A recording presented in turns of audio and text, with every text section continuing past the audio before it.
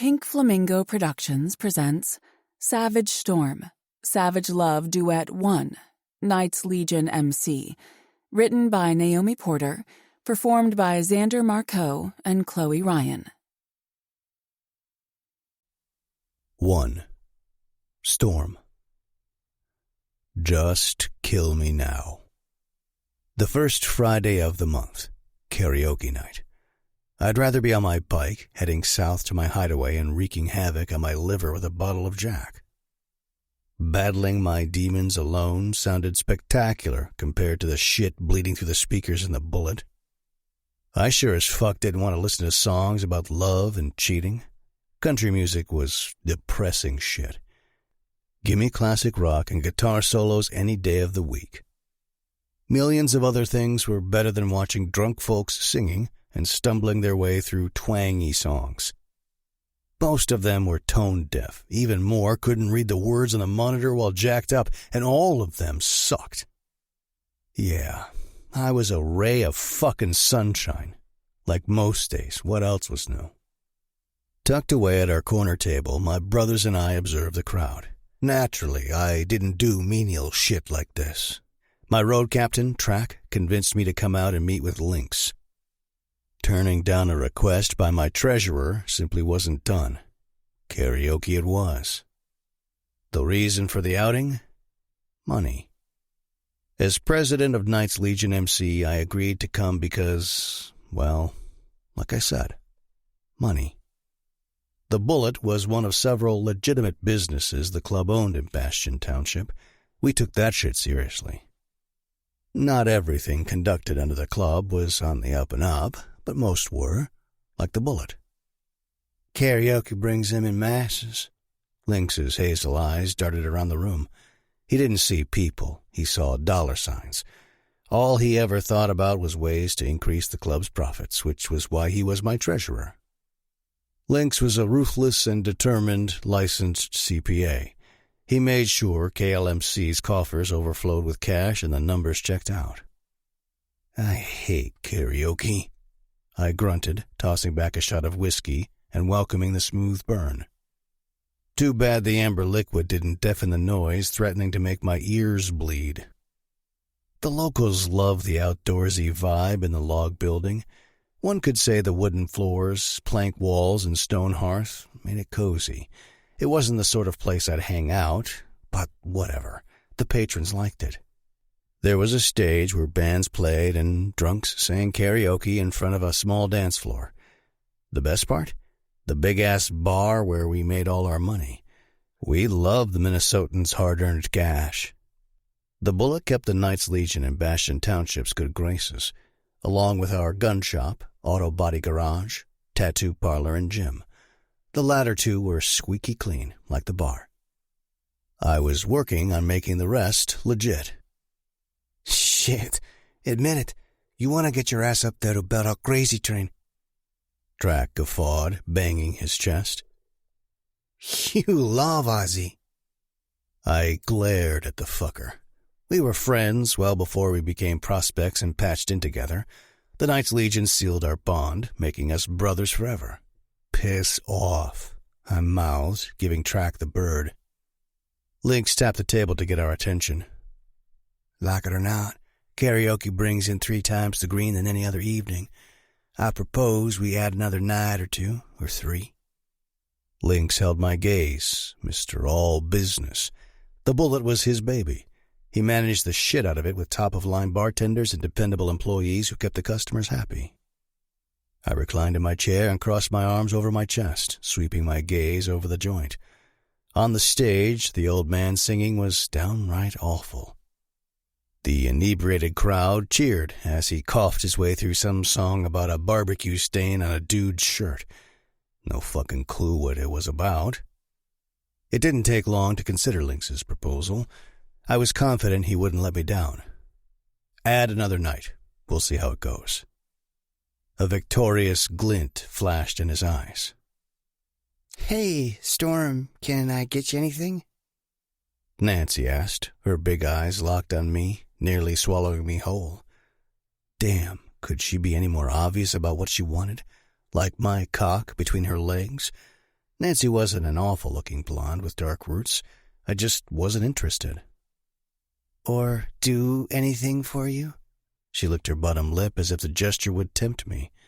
Yep, just as I thought. Women didn't get it. Some men couldn't be seduced by offers of sex. Or maybe it was only me. I took what I wanted when I wanted it, and where I wanted it.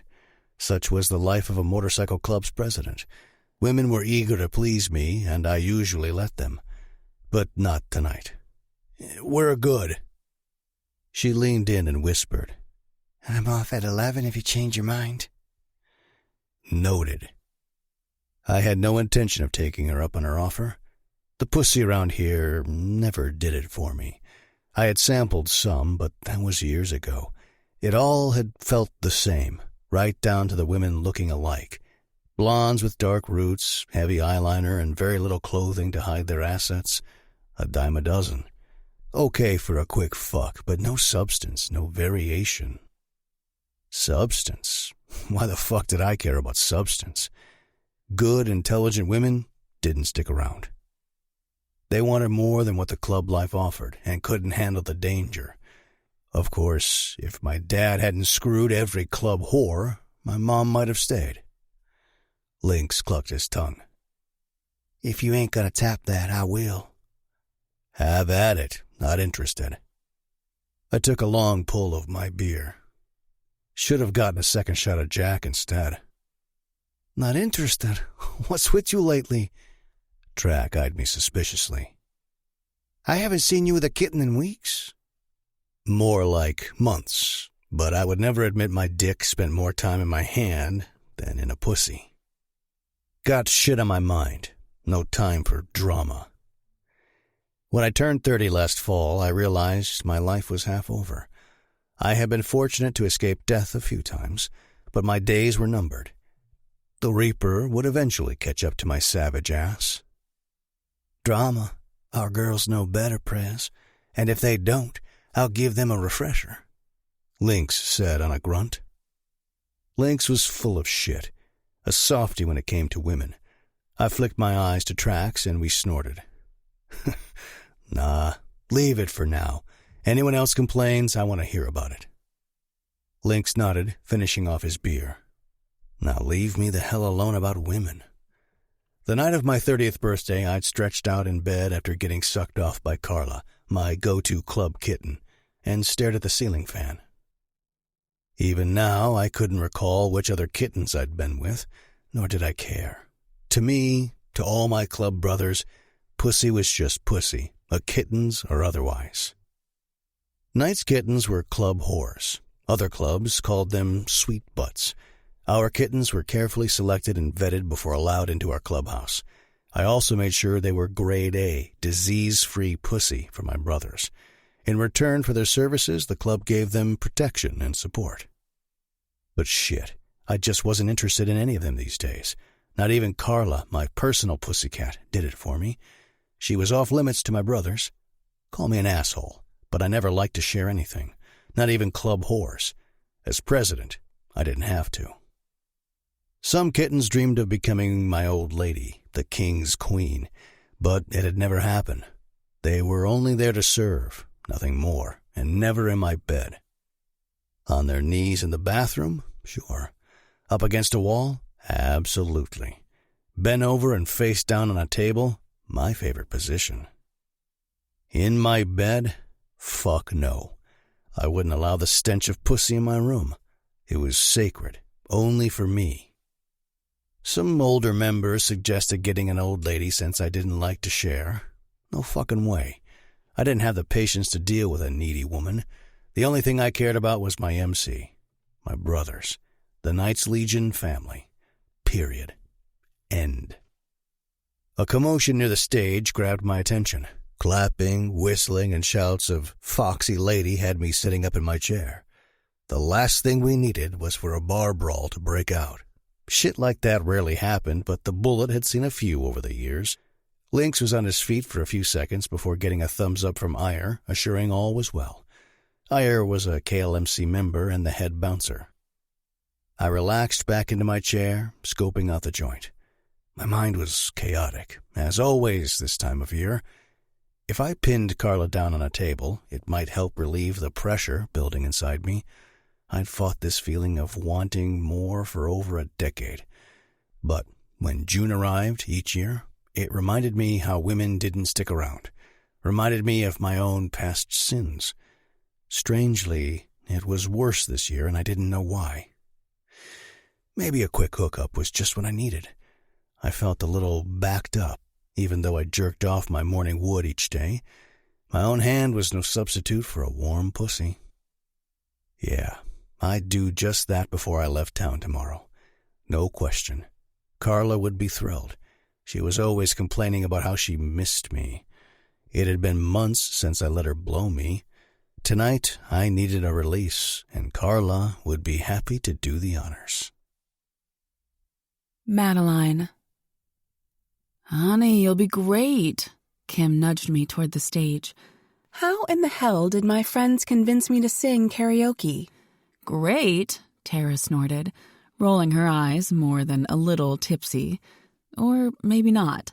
Out of our teacher group, she was the wildest of the bunch, even before 3 screwdrivers.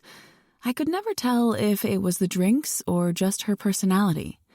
She'll be fan-freaking-tastic. Now get your sweet ass up there and belt it out like I know you can. Catcalls came left and right. When I heard "Foxy Lady," my stomach roiled. No thanks. Everyone here is drunk. It's not like they'd appreciate my singing. Besides, I haven't been on stage for a long time. You're not singing for them, you're singing for us. Kim dragged me by the hand the last few steps. School is out for the summer. Kick it off with a song. Now go shake your pretty little behind and stop being a baby. I glared at her. Baby always struck a nerve. It was my brother's favorite thing to call me when we were young. I pursed my lips together, mustering all my courage. No baby here, not by a long shot. Fine. Kim and Tara squealed, clapping as I made my way to center stage. Tara had told the DJ I'd be singing "Before He Cheats" by my girl Carrie Underwood. I could sing her songs all night long, but this one had special meaning. Never gonna be a fool again. I glanced over my shoulder, giving the DJ a slight nod. A deep breath held in my lungs. I can do this. The music started, men whistled, and the crowd roared. Stupid drunks. For all anyone knew, I sucked balls. Luckily for them, I didn't. I was damn good. There weren't many things I was confident about, but my ability to sing was one. I can do this. Get into the zone and let the people blur into nothingness. I'll be fine. 2. Storm. My sights landed on the reason for all the enthusiastic activity. I sucked in a deep breath as my stomach tightened. Long, dark hair, ivory skin, and an hourglass shape took to the stage in a white sundress. Heat raked over my skin.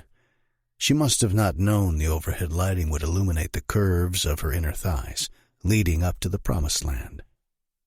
Fucking hell, I had an instant boner. The heavens opened, shining a spotlight on her petite, lithe body. I blinked, swearing I saw a halo above her head. She fisted a piece of her skirt, and her powerful voice knocked me back to reality. This angel belted out the song like a professional. Standing like a moth drawn to a flame, I approached the stage where the sultry singer swayed her hips. Her eyes were closed, cheeks rosy, and Christ, she poured everything she had into her performance. Did she have any idea she was sending off "come fuck me" vibes the way she shimmied her shoulders and puckered her lips? Mine rang in my head. M-I-N-E. "Hey, Prez, where you going?" Lynx hollered. I ignored him, focused on every fucker in front of the stage throwing out catcalls and propositions. She was going to be mine, even if only for tonight. Carla became less than a distant memory. I assessed the drooling assholes vying for her attention, stalking to the side of the stage where she'd exit. She tossed her long brown hair off her shoulders, and her eyes flashed open, looking over the tops of the crowd. There was a storm brewing in her sparkling eyes. God damn, she was beautiful. My gaze traveled over the thin straps of her sheer white dress to her full bust, then her hips and down to the hem. A little farther were gorgeous knees and brown, well-loved Western boots with a cross stitched on the front. Shit, she was a real angel. My heart thudded against my ribs, rattling me to the core. My cock painfully strained in my jeans.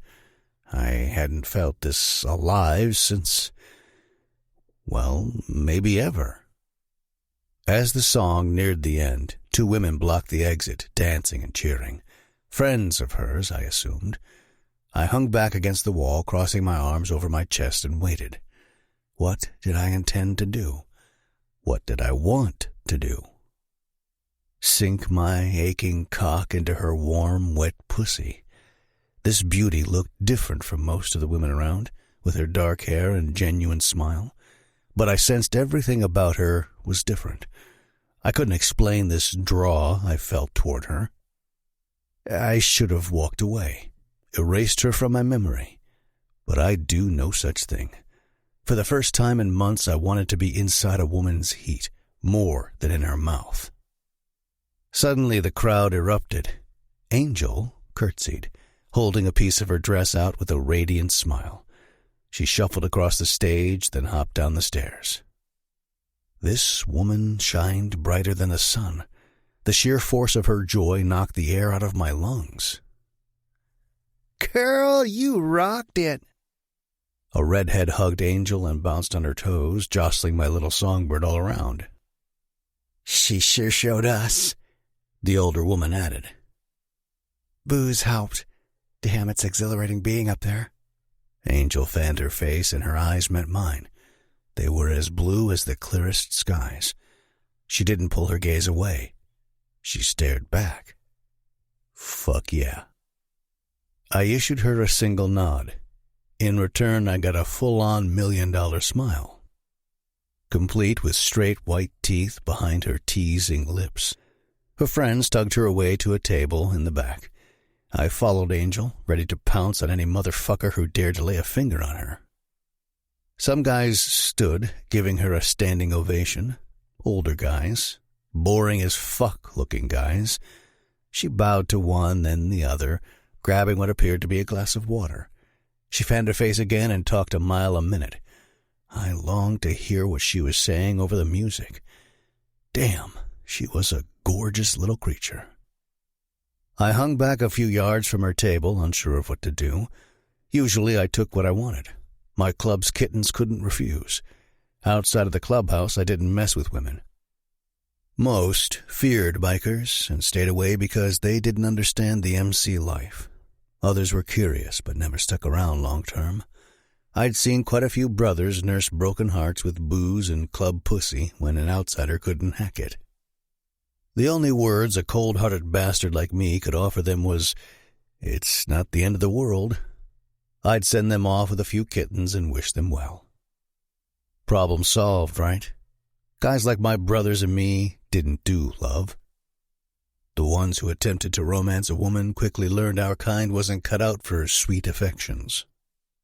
God knew I didn't have any patience to deal with the inevitable drama that came with women.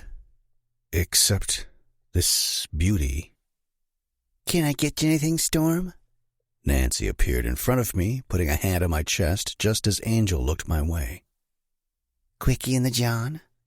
Shit. Angel's electric blue eyes dulled as she shrugged a bare shoulder and turned back to her friends. A breeze of indifference blew my way. Son of a bitch. Storm, baby. Get gone, Nancy. As an employee, the same rules applied to her as they did the kittens. Nancy may not have clubhouse privileges, but being pushy or needy wasn't acceptable. We'd never even hooked up, but I knew she wanted to for a while now. But... I growled, jaw ticking. Did I stutter? Get gone. Nancy's hand fell away. When she left, my woman wasn't at her table. I scanned the room, my heart rate kicking up a notch. What the fuck was that about? My heart racing for a woman was as foreign as a woman refusing me. It never happened. Period. Where the hell had my songbird run off to? Track got my attention, pointing to the hallway toward the ladies' room. I could always count on him to have my back. Wasting no time, I made my way to the bathroom, half tempted to barge in. But I wasn't a total heathen. I sure as hell didn't want to frighten her. So I waited, leaning against the wall. Several minutes later, the door swung open. As I had planned, her face met my chest. I gripped her trim waist. She felt fantastic. So much my cock twitched with excitement. Her eyes went wide, her face instantly red. She was a little thing, now that I held her up close. Her head didn't even reach my chin. I could snatch her off the ground and run out the back door before anyone noticed. Oh, God, I'm sorry. Damn, Angel, I sure like hearing you yell. Yelling my name in the throes of passion while I fucked her senseless would be even better. She attempted to step back, but I didn't release my hold on her. Judging by the rise and fall of her tits, she enjoyed my touch. Excuse me. Her attitude changed from sweet to don't fuck with me. Her hand went to mine, trying to push it off her waist. Not happening. Buy you a drink? Her eyebrows pinched together as her eyes narrowed. No, thanks. Let me pass. I'll let you pass if you have a drink with me. She rolled her eyes. Fucking rolled her eyes. How charming. Not interested. Didn't ask if you were interested. Asked if you'd have a drink with me. She leaned back, raking her pretty eyes up and down my body.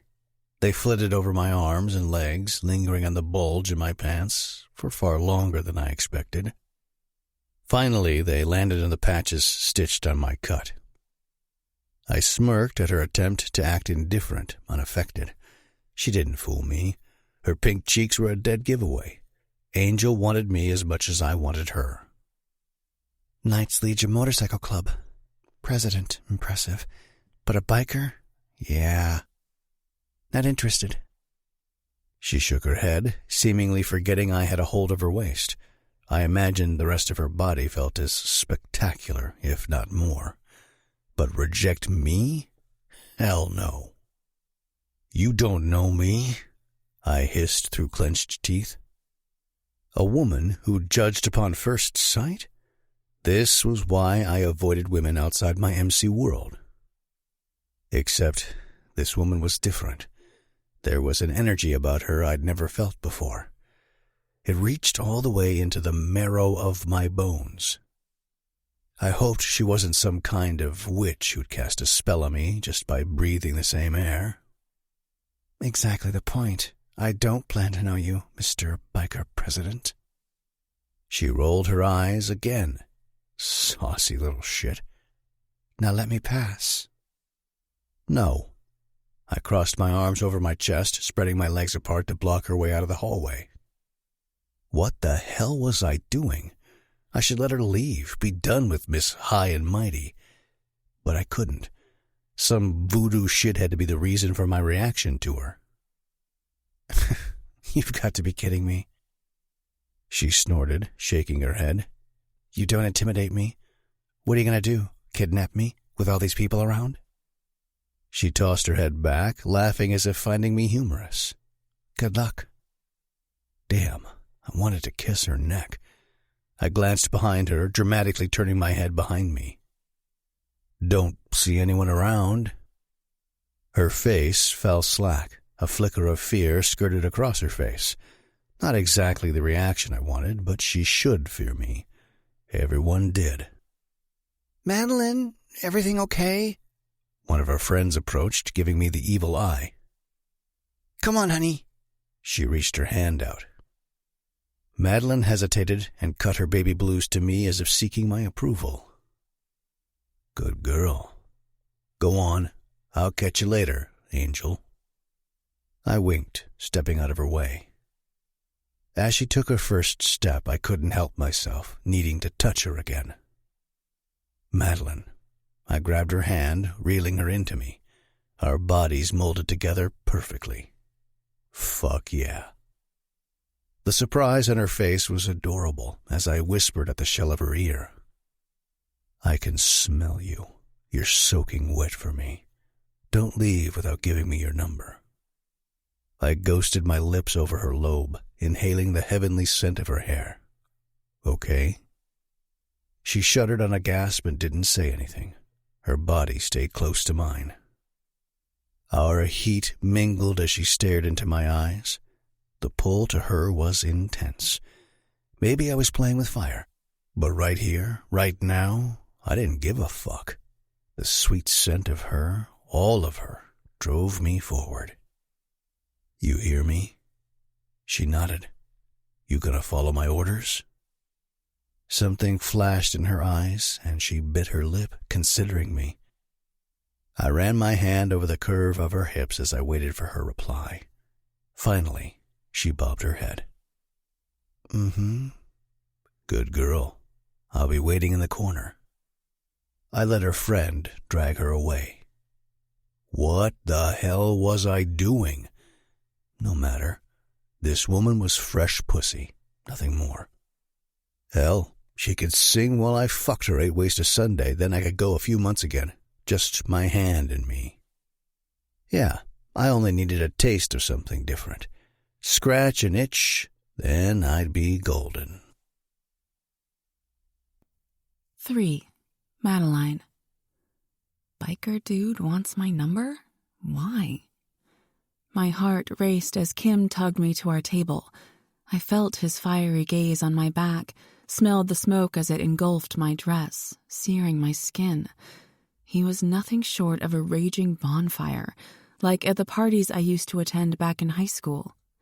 Dangerous, deadly, but oh, so devilishly handsome. Ridiculously ornate silver rings adorned his long, thick fingers. There was a skull with ruby eyes on one, a diamond cross on another, and a serpent wrapped around his middle finger. I had to admit, I liked how his fingers dug into my waist. It immediately put my thoughts into the gutter, of him holding me so tightly, fucking me without mercy. I was instantly wet and tingling when the image entered my mind. When my face smashed into his concrete chest, he smelled of leather and musk, all man, with a hint of downy fabric softener, like my mom used. The combination could have been addictive if I had allowed myself to be near him, be with him. I would do no such thing. This man was bad news, not suitable for me or any woman, really. My practical side halted when I looked into his dark, penetrating eyes. I was in trouble. His gray depths pulled me in, wrapped around my throat, and held me there.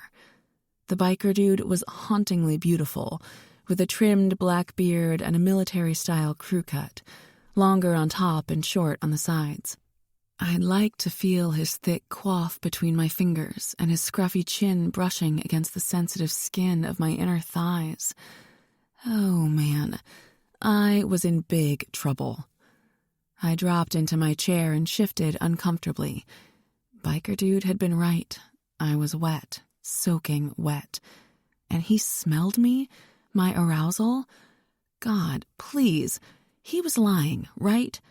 If not, I was mortified. What was all that about? Kim asked, eyeballing me. Because, honey, I didn't take dark and dangerous as your type. Tara set her drink on the table, her eyebrows raised. Who's dark and dangerous? What'd I miss? Kim leaned toward Tara and whispered, Behind you, at your 7 o'clock. But don't look yet. He's watching her. Like a hawk. Kim's gaze flicked to the side, then back to Tara. He's watching me. A shiver speared down my spine. dark and dangerous was watching me? I reached for my rum and coke, gulping it all the way down. It did nothing to temper the rich, molten lava of desire running through every inch of my body. "Oh, girl, those men are hot," Tara whisper shouted in my ear. "Which one is he?" Was this what having an out-of-body experience felt like? Unable to move, talk, think, blink? But my wet satin thong was a clear reminder this weird situation was, in fact, real. What was happening to me? No man had ever made my mind whirl or my body heat into an inferno of lust. Surely not a biker. Well, not exactly true. I drooled over Captain America's bare chest and big muscles regularly. I had a thing for clean-shaven men with blue eyes. Or, rather, I only allowed myself to notice a specific type of man. Mr. Biker President was not at all what I sought out, yet he had me clenching my thighs after one brief encounter. My nipples were painfully hard. My skin sizzled from his searing gaze. My heart thundered. A man like him was dangerous and controlling. He couldn't be after more than my body and a sleazy night of sex. Heck, I bet he only wanted to get his rocks off, and 5 minutes later, he'd be gone. "Drinks on the house," a server announced with a tart expression. "Courtesy of the Knights." "Who are the Knights?" my friend Ray asked. "I'd like to thank them." He went from slouching in his chair to sitting upright as if intrigued. He adjusted his round metal-framed glasses on his oval-shaped face. His beady eyes scanned the room. Ray didn't fit in with the country folk in the bar. He was more of a grunge rocker sort of fellow. "No need. They don't like to be bothered." "Then why the drinks?" Ray tilted his head, hiking a dark brow. "Ask her." The server pointed her long red talon at me. I glanced at the scowling bleached blonde setting the drinks on the table. It was the same woman who'd had her hand on Mr. Biker President's chest. Was she his girl? Or one of many? "Get you anything else?" Daggers shot my way when she slammed down a pen and napkin in front of me. What the hell? "No, thanks." I looked down at the napkin where it had a message. "Your number here." An arrow pointed to a blank spot. I slowly looked over my shoulder at Mr. Biker President. His eyes were locked on me. No smile, just an intense stare. A hungry, intense stare. Was he for real? "He bought us drinks and wants your number." Tara grinned like a fool. "It appears so. Maybe we should leave. This place isn't really our scene." I fidgeted with the hem of my dress, hoping no one else could smell my soaked thong. The biker dude had to have been screwing with my head. Or maybe he was part canine and could sniff out a needy pussy everywhere he went. I wasn't the least bit interested. Nope, not even slightly. Apparently my throbbing clit hadn't gotten the memo. "Elementary school teachers can take a walk on the wild side." Chad lifted his beer bottle and chugged. I watched as his Adam's apple bobbed in his long neck. He let out a satisfied sigh and wiped his mouth with the back of his hand. He was a PE teacher at Heritage Elementary School, where the 5 of us worked, though he didn't look it with his thick, wiry auburn beard and long hair, resembling John Lennon. "It's summer break. Let's live a little." Ray chuckled. "Maybe we could join their club." "Oh, mercy. I don't think you two have what it takes." I shook my head. In fact, I was sure they didn't have what it took. The men in the corner weren't giving off friendly vibes as they eyed my friends and me. Or was it just me? Were they trying to intimidate me? I would be lying if I said it wasn't working. "I work out." Chad flexed his bicep and kissed it.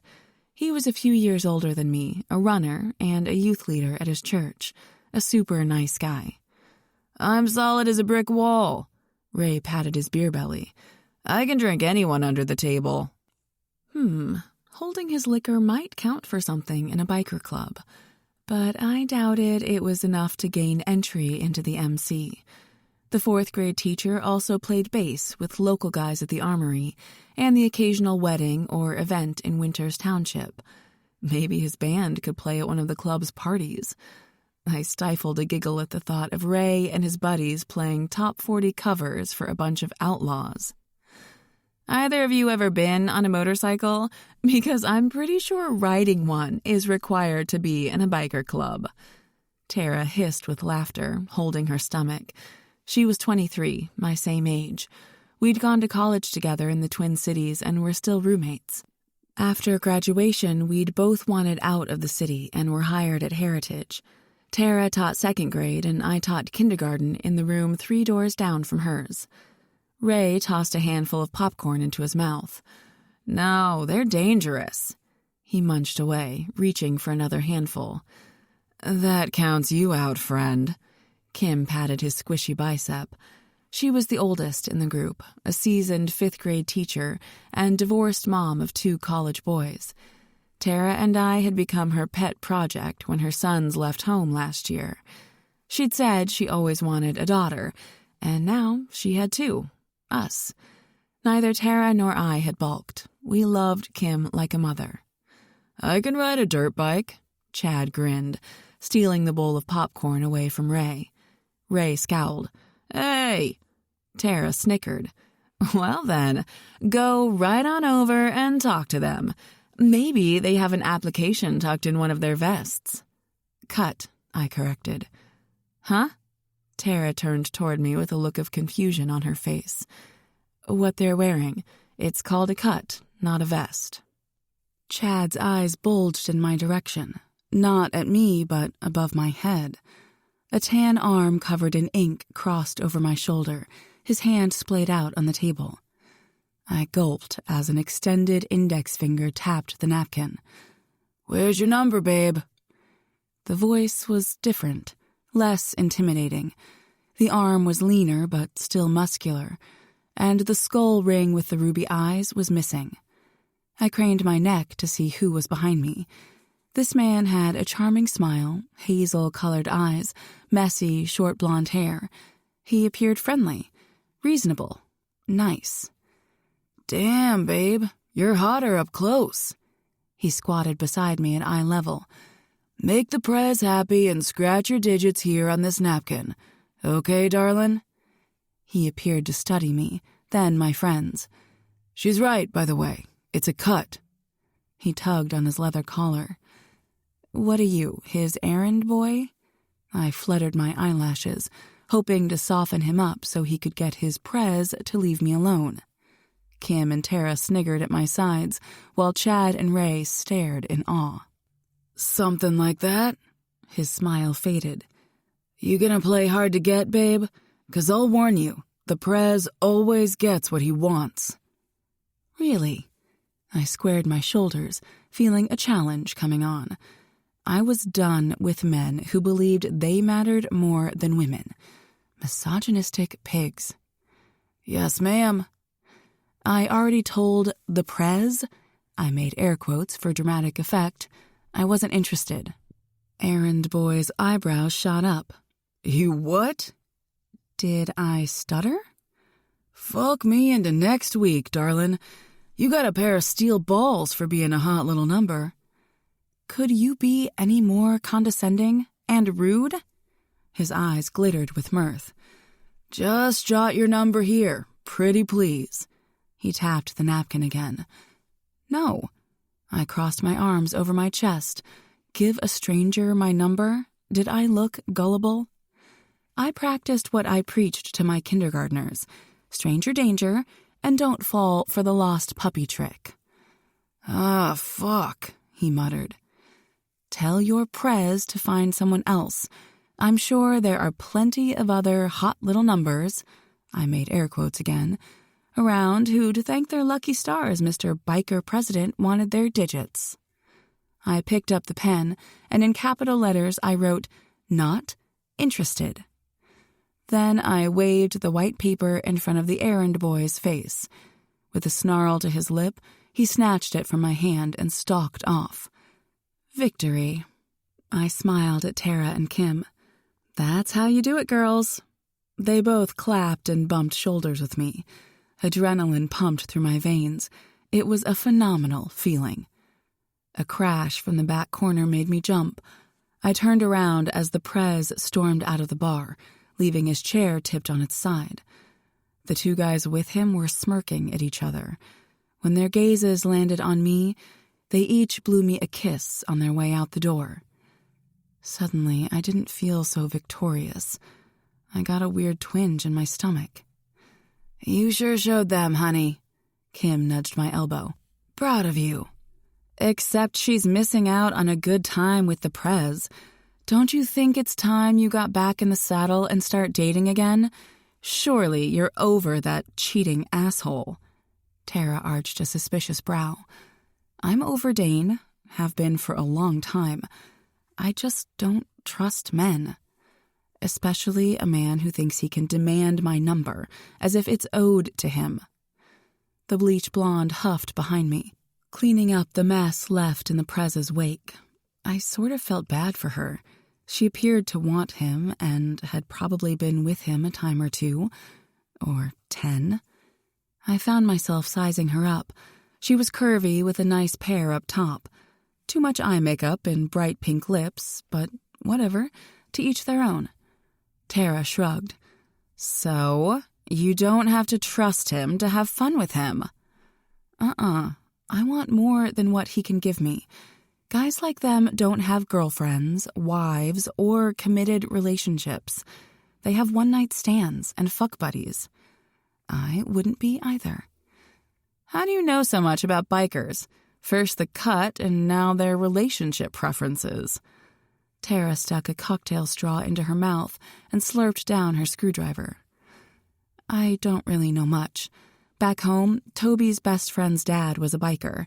His wife had left him because he'd cheated on her. I'd overheard my mom and dad talking about it. Dad said outlaw bikers don't practice monogamy. Of course, back then, I was like 9 or 10 and didn't know anything about anything. But I did now, hence not being interested. Well, don't let Dane screw with your head. Too late, he already did. Some of them are monogamous.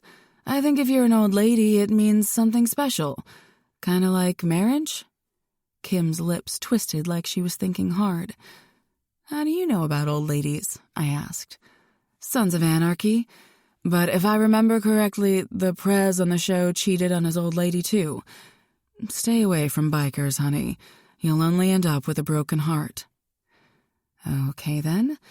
Never saw the show, but Kim probably knew more than me on the subject, if perchance there was some truth in the TV series. Kim also had first-hand experience with a cheating husband, much like I had with Dane. I had dodged a bullet, unlike sweet Mama Kim. I take it we won't be coming back here for karaoke again? Ray shoveled another handful of popcorn in his mouth. Nope, not me. Once was enough. Bastion might be too rough for us. We should stick to our own township. I glanced around the bar. People seemed to be having a good time, laughing and drinking. No other bikers were around. I probably would have come back if it weren't for fear of seeing Mr. Biker President again. From then on, I'd stay in Winters, where bikers didn't regularly roam the streets, and a muscular, hot-tempered, brooding outlaw didn't have his sights on me, like I was a piece of meat he wanted to chow down on. He sure was pretty to look at, though, and my silky thong was totally drenched. 4. Storm. This time of the year hurt like a bitch. Old wounds that never fully healed ripped open. The guilt I carried every single day made it difficult to breathe. I hated who I was and what I'd done. For the next several weeks, I'd live in my own personal hell until I boarded up my shameful past. It always happened when summer arrived and school ended. My demons would rise out of the graveyard deep inside me. Fuck, it hurt something fierce, too. I rocked in my weathered leather office chair. The muscles in my neck and shoulders were stiff as iron. Alone with my thoughts was a dangerous place. The walls were closing in, the air growing thicker as shame and regret choked me. I needed to get on my Harley and get lost for a while. A couple of days was all I needed. But the angel at the bullet kept me from leaving on my annual retreat. I felt pathetic for letting a woman get to me. What the fuck was happening to me? Prez? AJ appeared in my doorway. He was our newest prospect and had been babysitting our bikes at the bar. When I'd barreled out after getting the first rejection of my life, I'd given AJ orders to follow the girl in a white sundress and brown western boots.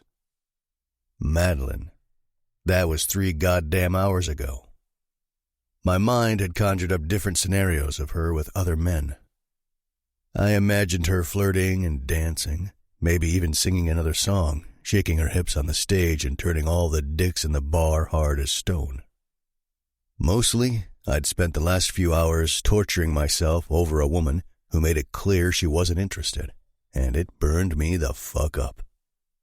What you got for me? I rocked my chair. She left with her friends half an hour after you. Really? Color me surprised. Yeah, nobody bothered her. I followed them to Casita's Mexican restaurant. An hour later, she drove the older woman home. She lives in Winters Township? No wonder I hadn't seen her in Bastion before. What else?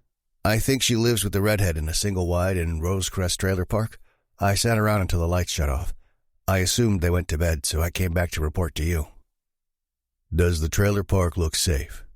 Why in the hell did I even care? Yeah. Well lit. Some yards had kids' play sets. Others had gardens. She's quite the looker. AJ waggled his brows. My jaw twitched when I felt a weird flicker on my chest. I didn't like it. Was it jealousy? I didn't get jealous over anyone, ever. I narrowed my gaze. Don't be eye-fucking her. Get me? Yes, Press. Be at her place by 6. I want a full report of what she did all day by 7. Once I knew what Madeline had been up to, I could leave for the lake. 6 in the morning? That a real question, prospect? I never had the patience to deal with stupid questions on a good day, so right now I really didn't have any. Madeline snubbed me. Prospect was eye-fucking her. Now the question? Not a good combination. No. Don't let her see you. Don't talk to her. Don't even rake your eyes over her body. If you get a boner for her, I'll know. I leaned forward in my chair and picked up the switchblade I kept on my desk. I snapped it open, studied the sparkling clean blade, and shot AJ a menacing look. You jack off to her, I'll cut your balls off and feed them to you. The prospect slowly swallowed, Adam's apple vibrating. Yes, Press. On your way out, send Track in. He was gone in 2 shakes, and Track appeared just as fast. Yo, what'd you do to the prospect? Guy looked like he saw the Reaper coming for him. Track dropped into the chair in front of my desk and crossed his arms over his chest. His eyes went wide upon seeing the blade in my hand. Shit. What'd the little fucker do? Nothing. Got him on a task. Made sure he understood my expectations. Track eyed the switchblade. If anyone could read me, it was him. The girl? It wasn't a question. I assume he's found her, so what you gonna do about her? Nothing. Yet. Tomorrow night I'm leaving for the lake. Track knew the drill. 'Kay. If you or Raoul need anything, Boxer is your man. Shit hits the fan while I'm away. Know it works, Prez. Track reclined in the chair. I could tell he had more to say. Probably about Madeline. Anything I need to know about her? For when you're gone, I mean? Nah, don't worry about her. All I knew was she lived in a trailer park in Winters, but Track didn't need to know those details. Hell, I didn't even know why I was so curious about her. Probably something to do with my marginally bruised ego or some shit. Subconscious crap quacks babbled about. I doubted I would even make a move on her. Why open the door to complications? What about the hunters? Just watch them. Boxer will handle it if there's any trouble. My enforcer was indispensable. We'd served in the Marines together, and I trusted Boxer with my life. I studied the blade, admiring its sparkle as I twisted it. Not a word about the woman to anyone. I lifted my gaze to Drax. You don't even need to ask. Wasn't asking. Are you taking a prospect with you? Have I ever? Shit, Storm. Things are different this year. I slammed the knife onto the desk and growled. I don't need protection. Drax didn't so much as flinch. He wasn't wrong. We were heading into some shit with a small nomad MC looking to put roots down in the area. My area. It was why bringing a woman into my world would be stupid. I couldn't afford to be distracted. It would be too fucking dangerous for her, and I wouldn't put my brothers or club at risk. Don't you, though? This woman has you unhinged. He leaned forward in the chair. The hunters are the least of my worries. You're more of a danger to yourself because you want her. You're considering her. Don't. Who the fuck do you think you're talking to? I'm your goddamn president. You're my best friend. I've never seen you like this over a woman. We're 1%ers. Outlaws. We said we'd never bring a woman into our world or fall in love. Aw, fuck. Nobody's talking about love. You saw her. I rocked in my chair, scratching my beard. She's exquisite, an angel. I just want a taste of something different. Don't go there, brother. That's all I'm going to say. Don't go there. We stared at each other for a long second. My guess was this woman, Madeline, lived an untarnished drama and risk-free life. I should leave her alone to find a safe, boring man. Wished I was someone who could just walk away. But I wasn't. 5. Storm. 7 o'clock on the dot. AJ waltzed into the clubhouse bar and locked eyes with me. I waved him over to the council's table where I sat surrounded by some of my brothers. Raoul, my VP, sat on my left. He was Track's father, and I liked sitting between them. Boxer was next to Track. I cut my gaze to the end of the table, where Lynx smirked like a dumbass trying to get a rise out of me. He couldn't stop talking about Madeline and her pretty blue eyes and sassy mouth. If he kept it up, I'd be forced to break his straight nose. Kittens milled about the room in lacy G-strings and bras in a rainbow of colors, offering their services to patched members at the bar or playing pool. They weren't permitted to approach the council's corner table. It was off limits to women unless invited, and we never asked a woman to join us at our table. "What you got, prospect?" I turned my attention to AJ.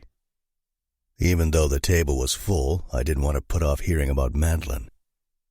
I might not have wanted anyone to know about her yesterday, but tonight I didn't care whether my brothers knew or not. I hated how I was all over the fucking place with this woman. The table fell silent as my brothers listened with interest. She's a busy lady. I tilted my head to look the boy in the eyes, then smirked. Looks like she rode your ass all day. Since 7 in the morning.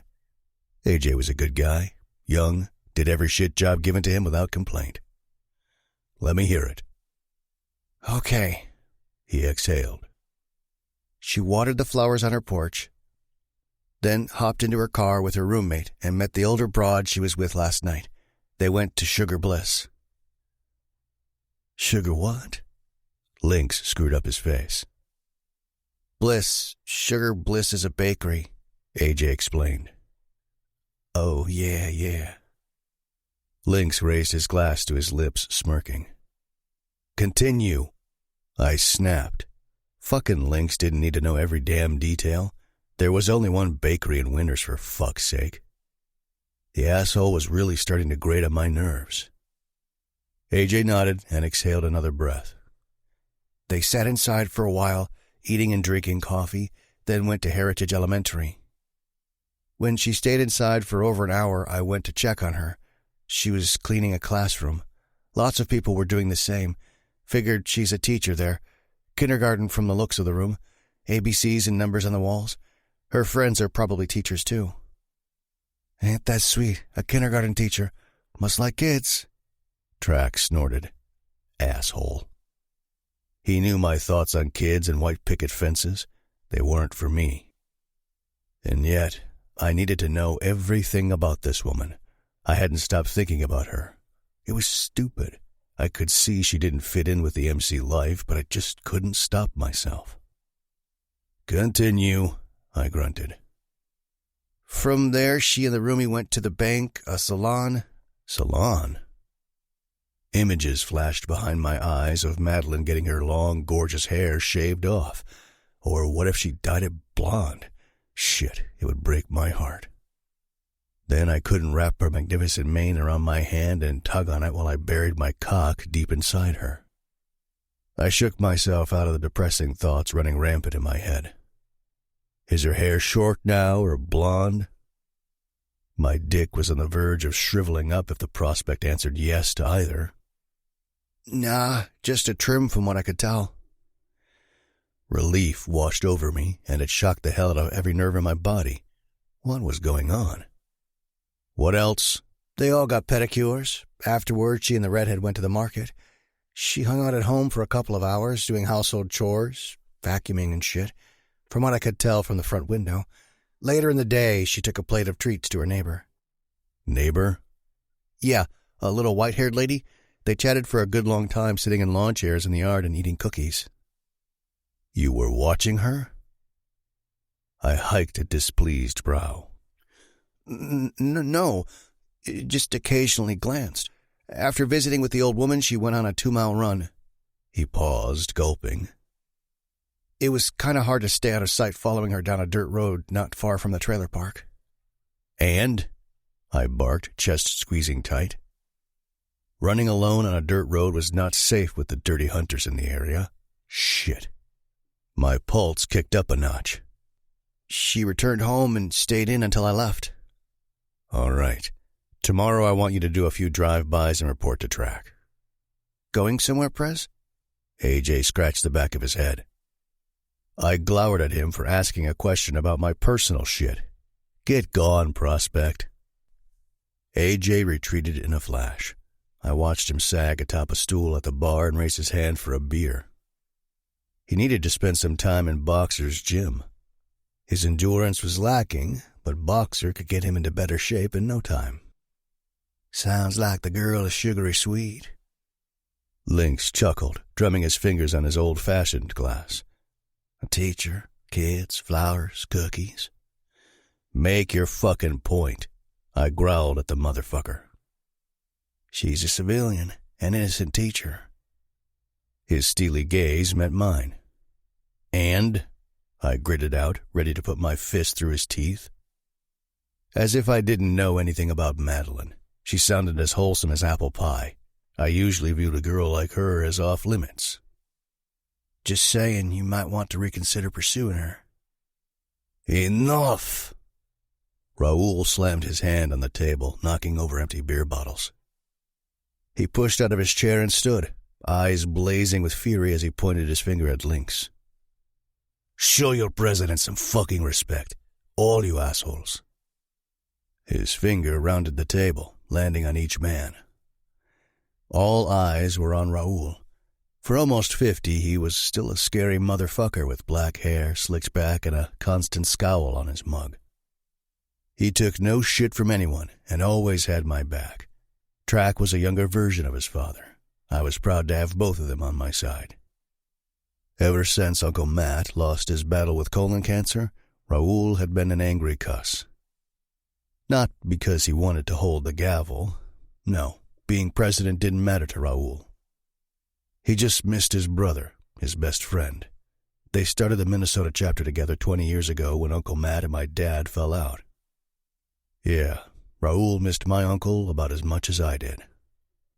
I lifted my tired ass out of the chair and gripped my VP's bicep, still rock solid. Thanks, old man, but you know these fuckers don't mean any disrespect. They really didn't. They were looking out for the girl and me. Doesn't matter. They flapped their jaws too damn much. He was right. They did. Most times I didn't take them seriously. All right, I'm hitting the road. Whip these boys into shape while I'm gone. I tossed my brothers a shit-eating grin. Ride them hard. You bet I will. Mind yourselves. I threw up the bird, stalking out of the bar. I carried myself up a flight of stairs. The loud music faded as I turned toward my room in the council's wing. When my door came into view, I growled low in my throat. Hey, Storm, been waiting for you. Carla grabbed onto my cut, pushing me against the wall as if the bitch owned me. She rubbed her tits against my chest, cupped my dick, and whimpered. I've missed you so much, babe. She was wearing a purple bra and matching G-string. I never liked the color purple because it was my mom's favorite.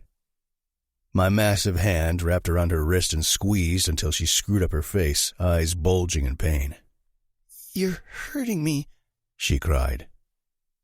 Don't fucking touch me again. I hissed, forcing her to back up. The bitch had some nerve laying a finger on my cut. Knew better, too.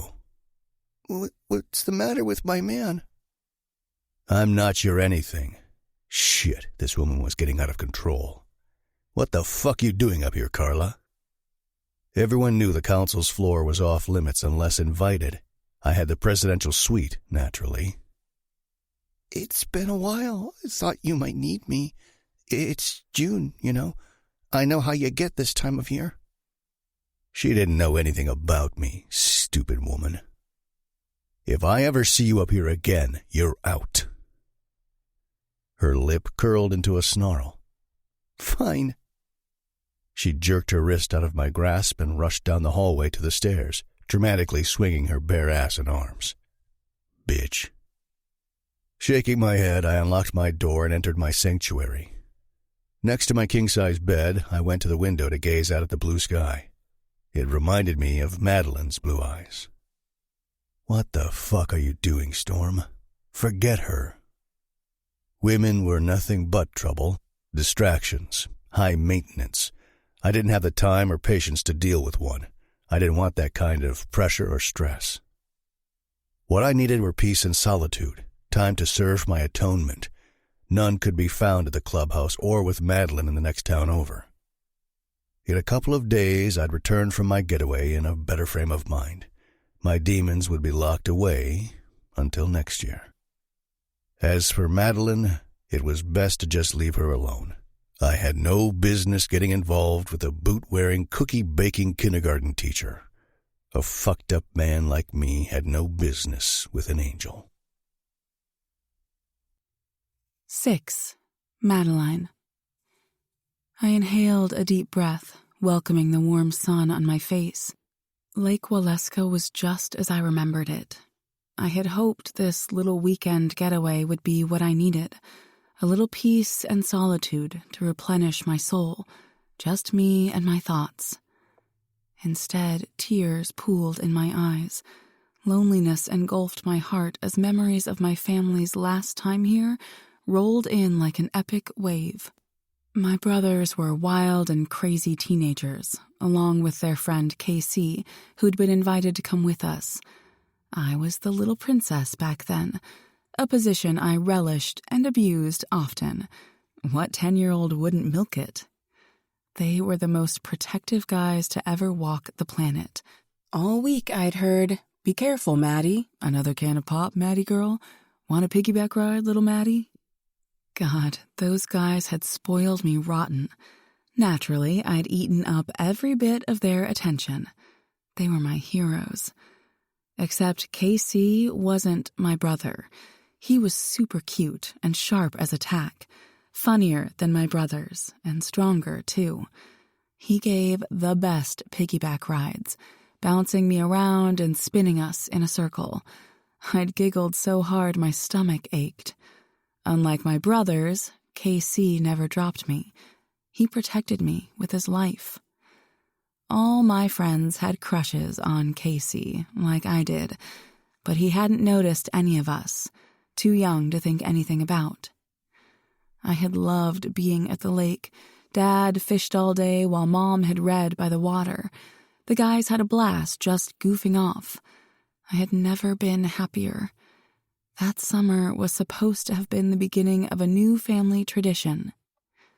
But tragedy struck my family the following year, changing our lives forever. We never made it back to Lake Waleska. Days after my brother Tommy's funeral, KC moved away. When I asked my older brother Toby if he'd gone to his mom's place, KC's parents were divorced. My brother just shook his head. We never saw KC again. Within 10 days, I lost 2 people I loved dearly. Though I missed my brother terribly, he was gone forever and never coming back. But KC hadn't died, so losing him hurt more. Knowing he was somewhere in the world and I couldn't talk to him had broken something in me. I'd cried for years, still cried every now and then. His leaving had left a hole in my heart that hadn't found a bit of healing in 12 years. He'd been my first love, and always would be. I never got to tell him how I felt. My chest ached as I carried my beach bag to a spot near the shoreline. The weight of memories threatened to crush me. Images of Tommy filled my mind, like a shot of whiskey burning all the way down my throat. KC's smile made my insides rot. Maybe coming had been a mistake. Activity abounded around me. Large inflatable rafts were perched on the water and jet skis whizzed by. Chatter and laughter circulated through the pleasantly warm air. It all felt so familiar. The only thing missing was my family and KC. We'd had so much fun together. I would do anything to rewind time to have one more day with Tommy and KC. Blinking back my emotions, I spread my plaid blanket. I dug into my bag, taking out a bottle of water, a bag of loaded oatmeal cookies I'd baked yesterday, sunscreen, and the latest John Grisham novel. No sappy romance books for me. Give me suspense and danger any day of the week. I didn't want to read about love at first sight, insta-love, as Tara called it, or happily ever afters. I wasn't opposed to love. Heck, one day I hoped to meet my perfect match, fall in love, get married, and have a family. But not now. Not for a while. A long while. Heavy-hearted, I sighed and sent up a quick prayer for peace, like Mom always advised me when I was anxious. You can do this. I got comfy on my stomach, lost in the sweetest thoughts of my childhood. A laugh broke from me while remembering my brothers and KC's silly antics. I swiped away tears and cherished the joyous time I'd had with those I loved. They'd live on in my heart forever. Rolling on my back, I ditched my denim shorts and tank top to soak up the sun in my bikini. It was a glorious June day.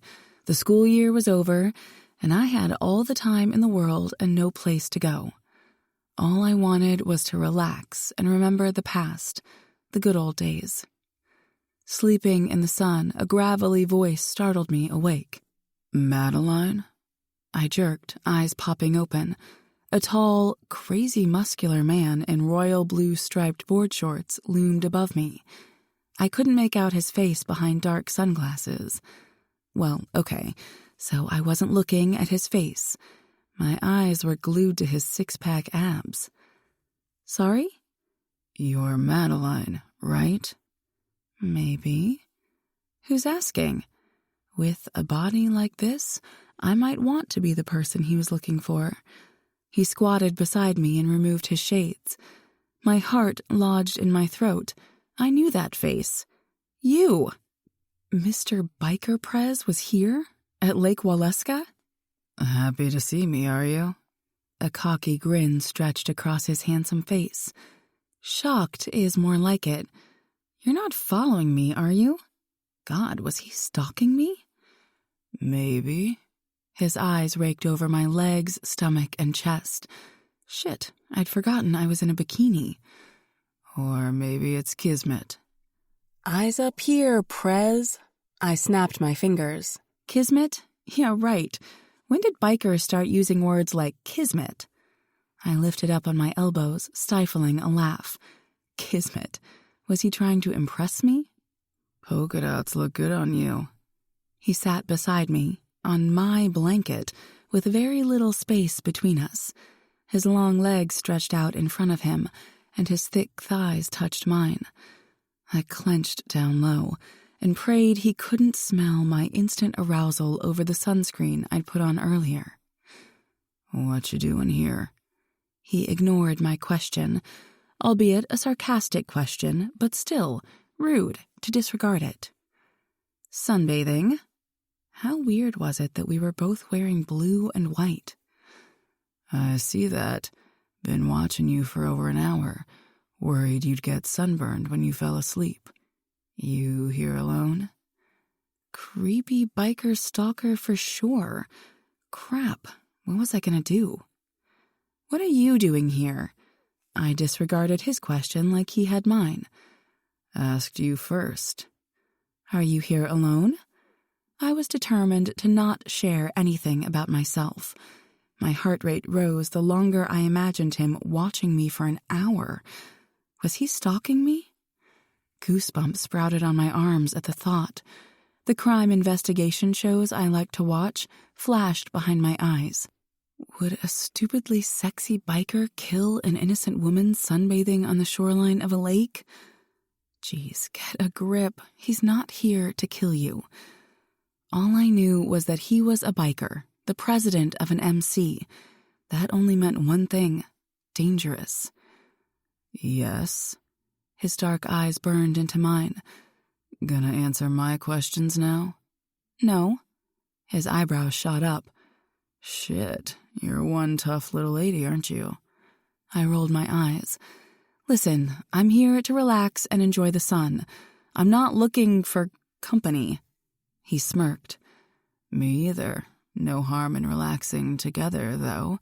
How about you don't bother me, and I won't bother you? I haven't bothered you. Baby, in that bikini, you're bothering me big time. He stroked his cock with a wry grin. Oh my God. Now, shh. Let's soak up the sun. But first, rub some of that sunscreen you've got there on my chest. He stretched out next to me, crossing his arms behind his head. My eyes zeroed in on his massive biceps. Mercy, he was a magnificent specimen of strength and sex appeal. But his sexiness didn't matter. He was a biker. This was my damn vacation. Rub some on yourself, Mr. Prez. I tossed the bottle onto his gut.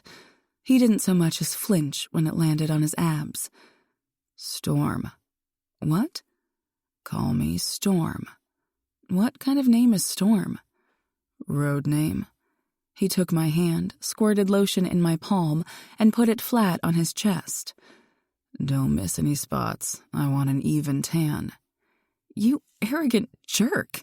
I tried to pull my hand away, but he wouldn't release it. Let go of me. Chill, baby. Let's enjoy our second chance. He moved my hand over his pecs.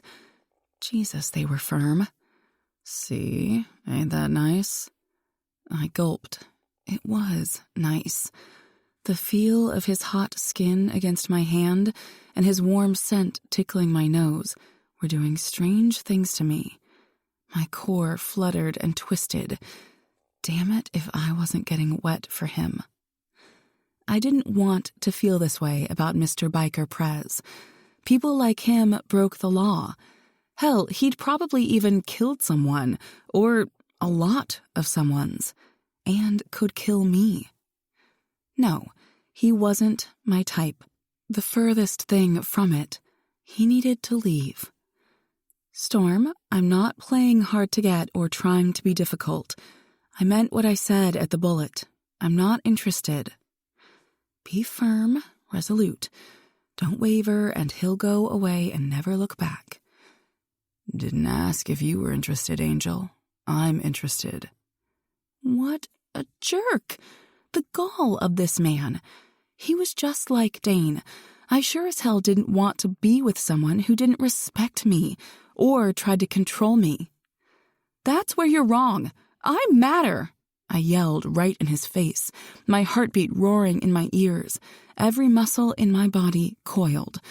No man would tell me I didn't have a say. No man would ever control me again. What I want is just as important as... Storm grabbed the back of my neck and crushed his mouth to mine. I struggled against him, fighting to keep my lips sealed shut. The persistent bastard worked his robust and skilled tongue, breaking through. I inadvertently moaned as a bolt of lightning shot into my pussy. How could I moan? Moan! Storm chuckled. I always win, Angel. His hand cupped my ass cheek, yanking me astride him. He deftly flipped me onto my back, trapping me beneath his substantial, concrete body. Then, he kissed the hell out of me. Every taut muscle in my body relaxed, turning to liquid. I stopped fighting when I tasted spicy cinnamon on Storm's tongue, burning the taste buds right off mine. Fuck, your mouth is heavenly. The thin fabric of his trunks did nothing to hide the hard ridge of his cock digging into my pelvis. His long, thick cock. My mind whirled. I was on a public beach frantically making out with a biker, a stranger, and I couldn't stop. Hell, I didn't want to stop. Admitting the truth to myself scared the crap out of me. What was I thinking? I couldn't get involved with this man. I wasn't stupid. Nothing would ever happen between us other than passionate sex. I would only be another notch on his belt. The longer he kissed me, the less I could think straight.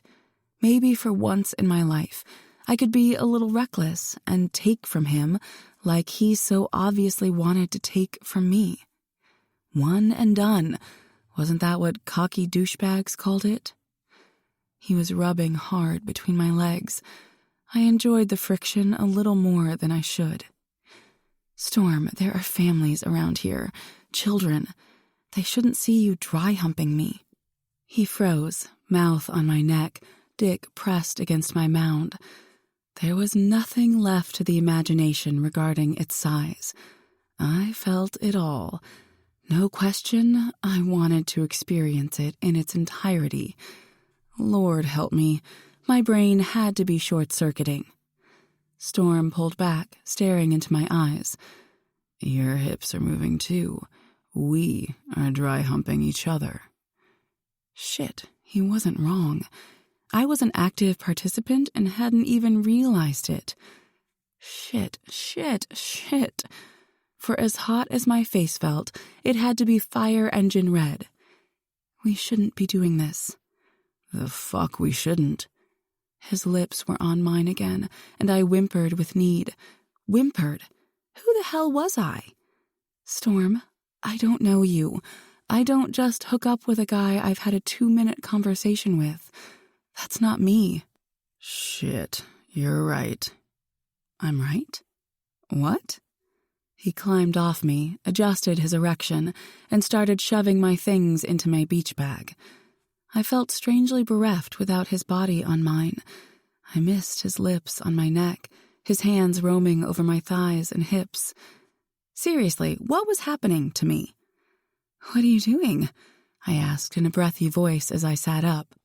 Cleaning up your shit so we can go. He said it as if it were a no-brainer. I can't go anywhere with you.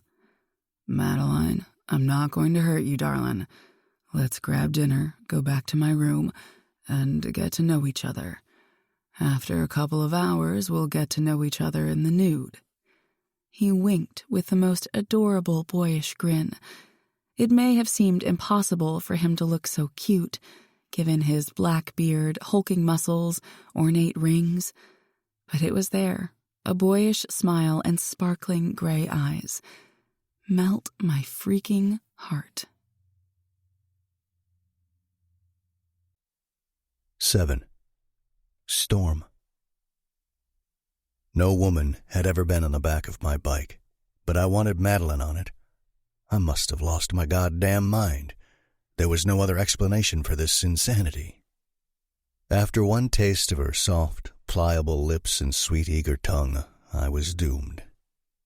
Kissing Madeline on the beach with the sounds of laughter and splashing on the yards away made me fucking happy, and nothing ever made my serious, brooding ass happy.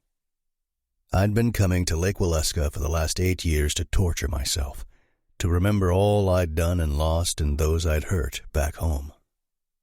All year I kept shards of pain and guilt buried deep in my soul. Then, the first weekend in June, I let my guard down to thrash and bash myself while away from my brothers in Clubhouse. Nobody needed to see that shit. But now Madeline was here. Fuck, I shouldn't have approached her. When she'd strolled by, lost in her thoughts, I hadn't announced my presence. I'd wanted to, but couldn't decide how. For over an hour, I'd watched her set up her spot, entranced as she rubbed sunscreen over her curvy, lithe body, nibbled cookies, and wiped away tears. It was like my soul needed to take all her pain away. I already carried my own. What was a little more? Nobody had joined her. She'd come alone as I had, and I found myself intrigued. Even though I'd decided last night to forget about her, seeing her again changed that. I couldn't take my eyes off her. She'd nodded off. Dudes passed by her with drool dripping down their chins. It fucking did me in. I didn't want anyone gawking at her, I fucking her while she slept. So I'd tossed my box of hot tamales into the trash, dusted off my swim trunks, and succumbed to the magnetic pull drawing me to her. It felt like fate had brought us to the lake, away from my clubhouse, so we could... Hell, I didn't have a clue why two completely different people would be brought together. But here we were, and I wasn't about to argue with fate. Turned out, Madeline had a room in the same lodge as me, 4 units down from mine. We parted ways to clean up. I had every intention of not spending any more time apart from her for the rest of the trip. One last check in the mirror and I was ready. I felt naked without my cut, but I'd decided to leave it behind this evening, maybe for the whole time I was with her. I wanted Madeline to see me, something I never wanted anyone to see. She was different. I couldn't put my finger on it, but oddly, it was like I'd known her in another life. There was a familiarity about her. It comforted me. Some crazy shit right there. Dressed in my favorite faded jeans, a black tee, and biker boots, I was about to head to her room when my phone chimed with a text. Track. Little lady's been MIA since this morning. AJ's freaking out. Shit, I'd forgotten I had the prospect watching her. He probably feared not getting patched. The problem was I didn't want anyone to know I was with Madeline. Not yet, anyway. I just wanted this to be about us. Not the club, not my brothers. Hell, not even my past was invited on this little getaway. Storm. Leave her be until I get home. Track. You okay? Storm. Yes. Track. 'Kay. With that interruption dealt with, I continued down the hallway and tapped on her door with my knuckles. Coming, she called out. No shit, I sucked in a breath. I wanted nothing more than her coming all over my dick. The door opened. Madeline blindsided me in a floral-printed sundress and her hair up in a messy bun. Her tan skin shimmered. I'd never seen anyone more devastatingly beautiful. Hi there, she greeted with a dazzling smile. I cut her off with my mouth on hers, pushing her against the wall. Soft whimpers encouraged me. Her hand gripped my neck and I went for it, lifting her up for a passionate kiss to steal our breath away. And I didn't do passionate. I did fast and furious fucking.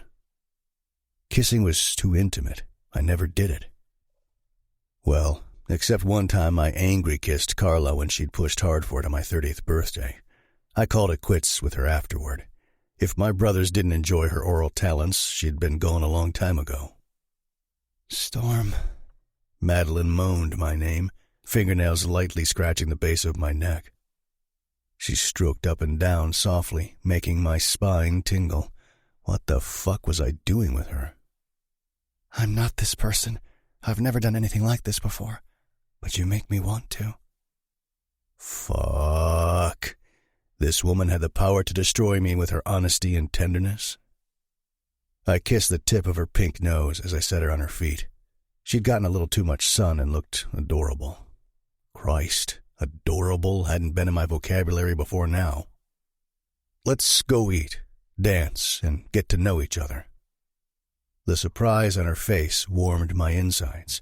She brushed her hands down the sides of my head, over my cheeks, to my neck as she considered me. Son of a bitch. Goose flesh appeared on my arms for the first time in my life. God help me. I was putty in her hands. Dancing. A soft smile appeared. At this moment, I'd do anything to keep it on her gorgeous face. Yeah, baby, dancing. Where's your cut? You get just me at the lake. She popped up on her tiptoes and cradled my face in her small hands, an earnest element in her baby blues. I gripped her hips and pulled her body flush with mine. But I want to know all of you, Storm. You will, Angel. Let's go. What did I just agree to? Somebody lock my ass up in the psych ward. Madeline didn't push or balk. Damn, everything about this woman was refreshing. In the resort's parking lot, she fidgeted with the hem of her dress, staring at my bike. I'm wearing a dress, though. The last thing I wanted during the snow-free months was to be in a cage. Minnesota winters were long and brutal. So being in my truck when I could ride my Harley was the last thing I wanted to do. But for her... And you look pretty in it, too. Do you want to take your car?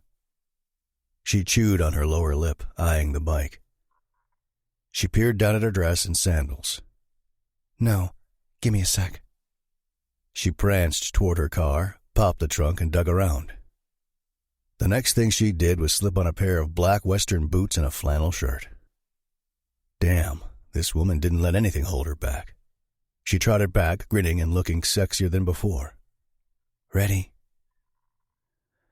Angel, you're too much. I reeled her in for another kiss. I couldn't seem to keep my hands or lips off her. Everything about Madeline was spectacular. Her plump, soft lips caressed mine like a sensual dance. Her silky skin made me ache to feel every inch of it. Her intoxicating scent was burned into my senses. Soft and airy, yet seductive and sexy rolled into one addictive package. I was royally fucked. After getting a taste, I secured my helmet on her and helped her onto the bike. She inched closer behind me, thighs pressing against mine, wrapping her arms around my waist. A weird pang hit me dead center in the chest. I ignored it. I did everything I could to not acknowledge the unfamiliar feelings sprouting inside me. Of course, I didn't run in the opposite direction either. I fucking knew I should be running for my life as if the Reaper were after me. Let's hit it. I'm starving, she shouted before I gave way entirely to my inner thoughts. My bike roared to life and we were off, heading south to Mason City. Today was making its way up the charts as the best of my life. 8. Madeline. I've never had so much power between my thighs before. I blanched as Storm's gray eyes turned feral. Slipping my flannel shirt off, I internally scolded myself. Stupid girl, you don't say something so provocative to a man like him. It was the truth, though. Flying down the highway on the back of Storm's bike was electrifying. It was exactly how I remembered it. Only once, when I was a little girl, had I ridden on the back of a motorcycle. I loved the freedom back then. I loved it this time, too. My thoughts had run wild, reliving our kiss on the beach. I still tasted cinnamon on my tongue. Mercy, I wanted more of his taste. While the warm air tickled my skin, I'd imagined Storm's hands on me, lifting the skirt of my dress up, his slick tongue skimming up, up, up. It was safe to say I was thoroughly aroused by the time we arrived at the restaurant. Storm appeared to be in a trance. I tossed my shirt at his face playfully to pull him out of wherever he'd gone. He caught it before it touched him. A hungry glint sparked in his severe gray eyes. I clenched down low as he held it to his nose, smelling it, smelling me. I shivered from my toes to my ears, face burning red hot as lust seeped into my veins. Can't be saying shit like that, Angel, unless you want me to tear your clothes off and fuck you on the spot. He smirked, tucking my shirt into his saddlebag. Mercy. My panties weren't just damp anymore. They were soaked. What do you mean? You know damn well what I mean. His hand cradled the side of my face, lips a breath away from mine. He hovered above me, stroking my cheek with the pad of his thumb. Let's eat. His hand fell away, and he took mine, entwining our fingers together. Shit, no kiss.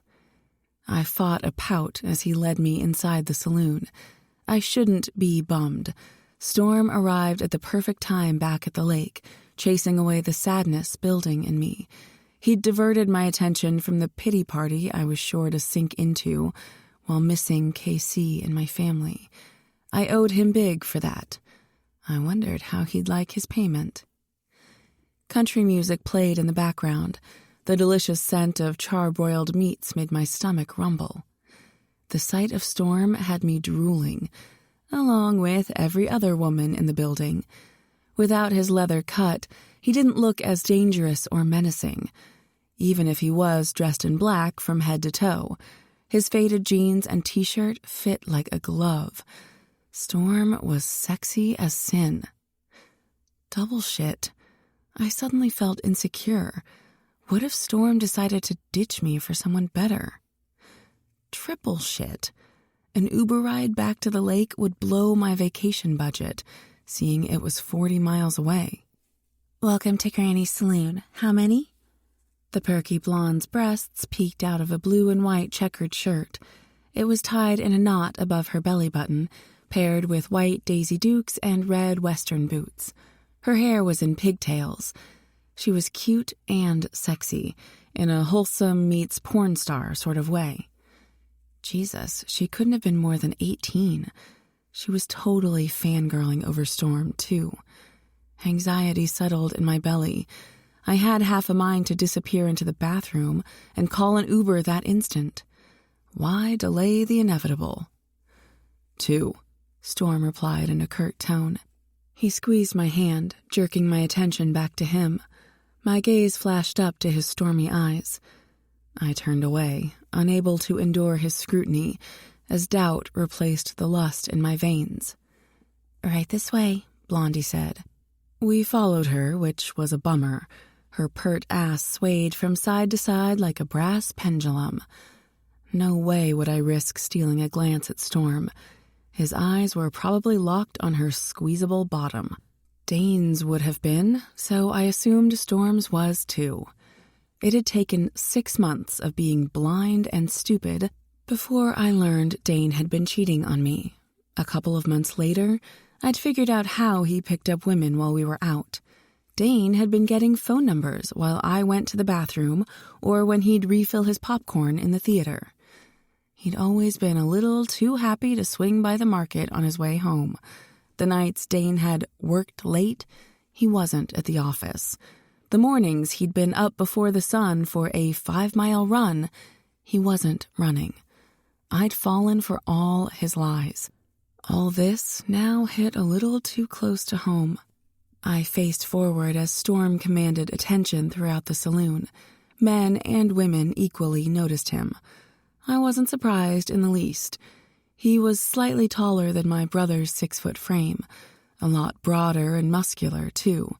His surly expression could stop traffic.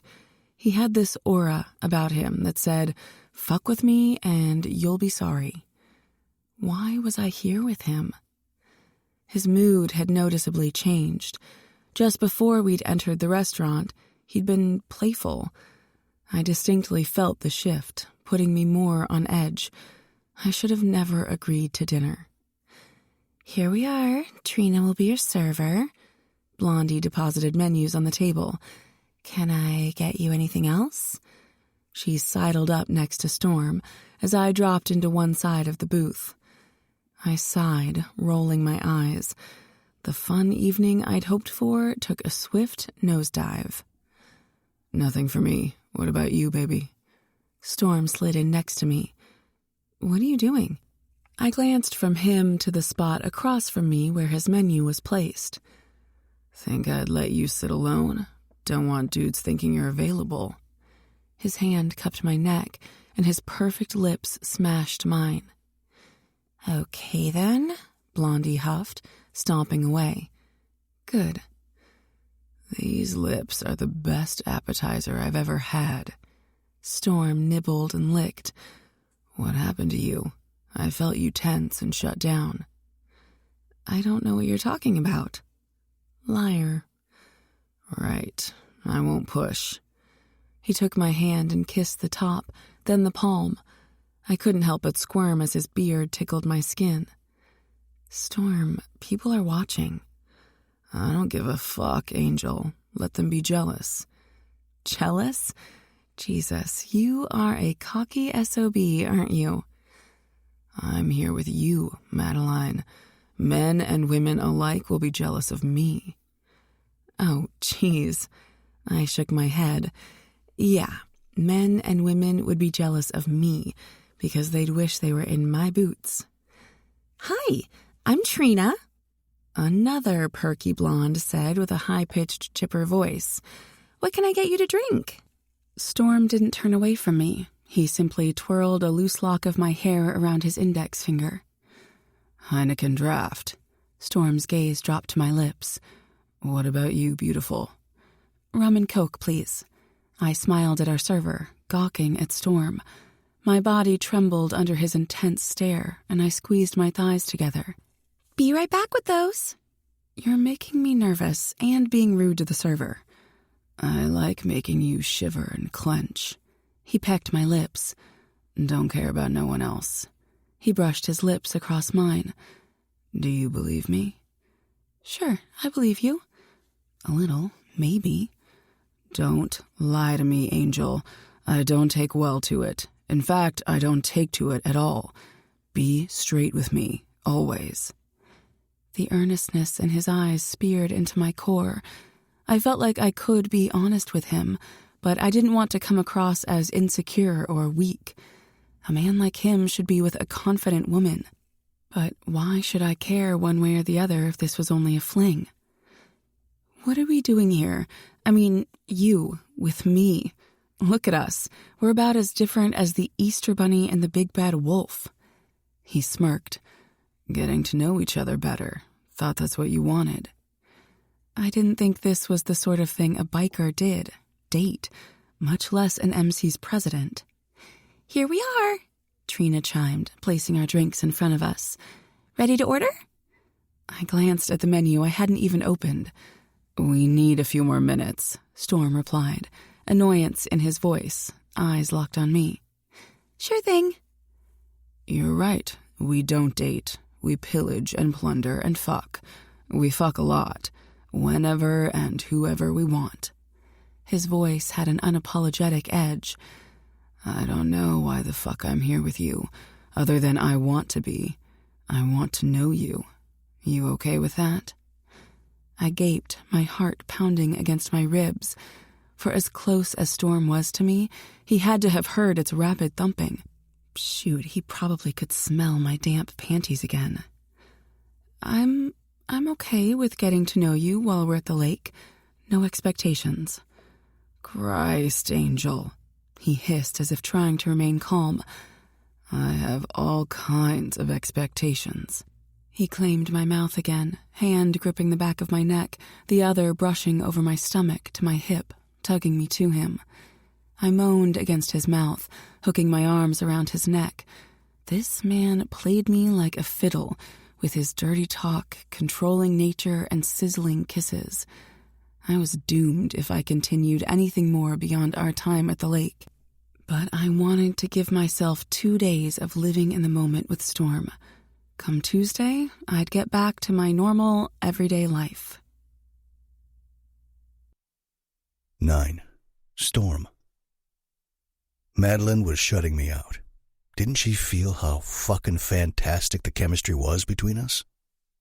Was it the club or me being a biker pulling her away? I couldn't blame her if she didn't want to be part of the MC life. The thought of letting her go gutted me. Some crazy shit there. How the fuck could a woman I'd only spent a few hours with affect me so much? After I'd kissed her senseless and her second rum and coke, Madeline loosened up.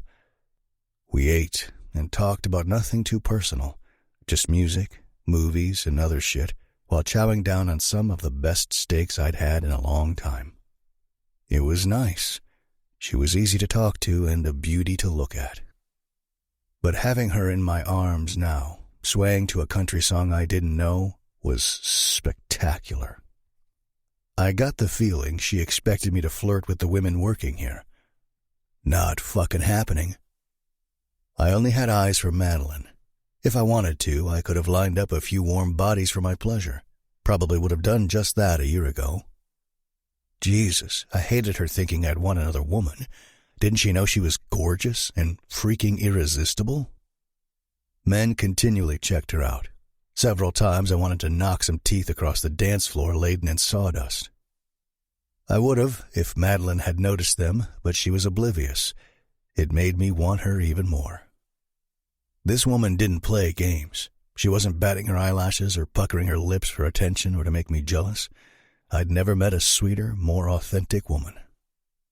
"This is nice," she said softly. If my cheek wasn't pressed against her forehead, I wouldn't have heard her. "It is." I kissed her temple. "I want to get you alone, Angel. I'm tired of men drooling over you." She giggled, tossing her head back. "Stop it. You're crazy." She honestly didn't believe every fellow in the building was sporting wood for her. "Not joking, baby. What do you say we head back to the resort? Put on a movie, kiss throughout it, and..." I growled low, thinking of all the things I wanted to do to her. Shit, I was so fucking hard for this woman. My balls ached like never before. I had to have her. Tonight. She lifted her head off my chest and stared into my eyes. "And what?" "And whatever else we want to do." She blushed the prettiest shade of pink. "Okay, let's go." Fuck yeah. The ride back to Lake Waleska was a blur. I was happy as a clam. Just me, my bike, and Madeline. It didn't get better than that. She held me tighter this time, breasts pressed firmly to my back, fingers playing with my shirt and abs. A couple of minutes after we'd left the saloon, I was as hard as granite. A dozen times, maybe more, I'd considered taking her hand and putting it on my cock. Just the idea of her stroking me while we rode down the highway nearly made me come. I refrained, and it about killed me. At the resort, I pulled into the spot next to Madeline's silver Honda CR-V. I pushed my kickstand out. Like a pro, Madeline hopped off and removed her helmet.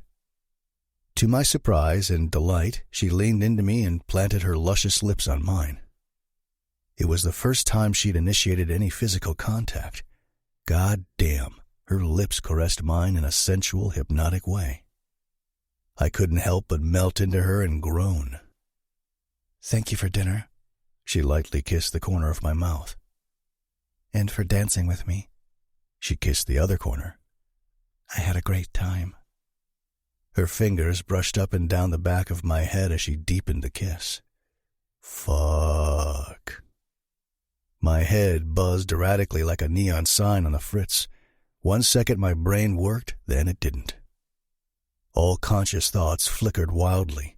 Madeline's lips were electrifying, so potent they turned a stubborn motherfucker like me into a glob of goo. "My pleasure, beautiful." I gave her a stupid, lopsided grin as I cupped her ass cheek and squeezed it a few times. She gasped as I tucked my knee between her thighs. "You hot for me, baby? Been smelling you all evening." She sighed, looking away. "Jesus, Storm." Don't shy away from me, darling. I like knowing you want me. I pinched her chin lightly between my thumb and finger and forced her to face me. Tell me I'm wrong. "Are you always this cocky and confident? You could be nice and not embarrass me, you know." Embarrass you? Fuck, I was taken aback by her honesty. I respected the fuck out of it. You should never feel embarrassed with me. And yes, what you see is what you get. I winked, running my tongue slowly along her lower lip. I want you too, Angel. You feel it? She rubbed her pussy against the top of my thigh like it was the most natural thing to do. I fucking loved it. "Why do you call me Angel?" She slowly humped my leg while playing with my hair. Her eyes were hooded and filled with lust, her tongue darting out teasingly.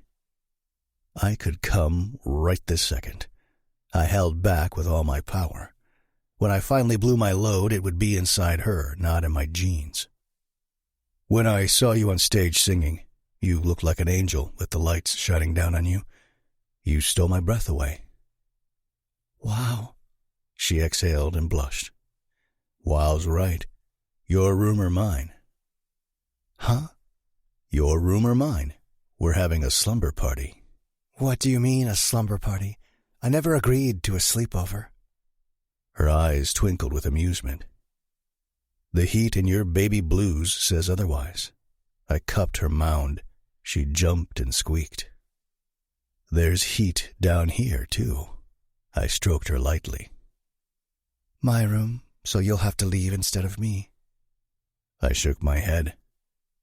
Won't be leaving you for a second, not until we both leave the resort at the same time. Even then, you'll follow me home. "Follow you home?" She hiked her perfect eyebrow, giving me a little attitude. Well, I'll lead you to Winters to make sure you get there safely. Then I'll kiss you long and hard until I'm ready to return to my place in Bastion. She frowned in the cutest way. "How do you know I live in Winters?" I chuckled, getting off my bike.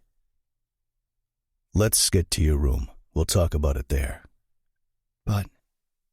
I tugged on her hand to get her moving. She watched me with a suspicious eye. I'd have to come clean about AJ tailing her. Fuck, I'd spoken without thinking, not something I usually did. Further proof, Madeline screwed with my head. We quietly passed through the rustic lobby, several pairs of eyes turned our way. The Easter Bunny and the big bad wolf popped into my head. We did kind of look like that. Madeline and I clashed big time, but I didn't care. The way this woman made me feel, light and complete, mattered more. Nothing and no one had ever filled the crater-sized hole inside my heart. I'd been hollow there since my mother took off when I was 9. Well, there had been a time in my life when I had sort of felt whole, with the Hamilton family.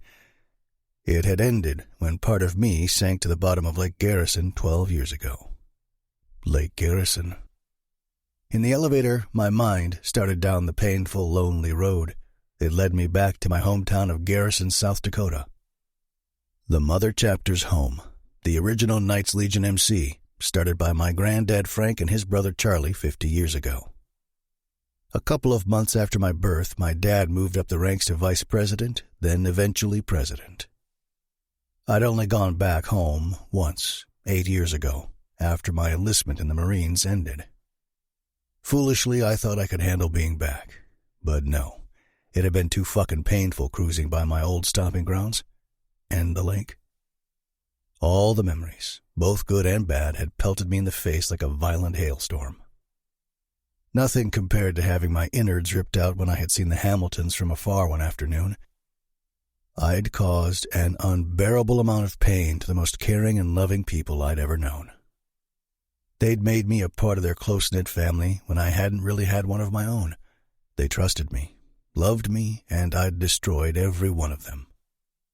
I would never forget the sound of Mrs. Hamilton sobbing or the sight of Mr. Hamilton's stone-cold face at the burial of their youngest son. What had haunted me all these years later, even more, was the little girl with 2 missing front teeth, my sidekick.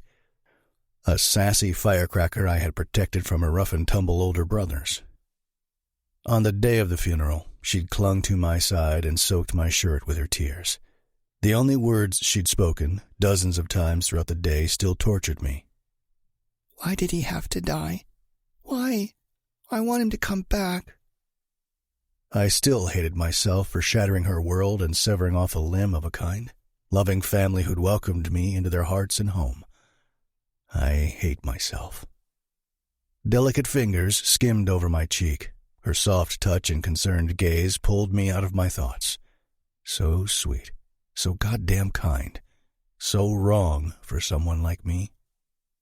It was all wrong for someone like her. Madeline deserved better than anything I could ever offer. I wouldn't destroy another innocent's life. Hey, you okay? She asked in the melodious voice I'd come to love in only one fucking day. Yeah, got stuff on my mind. The elevator door opened. I took her hand and led the way to her room. You don't look fine. She wrapped her free hand around my forearm. I couldn't let her touch soothe me. I needed to resist her magic, the spell she'd cast on me. I'm fine. I'm a good listener. She stroked her thumb over the top of my hand. Damn it. I wished I could confess my sins to this angel, but I didn't want her to know a savage monster lived inside me. I'm fine, Madeline, I snapped, louder and harsher than I'd meant to. Unlock your door. Okay. She dug out her keycard from her small bag, inserted it in the slot, and when the green light flashed, I shoved the door open. She entered, and when I didn't follow, she turned around, her baby blues filled with confusion. Come in. Listen, I have some things to do. Today was great. She was in front of me in a flash, a hand pressing on my chest. What's going on? Did I do something wrong? Offend you? Jesus Christ, she thinks she's the problem. Nah, you were perfect, Angel. But honestly, Easter Bunny, meet Big Bad Wolf. I tapped my chest above her hand. Oh, come on. Don't turn my words on me. Not after spending the day together. Madeline. No, you feel the connection between us like I do. I know you do. You want me.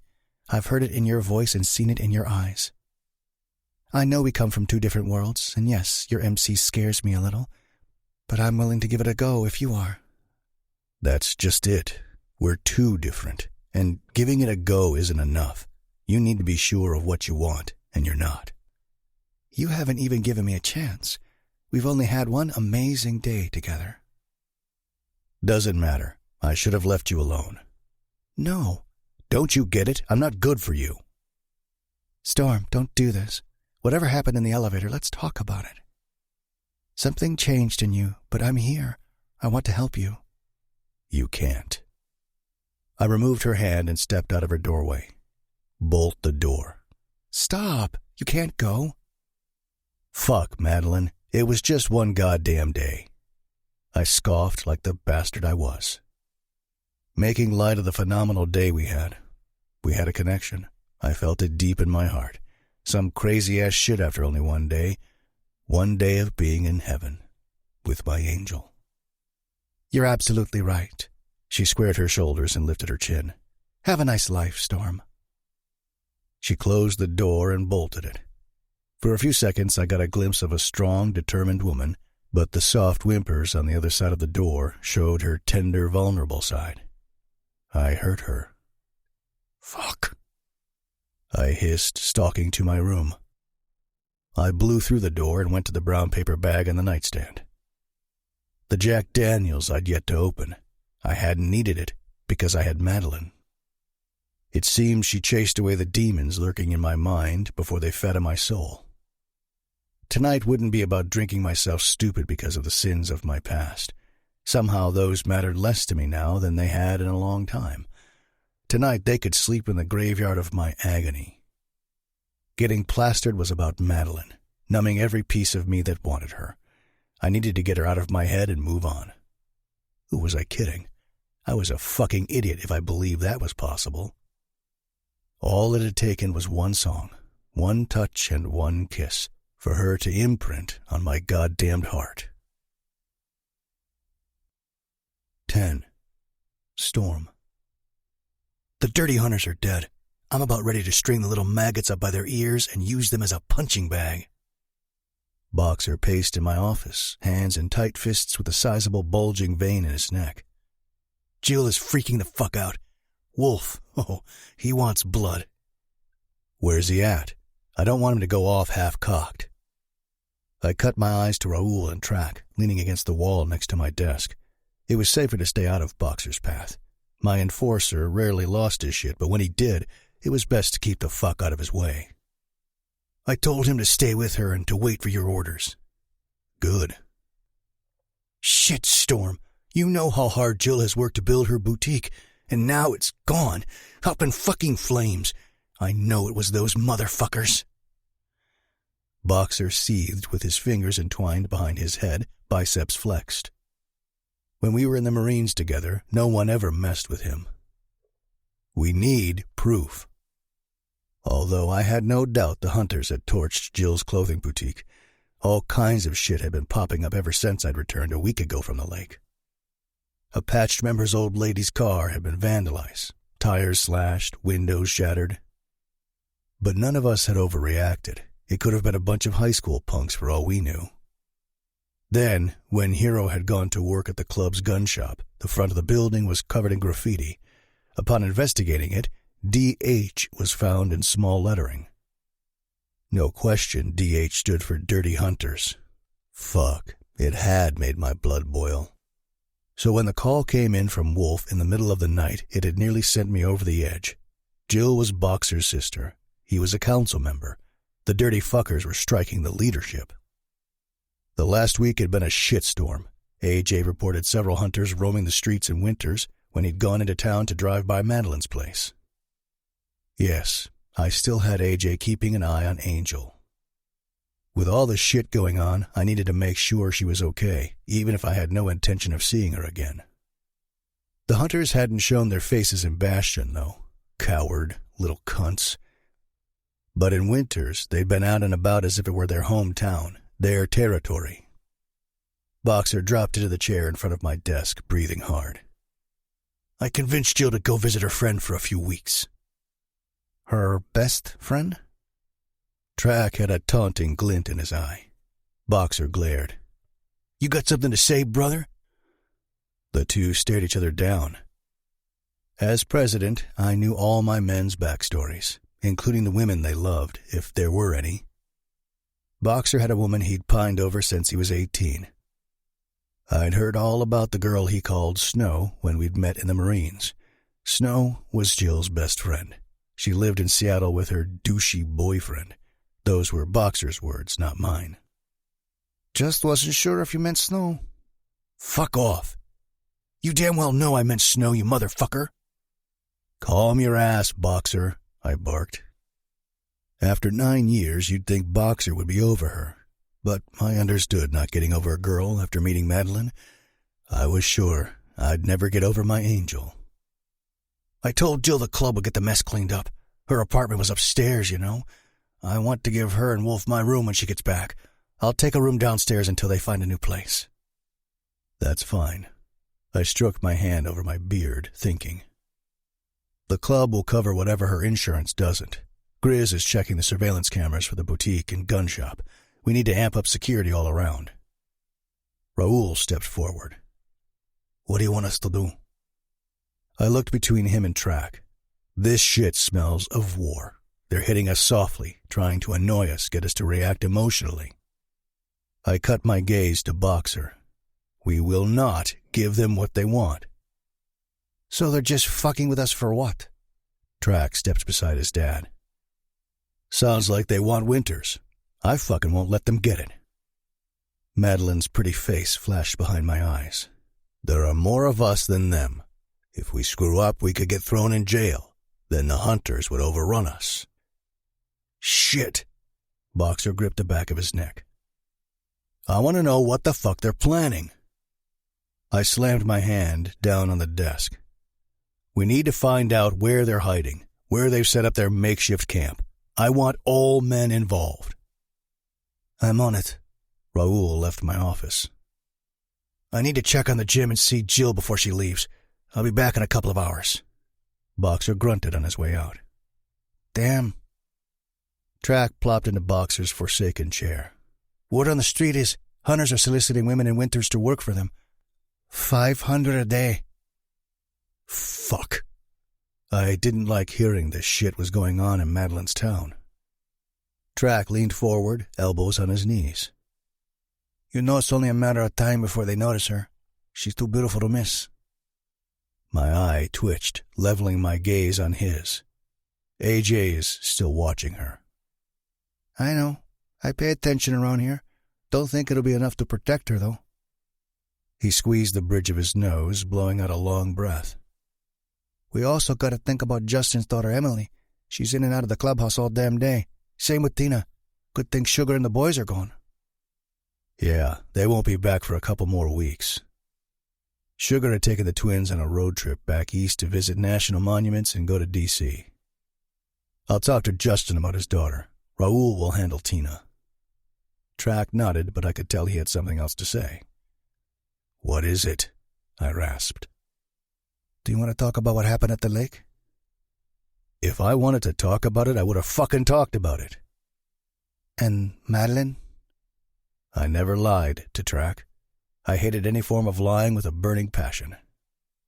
When asked a direct question, I answered it truthfully, just as I expected my men to do. She was at the lake. I paused, reeling in my emotions. I couldn't believe it. We spent the day together on Sunday. As we were going back to her room, I started thinking about how bad I was for her and how she deserved better. Oh, shit, Storm. I took her to the room and left her. Walking away is for the best. Not if it's making you an angry cuss. I was angry before Madeline. You spent the day with her? The whole day? His lip curled. Asshole. Most of the day. Took her out to Mason City for a steak dinner, a little dancing and a whole lot of kissing. It ranked up there as one of the best days of my life. But like she said, we're different. The Easter Bunny and the big bad wolf. He screwed up his face. Yeah, no idea what you mean, but I'm sorry, man. He shook his head, sighing. Wait, you took her out on your bike? Should have known he'd key into that minor detail. It wasn't so small, but more like a fucking significant deal for me. Yes. Christ, man. No woman's ever been on the back of your bike. I know. Enough. Let's go to Jill's boutique. I want to see the damage in person. I rose from my chair and cracked my neck. Talking about Madeline wasn't easy to do. Damn, I missed the hell out of her. Track and I rolled to a stop in front of Sister Chic Boutique. I squeezed the shit out of my handlebars as we sat on our bikes, staring at the broken glass. The front windows were gone, only gaping holes left. Black soot surrounded the windows in Jill's second-floor apartment. My gut twisted into knots. If she and Wolf hadn't gotten out, I didn't want to imagine what might have happened. Incoming. Track jerked his chin as Sheriff Jim Hendricks parked his car next to us. The sheriff wasn't a friend or foe to the club. He was Sugar's father, so family. He didn't bother us if we didn't deal in drugs, prostitution, or sex trafficking. But we had him on our payroll, of course, and he turned a blind eye to our weapon runs. Transporting guns was the only dirty part of our club. I was working on getting us out, but we weren't quite there yet. I needed to fulfill the promise I'd made to my uncle before he died, getting Tina's daughter home safely. But it required a lot of money. Weapons were where the big bucks were at. Hendricks strolled my way. Storm, this doesn't look pretty. He studied the building. Nope, not at all. I followed his gaze to the shattered glass. Accident? He peered through the destroyed windows. Isn't it always? As if I'd call it anything else. The club didn't need the authorities up our asses sniffing around. we dealt with our own problems. Any casualties? He gritted his teeth. Not to my knowledge. I hated this song and dance.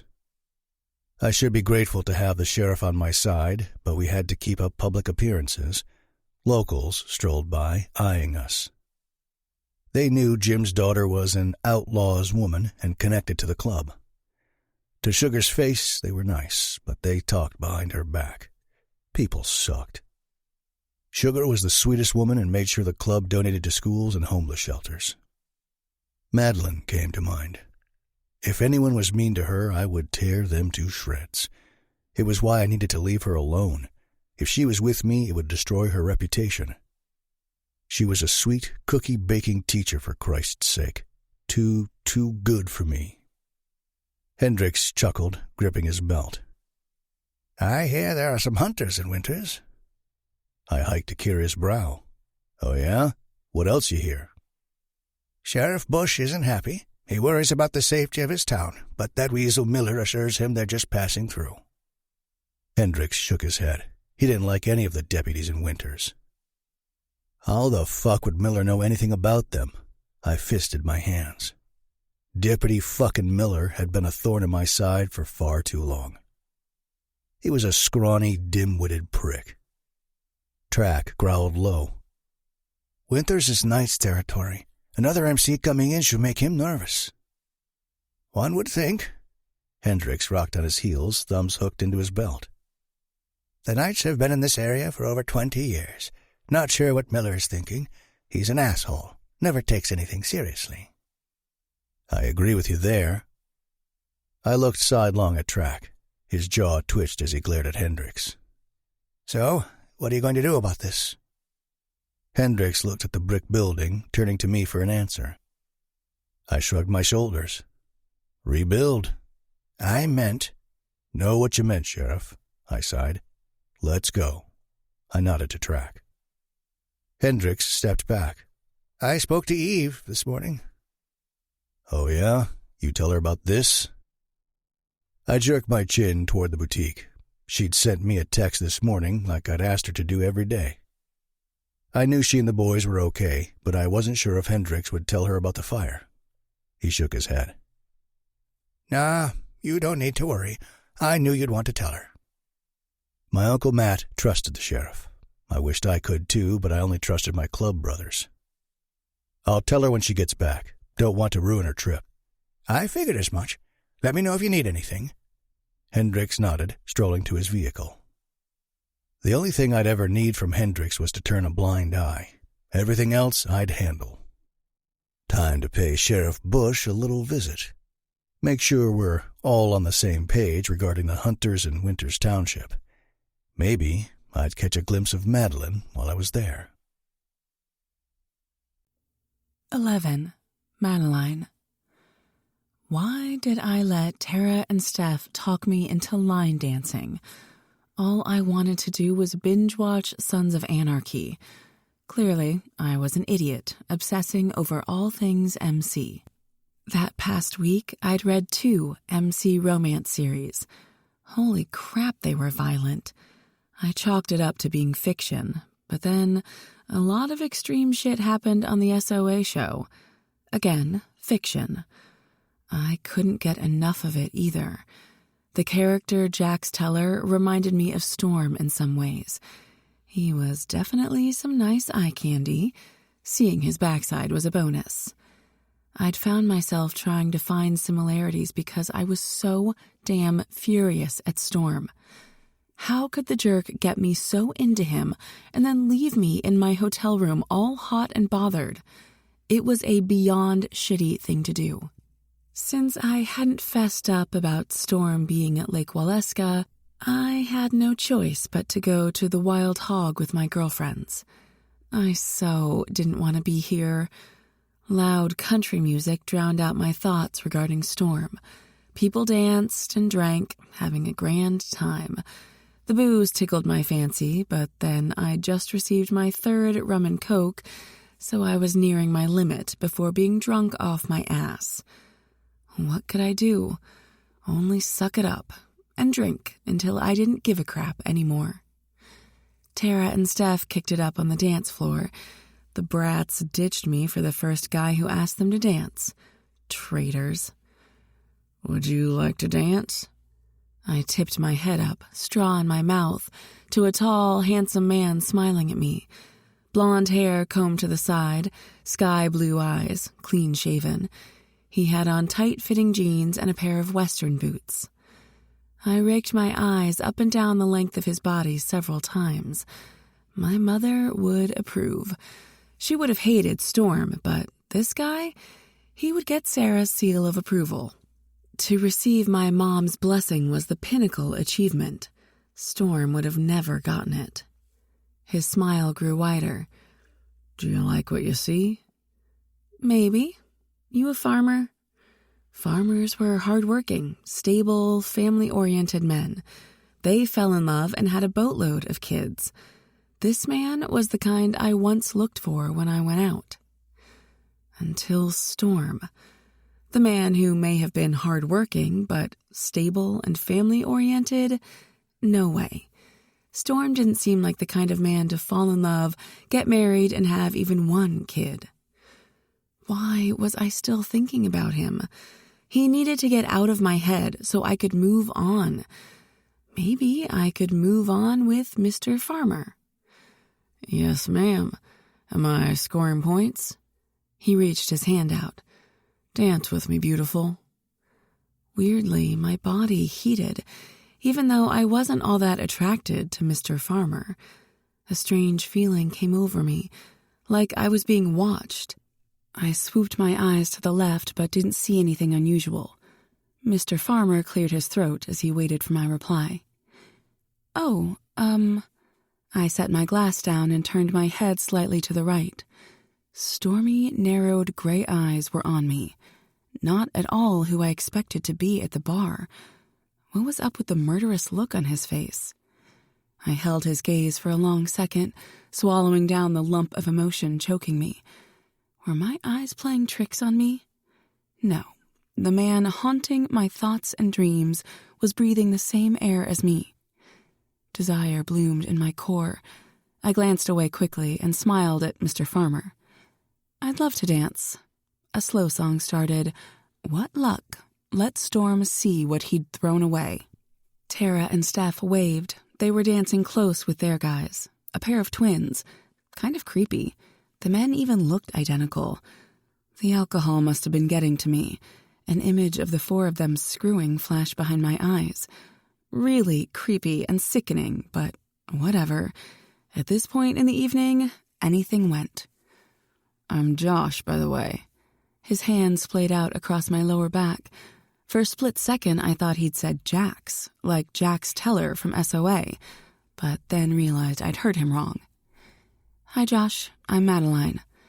I rested my hand on his shoulder as we swayed old-fashioned style, with my hand in his and a foot of space between us. Josh was tall but not taller than Storm, or as hulking. He was lean and fit. I suspected he didn't have any tattoos, unlike the one I'd seen on Storm's back and bicep at the lake. Stop thinking about Storm. Stop comparing Josh to him. Madeline, a beautiful name for a beautiful woman.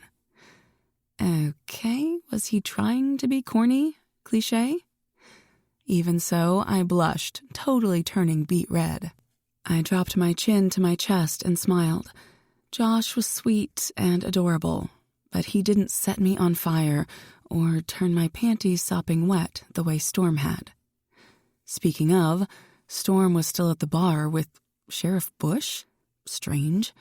I'd met the sheriff at Heritage. He ran the DARE program at school. Storm's eyes were on me, I think. It was hard to tell from this distance. One of his MC brothers was with him. I recalled seeing him at the Bullet the night I'd met Storm.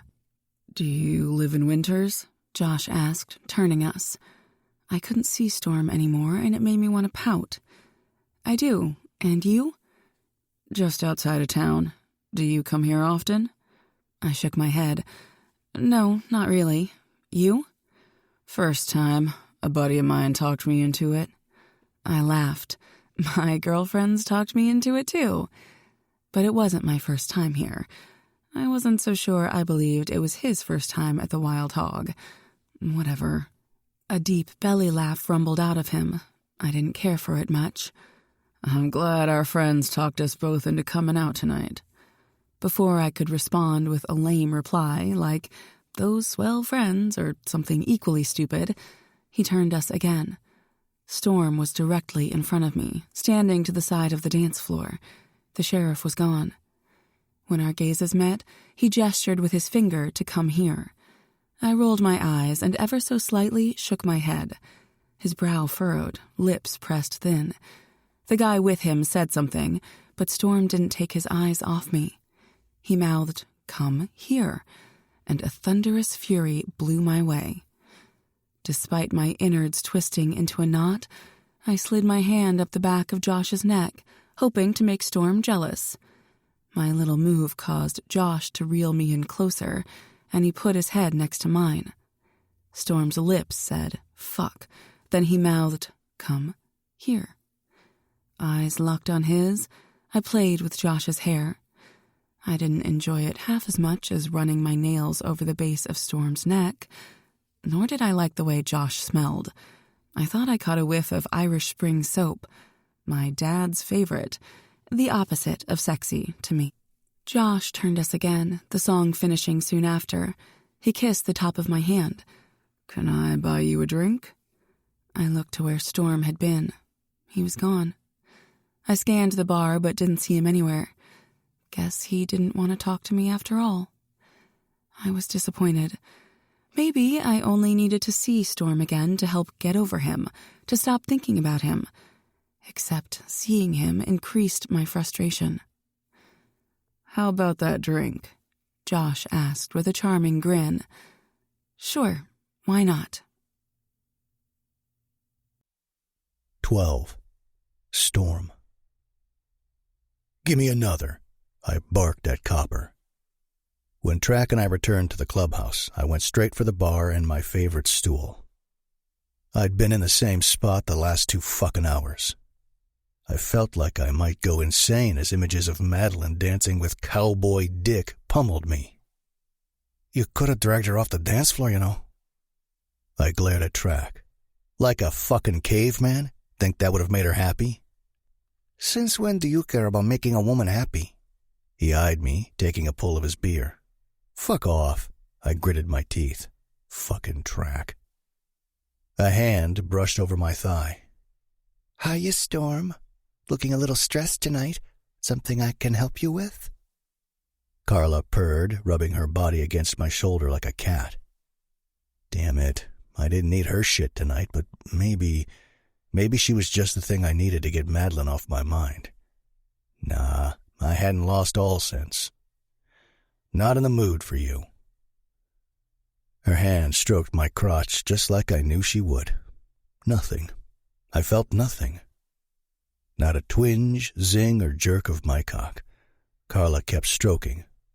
I didn't object since I needed to test out my dick. Track grumbled, but I couldn't understand what he said.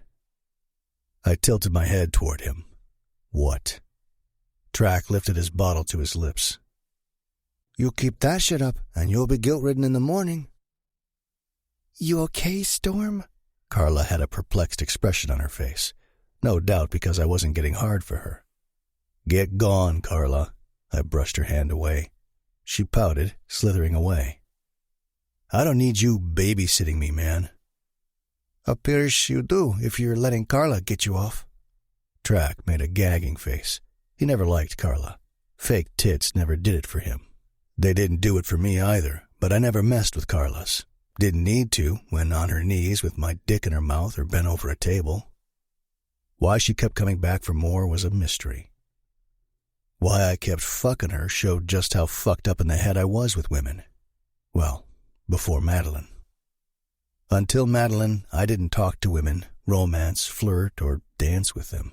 I sure as hell didn't kiss them as if my life depended on it. And not one woman before Madeline made me as rock hard as she did. Shit, Carla did nothing for me. My dick is dead and my balls are hiding. I drained my glass. I don't know what to do about her. Track looked sidelong at me. "Who?" Madeline? Yeah. Well, what do you want? Track watched me with a curious glint in his black eyes. Brother, I think you know what I want. Don't make me say it. The bastard always tried to get me to talk about my feelings. No dice. Feelings were for pussies. Then go after her.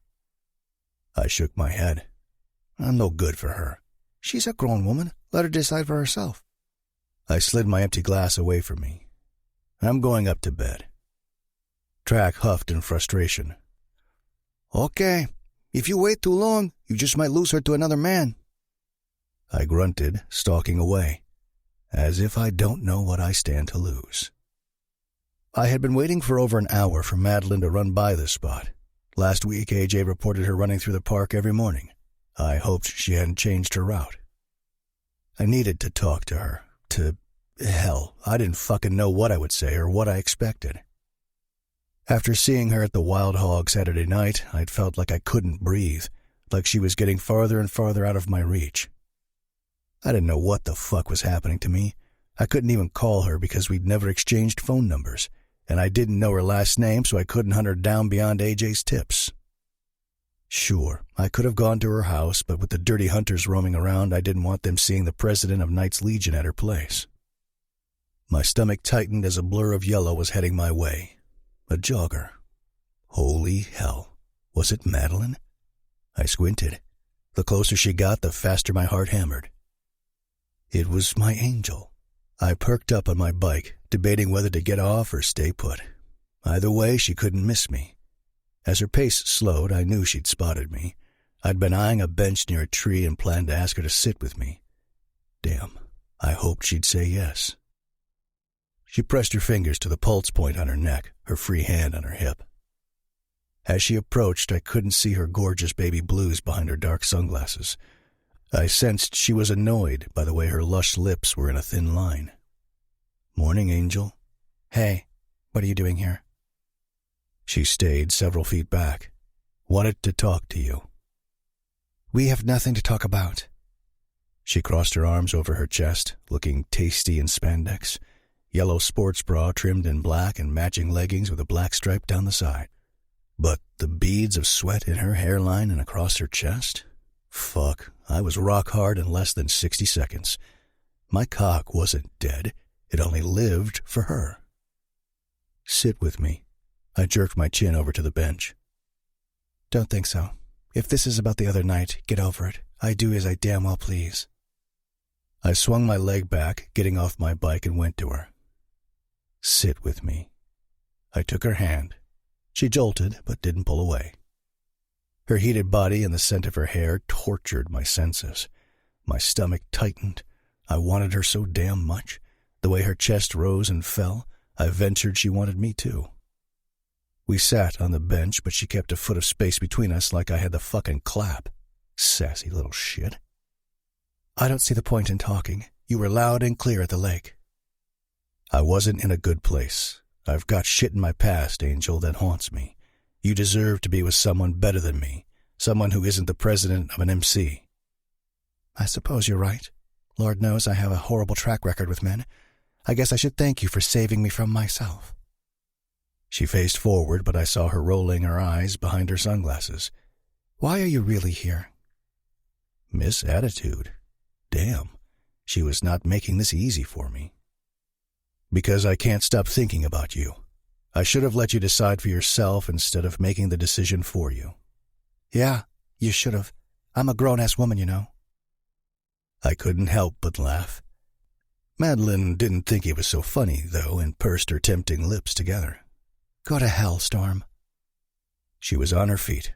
I grabbed her just as fast, pulling her back. She landed right next to me, and I tucked her into my side. I don't want to do this with you. I filled my hand with her thigh, holding her to me. Touching her, screwed with my head, made me weak. I'm sorry, Angel. I'm sorry for everything. Just like that, I turned into a walking pussy. I never apologized for shit. If my brothers found out, they wouldn't let me live it down.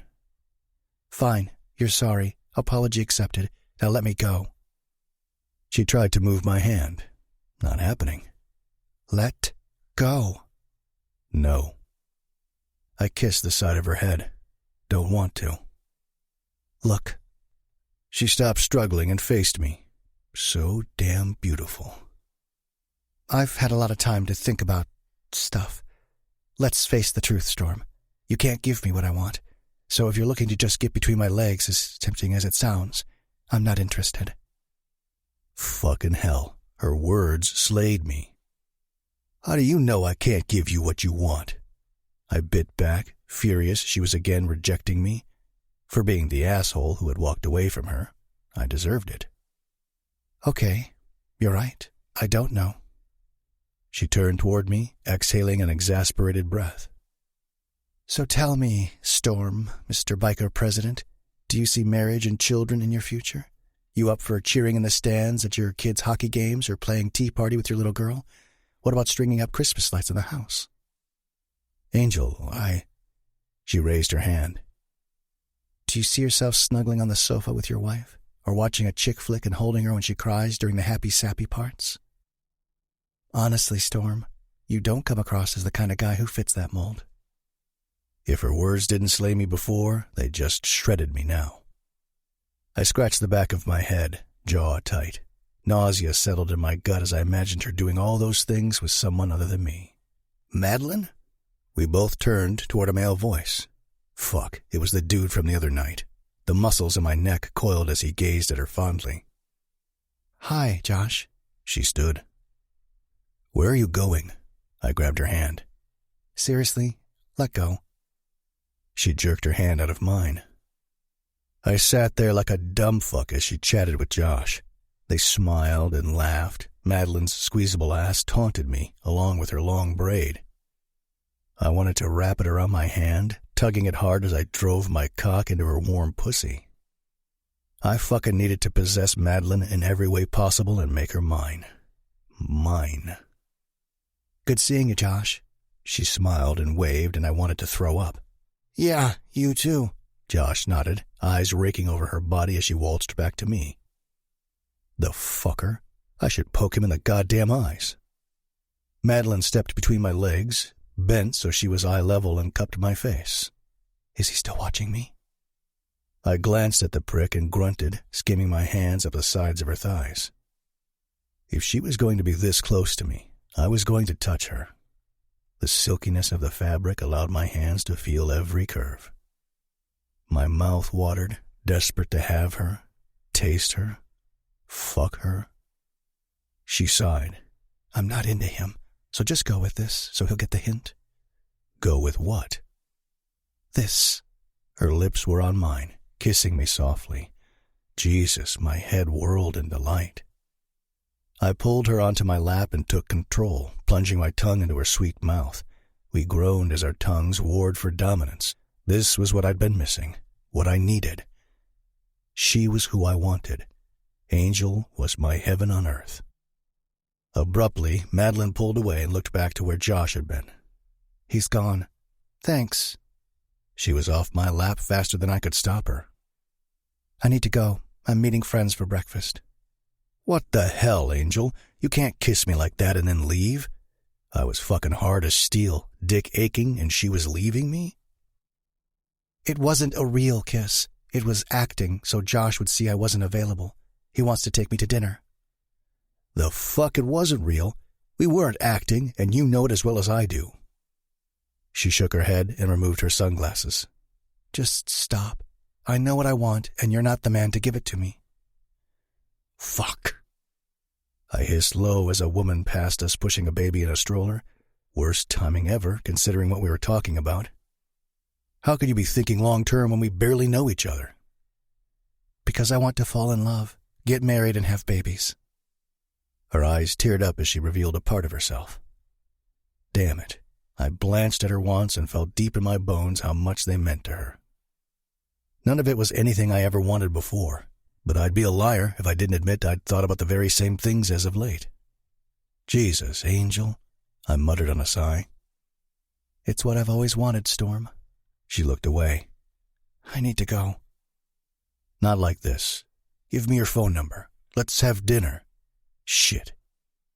I rubbed my hand over my beard. Why the fuck was I pushing this with her? We'll figure it out, Angel. No, we can't. Big bad wolf, meet Easter Bunny. She patted her chest, tossing my words back at me. I could see her fighting to stay in control of her emotions, to not let any tears fall. It gutted me to see her this way. Angel. No. She took off running, and I let her go. 13. Madeline. I bit my lip before licking it. It had been 4 days since I saw Storm in the park. 4 days of remembering the kiss I gave him.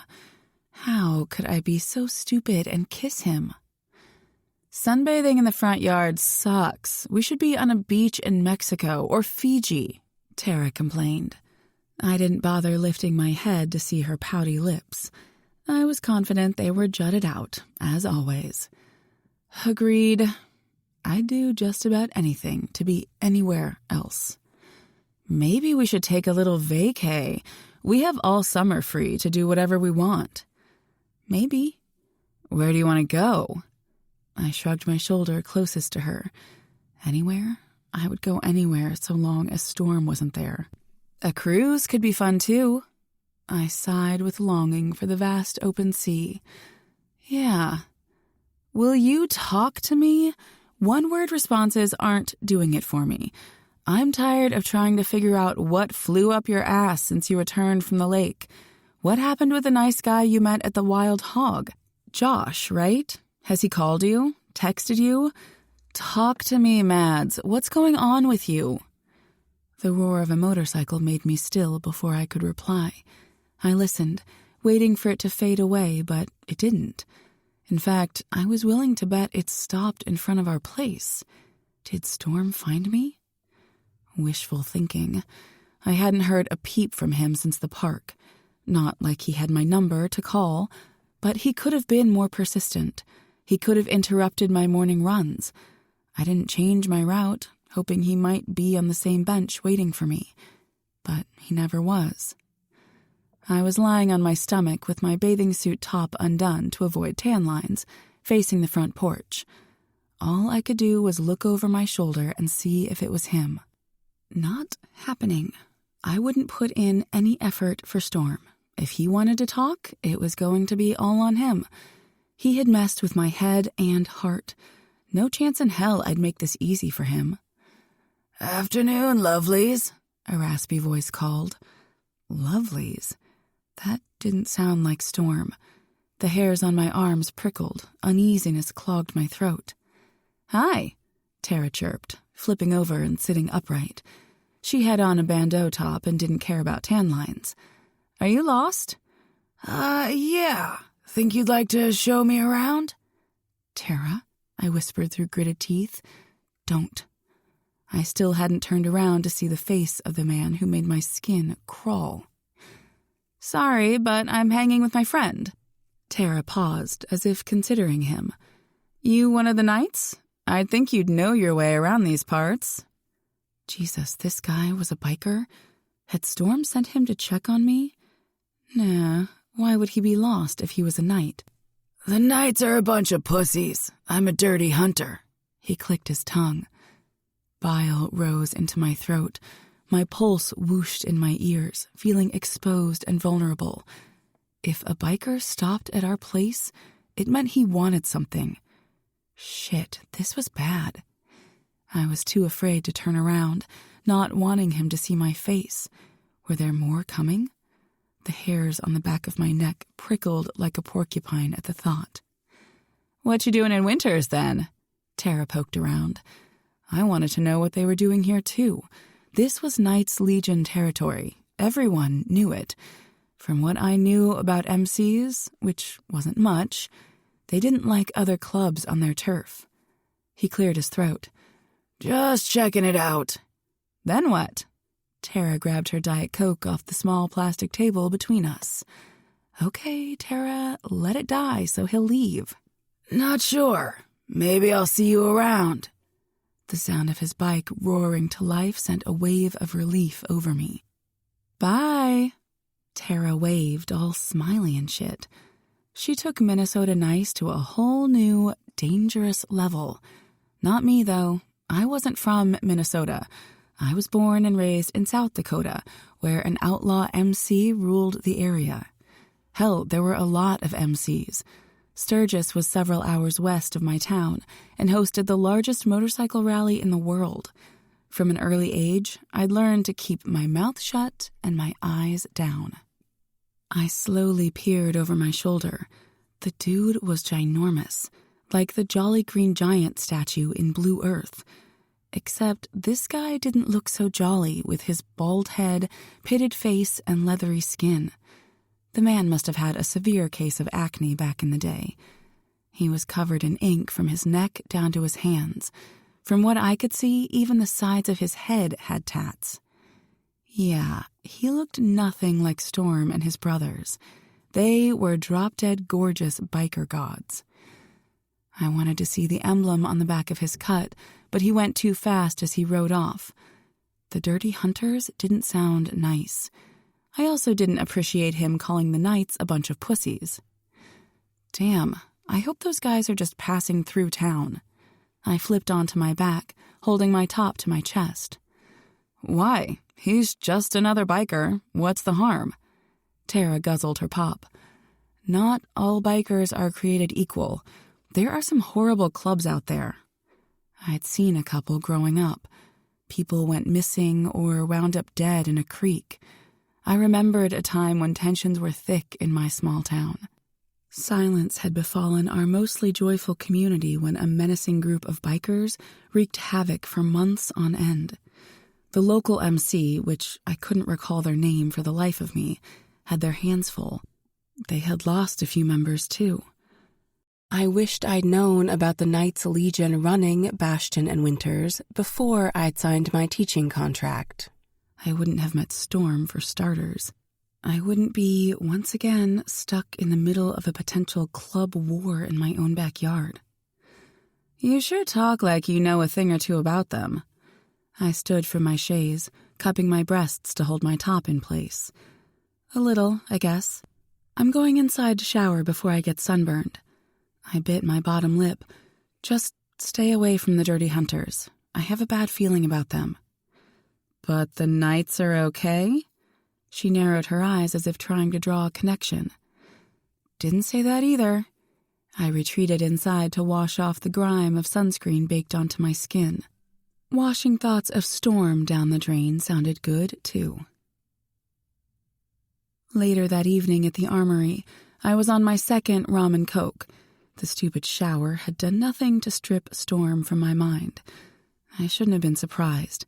The jerk monopolized my dreams at night and controlled my daydreams. It pissed me off that I couldn't get him out of my head. It had been a few weeks since the day we spent together at Lake Waleska. I still tasted him on my tongue and felt his large hands flush on my back when we slow danced. No other man had ever made my panties soaking wet. The kiss I'd planted on him in the park only made me remember what I was missing. Kissing Storm made my body buzz with need.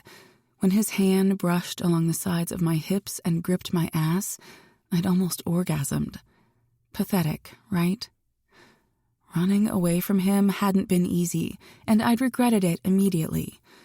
What would be the point in trying to figure us out? He'd said love, marriage, and children weren't something he wanted. I wouldn't be an easy lay for him, even though I wanted more than anything for him to screw my brains out just once. Yeah, I knew better. Once would never be enough. I could tell by the off-the-charts chemistry we had. I'd never get enough of Storm. Never. I growled low in my throat, gulping the remaining liquid in my glass. I just wanted to forget about Mr. Biker Prez. Listening to Ray's band wasn't helping either.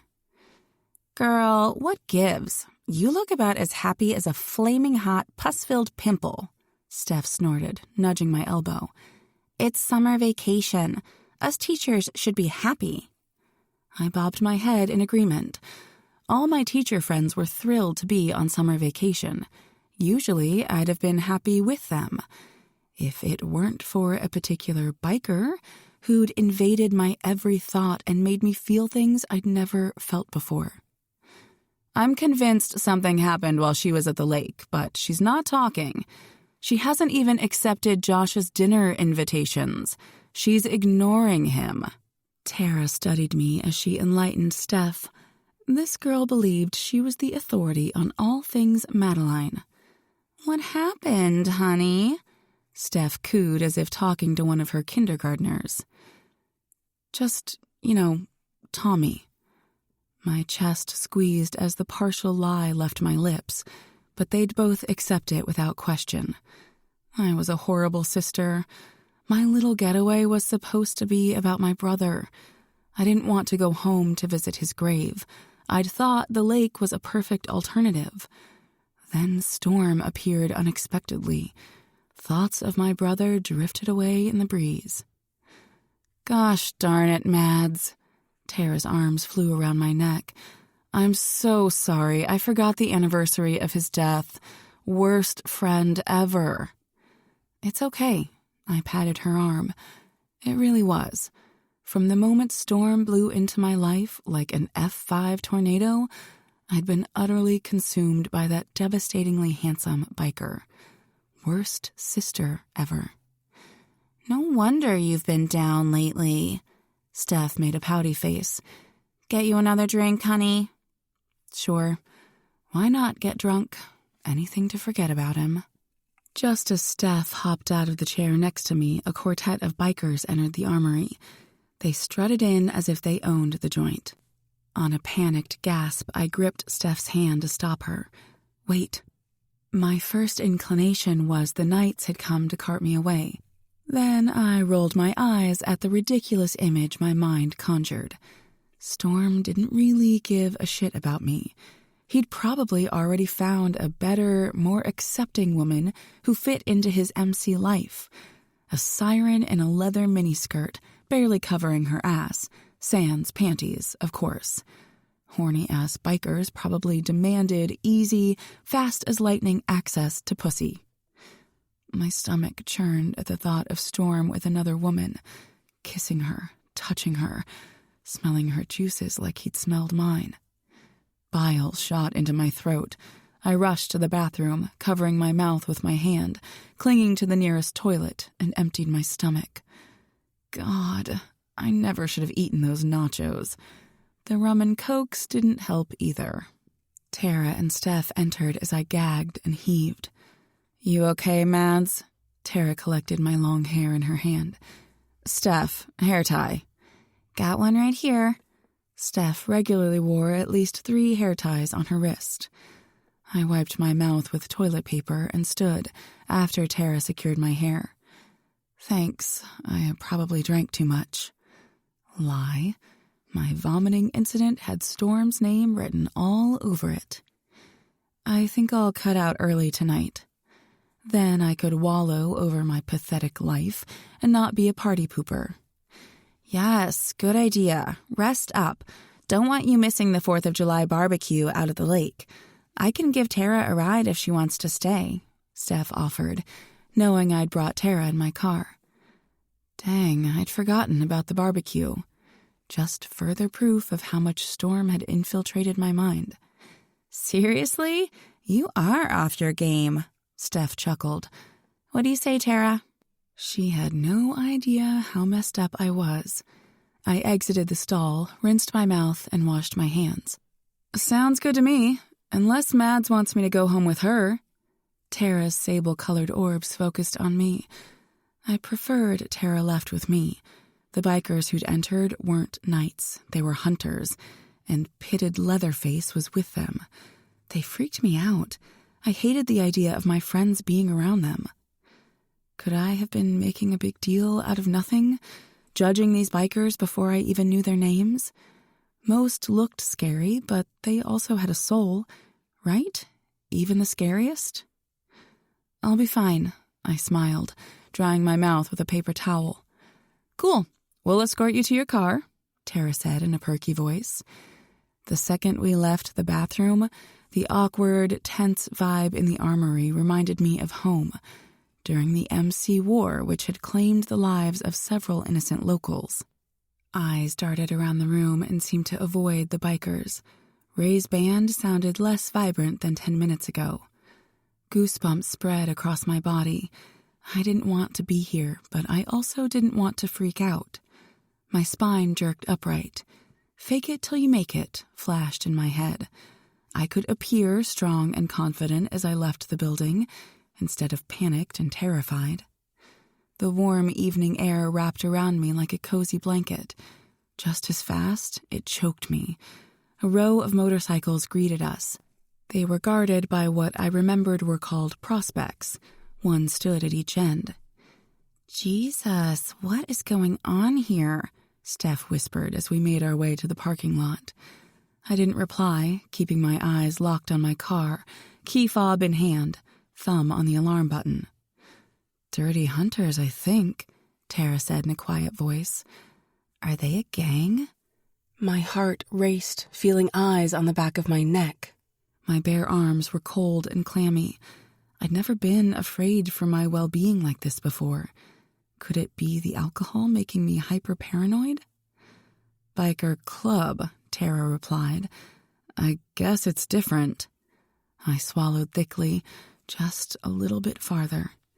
"They look intense," Steph said, just above a whisper. "And scary," Tara added. Made it. I unlocked my door and jumped into the driver's seat. "Sure you want to stay?" I glanced back at the two guards. I'd been right. They were watching us. "We'll be okay. These guys are probably just looking for some fun," Steph snorted. "Little do they know, this is Winters Township. Ain't nothing fun to do here on a Friday night." Tara laughed. "So true. Get some rest, Mads. Emotional stuff is exhausting." She nailed it. Emotional stuff was crushing me. Just not about who Tara thought. Who fell hard for a guy, a biker no less, so quickly?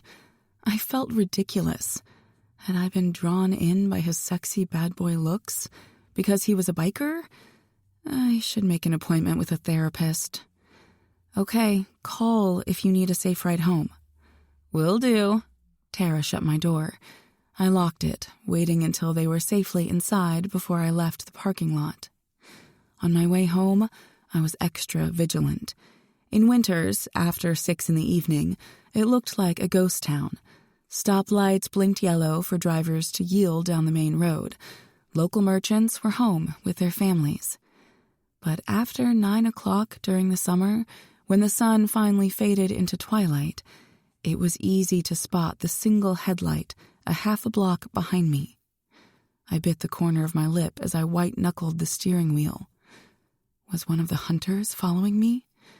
Maybe it was only a random guy on a bike. I'd seen a few in town. I wasn't usually a paranoid person, but it felt like times were changing in Winters. To test my gut instinct, I pulled into the drive-thru at Arby's.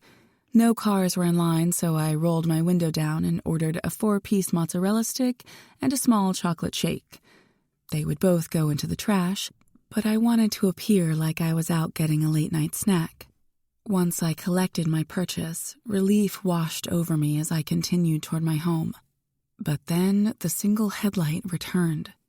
"Shit, shit, shit!" I yelled, palms sweating as I squeezed the steering wheel.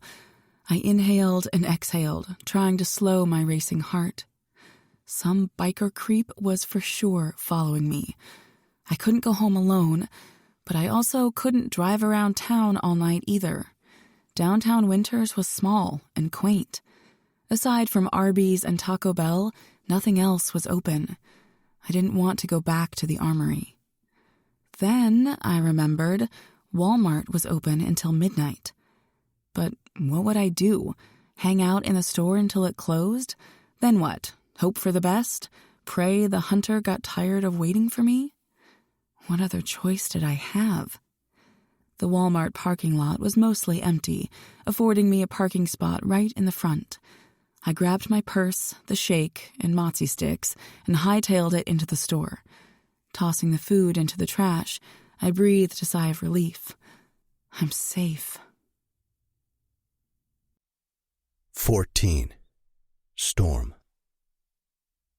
What the fuck you mean she's been in Walmart wandering around for an hour? I roared into the phone. The prospect had one fucking job, stay out of sight while tailing Madeline. What does the little shit do? Allow himself to be seen, stupid fuck. Madeline was probably shaking in her boots, scared shitless in the damn produce department. Son of a bitch. Sorry, Prez. At this time of night, the town is empty. No cars to hide behind. His voice shook, exhaling a nervous breath. Don't give me your fucking excuses, boy. My nostrils flared as I huffed like a bull seeing red. What's going on? I lifted my gaze to Track, standing in the doorway of my office. He must have heard me yelling over the music in the bar. I waved him off, but the asshole entered anyway and dropped into the chair. She buying anything? I turned my attention back to AJ on the phone. No, just looking around with her arms wrapped tightly around her chest. Chest? You looked at her chest? I stood from my chair, rolling my hand into a fist. No, Prez. AJ stuttered. The little shit, he better be afraid. Although only 21, he'd proven himself thus far to be dependable in completing every shit job given to him. Prospect, if you don't improve your fucking tailing skills, you won't get patched next year. I yelled into the phone. Madeline was more important than washing the council's bikes or cleaning urinals. I stalked out of my office to the clubhouse entrance. I couldn't have Madeline scared out of her mind. I needed to make sure she was okay after the fucking hunter showed up at the armory. I'd had AJ staking out the place when Madeline and her friend went inside. My gut told me to keep the prospect there, and I was glad I had. AJ had texted the second the hunters arrived. Then another text came, informing me of prospects drooling over Madeline and her friends in the parking lot. I lost my shit. Those dirty sons of bitches were not only in Knight's territory, but a source of boxers had heard one of the hunters talking about profiling. Those fuckers were scoping out women in Winters, and Madeline was one of them. At this point, I was going to protect her with my life, even if from a distance. I cared too damn much to let anything happen to her. Keep watch. I'm on my way. I ended the call and cut my eyes to Track. What's up with your woman? He climbed on his bike. She's not my woman. I tugged my keys out of my pocket. Fucking Track just had to be a shit calling Madeline my woman. So what if I had a prospect watching her every day? I was only concerned about her safety, nothing more. Bullshit, Prez. She means something to you. What's the latest? Earlier today, AJ spied a dirty hunter at her house. My heart raced, jaw tight. The parking lot here at the compound was packed for the usual Friday night club party. I'd avoid it. My angel was all I could think of. Fucking hell. That's why your office was a mess of wood and glass. Track started his bike. I grunted, throwing my leg over the seat. I'd trashed my office in a fit of rage, but it wasn't all about the fucking hunters being at her house. I was still pissed about her dancing with another man and running away from me at the park. I shouldn't be wound so tightly, but I fucking missed her. In the last couple of weeks, I'd been stressed to the max while dealing with the hunters. I knew Madeline could calm me down with her tender touch and kisses, but she wasn't mine. Fuck, I hated it too. The hunters were getting bolder and out of control talking to women in Madeline's town. We hadn't been able to shut them down. I wanted to avoid a full-blown war if I could, so I needed to stay level-headed, but I was going out of my mind with worry for the community. More so for her. Where are you headed, Press? We? I could have ordered Track to stay put, and he would have obeyed. I didn't need help handling Madeline, but there were 4 hunters at the armory. Who knew how many more lurking about? It'd be reckless to go into Winters alone. I might have a short fuse and an erratic personality, up one minute, down the next, but I sure as fuck wasn't reckless. Walmart. I pulled out of the gated parking lot. The roads were clear. Track and I flew down the back roads going 70 miles per hour. Deer were grazing in the fields. One could have darted out in front of us, but I wouldn't go any slower. The thought of Madeline being afraid compelled me to haul ass. It was 20 to 11 when we met up with AJ on the side of the building. The boy looked nervous. "Give me an update," I shouted without preamble. She's peeked out the double doors twice, parked on the wrong side. Must have forgotten the doors on the right are locked after 10. She'd have to cross the parking lot to get to her car from the left side. "Shit," I muttered. "Seen any hunters?" "No. You want me to go in and escort her out?" "Fuck no. She doesn't know you." I inhaled a deep breath. Just the idea of seeing Madeline again had my stomach in knots. "I'll be back." The store was mostly empty. Employees stocked the shelves, working in the freezer section. I casually strutted through the main walkway, dialing into the sounds around me. My heart practically jumped into my throat when I heard her laugh. I slowed my steps and followed her melodic giggles to the card aisle. A smile stretched across my face. She had on a sundress and western boots, white ones this time. The girl sure loved her boots. She rocked them, too. Her skin looked tanner, no doubt the result of her laying out in the sun earlier today in a goddamn bikini. I was furious about it, too, but I couldn't deal with that. Not right then. I had other pressing matters. Her back was to me as I approached. I wanted to wrap my arms around her. My hands ached to touch her, and my lips tingled with need. "How's it going?" I stuck my thumbs in my pockets to keep from touching her. I needed to play it cool. She spun around, bug-eyed, and dropped the card she'd been reading. "Storm." She stepped back, bumping into the card display. "Hey, you okay?" I capped her shoulder to steady her. She cleared her throat, pulling out of my grasp. "Yeah, fine. You just startled me. You shouldn't stink up on people. It's creepy." She picked up the card she dropped and returned it to its spot. "You seem jittery." My eyes roamed over her beautiful face, down her tempting, lithe body. Fuck. I desperately wanted to touch her. "Your assessment is wrong." She pressed her lips thin. I couldn't help but smirk. She was putting on a good show, acting tough and in control. I knew better, but wouldn't steal her thunder. "Okay. Well, good to see you." I turned around and took a step, faking indifference. "Storm, wait." Her voice rose an octave higher than usual, sounding frantic. "Yeah?" I peered over my shoulder. "Are you, leaving right now?" I nodded. "Can you maybe walk me out?" I turned around to face her. "Everything okay, Angel?" I furrowed my brow, hating how her hands trembled at her sides. She sighed, like she was lowering her guard. "No, I think someone's following me." Her eyes teared up. I freaking lost it, tugging her into my arms. She let me hold her, and damn, she felt amazing in my arms. Smelled good, too, fresh and soft. There was no other way to describe it. She wasn't drenched in perfume like some women. It was all Madeline, just as I remembered. This was where I should confess the dude following her was one of my guys, but I didn't. "Let's go check it out." Madeline nodded, staying tucked into my side. "Anything else going on?" I was curious if she'd admit to a hunter being at her house. Madeline seemed to be an honest person, but had a hard time trusting people. "Dirty hunters have been in town a lot this last week. One of them stopped at my place today. Said he was checking out the town. Asked if we'd show him around." I fisted my left hand and bit down on my back molars. Fucking hunters were preying on unsuspecting women, on my women. Their game was prostitution. Knights didn't allow that shit in our territory. If people wanted to pay for sex, they'd have to go elsewhere for it. God damn it, this pissed me off.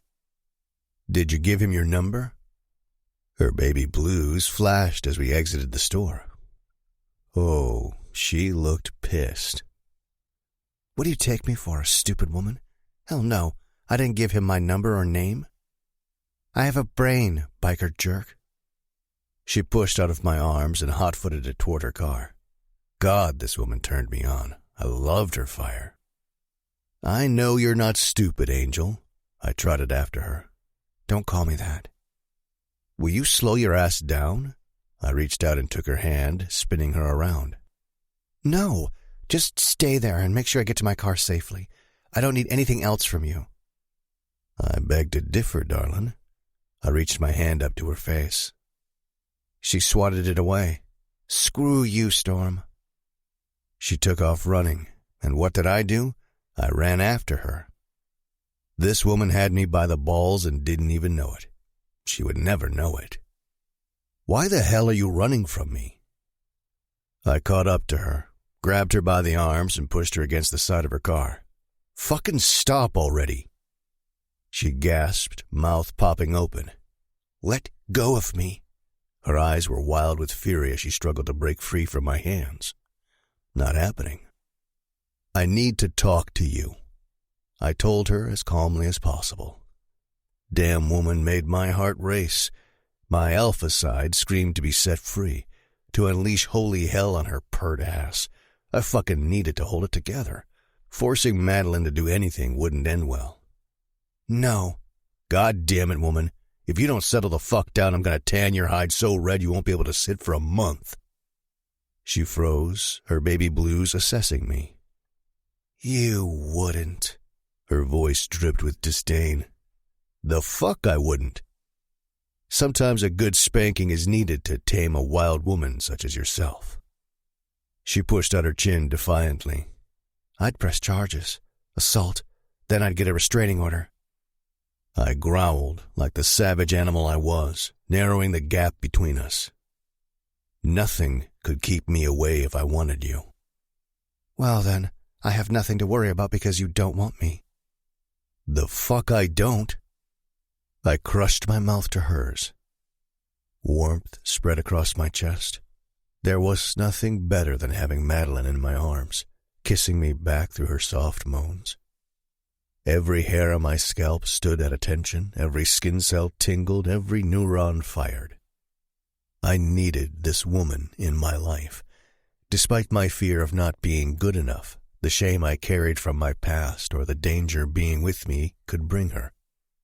I needed her.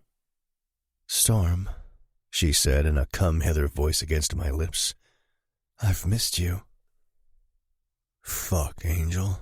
I've missed you too. I softly kneaded her wet, luscious lips with mine. Then take me home. She exhaled a lusty breath, fingers playing with the back of my neck. I pulled back. A ravishing shade of desire veiled over her face. Fuck yeah. I'll take you to the clubhouse. No, I'm not ready to go there. Let's go to my place. She bit my bottom lip, sucking it into her mouth. I nearly messed my jeans on the spot. You sure? Positive. I hesitated for a second, heart thrumming wildly against my ribs. If I went home with her, if we had sex, I'd never let her go. Fuck it. Okay, baby. Drive me over to the side of the building where my bike is parked, and I'll follow you home. Her eyes smiled as she lifted on her tiptoes and kissed me softly. It was just a quick kiss, but it held so much promise for what our night would bring. We got into Madeline's car, and she pulled it alongside the building. The fucking smirk on Track's face immediately set me off. Are they your friends? I mean brothers? Madeline peered around me. Eyes over here, baby. I kissed her, unable to get enough of her, but reluctantly broke away. Yeah, my brothers. Give me a minute to talk to them. Then I'll follow you home. She smiled, a slight blush on her cheeks. Okay. I pecked her lips, then unfolded my large frame out of her little car. After shutting the door, I tapped the window. Lock it. I winked when I heard the click. Hey, lover boy.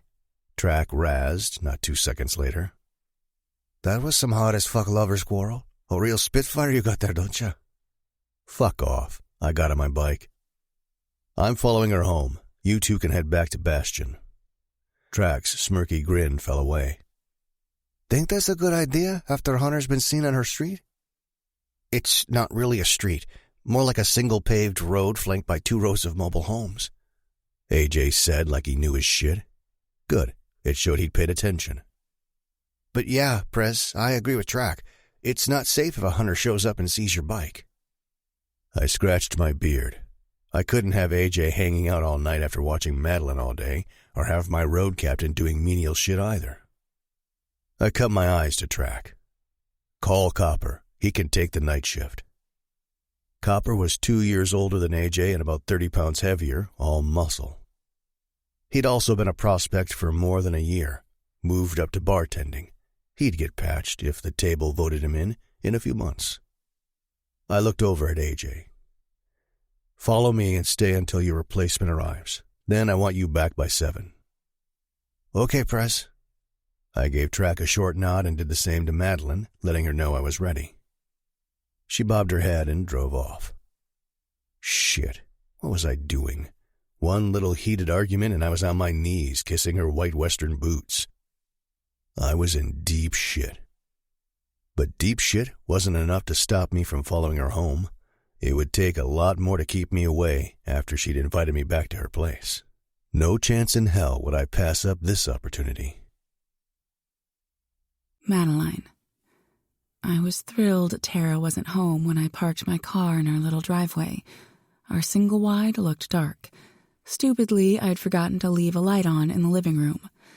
When I was with Dane, we always stayed at his place before I moved in with him. He didn't care for my home because I lived in a trailer park and not in a real house. Snobby jerk. Honestly, I'd pushed for Storm to come home with me as a test.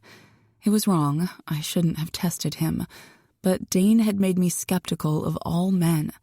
The last thing I wanted was to have a repeat of the destructive Dane years.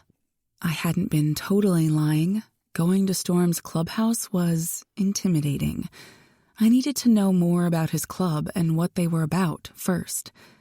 If he hadn't left me crying and cursing him in my hotel room, I would have asked him then. Which brought me to tonight. What the hell just happened in the Walmart parking lot? I'd been prepared to leave the store with a big scary biker and drive away. Yes, I wasn't looking forward to coming home to an empty, dark house, but I would have managed. Maybe. That kiss, though, it was all on Storm. He initiated it. I was more than a little happy about it, too. I wasn't lying when I told him I missed him. It scared the crap out of me, having such strong feelings for a man I hardly knew. But there I was, inviting him home to have sex. I'd truly lost my mind. Storm parked his bike beside my car. My stomach fluttered and pussy tingled with excitement. He opened my door, reaching in and tugging me out of the car. Storm stood so close my face smashed into his chest. Angel, it's adorable how you adhere to the speed limit. I break the rules sometimes. I walked my fingers up his chest teasingly, burying them in his beard. Yeah, I'd like to hear about the rules you've broken. He filled each of his hands with my ass cheeks, lifting me off the ground as if I weighed nothing more than a weightless piece of silk. I laughed, hooking my legs around his waist and my arms around his neck. God, he was pretty to look at. Probably not what he'd like to be called, but he was pretty, and I could stare at him indefinitely. Storm carried me to the front door. I unlocked it, opened, and closed it, all perched from his muscly arms. He paused at the door as if listening for something. It took me only a second to realize he was making sure no one was in here. Down the hall, second door on the left. I nipped at his neck, inhaling the scent of leather mixed with his natural musk. Intoxicating. Do you want anything to drink? Just want you, Angel. He dropped me on the edge of my bed. Well, I'm a little thirsty. I'll just grab a bottle of water from the fridge. I stood and was pushed onto the mattress. I'll get it. Okay then, bossy biker Prez. Not 60 seconds later, Storm appeared with the water and a bottle of beer, setting them on the nightstand. Why don't you shut the door, Prez? I kicked off my boots, tossing them into the open, messy closet. I might have been embarrassed if the rest of my room wasn't tidy. Mostly. Every drawer from the dresser to the nightstand was disheveled. I was more of an on-the-surface clean kind of girl. "Don't want your roomie to see us naked?" A devilish smirk appeared on his lips. I waved him off. "She's seen me naked plenty. I don't want her to see you in your birthday suit." "How'd you know I have a roommate?" "I just know." He winked, removing his cut and draping it carefully over the chair near the window. "She's seen you naked plenty of times, Does that mean you swing both ways?" "If I did, would you have a problem with it?" I teased, watching for his reaction. His dark eyebrows raised and he smiled. "No problem at all, but if you're with me, you're only with me." His black t-shirt came off next. I almost launched off the bed to lick every curve and dip of his rippled abs. The man was a sculpted masterpiece. "Same goes for you, whether a man or a woman." "Not into dudes, baby." "No other women either, if you're with me." My body tensed, sensing he was trying to avoid answering me. I wasn't totally oblivious. A sexy, single outlaw biker was probably a man whore. I was only a conquest. On Sons of Anarchy and in the MC romance books I read, bikers fucked many different women, club whores. It was just what they did. I couldn't be with him if he were with other women while with me. "I heard you." He removed his belt and unzipped his pants. "And?" "And what?" I was off the bed, unsure if I wanted to go through with this after all. "If this is just a one-night fuckfest, then tell me now. I can handle it, more than handle it. But after tonight, I don't want to see you again. Not in Walmart, or at my front door, or the park. Understand?" Storm jerked me into his arms and held the side of my face against his firm chest. He stroked my back, but he still hadn't said a word. It was fine. I could have a one-night stand. A night where I forgot about the outside world and his MC. No problem. Liar. What I couldn't do was be with Storm, knowing he was with other women. Even without a formal declaration, more than one night with him would feel like, well, more. For me, it would feel like a relationship. And relationships, even on the most casual level, meant something to me. "Please answer me," I whispered, pulling out of his arms. "I don't do casual hookups. Not ever. You can screw me tonight if that's all you're looking for, but then I never want to see you again." "Fuck, baby. What the hell happened to you?" I was cheated on. The words flew out of my mouth before I could bottle them up. Betrayed by an unfaithful douchebag who messed with my head. I won't go there again. Not with you or any other man. So answer my damn question. I only cared about the cheating part.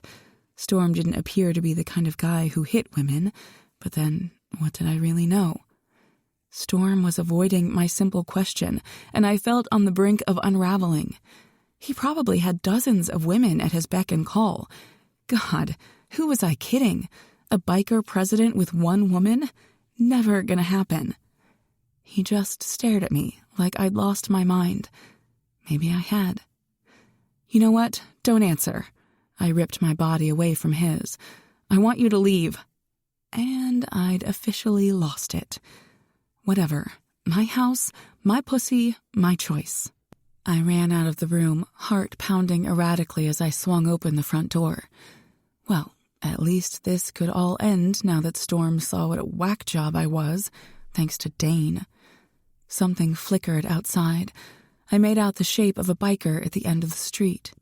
Who was he? A hunter or a knight? It was too dark to tell which club was watching my house. If I had to guess, I'd say it was a knight, solely because the prez was in my bedroom. Speaking of, what the hell was taking Storm so long? "Let's move it along, prez. I think one of your brothers is lurking around my neighborhood." I shook my head, peeking out the front door. Suddenly, I was swept off my feet and the door slammed shut. I gasped. "What are you doing?" "Lock the door." I stared into his eyes defiantly. "No, we aren't doing this." "The fuck we aren't. Now lock the goddamn door," he roared like some badass king of the jungle. "Fuck it, I'll do it myself." He threw me over his shoulder, slapped my ass hard, and I yelped. "Jesus Christ, woman, you are always trying my patience." He locked the deadbolt and barreled down the hallway to my room. "Yeah, well, back at you, you big-ass brute." Storm tossed me onto the bed like a sack of potatoes. My back hit the mattress, and he was on me before I could react to the sudden impact. He was completely naked. How did I not notice his lack of clothing after he flung me around like a Raggedy Ann doll? Not only was he buck naked, but he was sporting the most enormous erection I'd ever felt against my pelvis. I didn't need to see it. I felt his thick, hard-as-stone length. My mouth watered, clit throbbing as Storm sucked on my neck and pawed at my body. "Storm," I breathed out his name. What? Jesus. I clenched my pussy as his hand brushed along my inner thigh, unbelievably lightly, up, until it slipped under my dress. "Damn it, Madeline," he growled, biting the tender skin below my ear. "From the moment I saw you singing to this moment, you have riled up my emotions, driving me crazy and fucking turning me on. No other woman has ever done anything like it before. I won't fucking cheat on you." He lifted his head and stared straight into my eyes. "Do you hear me, woman? I would never cheat on you." Did he mean it? Or was he paying me lip service, telling me what I wanted to hear so he could get into my pants? "Don't overthink, baby." "But I'll protect your heart, mind, body, and soul. I promise. I won't hurt you." His lips covered mine in a heated kiss. Every cell in my body wanted to believe him. I desperately wanted to believe him. Either I trusted Storm for tonight and fully let myself go, or I protected my heart for the inevitable heartbreak to come. Still, I'd have this night with him, but he wouldn't get all of me. The latter I could compartmentalize. The former could destroy me. "I want you," I whispered, against his mouth, running the tips of my fingers over his broad, sculpted shoulders, down the ridges in his back and over his taut, muscular ass. Storm was off me and had me on my feet faster than my brain could keep up with his rapid movements. "Strip," he demanded in a calm voice. He climbed onto my bed and positioned himself in the middle of half a dozen white pillows I had perfectly placed against my headboard. He looked like an overgrown, tattooed cherub floating on fluffy clouds. I rolled my lower lip into my mouth to stifle a laugh. Did he know how sexy and adorable he was, all at once? "Hurry, Angel. I'm ready to explode here." He stroked his cock from the base up to the tip in a hypnotic motion. Down, up, down, up.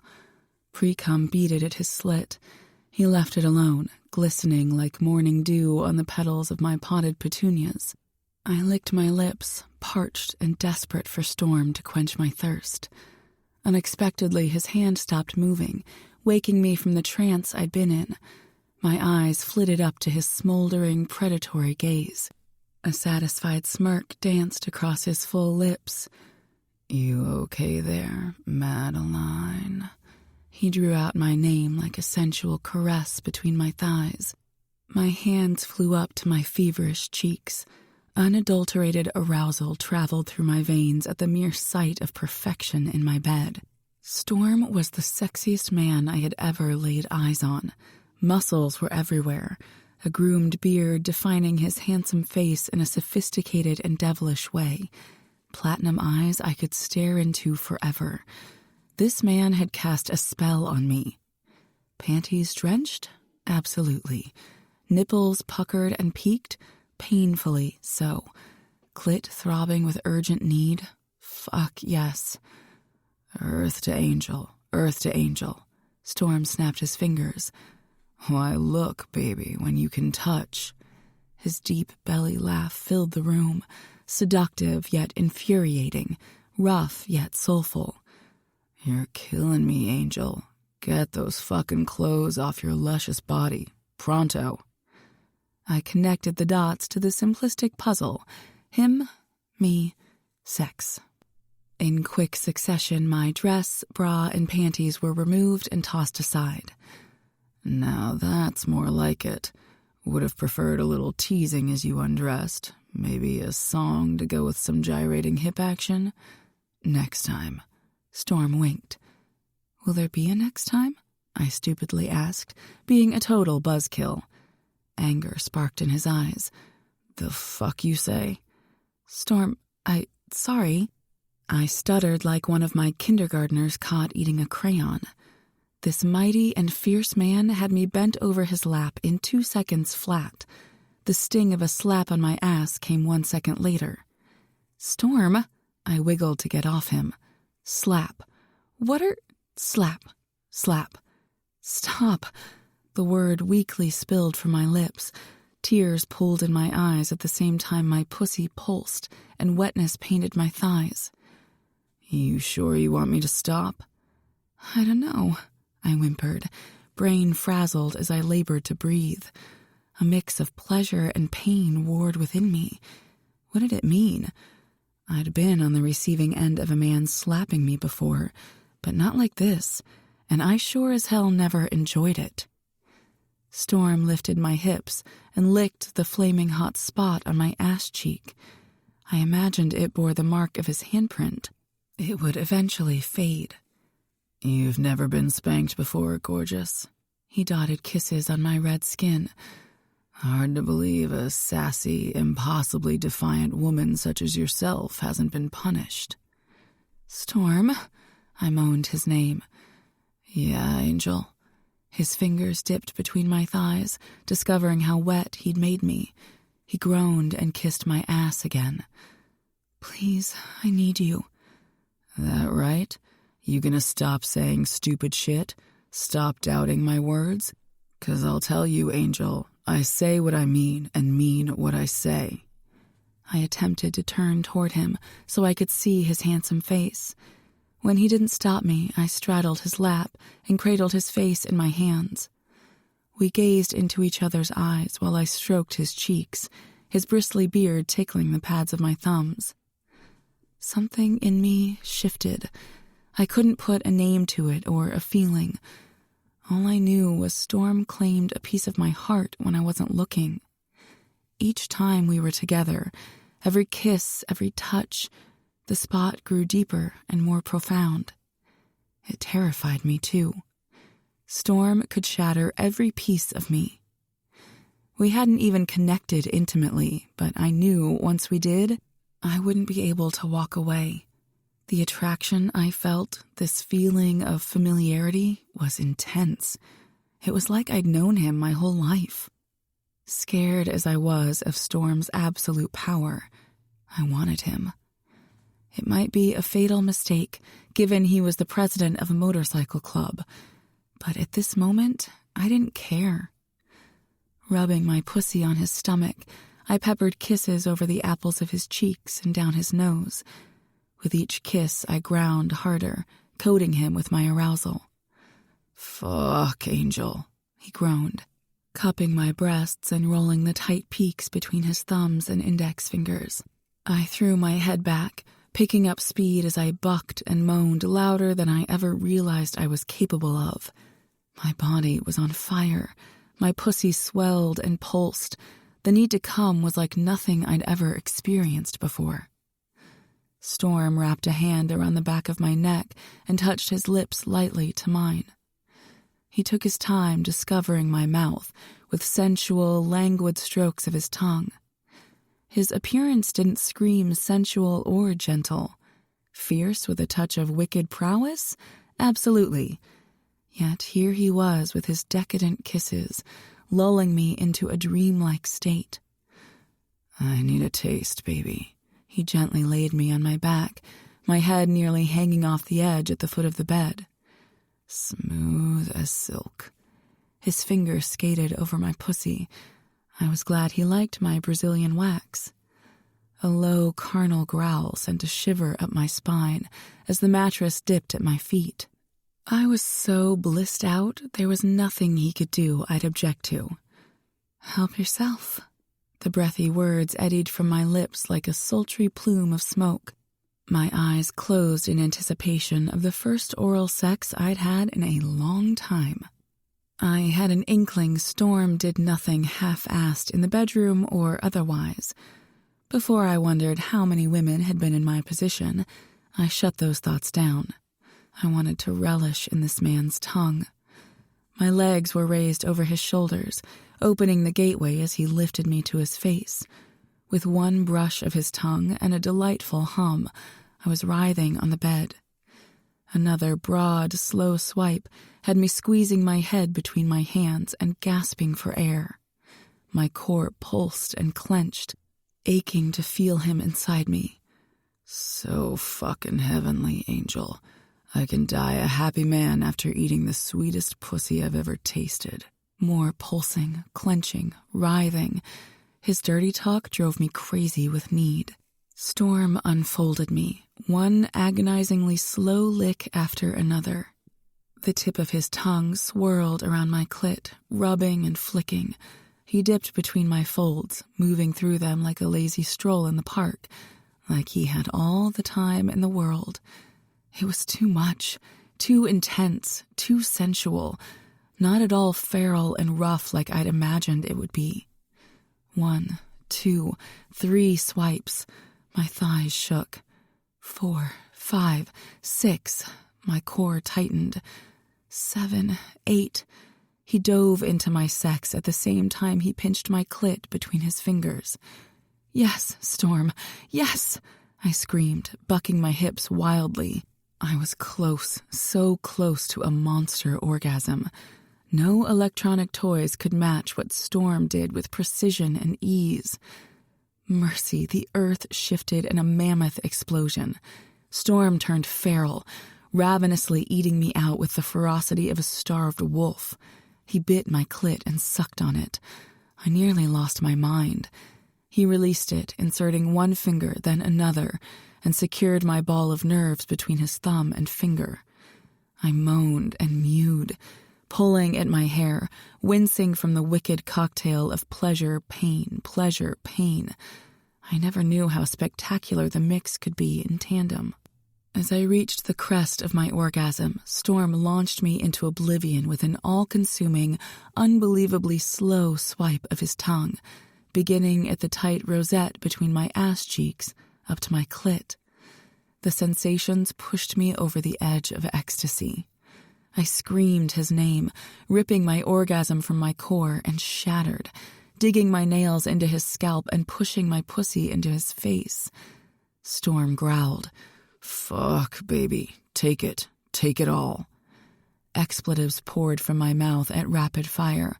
Every variation imaginable of fuck, shit, and Christ littered the ozone, while I scratched Storm's scalp. I held him in place, riding the wave of ultimate pleasure, without any regard for him, without any thought of what tomorrow might bring. I was too far gone, too overwhelmed by his salacious assault. Storm's tongue was a weapon, used for the sweetest torture. And fuck, I was doomed. Can I keep him? Was the last thought to flit through my mind before my eyes rolled back into my head. 16. Storm. I might have killed her. Not long after Madeline's spectacular climax, she drifted off into dreamland. My tongue had taken on a life of its own and dominated her, owned her. I'd fucking lost my mind with this woman. She tasted so damn delicious. Sweet, just as I'd imagined hundreds of times since I'd first smelled her cream at the Bullet. Fuck, I was proud of myself. That O was a horrendous son of a bitch, too. Only a few women had ever gotten my cock and tongue between their thighs, But if the lady was lucky enough, she only received what I called a 5-second sampling. I couldn't wrap up my tongue to protect it like I could my dick. Shamefully, not all of the snatch I'd had was the cleanest. What could I say? I only had one-night stands and club whores. Madeline was unique in every way. She received the epic experience with no time limit. Her pussy was so addictive, I could have feasted on her all night. It was safe to say she was my drug of choice. Never in my life had I devoured a pussy that way. She'd shattered like thin ice, crackling and breaking into tiny pieces, screaming out my name like a prayer. The sight of her was more enthralling than watching her sing on stage. The woman had held my face to her pussy and jackhammered her hips, taking what she wanted. My sweet angel wasn't afraid to control me while I loved the shit out of her clit. And her moans, they were like an erotic song. They almost had me coming right along with her. Almost. I should have known I'd pushed her too far when she gasped and panted for what felt like days on end, crying out, "Oh, Storm, God, oh fuck, Storm, oh mercy, Storm." Fuck, her nails were sharp, too, digging into my scalp as she held me in place. I'd almost pulled my face away, worried I'd die of asphyxiation. But what a spectacular way to meet my maker, buried in her sweet as honey pussy. Yeah, I would have died a happy man. I hadn't even had my cock buried inside her yet. But I already knew I was claiming her. Madeline was mine. Mine. I carefully climbed off the bed and pulled the covers back. I'd let Madeline sleep a bit before round 2, and there would be a second go at it. I kneaded inside her and planned to knock her out again with a couple epic orgasms. I chuckled to myself. I'm such a bastard. Madeline's limp body sagged in my arms. She didn't stir as I tucked the blanket around her. Christ, she was so beautiful with her dark hair fanned out on the white pillow, a true angel. I ran my thumb along her jaw, memorizing the gentle slope of her nose and her perfect lips with a cupid's bow. This ache in my chest was new to me. I was sure it had everything to do with what tonight meant, what tomorrow would bring. Being with me just might destroy Madeline's innocence, but I couldn't think about it now. A noise came from the living room. I instantly tensed without boxers to pull on. I was a commando kind of guy, so I slipped on my jeans, zipped them but didn't fasten the button. I crept out of the bedroom with my switchblade in hand. I was kicking myself for not bringing my .45 auto. I'd given it to Track to take back to the clubhouse so Madeline wouldn't freak out. "Ah!" A woman screamed. I put my hands up in the air. "Shh, you'll wake Madeline." "Holy balls, you're that biker," she stuttered, letting her purse drop on the floor like it weighed a ton of bricks. I smirked. "Yeah, and you're the roommate." I mocked her. Couldn't help it. This gal was a riot, standing at the door gawking like I was a celebrity in her house. I should have been honored, making her dreams come true and probably her panties wet. I smirked again at the thought. "Right. I'm Tara. Good to meet you." "Storm." I shoved my hands in my jean pockets, hoping she didn't see my blade. I heard a noise, came to check it out. If we're all good here, I'm going back to bed. "Wore her out, did you?" I cocked my head, eyeing her and her cheesy grin. I suspected Tara was drunk. I don't kiss and tell. "Uh-huh, so you fucked her brains out." Tara giggled, fanning herself. "Yep, panties wet. Likely dripping wet by the way her cheeks flushed, nearly the same color as her hair. No question, she was drunk as a skunk. Since you have all the answers, I'm going back to bed." I turned on my heel. "Hey, wait." I stopped and glanced over my shoulder. "Don't you dare hurt her. She's a good woman. The best woman." "Noted." "I mean it. I might look innocent, but you don't want to mess with a redhead. We have evil pulsing through our veins. Don't test me." I chuckled as she swayed on her feet. I doubted she would remember this conversation in the morning. You have my word. And with that, I returned to Madeline's room. After I removed my jeans, I slipped under the covers and spooned Angel. She felt amazing in my arms, warm and docile. Her body molded to mine like she was an extension of me. How this saucy, adorable, gorgeous fucking woman had gotten under my skin, I may never know. But I was damn happy about it. She made me feel shit. Shit I never felt before and never wanted to feel until her. I breathed Madeline in and let my eyes drift close. Strong suction took my cock. My eyes flashed open. Was I dreaming? Only a second passed before a groan escaped my lips. I didn't have a white popcorn ceiling in my room, but I didn't care about no damn ceiling if this was a dream, not while getting my cock sucked quite vigorously. The broad, doing the honors, had a suction stronger than a Hoover. I hissed as my balls drew up and my spine tingled. I couldn't help groaning again. Fuck, this woman was sucking the life out of me. It wouldn't be long before I painted her throat with my cum. I lifted my head and was greeted by a full moon, inches from my lips. Shit, was it a fine ass, too. Creamy ivory with a tan line outlining where her bikini bottom had been. I'd seen this ass before, last night when I'd spanked Madeline. My angel. God almighty, she was giving me head first thing in the morning. I smirked, glancing around her room.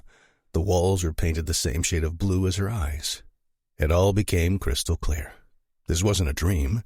My girl was worshipping my dick. The best damn way to start the day was with a 69. How did she know I'd want this? Morning, Angel, I rasped. Breakfast is the most important meal of the day. I gripped her hips and pulled her onto my face. Nom, nom, nom. I swiped my tongue across her delicious cunt, lapping up her arousal. Madeline stilled and released my dick with a pop. Storm, stop. Nuh-uh. I licked up her sweet cream and flicked her clit with my middle finger. She moaned and rocked her hips a little. But I'm sucking you off. She whined so damn cute I smiled. And doing an excellent job. Don't stop, baby. I lifted my pelvis so my cock was at her lips, encouraging her to take it back into her warm mouth. She sighed, shoulders sagging. I flaked out last night and wanted to make it up to you. The regret in her voice stopped me mid-swipe. Just let me do this for you, please. How could I argue with her desire to please me? My chest tightened as an intense emotion swept through me, something I only ever felt with her. I set her ass back on my chest and rubbed my calloused hands over her silky thighs. I wanted to soothe her, let her know it was okay. Giving up control wasn't something I did, ever. I took what I wanted, controlled everything and everyone in my life. But at this moment, for Madeline, it was easy to give her what she wanted. Too easy. Still, I'd give it this one time. One time. What guy wouldn't want to be on the receiving end of a blowjob with no expectation of reciprocation? Me with Madeline. All right, Angel. You win. Have your way with me. I relented, letting her take the reins. None of my brothers better hear about this. The Prez didn't give in to no one. Thank you, Storm, she said in a soft, musical voice, then took me back into her warm mouth. The angels sang as she blew me into oblivion. Jesus, now she was killing me. Her tongue molded to my pulsing cock. My eyes rolled back into my head as she pressed it to the roof of her mouth, stroking the underside in time as she sucked. It wasn't fast like some women did, rushing for the finish line. Oh, hell no. Madeline caressed my dick thoroughly. My balls drew up again, spine tingling, thighs quaking. I couldn't inhale a deep breath, only shallow gasps of air as the pressure built, lifting me higher and higher. Fuck, this felt phenomenal. Madeline hummed when the tip hit the back of her throat. A zing shot straight up to my brain. Fuck, Angel. Fuck. I grounded out, not knowing what to do with myself. My hands needed to hold onto something, and her pert bottom would do just fine. I filled my hands with her ivory flesh, bringing it to my mouth and sunk my teeth into it. Madeline mewed, arching her back, her delicious ass lifted to my face, begging for more. I licked the spot with my teeth marks and made a matching imprint on her other cheek. "Storm," she cried out, but didn't move away from my face. Chuckling, I ran my scruffy beard over her sensitive skin just to make her crazy. Selfishly, I wanted to flip her onto her back and drive my cock home into her pussy. I wanted to fuck her so hard she wouldn't be able to leave the bed. I needed inside her. Smelling her arousal was torture. I didn't think I could wait much longer. Was she dripping even more for me? Turned on? Pulsing with need? There was only one way to find out. I ran 2 fingers across her entrance. Fucking hell, I was right. I collected some of her wetness, rocked my hips toward her face, and sucked off the dew in time with her rhythm. So damn sweet. Having Madeline's cream on my tongue sent me over the edge. "I'm close," I grunted. "Fuck, baby. You're not so innocent. Your mouth is wicked." My words seemed to spur her on. She showed me no mercy, and I blew, squirting into the back of her throat. It kept coming and coming as if it would never end. I yelled and cursed, squeezing her hips. There'd be bruises, but I didn't care. I was damn sure she wouldn't either. Madeline didn't release me until my dick went limp. I expected her to climb off, flash me a victorious smile, but it was like she was frozen in place. "Was it okay for you?" Her timid voice sounded nothing like the fierce take-no-shit woman I was crazy about. Okay for me? Was she joking? Seriously, Angel? "You can tell me. I know I'm not very good at this, but I want you to know I'll learn. I want to learn. Just tell me how you like it." Where was all this coming from? "Baby, come here." I reached for her, but she jerked, shooing my hand away. "No, just tell me the truth. I can take it." Fuck this shit. I had her off my stomach and flat on her back, pinned to the bed with my body. The air left my lungs at the sight of her. Madeline's pretty blue eyes were glossy and brighter against the redness surrounding them. The worry or pain in them caused my heart to slam into my chest, knocking the wind right out of me. "Don't look at me." She covered her face with her hands. "Please." Her voice broke. "Jesus, Angel, what happened?" She shook her head, not answering. "I don't know what's happening. Why are you crying?" "I like you. I want to be with you, but I don't have a lot of experience with sex. I promise I'll learn, though." "Are you out of your mind? That was the best blowjob I've ever had." "You don't have to lie. I can take the truth." She shoved my chest. I didn't budge. Nope. She didn't get to push me away. I wrapped my hands around her tiny wrists and lifted them above her head. My massive frame swallowed Madeline up as I hovered above her. God, she was a little thing, fierce and vulnerable. "Not lying. Your mouth is heavenly. You can give me head any time you want." I dropped a kiss on her lips. She sniffled, blinking back the tears she wouldn't let fall. "Really?" "Fuck yeah. Why would you think you weren't any good?" She turned her head to the side as if ashamed. That wasn't okay with me. "Eyes over here, beautiful." Reluctantly, she swooped them up to mine. She swallowed, clearly struggling to answer my question. I asked again, "Why do you think you weren't any good?" "My ex." I barely heard her quiet reply. My jaw tensed at the thought of some other guy's dick in her mouth. God damn, I really hated the idea of another dude's cock anywhere near her. I recalled her saying she'd been cheated on. Was it by the same guy who told her she wasn't any good at giving a blowjob? When was this, baby? I felt a violent storm brewing inside me. She sighed. "Come on, let's not do this." I'm just curious. This guy sounds like an asshole, and I want to kill him. He was. We were together for almost 2 years. Broke up 6 months ago. You're the first guy I've been with since him. Didn't really want to be with anyone after Dane. Dane. What a pansy name. I kissed the tip of her nose, then pressed my forehead to hers. What did he tell you, baby? Why the fuck I needed to know about this guy was beyond me. I just did. Aside from being curious, who the fuck was I? I never talked this much with chicks. I never cared to know anything about them. But Madeline was different, and I wanted to know everything about her.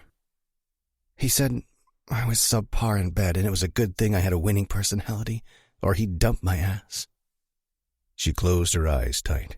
Embarrassment radiated off her, skin turning red on her cheeks and down to her chest.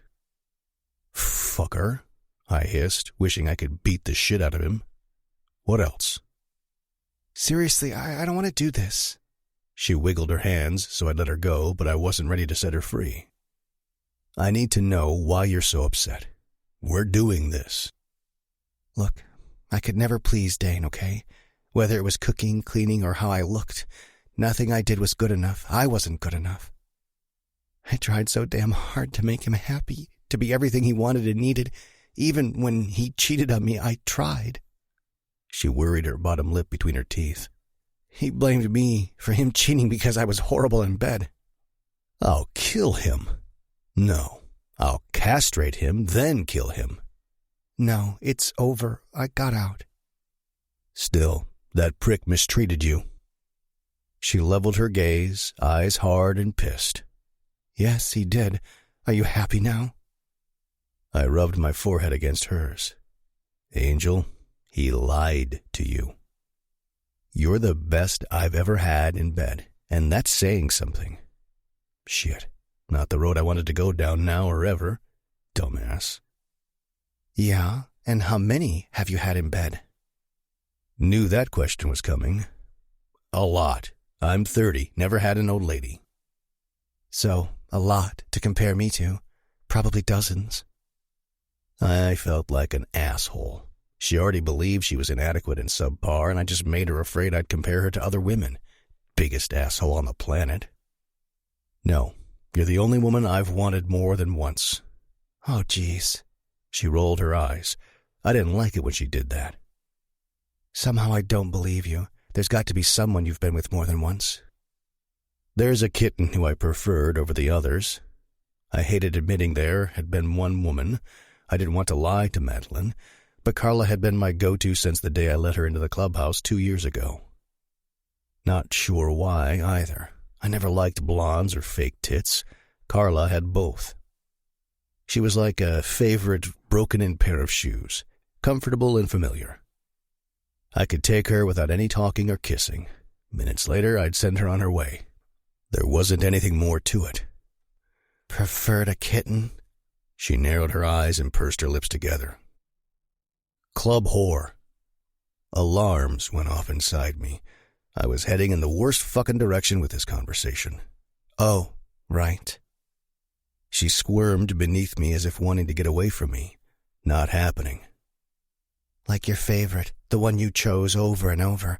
Why not just make her your girlfriend or old lady? She squirmed some more, this time with more force. God damn it, I hated this conversation. Wasn't like that with her. She's not old lady material, none of them are. They're just there for our sexual needs. Why couldn't I keep my stupid mouth shut with her? I spoke the truth. Even if I preferred Carla, I never wanted more than a quick fuck or head from her. Of course, she'd wanted more, but it'd never happen. Wow, you use women only to satisfy your carnal desires. How charming. Madeline rolled her eyes again. It was apparent she was disgusted with me. Just get off me. What the actual fuck? Get off her? No. I gyrated my hips into hers, tempting her with my hard cock. We aren't finished here. Oh, but we are, Prince Charming. You and me, what happened last night, it was only a one-time deal. She thrashed below me, trying to break free. I held her wrists tighter. That's where you're wrong, baby. I'm not giving you up. I crushed my lips to hers, stirring her up with my tongue. Let her go? She was crazy. I determined when and if I'd let her go. Get off me. I ignored her. A big fucking mistake. She bit my lip so hard I tasted blood. The fuck, Madeline? We aren't a good match. No shit. I licked my lip. You didn't have to bite me so fucking hard.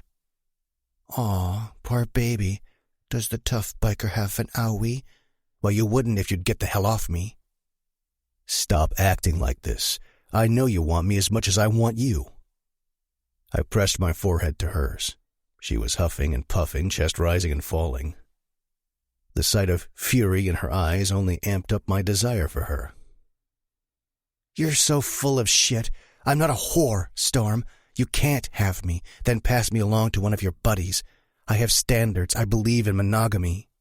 I lurched my head back as if punched in the gut. What did you say?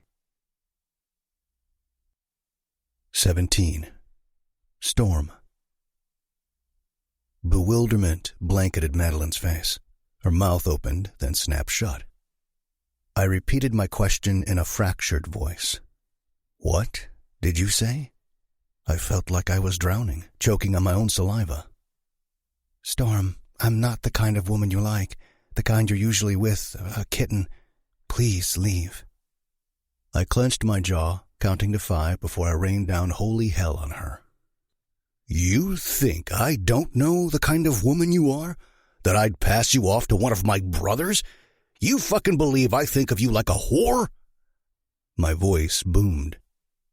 The shock, or maybe it was fear in her eyes, undid me. I let go of her wrists. Before I could lift off her, she clasped her hand behind my neck, stopping me. I was just going by what you were saying when you were talking about your kitten. Fuck, Madeline. She isn't my kitten. She belongs to the club. Technically speaking, Carla did belong to the club. I just didn't let my brothers touch her while I was with her. But 6 months ago, that all changed when I released her to them. I leveled my eyes on Madeline's. Have I made you feel like a whore? My stomach churned. I'd hate myself if I made her feel like one. No, but you said... I don't care what I said. How do I make you feel? I poured myself into her last night, and she didn't feel it. You make me feel wanted. But any woman would feel the same way with you. I mean, have you seen yourself in a mirror lately? You'd give Chris Hemsworth a run for his money in the Sexiest Man Alive contest. Her voice was lighter, but I wasn't having any of it. I'll go. I tried to pull up, but she wouldn't let me.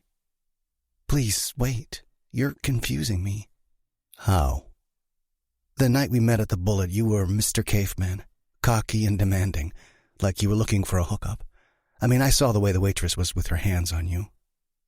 I've never been with her. Okay, I believe you. Then we saw each other at the lake. Again, you were cocky and so confident.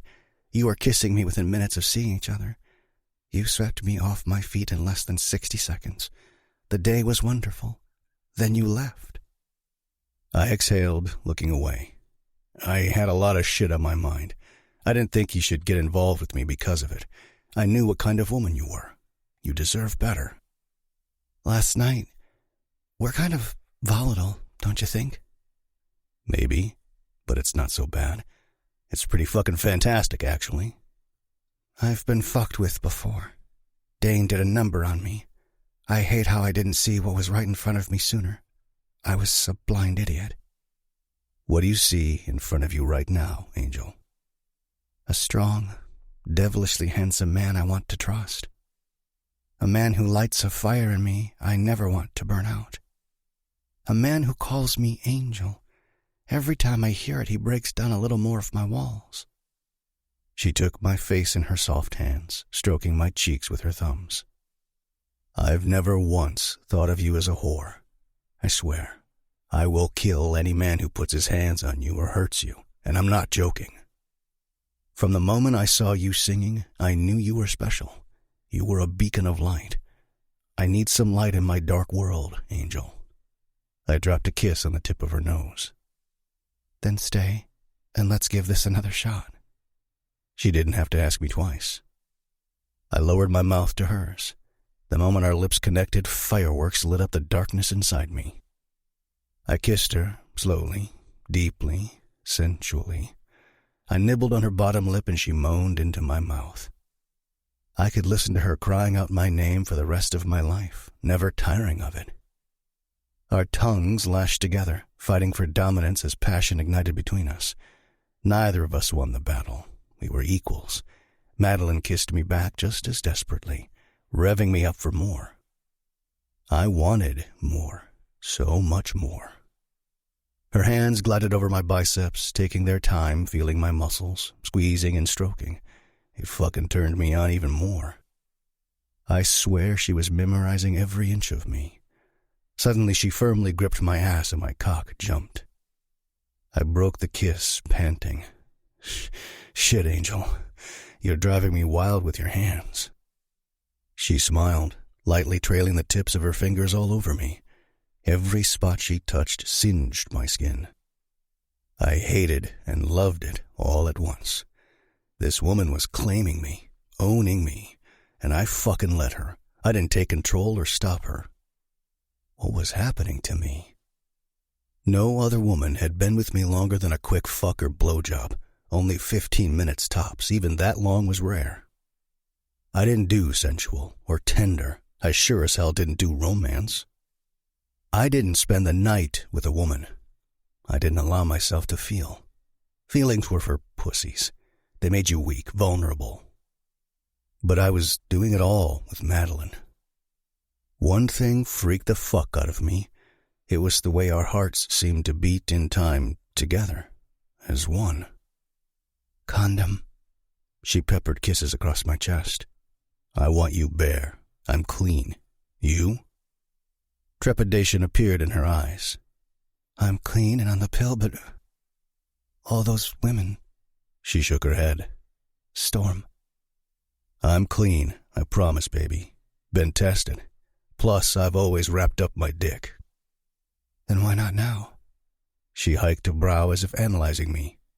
We hardly know each other. I smiled and rolled with Madeline, putting her on top of me. Because I told you, you're special. I haven't been with anyone in months. Now, ride me. Months, huh? And I'm supposed to believe you, Mr. Biker Prez? Her fucking sarcastic mouth set me afire. A spark flashed in her baby blues. Little shit knew she turned me on with her sass. You don't trust or believe me? Then grab my jeans. I'll suit up. I wasn't playing. I'd do this any way she wanted, condom or no condom. And baby, whether you want to believe it or not, you are special. I slapped my hand on her ass and she yipped. Hey! Don't doubt me again, Angel, or I'll be forced to punish you. Yeah? Well, when do I get to punish you? Another time, I smirked. You trust me? Fine. I trust you. She took my hard dick in one hand, braced the other on my chest. She lifted and guided in my cock, inch by delicious inch. Shit, she was tight. If I didn't know any better, I'd think she was a virgin. It had been over a decade since I had virgin pussy, but I'd swear Madeline's was the tightest I'd ever experienced. She inhaled as she worked herself onto me. You're huge, Storm. Her eyes rolled back into her head, her mouth forming a perfect O as I stretched and filled her completely. Your little pussy will shape to me, baby. It'll be all mine. Made just for me. Your ex must have had a pencil dick. For as tight as she was, the dude probably had a micro-penis. Serve the son of a bitch right. Oh, you have no idea. She leaned forward and licked my bottom lip. Where have you been all my life, Storm? Just been waiting for you, Angel. Waiting for you to get here. Now that I'm here, she swirled her hips, lifted and dropped. I'm not going anywhere. She raised up and slammed down. You okay with that? Fuck yeah, I'm okay with it. More than okay. Good. Now hold on to me, so this ride can start. Shit, yeah. I gripped her hips, raising her up and pushing her down on my hard as iron cock. Up and down, up and down. She tossed her head back, panting hard and squeezing the fuck out of my dick. Up and down, up and down. Play with your titties, baby. Pinch those pink nipples. Give me a show. She did as told, tugging and rolling her little buds between her fingers. The stimulation caused her to clench around me like a vice. I nearly blew my load. Up and down, again and again. I'm close, Storm. I'm close, she cried, eyes wild and dilated. The faster she rode me, the harder I held back. I wanted her to come on my dick before I came inside her. She bounced, screaming out my name. I didn't think I'd make it. Then she seized astride me. The very sight of her shattering caused me to erupt. I drove my hips up, slamming to the hilt, and saturated her insides with my cum. I saw fucking stars. Stars. I came so hard the sensation of it left me breathless. A first for me. Oh, my God. She collapsed forward onto my chest, panting and heaving. We were still connected, and I didn't want to separate from her, ever. After feeling her bare, I never wanted to wrap my dick up again. I softly brushed my hand over her back as I basked in this euphoric moment. Never had I ever experienced anything like that. I felt like I was soaring through outer space, like a shooting star. Madeline purred. I'm so aroused right now. She wiggled on me. You're not soft. Miracle of all miracles, you do miraculous things to me, angel. She laughed. You're bullshitting me right now, aren't you? Never. I flipped her onto her back. Let's go again. My mouth was on her neck, devouring her. Madeline giggled. It was the best sound ever. This woman made me feel alive. None of the pain usually haunting me reared its ugly face when she was around. My angel was a beacon of light in my dark world. I was fucking keeping her forever. Madeline was mine. Nothing and no one would ever take her away from me. 18. Madeline. I never spent a whole day in bed before. Well, I had when sick with the flu or depressed over douchebag Dane, but never for crazy amounts of sex with a beyond irresistible biker. Tara had banged on my door sometime after 10 this morning and hollered, "Going to Steph's, you two are fucking loud." Storm and I had laughed our heads off. Now I was sprawled out on my stomach in bed, blissfully sated, while Storm kissed every inch of my body. The man was on a mission, and who was I to stop him? I wasn't a fool, after all. His mouth on any part of me was out of this world. I tingled all over. Every spot he touched electrocuted me in the best possible way. I was so aroused, wet, and deliriously happy. Hey, why don't you have tan lines on your back from your bikini top, like the ones on your ass? I hummed as his hands skated up my sides while he licked down my spine. Straddling my upper thighs, I felt him hard again, poking the crack between my ass cheeks. This would be the 5th time today he'd had an erection. I was counting. Dane and I never spent a lazy day in bed. He never worshipped my body the way Storm was doing. Worshipped. Maybe not the word he'd use, but it sure felt like it by the gentle touch of his hands and soft kisses he dotted on my skin. I felt something more, maybe valued, which I never felt with Dane, or even cherished. I had my top unhooked, I answered plainly. It wasn't rocket science. How did he think I didn't have tan lines? His hands and mouth left me, and I felt the loss acutely. I pouted into my pillow, catching myself, before I begged him to continue. I hated asking for anything. Dane had made me beg for everything. I wouldn't do it with Storm or any other man again. You were tanning on your front lawn, right? For the whole neighborhood to see, right? and a hunter came around, right? Oh, shit. I thought I knew where he was going. Yes? What the fuck, Madeline? You don't do that. His voice took on a deadly edge. Why are you getting so worked up? It's not like I flipped onto my back. I mean, the thought had entered my mind, but I quickly dashed it away. The thought had entered your mind, huh? Are you fucking kidding me right now? You better be, Angel, or I will tan your hide. I stifled a giggle, trying not to rile him up more. But honestly, it wasn't like we were together yesterday or any other day before. Even now, he had no claim on me. Geez, Storm, loosen up. Don't you want me to be evenly tanned? The lines on my chest are so unsightly. I gasped in surprise when he flipped me onto my back. How did he do that so fast every dang time? These lines are unsightly? He licked above my breasts. And these? The tip of his tongue traced the line between them.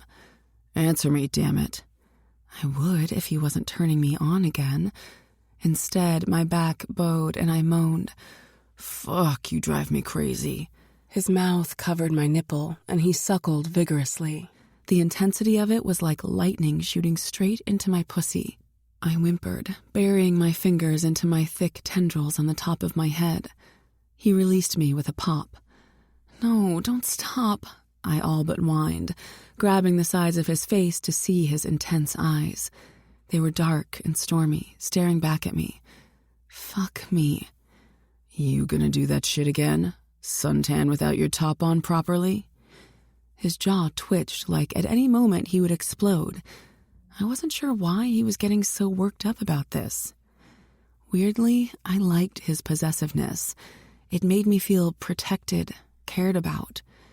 But I knew whatever we were doing today wasn't going to last. He said it himself earlier. He didn't do relationships. So Storm didn't have any right to tell me what to do. Newsflash, you don't own me. He growled, nostrils flaring. That fucker could have raped you on the spot. Hunters have no respect for women, no moral compass. His voice lowered, his eyes softening. Do you understand what I'm saying? You could have been raped. I swallowed, a lump of emotion lodged in my throat as my eyes teared up. He clearly cared about me and my safety. I understand what you're saying, and I'll be careful from now on. He lowered his head, shaking it, but I lifted it back up, forcing him to look at me. I don't tan all the time. I could probably count on one hand the number of times I've done it. Tara and I were bored yesterday. It was a sunny day. I shrugged a shoulder while stroking the pads of my thumbs across the apples of his cheeks. God, he was the sexiest, most beautiful man I'd ever seen, despite the thunder flickering in his gray depths. I was sure most people feared him, but I didn't. He relaxed against me, eyes calming and focused on mine. Don't do it again. Shit, that sounded more like a command than a request. Storm, I just need an answer, Angel, before I fuck you. He got between my legs, the head of his thick cock at my entrance. I wanted him more than anything, but it felt like he was controlling me with his dick because he knew I wanted it. You can't tell me what to do. I'm not trying to be difficult. I'll be careful from now on. I probably won't be tanning again anyway. I hadn't done it in years before yesterday. Madeline, don't do it again without me. What? If you want to tan with your top off, I'll let you, but I need to be with you. You'll let me? Now he sounded like my father. Don't get riled up or read into my words. I just want to protect you, okay? Well, shit.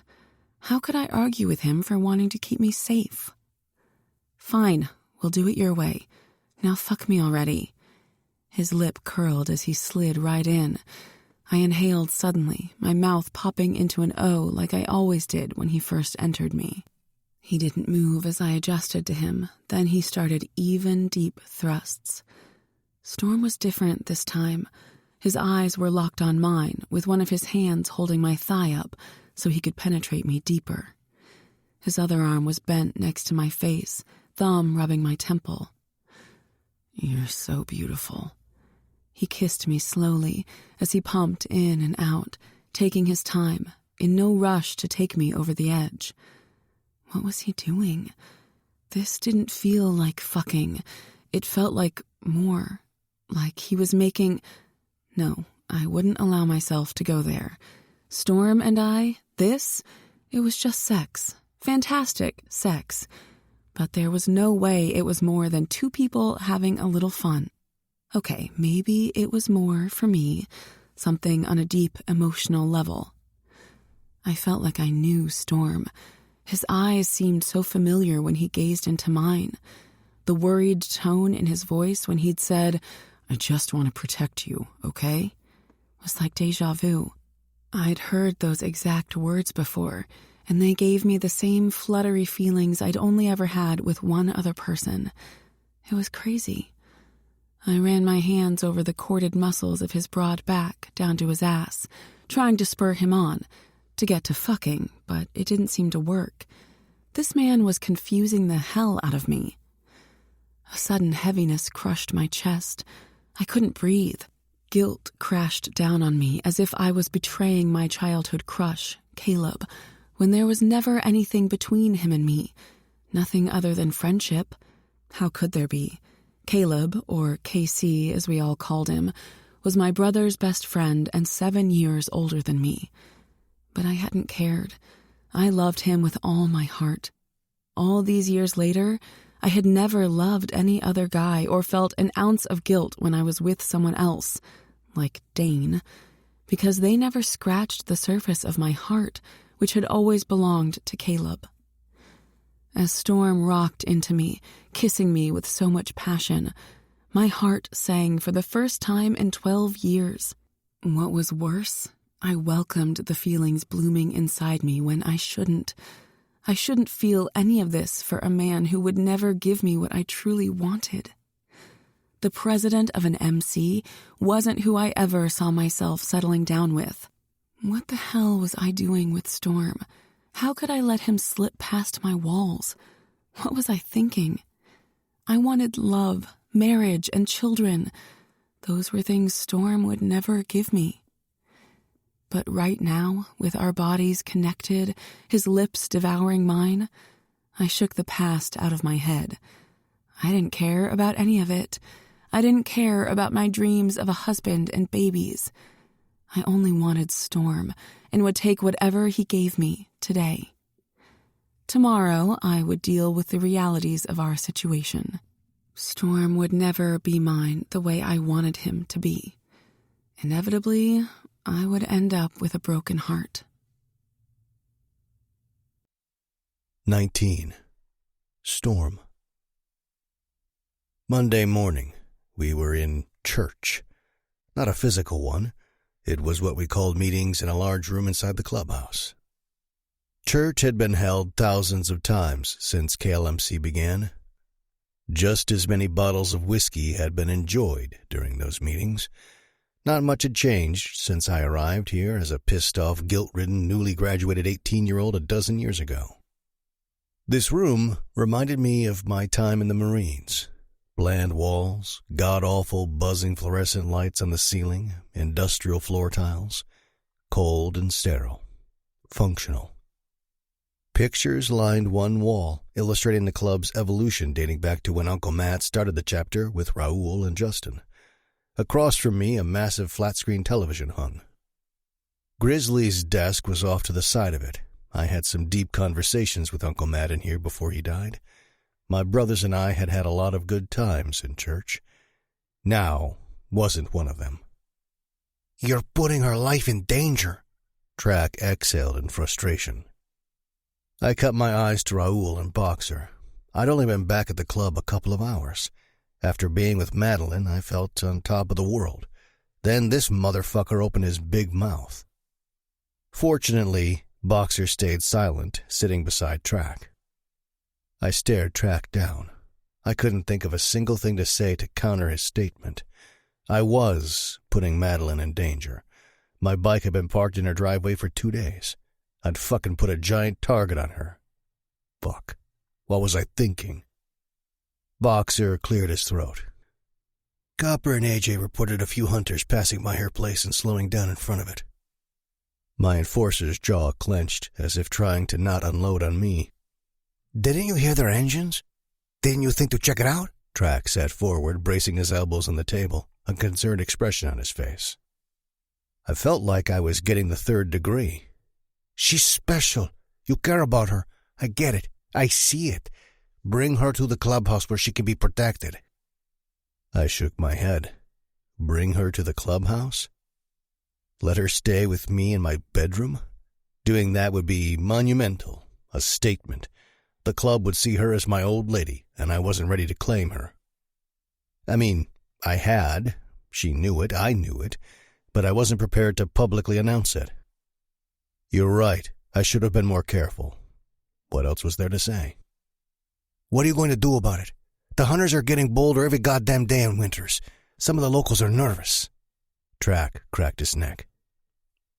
Look, Prez, we need to have eyes there 24/7. On the street at some businesses on First Street, so we can see what those fuckers are up to. Boxer's voice was even, likely trying to keep me from getting defensive. I appreciated his level-headedness.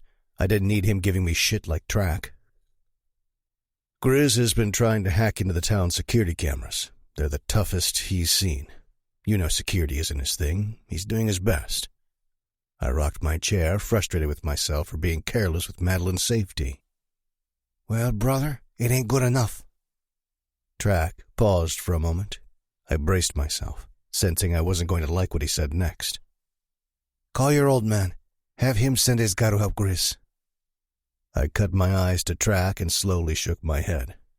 I don't need his help. Track let out a long sigh.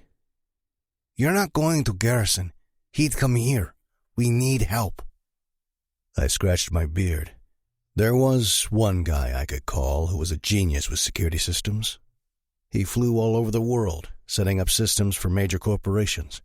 I hadn't spoken to him in over a decade, since the day before my dad sent me here to live with Uncle Matt and Aunt Eve. But I knew if I called him for help, he'd come. Then I could avoid contacting my old man. My chest tightened, as it often did when I thought about the past. Did I want to open the vault from my former life? Did I even have a choice?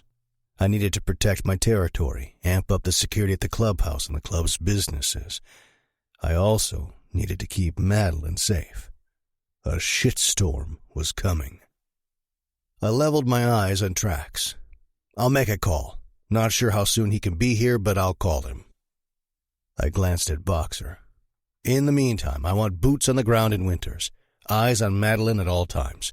Make your rounds to the local businesses under the club's protection. Got it, Prez.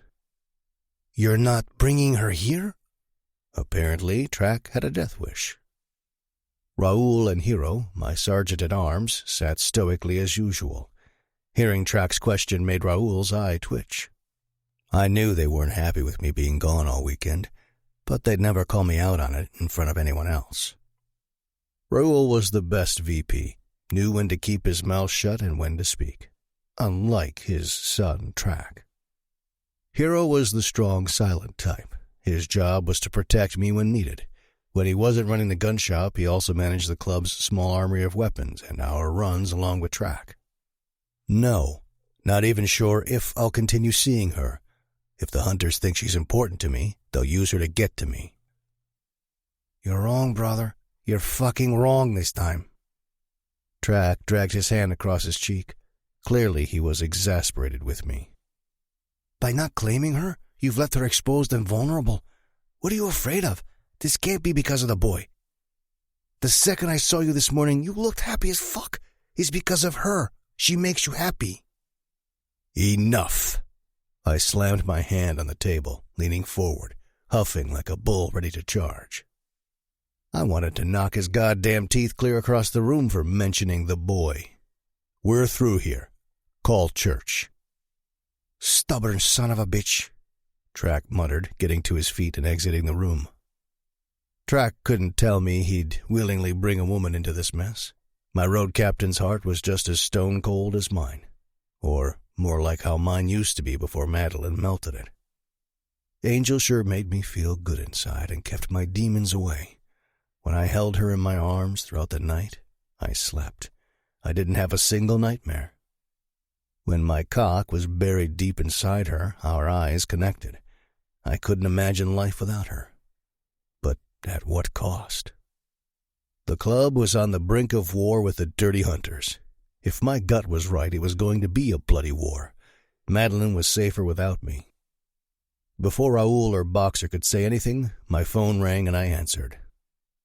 "Sugar, everything okay?" My aunt laughed. Honey, we're just fine. How's my Prez doing? I flicked my eyes to Raoul and Boxer. "I'm good. Where are you?" Niagara Springs. It's amazing. This whole road trip has been fantastic. I wish you could have come with us. Aunt Eve was such a sweetheart. Had I gone with her, I would have never met Madeline. "Sounds great. So, when do you think you'll be back?" Not sure yet. Maddox and Marky are having the time of their life. They're not ready to return. Sugar sounded relaxed and happy. "Stay gone as long as you like." Why? Is something going on you're not telling me about? Shit, she was sharp as a tack, just like Uncle Matt. "The twins will be seniors this year. Once they graduate, you may not be able to get them to leave the club again. Uncle Matt would want you to enjoy yourselves." She was silent for a long second. He would want us to have fun, but I have a bad feeling, Storm. Are you hiding something from me? You sound different. "Just have stuff on my mind. Nothing you need to worry about on your road trip." I needed to give her something or she'd call every day. "It's a woman." Boxer and Raoul's eyebrows shot up. Yeah, talking about a woman was just as weird for me, too. A woman? Is Carla causing trouble with the other kittens again? I swear to God, Storm, I'm going to pull out her hair. Some members entered, putting their cell phones in a basket to be placed outside the room. Only I was allowed to have my cell in here during church, unless I said otherwise. "No, Sugar, not her. I met someone." I listened to my aunt gasp, then murmur, "He met someone." My brothers took their seats and Raoul put the basket on the table in the hallway and shut the door. "You met someone? Who is she?" The shock in her voice was palpable. I still couldn't believe how much my life had changed in the last few weeks. "No time to talk. We're about to have church." "Are you lying to me so you can get off the phone? What's her name? How long has this been going on? Give me something, Storm." She was relentless. "Madeline, that's all you're getting until you get back." I held the phone out. "Tell Sugar hi."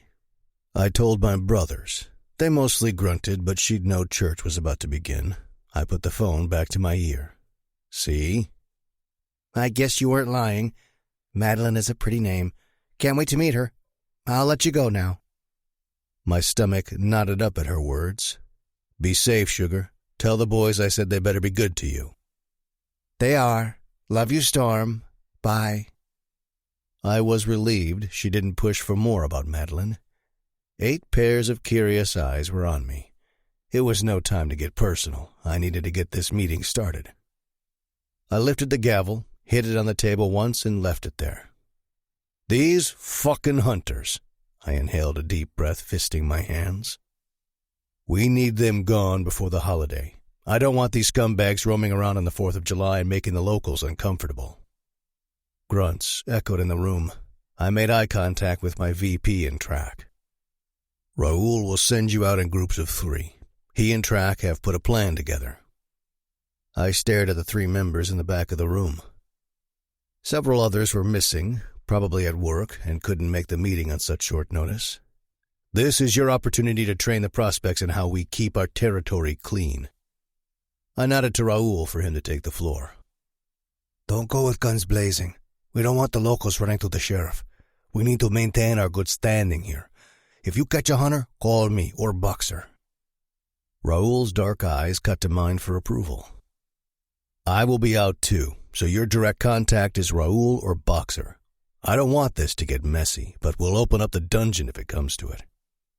I had a feeling we'd all get blood on our hands before this war was over. Anything else? Glances shot from one person to another, until finally one spoke. And the woman you were with, does she get extra protection? Will we be meeting her soon? I narrowed my eyes at Art. Only the council and a couple of prospects knew about Madeline. But I should have known news of me staying with a woman over the weekend would spread through the club like wildfire. And I'd just told Sugar her name on the phone for all to hear. Art was a regular member and a tattoo artist. He managed Human Canvas, a tattoo parlor owned by the club, so he wasn't around much during the week. He was often the voice for the other patched members. No, my reply came swiftly. She won't be coming around here. Jesus, Track muttered, and all eyes shot to him. I could wring his neck, but I didn't make a big deal about it because I had started the shit with Madeline. So you're saying she's nobody special? Lynx asked. I knew he liked her since the day we saw her singing at the Bullet, but he was playing off track and it fucking pissed me off. Her life is as important as the rest of the locals. Now let's get out there and rid the area of hunters. I hit the gavel on the table, ending this meeting before it spiraled out of control. Track. I jerked my chin for him to stay. Once the last member crossed the threshold, he shut the door and leaned his back against it, shoving his hands in his pockets. I pointed my finger at him. Don't fucking pull that shit during a meeting again. Your feelings are yours. Keep them to yourself. Don't bring them into church or I'll beat your fucking ass. You get me, brother? Yeah. He firmly held my gaze. We might be best friends, but in church, in this club, I was his president, and he better know his fucking place. When we were alone, it was different. Track's concerns for Madeline were genuine. He was worried about her on my behalf. I appreciated it, but I called the shots and he needed to roll with it. I nodded, giving him the all-clear to leave. I slumped in my chair, suddenly exhausted. My thoughts went to my angel. Already the club was treating her like she was my old lady. I had changed after she entered my life. Did shit I had never done in all the years I'd been a member of Knights Legion. It made sense. My brothers took notice and asked questions. Now, Aunt Eve knew there was a woman. I needed to figure out what I was going to do about Madeline ASAP. I couldn't leave her or myself in limbo. I just didn't know what the right decision was for any of us. 20. Madeline. From across the dining table, Tara flicked her sable-brown eyes my way. She'd done it dozens of times in the last couple of days, probably waiting for me to combust from the anger building inside me. Honestly, she had nothing to worry about. I had prepared to not hear from Storm. Sort of. His bossiness and possessiveness had made me think we were starting something, like we were more than two people fucking each other's brains out. I should have known better. Stop it. I'm fine. I lifted my wine glass, taking a sip. You're not. I'll kill him. I waved her off as my phone rang. I held my breath, hoping Storm was finally calling. It wasn't. I answered with a small smile. Hi, Mom. Well, hello. I figured I might as well call in the off chance you forgot my number. Mom laughed, but it didn't stop me from feeling guilty. I'm sorry. I've just been enjoying my summer break with Tara. Hi, Mrs. H. Tara stood from her chair, clearing the dinner dishes. Tell her I said hi back. I turned toward Tara. Mom says hi. Tell me all about the fun you've been having. It's almost been a month since school let out. I expected a call, or maybe a visit. Mom, I told you when I was there for Easter I didn't think I'd be coming out this summer. She always did this to me, pretend like she didn't hear me or forgot, when I knew neither was true. I just miss you, and so does your dad. I heard him in the background, mumbling about taking his princess, me, out for a sundae at Trudy's ice cream parlor. "I'd love a hot fudge sundae right now," I told her honestly. "Oh, dear, that tells me you're sad." I stifled a snort. "Why? It's ice cream." "Oh, honey, have you forgotten nobody knows you better than your mom? When you're sad about something, you always order hot fudge. When you're excited, it's strawberry. If you're angry, you order a banana split, extra cherries." Wow, Mom did know me well. I got up from the dining chair and went into the living room. I dropped onto the sofa and put my feet up on the coffee table. Something told me this wasn't going to be a short call. Good thing I'd had 2 glasses of wine with dinner, so I was mellow. "Mom, I was just a kid back then. I've since grown up, if you hadn't noticed." "Oh, I've noticed, my sweet girl. I've noticed. You're an independent woman who provides for yourself and doesn't need anyone, even your parents." If I didn't know her better, I would think there was a jab in there somewhere. But Mom loved me dearly. She only wanted me to need her more. "Mom, I do need you." She made a shushing sound.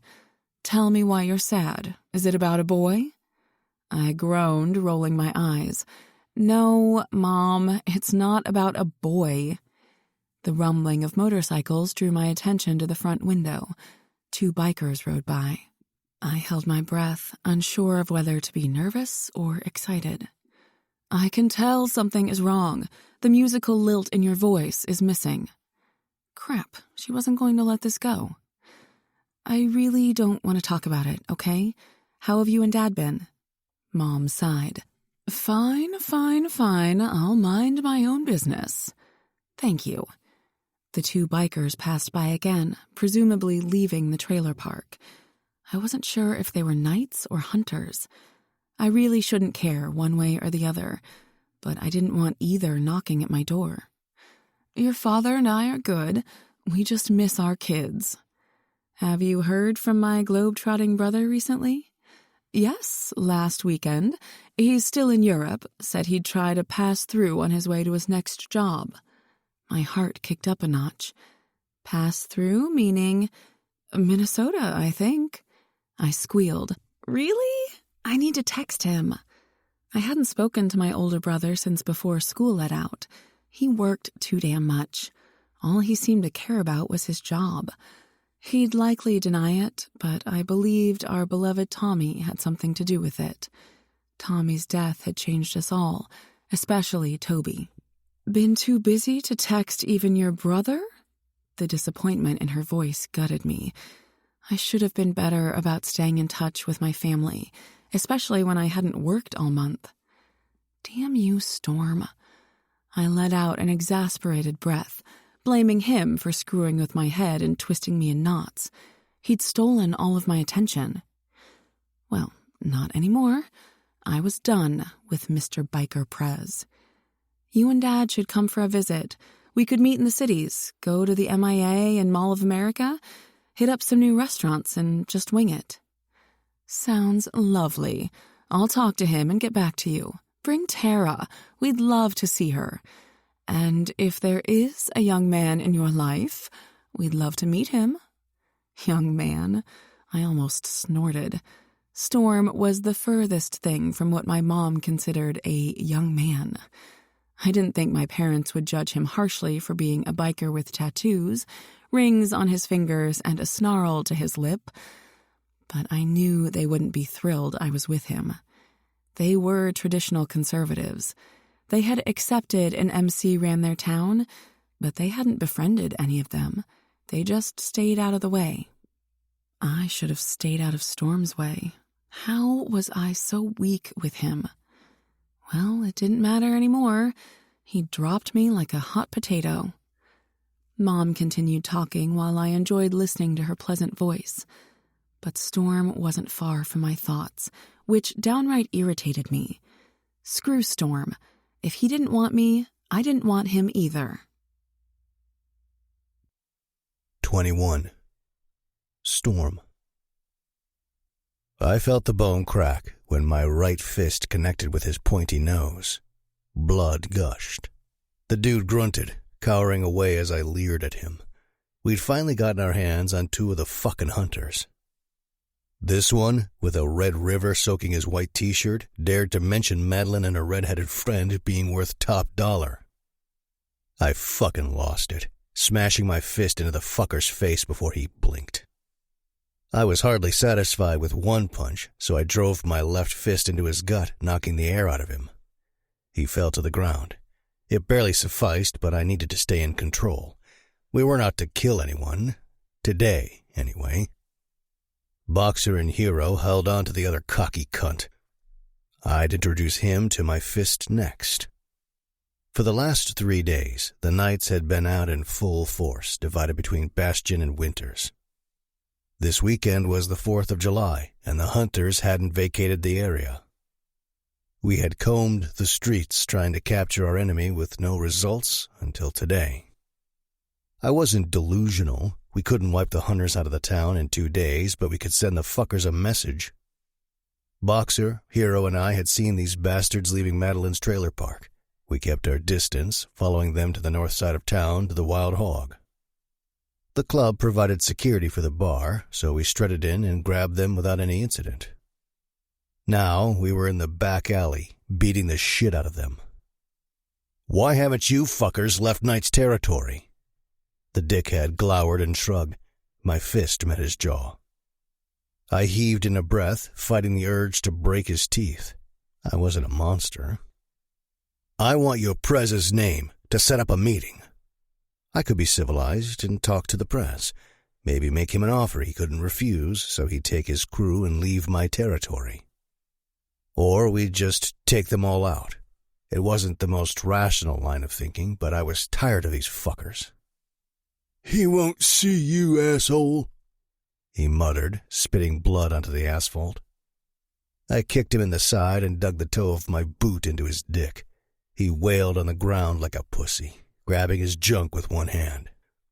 "Let me at him," Boxer growled. I had no problem turning the reins over to him. He was my enforcer, after all. I'd gotten out some pent-up aggression over not seeing Madeline, and knowing these hunters were out scouting women in her neighborhood. They better not so much as look at my woman. I heard the rumble of bikes and knew they were my brothers. Hero had called Wolf, Lynx, and AJ for backup in case more hunters showed up. We weren't going to kill any of them, though I wanted to. This was about sending a message, about giving them a chance to get out of town, mostly unscathed, before we rained down hell upon each and every one of them. These assholes were lucky I was in charge, because Boxer was itching for restitution for his sister's boutique. He was out for blood. If these motherfuckers didn't get gone, he'd get it. "Okay, boys, let the fun begin." I lifted my boot off the douchebag's dick, stepping back as Boxer took out his switchblade. He liked to leave his mark after an ass beating. Lynx stepped beside me. "Just two, eh?" "Yeah, neither one is talking." I kicked the moaning prick's leg. "Looks like we'll get to have some fun beating the shit out of them." Lynx rubbed his hands together, a deranged expression on his face. He liked to strike fear into worthless pieces of shit, like the hunter on the ground. "We'll do more than have fun." Boxer glared at the cunt on the ground with a menacing glint in his eyes. "That boutique you motherfuckers torched," he seethed. "That was personal."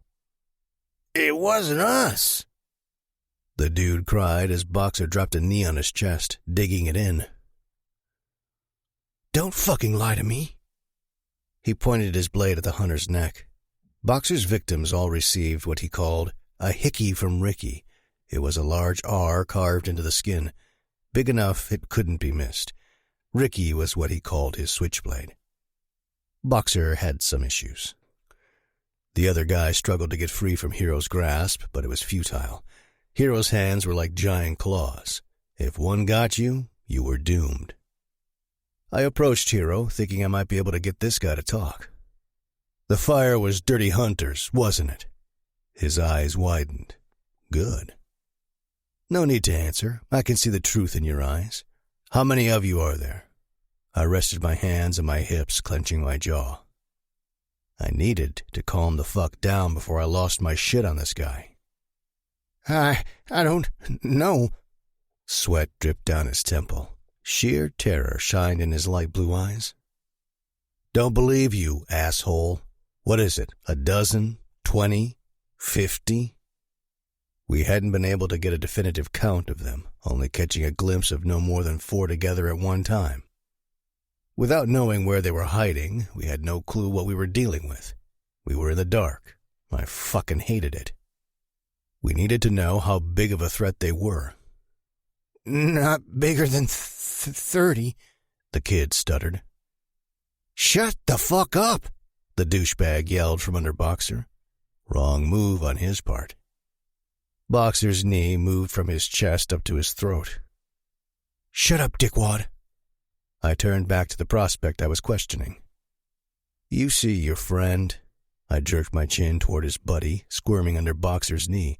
His face was red, eyes bulging with fear. That'll be you next. So tell me, how many are there? I swear I don't know exactly. I don't even know who the prez is. He stays hidden. I snorted. Sounds like a scared pussy. The prospect shook his head. He's a mean motherfucker. He wants Winters, then Bastion. Never fucking happening. I punched him in the gut, making him cough and gag. Where does he run his prostitution ring? Everywhere. That's a vague-ass answer. I got in his face. What about sex trafficking? Are you fuckers holding any women? He trembled in Hero's grasp. I don't know anything about it, I swear. Boxer exhaled a frustrated breath. You're pretty useless, prospect, Lynx said. Hero grunted in agreement. AJ twisted his face up as if insulted. Fuck. I was getting nowhere with this piece of shit. It was no surprise. I never told my prospects vital information, but I had to try before I unleashed my enforcer. I cut my gaze to Boxer. Have at it. I had seen his deadly grin before. I'd have to keep an eye on him to be sure he didn't kill the man. AJ, I want you over here with Wolf. I jerked my chin toward the prospect in front of me. My prospect would learn the art of a proper ass-beating. As I observed my men taking their frustrations out on the hunters, Madeline stayed at the forefront of my mind. It didn't take my men long to beat the crap out of the hunters. We sent them back to their prez with a message to not fuck with us and get the fuck out of our territory before it was full-blown war. I needed to rid the town of the dirty maggots. For Madeline and I to be together, I needed to make my territory safe. Until then, I would stay away from her. I just hoped it didn't take too long, or she might not forgive me for avoiding her. 22. Madeline. On the morning of the 4th of July, I sat in a booth at Sugar Bliss with Tara, Kim, and Steph. If it hadn't been for this little gathering and the picnic at the lake later today, I might still be home, wallowing in self-pity. I hadn't heard from Storm since he left my bed Monday morning to return to his compound. I missed him like crazy. Not only had Storm been a sex god with the endurance of 1,000 men, but he'd also cracked open my heart. He'd done what no man before him could do. Then he shit on it. Even so, like a fool, I wished to be with him instead of nibbling on a caramel roll. The time we spent together wouldn't be forgotten anytime soon. Or ever. We'd stayed locked away in my room, discovering each other from head to toe and everywhere in between. We'd basically had sex, slept, showered, and ate, on repeat, until his sudden departure. We were happy and insatiable. Or so I thought. Why hadn't he called me? A throat cleared. I lifted my eyes from my mug. I shouldn't be surprised by my wide-eyed friends staring at me as I sipped my latte. Tara had blabbed about my sex marathon with a biker the second we'd arrived. I'd waved her off while we placed our orders, but naturally, they wouldn't be put off for long. What did it matter now? I hadn't heard a peep from Storm, not a text or phone call after 5 days, even though I gave him my number before he left. I'd hoped we'd continue seeing each other. Wishful thinking, Mads. The president of an MC did as he damn well pleased, took what he wanted when he wanted, then he moved along on his merry way. God, I hated how empty I felt without him. I also hated how I let myself get swept away, how he made me remember and forget Caleb. I betrayed my first love with a biker who crushed me once he'd gotten what he wanted. I felt like an idiot. I wanted marriage and children. I couldn't have either with a biker. Perhaps Storm was doing me a favor after having his way with me, like he had my best interest at heart, cutting me loose to find a man who wanted the same traditional lifestyle, because an MC life was the furthest thing from traditional. "Spill it, girl. I'm dying here," Steph whined into her mug. She was pulling out all the stops with her green puppy dog eyes, peering over the rim. So sad for her. I was immune to doe eyes, pouty lips, and crocodile tears. Most teachers were, especially kindergarten teachers like me. Still, Steph tried. Silly girl. "What do you want me to say? We had sex. It's pretty self-explanatory." I popped my shoulders up and rolled my eyes, not wanting to talk about Storm. "We want details." Tara jabbed me in the side with her bony elbow. Ouch. I shuffled my bottom across the booth closer to the window. What the heck? "I heard every noise. You two made the walls rattle. The roof nearly crashed down. Why do you think I left the house? Now I want to know what caused your screams and moans." Steph and Kim sniggered. Traitors. I blushed, burying my face in my hands, utterly mortified. I had been loud, louder than I'd ever been. Storm didn't give a shit either. He tortured me every chance he got, and the result was massive, out-of-this-world orgasms. During one round, he'd made me come 6 times. 6 times. It was phenomenal. The thought of never experiencing such pleasure again tore me asunder. Never having Storm's strong arms around me, soft lips on mine, and his tender whispers in my ear gutted me. "Come on, tell us. It was great with the biker, right?" Tara leaned into me. "We should all find ourselves an outlaw, shouldn't we? Just tell us. If they all fuck like Storm, I want in on the action." I nearly dropped my mug. My God, girl, were you listening outside my bedroom door? "We share a wall, Mads. A thin wall. And nobody takes an hour-long shower unless they're fucking in it." A contemplative expression appeared on her face. Wait, how in the hell did he fit his massive frame into our puny shower? When Storm is determined, nothing holds him back. It was the truth, too. Storm had me for 2 glorious euphoric days. After using me, he left.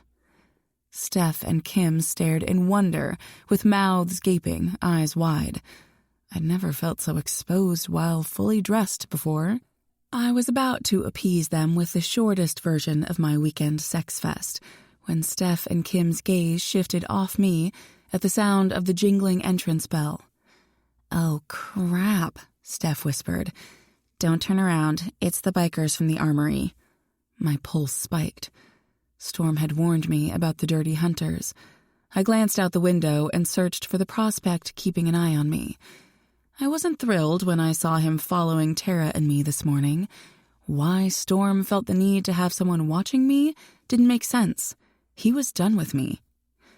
The young guy named AJ stepped out of the hardware store across the street with his cell phone at his ear.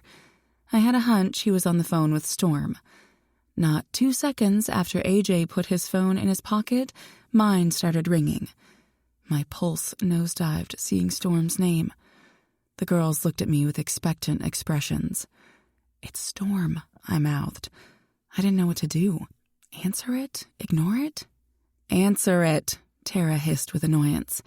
She knew I was upset about him ignoring me all week. On the fourth ring, I reluctantly answered. Hello? Angel, you okay? The gall of this man, acting concerned after ghosting me, and calling me Angel? What an asshole. I'm fine. Lie. I was hurt, angry, and confused, but I wouldn't tell him so. AJ said hunters are in the bakery, and you're still there. Yep. So? What do you mean, so? I told you all about them. Yeah, you did. I'm in a public place with lots of people around. They're just buying coffee. I don't see the big deal or why you're calling me about it. Don't look directly at them. AJ said he saw 3. Any others? He totally disregarded what I'd said. Jerk. Like the fool I apparently was, I peeked over my shoulder. The trio was flirting with the girl at the register. Just the 3. They're laughing and talking with the young woman at the counter. Fuckers. You know why they're doing that, right? You remember what I told you? I do. It makes my skin crawl, but I'm fine. You didn't need to call. Madeline, what's going on with you? What's going on with me? Nothing. I just never expected to hear from you again. My friend's eyes widened as they silently oohed. What the fuck are you talking about? Seriously? It's been 5 days. I've gotten nothing but radio silence from you. Whatever. I expected as much. Call off your prospect or I'll get a restraining order. See you around. Don't you fucking hang up, he roared. I pulled the phone away from my ear. Tara snickered. Shit, he sounds furious. Probably needs a little something. She wiggled her eyebrows.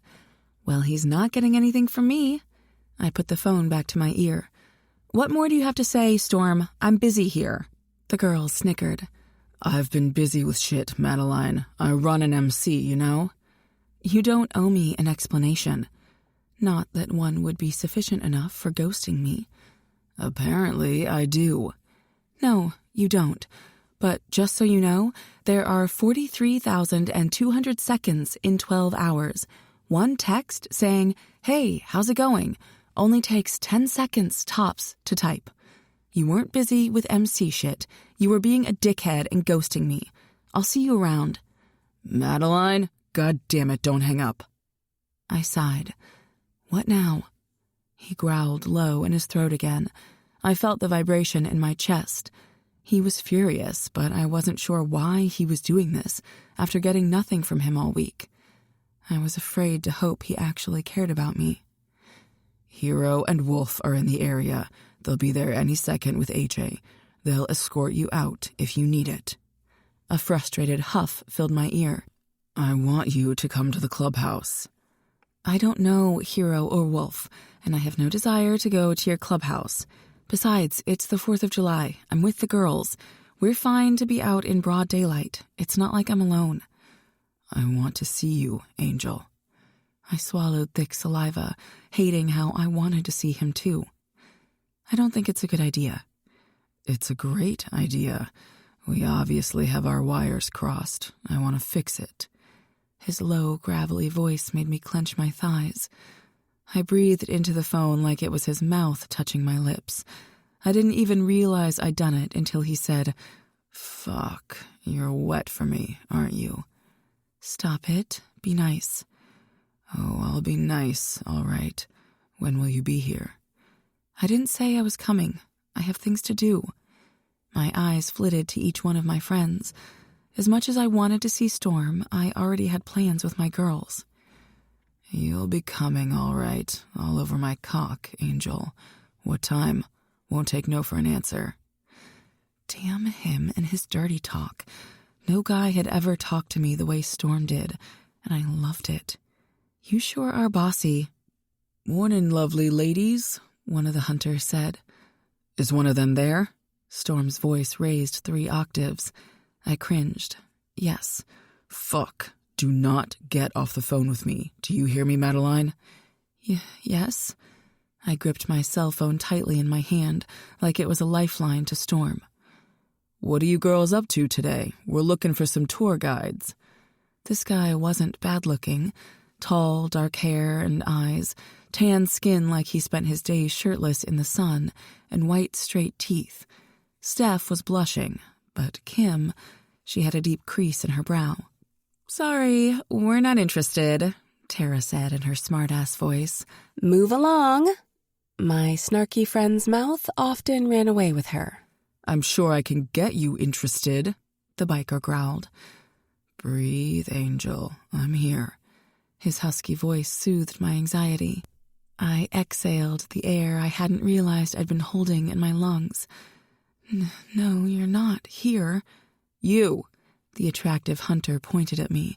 Enforcer was on his patch. "It's rude to talk on the phone when you have a guest." It's my dad. Say dad." The edge in Storm's voice made me more nervous. "My dad. It's our daily call." I swallowed. "I'm here, Daddy." "Breathe, Angel. I can hear the trembling in your voice." Storm never missed a beat. This man had a way of comforting me as if it was second nature, so unlike what I'd expect from an outlaw biker. "Tell your daddy you need to go so I can give my speech all at once." The enforcer furrowed his brow, an expectant glint in his dark eyes. "Daddy, I need to—" "Do not hang up this phone, Madeline. Fuck, where are Hero and Wolf?" I heard a crash on the other line. The entrance bell jingled and the hunter's expression turned grim. "Can we help you with something?" Two huge men approached our booth. Both looked a little taller than Storm. These guys had muscles for miles. Both had dark hair and eyes. One appeared to be Russian, maybe, while the other looked Latino. They towered over the three hunters, looking deadly. "You're in Knights Legion territory. Something we can help you with?" the Latino asked, not sure if he was Hero or Wolf. "They there?" Storm asked. "Mm-hmm." "Not looking for any trouble, man. Just enjoying a cup of coffee," the hunter's enforcer said. "Let's take it outside and leave the patrons alone." The knight doing all the talking jerked his head toward the door. "We don't want trouble, just talking to these nice ladies on this sunny Independence Day. Right, girls?" The hunter smiled, showing off his pearly white teeth. "Told you we aren't interested," Tara said with a sneer. The Latino knight cut his eyes to her. He didn't say anything for an intense couple of seconds. "Sounds like Roja has spoken. We'll follow you boys out." He turned enough so I could catch a glimpse of the patch on his cut, Sergeant at Arms. I looked at Tara. The SAA certainly was attractive, but Tara didn't appear to notice. The hunter leered at me, as if singling me out. "What about you, sweet thing? Does Roja speak for you too?" I had a feeling Storm was going out of his mind right now, though he was quiet. "Sorry, Madeline, everything okay here?" The sound of Dane's voice behind me turned my blood cold. Shit, this couldn't be happening. I didn't need my ex here on top of everything else. "Deputy Miller, good to see you," the sergeant at arms said. I was super curious to know if he was Hero or Wolf. "We were just leaving with our new friends." "And the women? Why are you at this table?" Dane asked, eyes locked on me.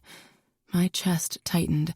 Storm was going to lose his shit, lose it majorly when he found out my ex was in law enforcement. "That your lady, deputy?" the hunter asked. "No," I exclaimed, "just an old friend." "Right, I get it. Friends with benefits, just what I'm looking for." The hunter licked his bottom lip, eyeballing me. Tara patted my knee under the table. Knowing her, it was her way of assuring me everything was okay. She could always read me when I was stressed. "Let's go, and leave the women alone." Dane and his partner Sonny blocked our table, and the bikers went to the exit. The knights glanced back at me. The one doing all the talking gave me a short nod. I took it to meant he'd be waiting for me. "Jesus, that was intense," Kim said. "I nearly peed my pants. I'll be back." "I'm coming with." Steph got out of the booth.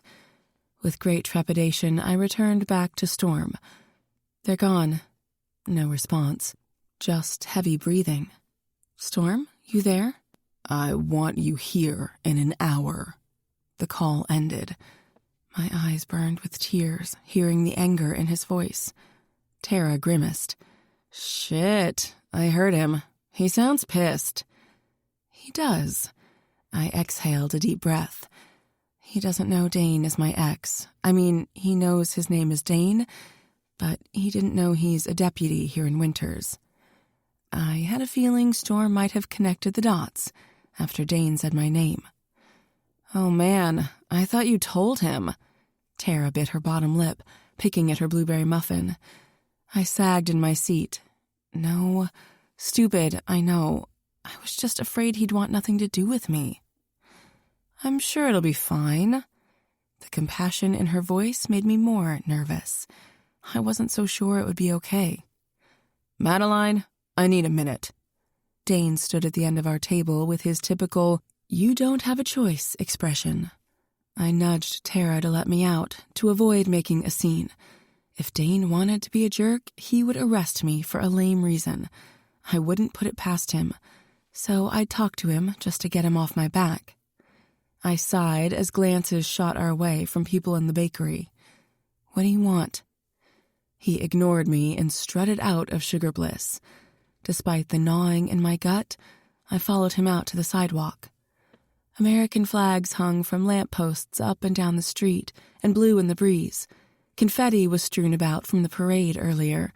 I'd hoped the patriotic festivities would help bring me out of the funk I'd been in all week, but no dice, especially not now. I spotted AJ with the other two knights. They were perched on their bikes next to the hardware store. No question they'd tell Storm about me talking to the deputy. Dane turned abruptly on me with rage in his eyes. I recoiled, taking a step back. What were you doing talking to those bikers? I wasn't talking to them. They stopped at our table. The girls and I were just having a late breakfast. Why are you angry with me? Why do you think?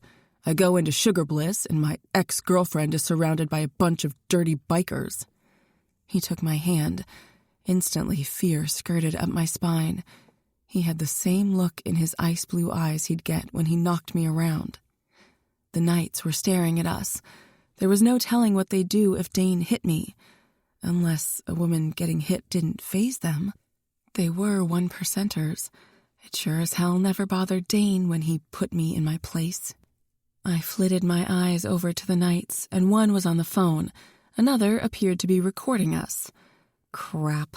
I'd bet my life Storm was getting a play-by-play right this second. Dane, we're not together. You can't tell me what to do. I tried to pull my hand away, but Dane's grip only tightened. I still care about you. Won't you give us another chance? He kissed my hand, loosening his hold. I jerked it away. A second chance? He was out of his ever-loving mind. But more importantly, where the hell did that come from? No, this isn't happening. We're over. Have been for almost 7 months. I took 2 steps back. I want you to stay away from them. I don't care if it's knights or hunters. Just stay away. They're nothing but trouble. He stepped toward me. I put my hands up, stopping him. Did he think he could still control me? Probably. Dane believed he was above everyone because of the badge he wore. He wasn't a lousy deputy, just arrogant, with a bit of a superiority complex. Crap, why was I defending him? No, Dane, stay out of my business. I turned on my heel to go back into the bakery, but he grabbed my arm. If my heart could have leapt into my throat, it would have. I wasn't finished talking to you. He gritted his teeth. I flashed back to a time when we were together and froze, my body trembling. He squeezed my arm. I tried not to wince from the pain. I needed to stand up to Dane and not let him bully me. Take your hand off me. We're finished, Deputy Miller. We're finished when I say we're finished. Madeline? Shit, I recognize the voice. It belonged to the Knights Sergeant-at-Arms. The other big biker was probably with them, maybe even AJ. What were they thinking?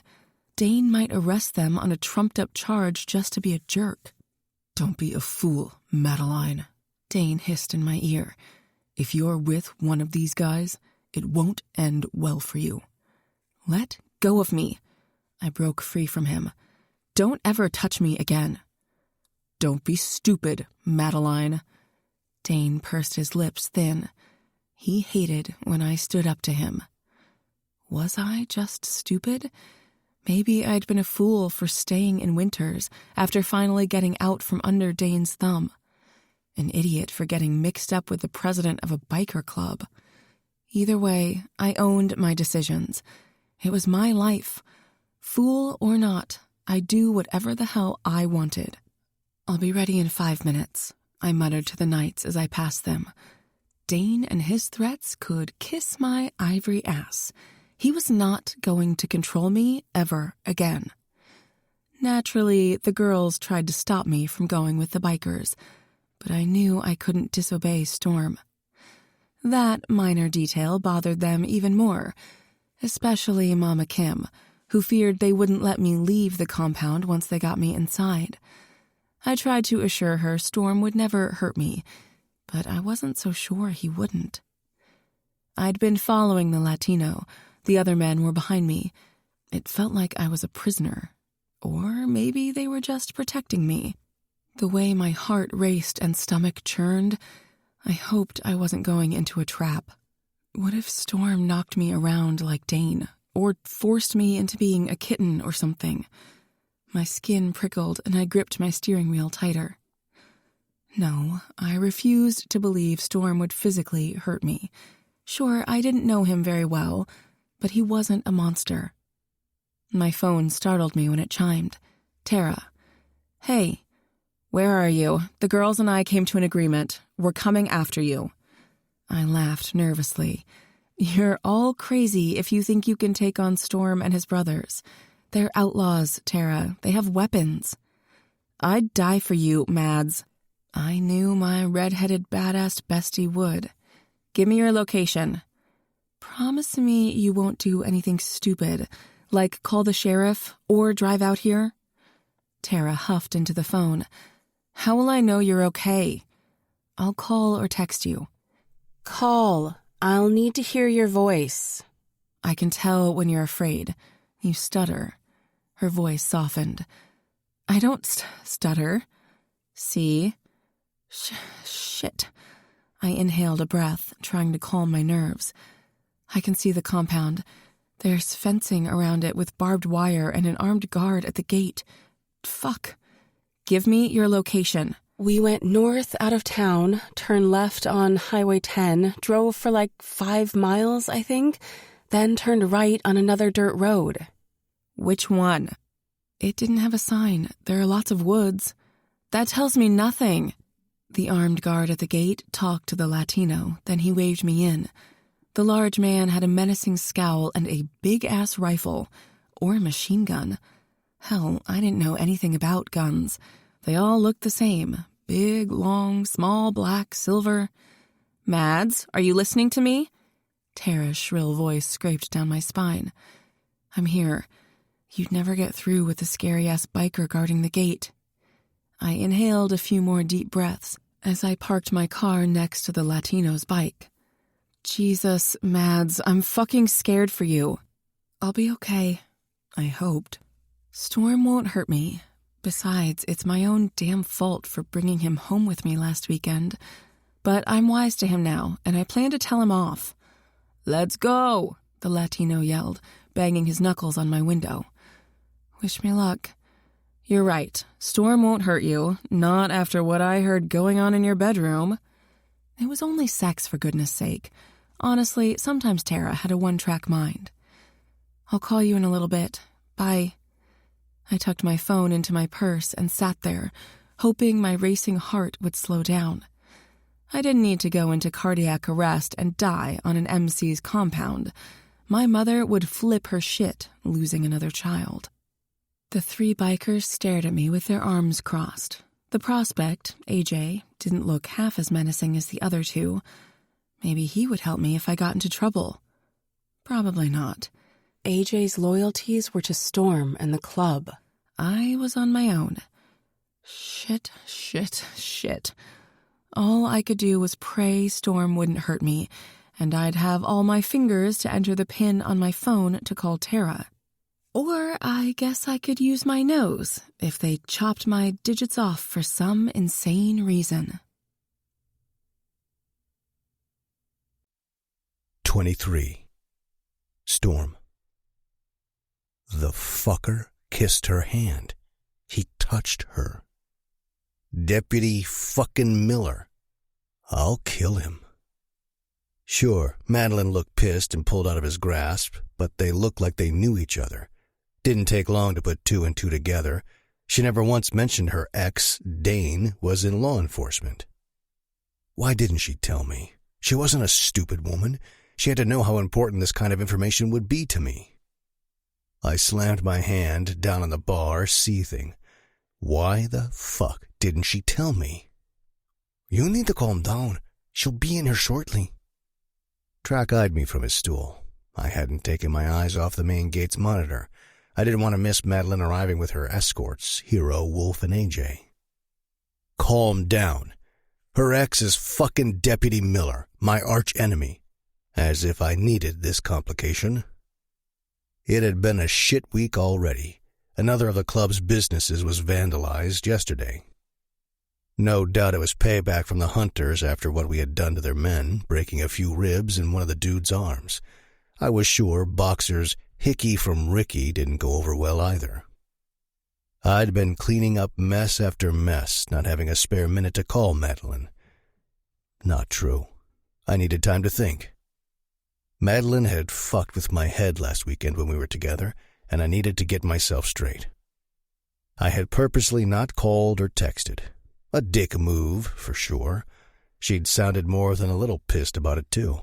I expected as much. She was my fiery little minx. It was what it was, and I couldn't change a damn thing. All I could do was talk to her and figure this shit out. I wanted her with every cell in my body. But she deserved better than me. She also distracted me. I needed to stay focused with the hunters wandering around and trying to invade my territory. But after one weekend of fucking her senseless and loving every second of it, something changed in me. I needed her. Fuck. I never needed anyone before Angel. Try to remember how much you like her. I'm sure there's a good reason why she didn't say anything. I tilted my head toward Track. It's a betrayal. Even though I wanted her, I was furious with her. It felt deceptive, like she was keeping secrets. I didn't tolerate secrets, not from my brothers, not from my woman. Would it have made a difference? Track snorted, as if trying to get a rise out of me. Of course, like a dipshit, I took the bait. If I'd known the truth, I wouldn't have hooked up with her. Hooked up. That's what you're calling it after spending the weekend with her? You never sleep with a woman. You just fuck them. What about all the hell you put us through when you came back from the lake? Moping around, biting off our heads at the littlest thing? Track shook his head, lifting his beard to his mouth. She's fucked you up, man. She hasn't. Just admitted it. You have it bad for her. And what you're angry about is knowing who'd been fucking her before you. Deputy Miller, the little prick. He's been up your ass for years trying to take down the club. Now you find out he's been with your woman. It sucks, man. It really does. I'd probably go apeshit myself, but you can't. Do you want to risk losing her? No, I grunted. Fucking Track. He called it. I hated the deputy. He'd arrested me at least a dozen times over the years, never for anything serious. Always just to show he was in control. I should have taken the motherfucker out long ago. But I didn't kill for sport, only in self-defense or when absolutely necessary. Even so, Boxer took care of most of it. I already had enough blood on my hands and did everything possible to avoid more. Didn't think so. Miller will probably try to take her from you. Don't push her away or you might push her back into the prick's arms. Never gonna happen. The asshole treated Madeline like shit. Now that I knew he was the one that messed with her so bad, she would never go back to him, and I'd make damn sure she didn't. Madeline's car appeared on the monitor. I inhaled a deep breath, finished off the whiskey I'd been staring at, and waited for her. Track was right. I needed to calm down. I'd been a crazy cuss dealing with the dirty hunters, stressed about Madeline, missing the fuck out of her. I'd planned to call her over the weekend. It was stupid. I shouldn't have put it off and invited her to the party tonight. We didn't make a big deal about the 4th of July. No fireworks or anything. A simple club party was enough for the guys around here. But she should have been invited long before the drama this morning. "Heard your woman arrived?" Lynx entered the bar smirking. "Finally got her out here to meet us, did you?" "Not now." Track leveled his gaze at Lynx. Lynx's eyes cut to Track's. "What? Something happened while I was balancing the books?" "Miller is her ex," I told him straight up because I didn't hide important shit from my brothers. Lynx gaped. "Deputy Miller?" "Yeah." I watched the monitor, feeling the muscles in my shoulders turn hard as steel. "Fuck, and she hadn't told you." The surprise in Lynx's voice increased my fury. I should have known about Miller being Madeline's ex. Nope. "Damn, Prez. No wonder you look ready to kill. But come on, this is Madeline. You're a saucy little woman, and—" Lynx wiggled his eyebrows like Groucho Marx. Sometimes I couldn't deal with his antics. "She's not my fucking woman!" I yelled, pushing off my stool. It crashed onto the floor. "Just someone I fucked, all right?" I blew, and in a big, disastrous way. The words flew out of my mouth as I lost my cool.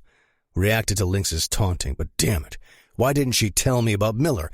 Deputy fucking Miller! This kind of shit was a deal-breaker.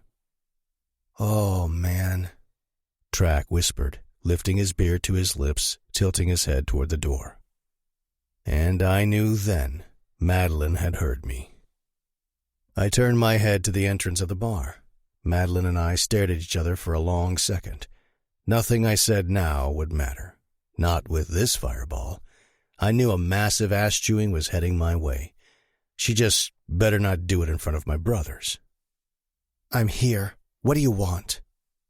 She crossed her arms over her chest, a scary expression on her beautiful face. But I didn't miss the slight tremble rolling through her body. She was afraid, but trying to hide it. Hero and Wolf stepped behind the bar and out of the way. Smart guys. "How about a quick fuck?" She scanned the bar. "Right here with an audience. Isn't that how you guys like to do things, out in the open?" Her goddamn smart mouth fired me up and turned me on every fucking time. I drank Madeline in. Her lithe, curvy body was cloaked in a red and white polka dot sundress with thin straps. It fell mid-thigh. She had on her brown boots with the stitched cross on the front. Her dark, silky hair fell in loose waves over her sexy shoulders, her makeup light and natural. Seeing her on the video did not do her justice. She was stunning, even with the bitter scowl on her face. "Lost for words?" She tapped the toe of her boot, getting angrier. "Where do you want me? On my knees? Laid out on the bar? Spread eagle? How about I just strip right here?" She turned toward AJ. "Put something titillating on so I can do a striptease." Now she crossed the line. "Will you just shut the fuck up for one goddamn minute, woman?" I scratched the side of my head, willing myself to get a grip. Of course, she didn't listen. "I know you brought me here because of Dane. Let's just get this over with. I betrayed you and should be punished, but it's not really a big deal because you were just fucking me and cut me loose." I tilted my head at her, feeling like I was about to explode. "The fuck you say?" She held up a hand, stopping me. Damn stubborn woman. "No worries. It's what I expected. It's why I didn't open up to you about my private life or tell you Dane was a deputy in Winters. Let me assure you, I know nothing about your club's dealings or any of your brothers. I'd never say anything to that son of a bitch." She inhaled a deep breath, eyes glossy but resolute. gentlemen. It's been interesting. Happy Independence Day. Stay safe." She spun on her heels and bolted, leaving me speechless and livid. What the fuck just happened? "You just gonna let her leave?" Track asked. "She's fucking awesome, by the way." "A little too mouthy for my taste," Wolf muttered. Lynx and Hero laughed. Assholes. Son of a bitch! I stormed after Madeline, catching her wrist just as she exited the double entrance doors. "That mouth of yours always gets you into trouble, Angel." I spun her around and pushed her up against the wall. My breath caught in my throat, seeing tears rolling down her face. "Let me go." She turned her face away as if embarrassed and tried to wiggle out of my grasp. "You're mine, Angel, not giving you up." "Bullshit. You don't own me." Her baby blues flashed and the disgust in them put a severe ache in my chest. I never wanted her to hate me. "I heard you." I was angry and talking out of my ass. She shook her head. "Every time you're angry, you're gonna talk out of your ass? You're gonna make it sound like I don't mean anything to you just so you look big and bad in front of your brothers? Because if so, Storm, I'm out. I am so freaking out, I don't need that kind of shit in my life again." Again. I had a feeling she was referring to Miller. I wanted to wrap my hand around his long, thin neck and squeeze the life out of him for hurting her. When I saw her so broken at her place, I already wanted to kill him. Well, now I wanted him gone, yesterday. I didn't know the details of what he did, but I would find out. Then I'd make the motherfucker pay. I ran the pads of my thumbs under her eyes, wiping away her tears, and kissed her nose. She didn't fight me. I was damn grateful, too. Lowering my voice, I said, "I'm sorry for being an ass, but you should have told me about Miller." "When was I supposed to tell you? We've hardly spent any time together. At the lake, you took off. I never thought I'd see you again. Then last weekend was a whirlwind of sex. Amazing sex." She bit her bottom lip, blushing the prettiest shade of pink. "But when, Storm? When you left Monday morning, I expected to hear from you, but it's been 5 days and not one call or text. You're such an asshole." She shook her head. "When was I supposed to tell you?" She was exactly right. It appeared we needed to do more talking and less sex. Another time, though. First, I wanted her to officially meet my brothers. "You're right, baby." I pressed my body against hers, brushing my hand over her hip and up to her waist. "I am?" Her pretty mouth popped open in surprise. I went in for the kill, kissing her like I'd been lost in the desert, dying of thirst, and only she could replenish me. Her tongue curled with mine, hands gliding up my abs, over my chest, and to my neck. Her nails did their little thing at my nape. I shivered and turned hard as granite.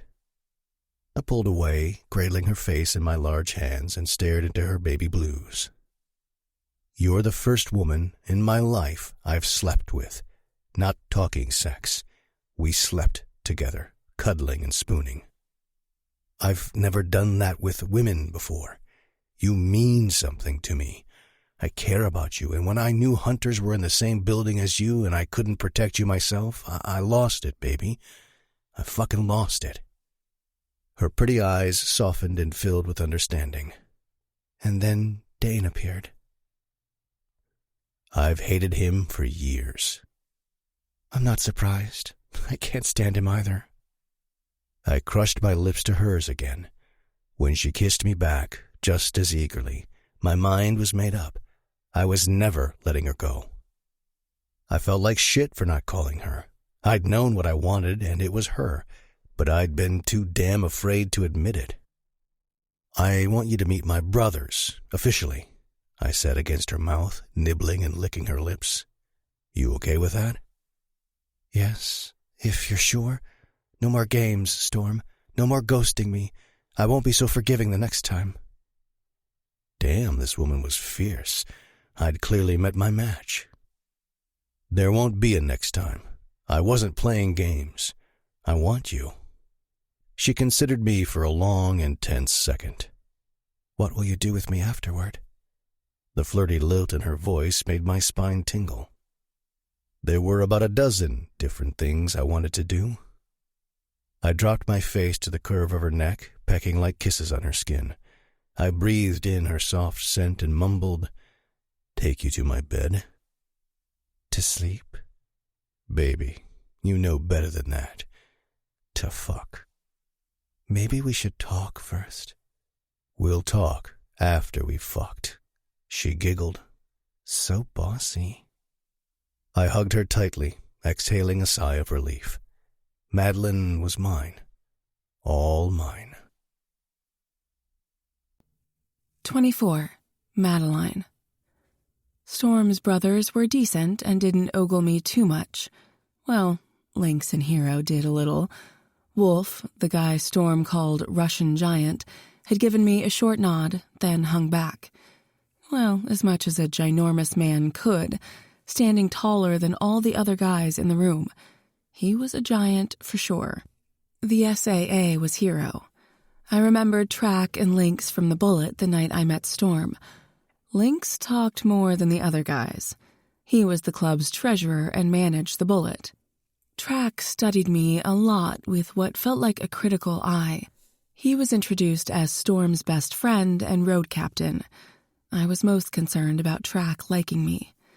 It was easy to see these guys respected Storm, even when joking around like brothers. Storm wasn't much of a jokester, especially when they flirted and complimented me on my toned legs and sexy boots.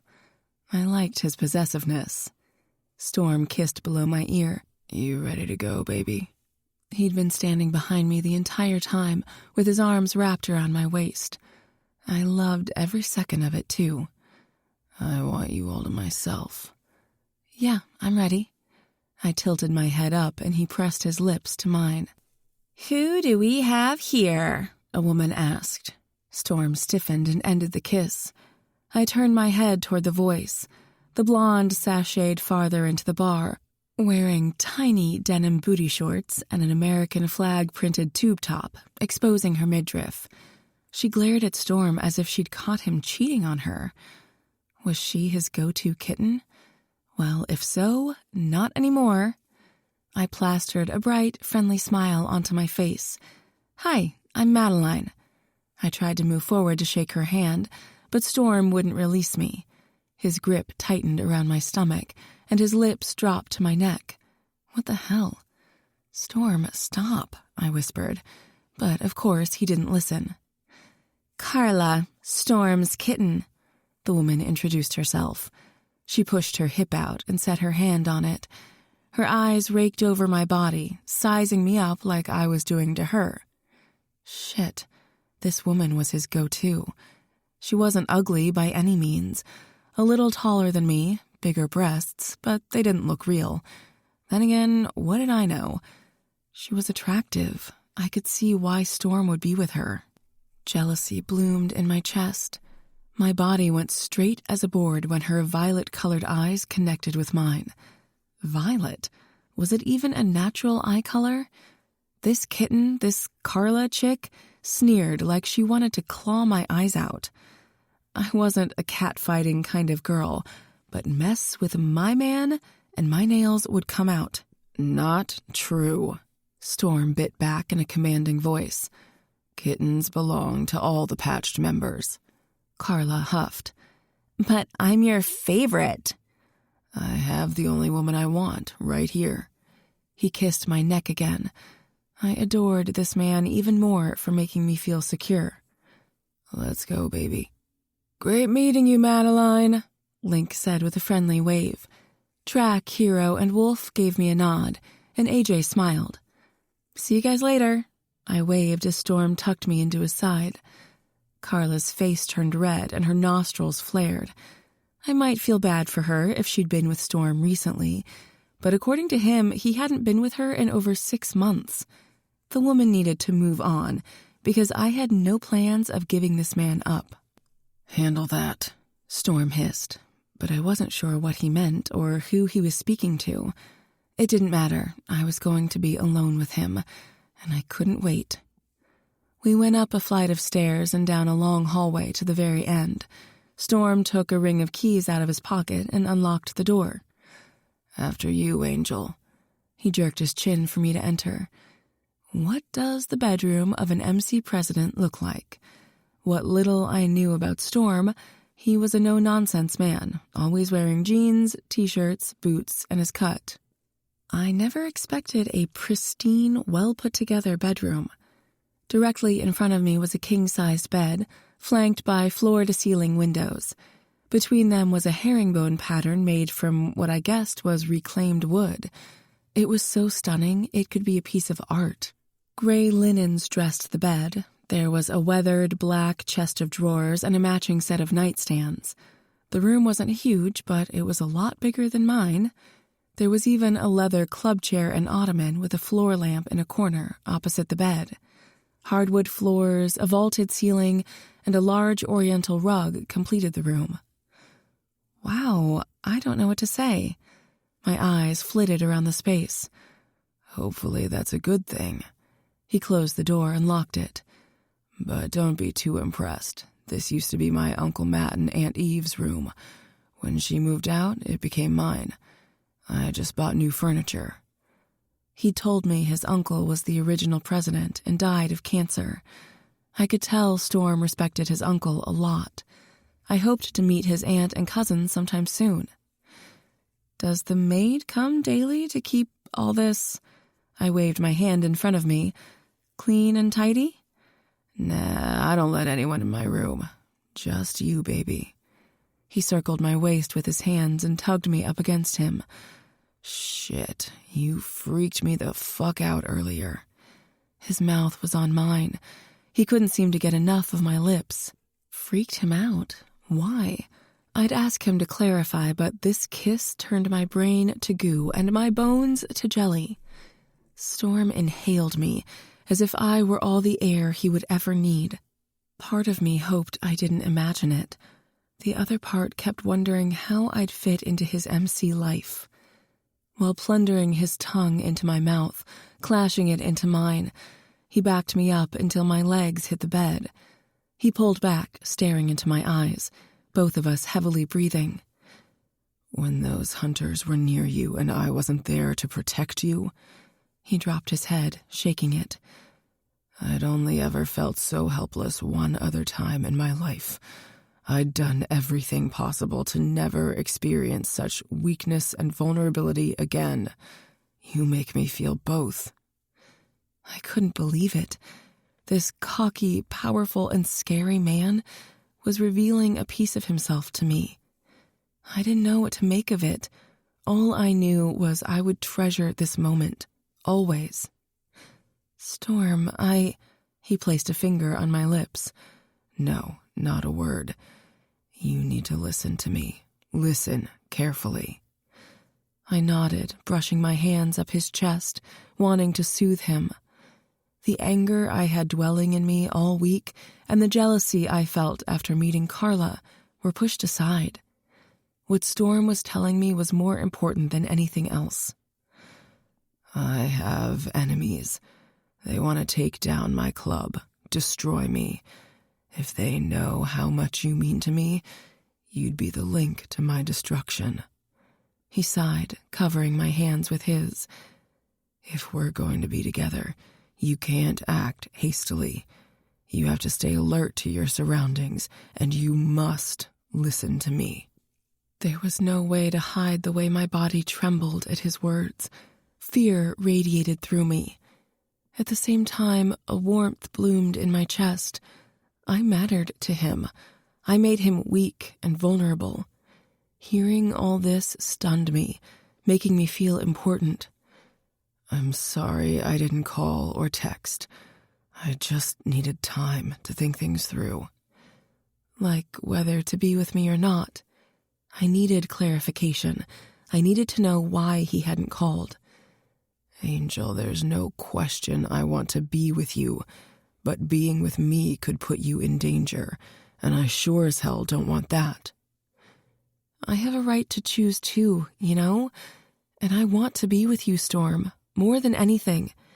When I didn't hear from you, I thought you were done with me. Figured you'd gotten what you wanted and tossed me away. Shit, baby. I never wanted you to feel that way. He reeled me into his strong arms and held me close, kissing my temple over and over. We have a lot to learn about each other. We do, but first, let's reconnect. His stormy gray eyes shimmered like platinum. Okay, we'll talk after you make me come all over your dick. He groaned in my hair. Love it when you talk dirty. I giggled. Now strip. No music. I want you to sing the song from the night I first saw you. What? Sing? Nuh-uh. I shook my head, laughing. Okay, fine. Be that way. He twirled me around, bent me over the side of his bed, and lifted my dress. His hand rubbed up the back of my thigh to my thong, and he pulled it down until it was wiggled free of my boots. Don't want to sing for me? You'll only get my fingers. One plunged into my hot, wet opening. What? I fisted his comforter. Another finger joined the first. His breath on my ear made me shiver with need. You heard me. No cock for you, Angel. Bastard. His fingers slipped in and out, getting slick with my cream. It wasn't enough. I needed more. I needed his dick. Fine, I'll sing. Good girl, he said with amusement in his voice. You play dirty. Just remember one thing, handsome. Paybacks are a bitch. His fingers fell away and he put them to his mouth and licked them clean. The sight of his eyes slowly closing, like he was savoring the taste of me, turned me molten with desire. I lifted off the bed and pushed him back. I started to sing Before He Cheats by Carrie Underwood. It had been my jam months before I'd caught Dane in the act. I'd listened to the song thousands of times, absorbing the lyrics and rhythm into my flesh and blood. I'd promised myself no man would ever cheat on me again. As I sang, I danced around Storm, gyrating my ass into his thigh, shimmying my shoulders as I lowered one strap, then the other. The heat in his eyes gave me the confidence to belt out the song like I knew I could. I was on point, hitting every note perfectly. Back home, when I was in the church choir, the director had told me I was the brunette version of Carrie Underwood. It was the biggest compliment I'd ever gotten for my singing. When I left for college, I sang in a jazz band on campus and at various bars and coffee houses on amateur nights. Unfortunately, it was my voice Dane had noticed one night at a bar near my university. He'd bought me a drink after my performance, and I took him home. And so began the worst 2 years of my life. A big part of why I wanted nothing to do with Storm the night we met had to do with Dane. But that all changed. Every piece of me wanted every part of him. At the end of the song, I pushed Storm onto the bed and let my dress fall to the floor. I stepped out of it, completely naked, save for my boots. I cradled Storm's face and captured his bottom lip between my teeth. Don't you cheat on me. He swept me off my feet faster than I could say, ever, and tossed me on the bed. Desire rushed through me as I bounced, watching as he literally ripped off his shirt. God, he was magnificent. He tugged off his boots and had his pants tossed aside just as fast. Storm pounced on me. The thick crown of his cock entered me. A powerful thrust came next. I yelped his name as he fucked me, hard, drilling into me without regard for how loud I was, or if anyone was around. Fuck, Angel. You're everything. I'll never cheat on you, I promise.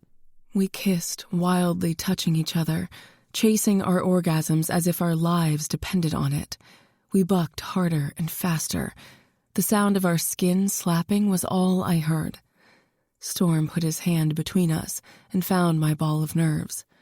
Come for me. Let me feel you come on my dick. He rubbed and flicked my clit. I shot off like a rocket. My cries of ecstasy pushed Storm to go off next. "Fuck, Angel.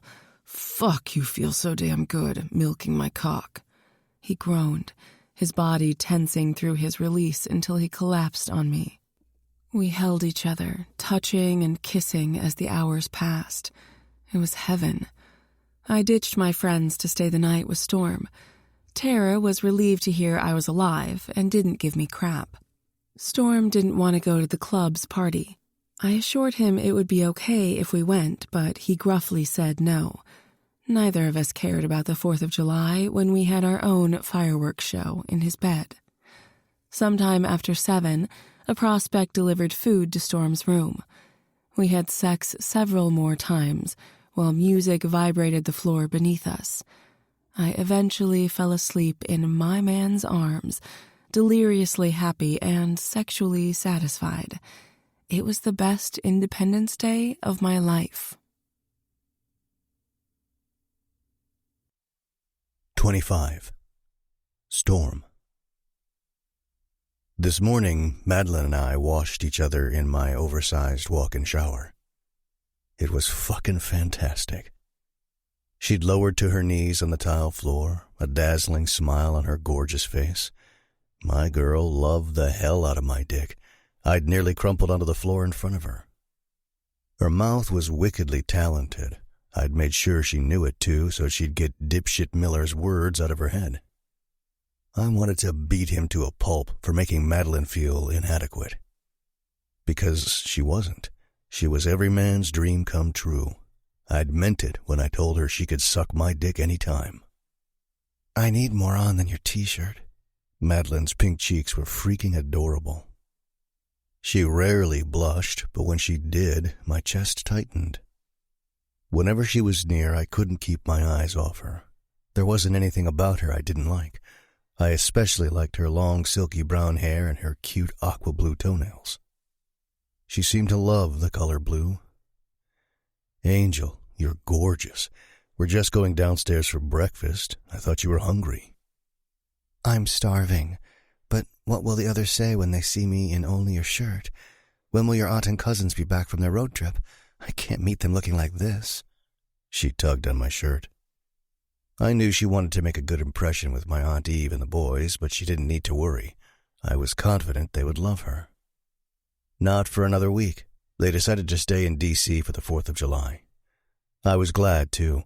With the shit going on here, I preferred they stayed away as long as possible. "Oh, that's nice." She rolled her toes under. I smirked, raking my eyes over her, and licked my lips. I wanted her again, right then. "The hungry look in your eyes is what I'm talking about. I don't even have panties on." The blush in her cheeks deepened. I reeled her into my arms and dropped a kiss on her forehead. "I promise the guys will leave you alone. They know better. But it's not like they've never seen a naked woman before." I copped a feel of her ass cheek. Yeah, I definitely wanted her again. "I'm not sex on a stick. I'm not a kitten, Storm, and I don't want to be treated like one." She shoved my chest. I could tell she was getting worked up, so I needed to quickly diffuse her. "Baby, they'd never treat you like a kitten. They know you're mine." "They do?" "Yeah, baby. Bringing you up to my bed and ditching the party sealed it. You're mine. They won't disrespect you. They know I'd beat the shit out of them if they did." "Wow, but still." "My shirt covers more of your body than the pretty little dress you had on yesterday." She twisted her lips, looking down at herself, then flashed a brilliant smile. "You are so right. I'm swimming in this shirt." She laughed. "Okay, let's go." "That's my girl." I took her hand and led her to the kitchen. The clubhouse would be busy, which was perfect for parading my girl around. And she looked damn fine in my favorite Ozzy Osbourne tee. Ozzy was hitchhiking to hell. I rarely wore it, always afraid I'd ruin it. Uncle Matt had given it to me on my 21st birthday. All these years later, it was priceless to me. I loved it. I loved it even more on Madeline. Fuck, I was hard just looking at her in it. "Morning, Prez." Track greeted us with a smirk. His brows shot up seeing Madeline in my coveted t-shirt. Morning, darling. You're looking mighty fine with Ozzy on your chest. Good morning to you, too. This old thing, I just threw it on. She playfully waved him off. Damn, my woman knew how to handle herself with my brothers. She just kept getting better. Track chuckled. Well, you've improved it. I agree. I pressed my lips to her temple. Coffee, baby? Please, just a little creamer. I jerked my chin to a bar stool at the giant island. She took a seat 2 down from Track. As the president of the club, I didn't serve anyone. I was always served. It was just how it was in my world. An outsider wouldn't understand it. So when the eyebrows of some of my brothers shot up, I was sure they wondered if I lost my fucking mind offering Madeline a cup of coffee. I poured 2 mugs while more guys filed in and lingered near the island with curious eyes. Most looked groggy after partying last night. I was surprised there weren't any kittens hanging around. The boys must have worn their asses out. So much they left after preparing breakfast. Oh, you're still around. Well, one kitten was here. I cringed hearing Carla's salty voice. Damn Lynx was supposed to have straightened her out. I slowly glanced over my shoulder at Madeline. She didn't seem fazed. Rather than rush to her defense, I hung back and observed. If Madeline was going to be my old lady, she needed to learn how to deal with the kittens. The club whores knew their place here and accepted it, but they acted like they owned the cocks in the club. They had no claim to any of us, but there was a pecking order, and Carla was at the top. They claimed ownership over the men when a new girl entered the kitten's domain, like Carla was doing now. The way Carla acted yesterday with Madeline wouldn't be allowed, but it was better to let the women deal with each other in situations like this. Madeline needed to show Carla and all the other kittens who was boss if she was my woman, my queen. If it got out of hand, I'd step in and shut it the fuck down. Especially since I hadn't warned Madeline. I am. Did you just get here? I hope you got lucky last night.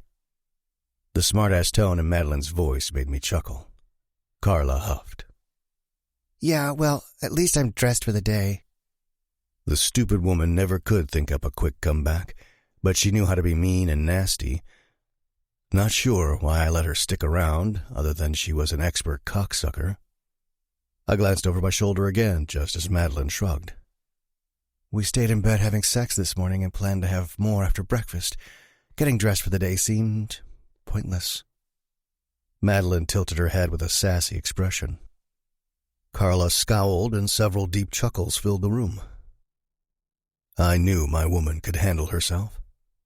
That's right, baby. I place a mug in front of her. What would you like to eat? Carla screwed up her face. Again, my brothers looked at me like I'd just grown a pussy on my forehead. Fuck it, I didn't care. I'd watched my Uncle Matt serve Aunt Eve plenty of times. Whatever you're having. Madeline lifted her chin, flashing me a radiant smile. I couldn't resist capturing her lips in front of everyone. She didn't hesitate to join in. In fact, she moaned against my mouth, driving me wild. I knew it was all for show because of Carla. It pleased me how she didn't let a kitten get to her. Throats cleared. I noticed Track shifting on his stool. Fuck, Prez, Lynx bellowed as he entered. Madeline pulled away, face flushed and smiled wider. Good morning, Lynx. I should say so, gorgeous. You're looking well-rested and glowing. He gave her a slow wink. Glowing, maybe. Well-rested? She snorted, thumbing my way. With him? No. He's like the Energizer Bunny. He just keeps going and going and going. I'll need a vacation just to catch up on sleep. The guys roared with laughter. I loved how they all seemed to like her. A couple of prospects were in the back, eyes twinkling. My chest puffed up with pride. My woman. Damn, I loved the sound of it. She was winning over the guys left and right. Boxer guffawed. Fuck, Brez. Kept her up all night, didn't you? Don't let my little angel fool you. I crossed the kitchen with 2 plates filled with scrambled eggs, bacon, sausage, and biscuits. I set a plate in front of Madeline and took the spot next to her. This woman has an insatiable appetite. I I cupped the back of her head and crushed my lips to hers again. Who needed food? I was ready to take her back to bed and feast on her. Well, who do we have here? Tina sang. Justin's daughter giggled softly. I ended the kiss. Might as well make introductions now. Morning, Tina, I nodded. Raoul and Justin entered next. Since most of the important people are here, except for Sugar and the twins, I'll introduce this lovely lady to all of you. Tina smiled. This is exciting. Angel, this here is Raoul, my VP, and his old lady Tina. They're married and have 2 kids. Tina was Raoul's second wife, but I didn't want to mention it in front of so many people. We all loved Tina. Most of us had never known Raoul's first wife, Jessica, Track's mom. She was killed in a drive-by in front of the clubhouse almost 20 years ago. Her murder was why the whole property was gated, and we kept an armed guard at the entrance. It's nice to meet you both. I'm Madeline, she said with a wave. Where are your kids? Tina stepped around the island to get closer to Madeline. At summer camp. Raymond is 11 and Valerie is 8.5. Emily, Justin's daughter, followed Tina with curious eyes, observing Angel. Emily was the shy type. She and Tina were very close. Oh, elementary school age. I'm a kindergarten teacher at Heritage in Winters. Madeline's whole demeanor changed in an instant. Are there any other kids in the club? The guys frowned. None of us ever wanted kids. We were 1%ers. We all lived and died for the club. Christ, were things going to change with Madeline around? Sadly, no. I keep telling these guys to get busy having the next generation, but then their balls go into hiding. Tina laughed as some guys grumbled. You must like kids if you're a teacher.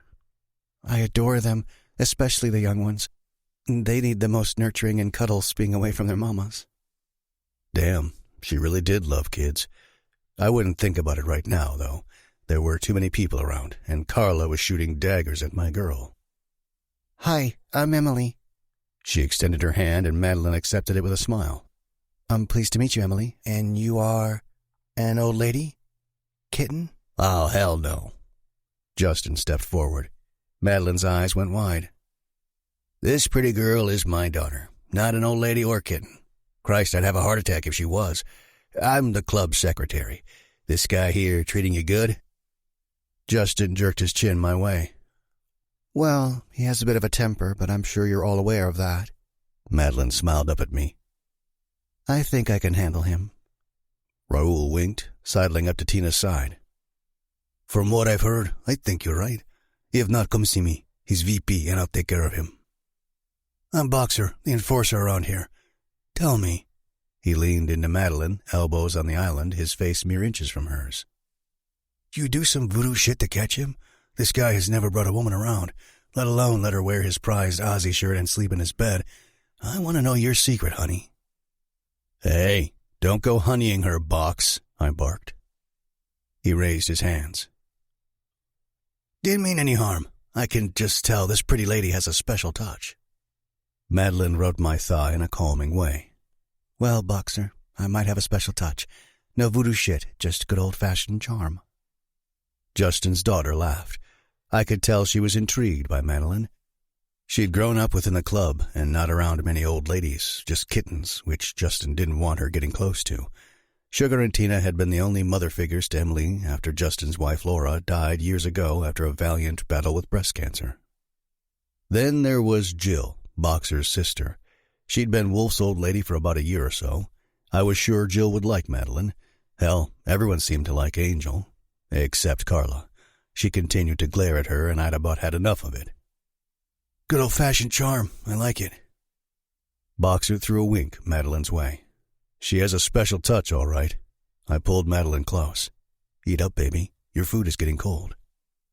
Carla huffed, rolling her eyes. Where the hell did Lynx go? I glanced at Raoul, then cut my eyes to Carla. The bullet, Raoul replied. If he'd talked to Carla, she wasn't listening. I was tired of her bullshit and had been for months now. She needed to go. Madeline, will you be sticking around or at the party tonight? Emily asked. I'd love to talk to you about teaching. I'll be declaring my major in the spring. I'm considering early childhood ed. I don't think I'd be good with older kids. I'm better with the little ones myself. Madeline smiled, then lifted her mug to her lips. Then you'll be here tonight? Emily asked again, a hopeful smile on her face. Maybe we could talk before the party. She'll be here, I answered for Madeline. I had a feeling she didn't know how to respond. I scarfed my food like I'd been trained to do in the Marines. After 10 minutes of listening to idle chit-chat, I'd had enough. You ready to go? I whispered at the shell of Madeline's ear. Yes. She slipped off the stool, holding the hem of the t-shirt down, then reached for her plate. I stopped her. Carla's got it. I cut my eyes to the bitchy kitten and took Madeline's hand, leading her out. It was great meeting all of you. See you this evening. She waved and smiled. Shouts of see ya and bye followed us out. Back in my room, Madeline turned toward me, went up on her tiptoes, hooking her arms around my neck. They're all great. I look forward to talking to Emily tonight. I could tell they all liked you, too. Yeah, except for Carla, your kitten. Don't do that, Angel. She means nothing to me. I didn't want to have this conversation, but I knew we'd eventually need to. But she was your go-to. What made you keep going back to her? How long were you with her? I pulled out of her arms and she pouted. Suddenly I felt ill. My stomach was tight and churning. I sat on the corner of the bed, bracing my elbows on my knees. I clasped my hands together and stared at them. Madeline stayed back and didn't say anything, but I felt her eyes on me. I ignored her questions and asked one which mattered most to me. Did you love Dane? I lifted my head to see her expression. Wow, that came out of nowhere. She tugged the hem of my shirt down, shifting from one foot to the other. She was nervous. It put me on edge. Just answer the question. I gritted my teeth. No, I cared about Dane. I cared a lot about him until he started treating me like crap and cheated. Really? Have you been in love before? Her eyes darted around the room. She still hadn't moved closer to me. Why was she acting nervous? Yes. Fuck. Not what I wanted to hear.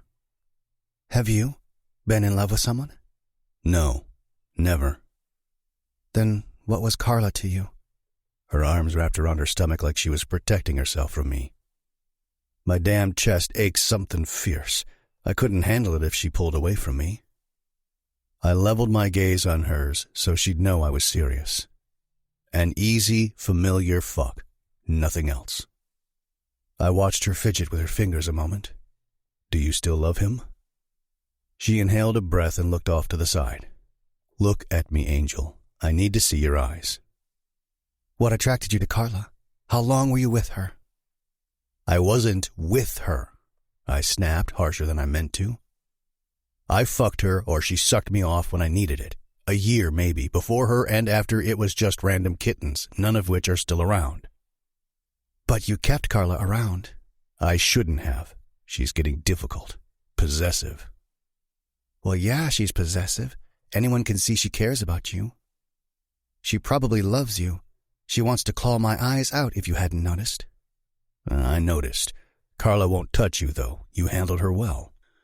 I didn't handle her, but I will if needed. I believe you could. Tell me about him.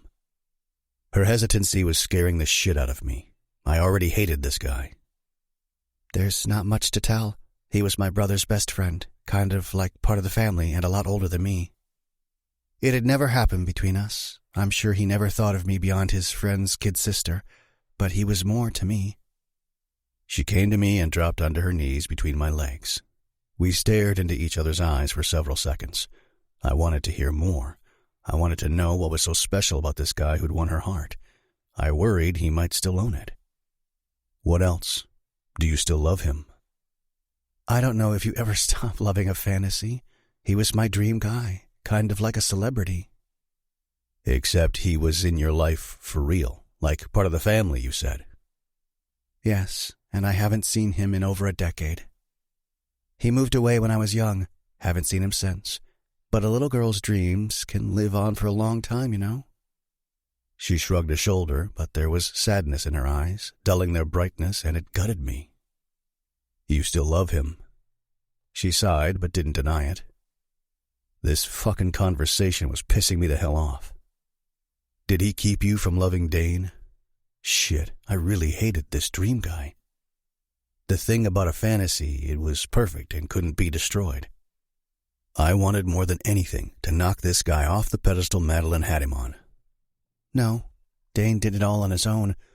I always thought when the right guy came along, he'd break through the walls I'd built around my heart. Dane didn't come close. Maybe your walls are impenetrable. Fuck me. No fucking way I would be second to some perfect dream guy. Shit, I hated feeling jealousy spur in my chest. I thought the same until you. Her eyes were glossy now. I know it sounds crazy. I mean, we've only known each other a month, but the time we've spent together... She shook her head, cheeks blushing. I don't want to be apart from you. Somehow you've gotten under my skin. I don't know how, but you did. I feel the same way. I lowered my mouth to hers, our lips a breath away. She'd just given me hope. I don't want to compete with a fantasy. If you're with me, you gotta let him go. She nodded, blinking back tears. I know. I want you, Storm, only you. But you need to know if I ever caught Carla hanging on you or found out you fucked her or she gave you head. She inhaled a deep breath, eyes locked on mine. I'll be gone. I won't stick around for an explanation or an apology. Understand? Her words were calm and direct. And that goes for any other woman, not just Carla. God almighty, she was fierce. I was glad she wouldn't put up with any bullshit. Deputy fucking Miller had done a number on her. I might not know the half of it, but I could tell it had to have been awful. One of these days I'd find out what exactly he'd done to her. Then I'd teach him a painful lesson. You're all I want, Angel. You don't need to worry about Carla or any other woman. She climbed onto my lap and softly kissed my lips. Good. Now take me to bed. I need to go home to get ready for your party tonight. How many are you expecting? Can I bake something? You don't need to trouble yourself. There will only be a couple dozen people here, and the food is covered.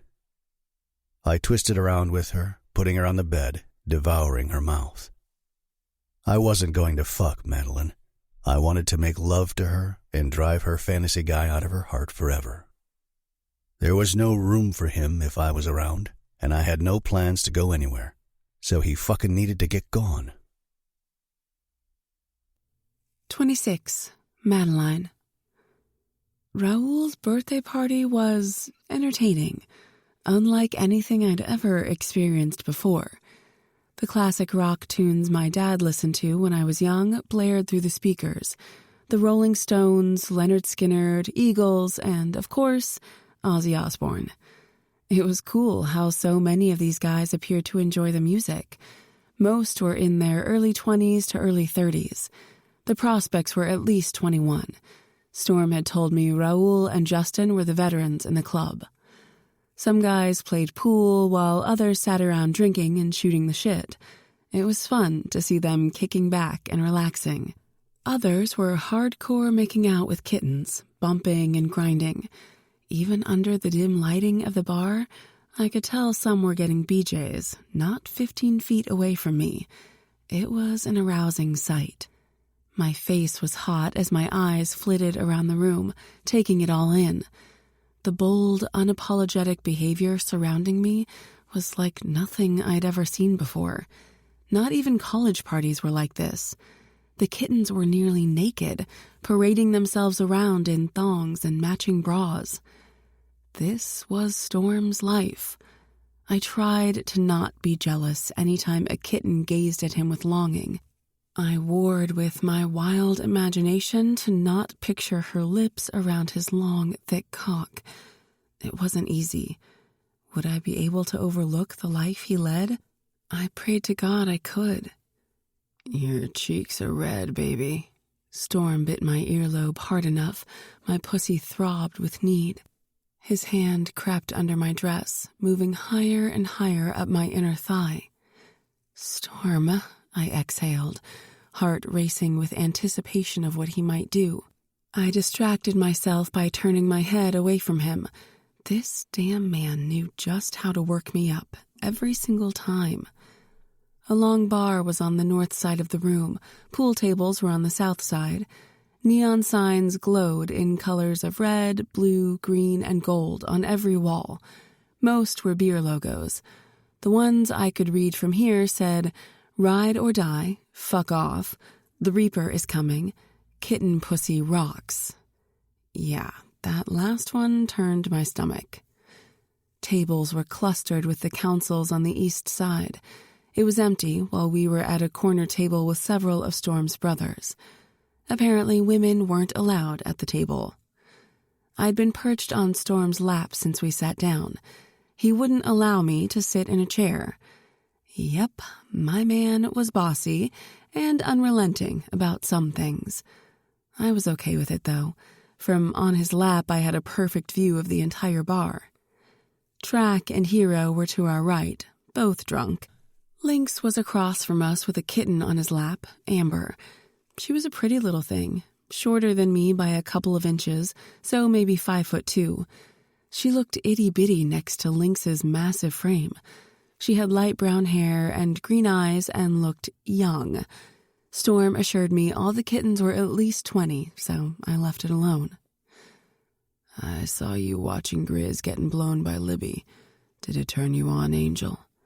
His fingers grazed over my pantyless pussy. It wasn't my choice to go commando. The Prez ordered me to. What the Prez wanted, he got.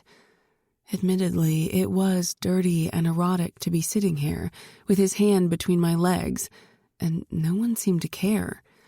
Thank God I wore a knee-length sundress. Well, except Carla. The woman hadn't taken her eyes off us since we got here. I wished she'd just accept Storm's decision and leave us alone. It did turn me on. "You gonna do something about it, Prez?" He growled into my ear. "Finger fuck you?" I gasped. "You wouldn't." The word stupidly flew out of my mouth. Storm would likely take it as a challenge, which was the furthest thing from my mind. I was in a different world, a world I never imagined being part of, and strangely, I was okay, more than okay, with Storm by my side. "Watch me." He capped the back of my head and smashed his mouth to mine as 2 fingers penetrated me. We groaned into each other's mouth and kissed wildly. His thumb rubbed my clit as his tongue lashed with mine.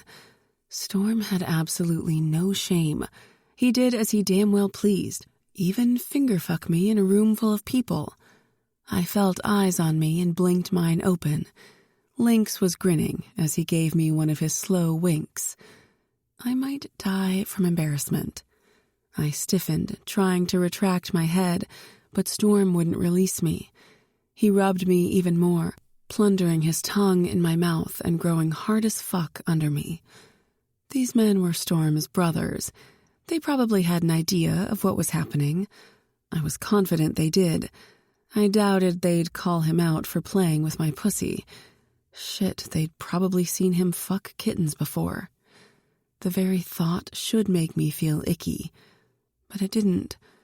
I knew how Storm was with me. From what he told me about the other women he'd been with, he only fucked them from behind, never in a bed and only against walls or on tables.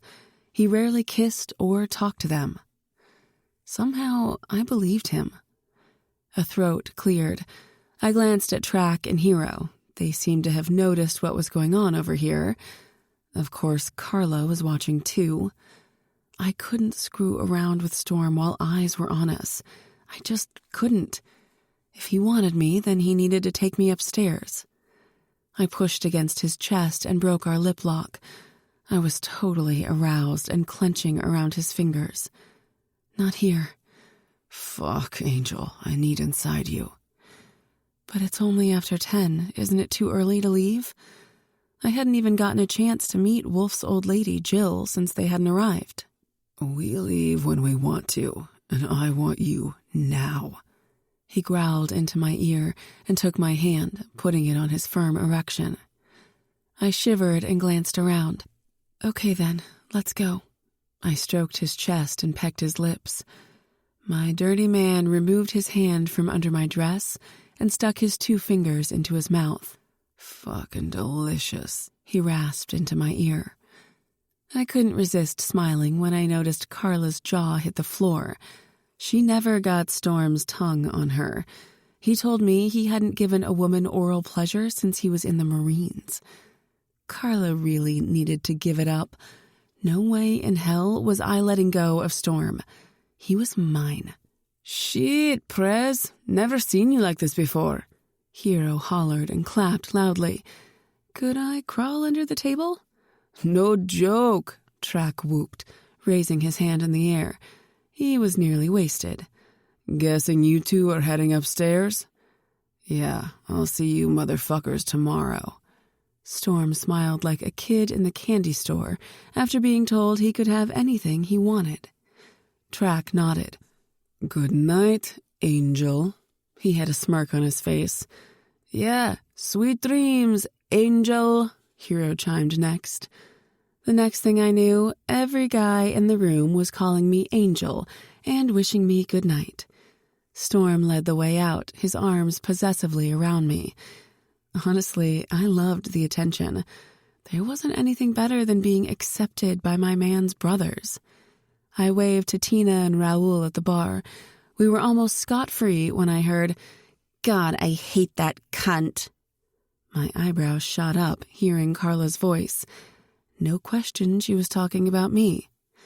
I blew it off. She didn't deserve a second of my time, but Storm reacted. He left my side so fast, I hardly knew what was happening.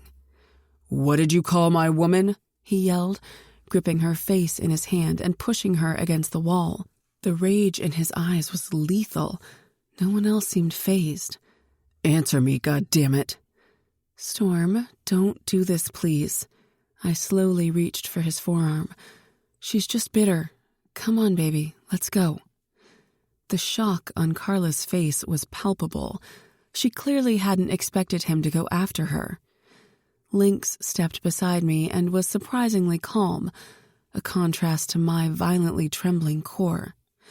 Watching a woman get handled this way was a first for me, although I'd experienced worse with Dane a couple of times. It was just different seeing it done to someone else. I needed to trust Storm wouldn't hurt her. He was only defending me. God, I hoped he wouldn't hurt her.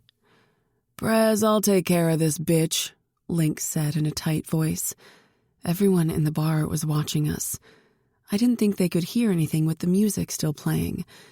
They probably knew whatever was going on had to be significant, given the murderous expression on Storm's face. I thought I told you to straighten her out, Storm yelled in Lynx's face. I don't want this bitch around if she doesn't know her place. You get me? It's handled. Storm turned back to Carla. Don't you ever go near my woman, touch her or talk to her or glare your fucking fake purple eyes at her. Understand? Yes, Storm, Carla whimpered, bobbing her head. I took Storm's hand, tugging until his focus was on me. His other hand cradled the side of my face, and he kissed me. No words were spoken as we left. Once we were in Storm's bedroom with the door locked, he paced the room like a ferocious lion. He stalked across the floor, hands in his hair, back and forth, from one side of the room to the other. I wasn't sure what to do. My man had quite a temper. The little display downstairs probably wasn't even close to what he was capable of when enraged. I wanted to calm him down, get his mind off that stupid woman. She likely called me a cunt to ruin our night together. I wasn't going to let her win. I went to Storm's bed, sat down, and removed my boots. I carried them over to the dresser and set them down beside it. All the while, Storm glanced at me as he paced, nostrils flared and breathing heavy. I shimmied my dress up and over my head, then folded it. Goosebumps covered my body, feeling Storm's burning gaze. I placed the dress atop the dresser. I wasn't wearing a bra, so I was completely naked. Storm didn't say a word. Like most men, I assumed he didn't want to talk about what happened downstairs. Honestly, I didn't want to either. Carla was a horrible woman who seemed to want to cause trouble. Without looking at Storm, I went into the bathroom and turned on the shower. When it was just the right temperature, I opened the glass door and stepped inside. The steam fogged up the glass as I waited for Storm under the shower head, hoping he would join me. If he didn't, I'd feel like an idiot. I brushed my hair off my face, letting the water soak through it, then squeezed out the excess. I closed my eyes, sending up a short prayer. God answered me quickly. The door opened and Storm stepped in, eyes narrowed and dark, lips pressed in a thin line. I switched places with him, putting him under the waterfall shower head. He shut his eyes and exhaled a long breath. "What do you need?" I skimmed my hands up his firm chest, over the tops of his sculpted shoulders, and down his inked arms. We stared into each other's eyes as my hands continued gliding over his wet, smooth skin. "On your knees," he commanded in a deep baritone voice. I pushed him against the tile wall and lowered myself before him. His dick was semi-hard, thick and beautiful. I gripped his shaft with one hand and collected his balls in the other, rolling them between my fingers. "Jesus," he hissed as I took him into my mouth. "Fuck, baby." I licked the salty pre-cum off his slit, swirling my tongue around the rim. A loud groan eddied from his lips. I pumped his cock while sucking and playing with his balls. I would do whatever Storm needed.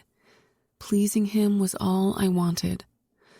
Storm's silky cock pulsed against my tongue. It filled my mouth completely when fully erect, stretching me, just as it did my opening when he entered me for the first time. I wanted Storm to take his frustrations out on me.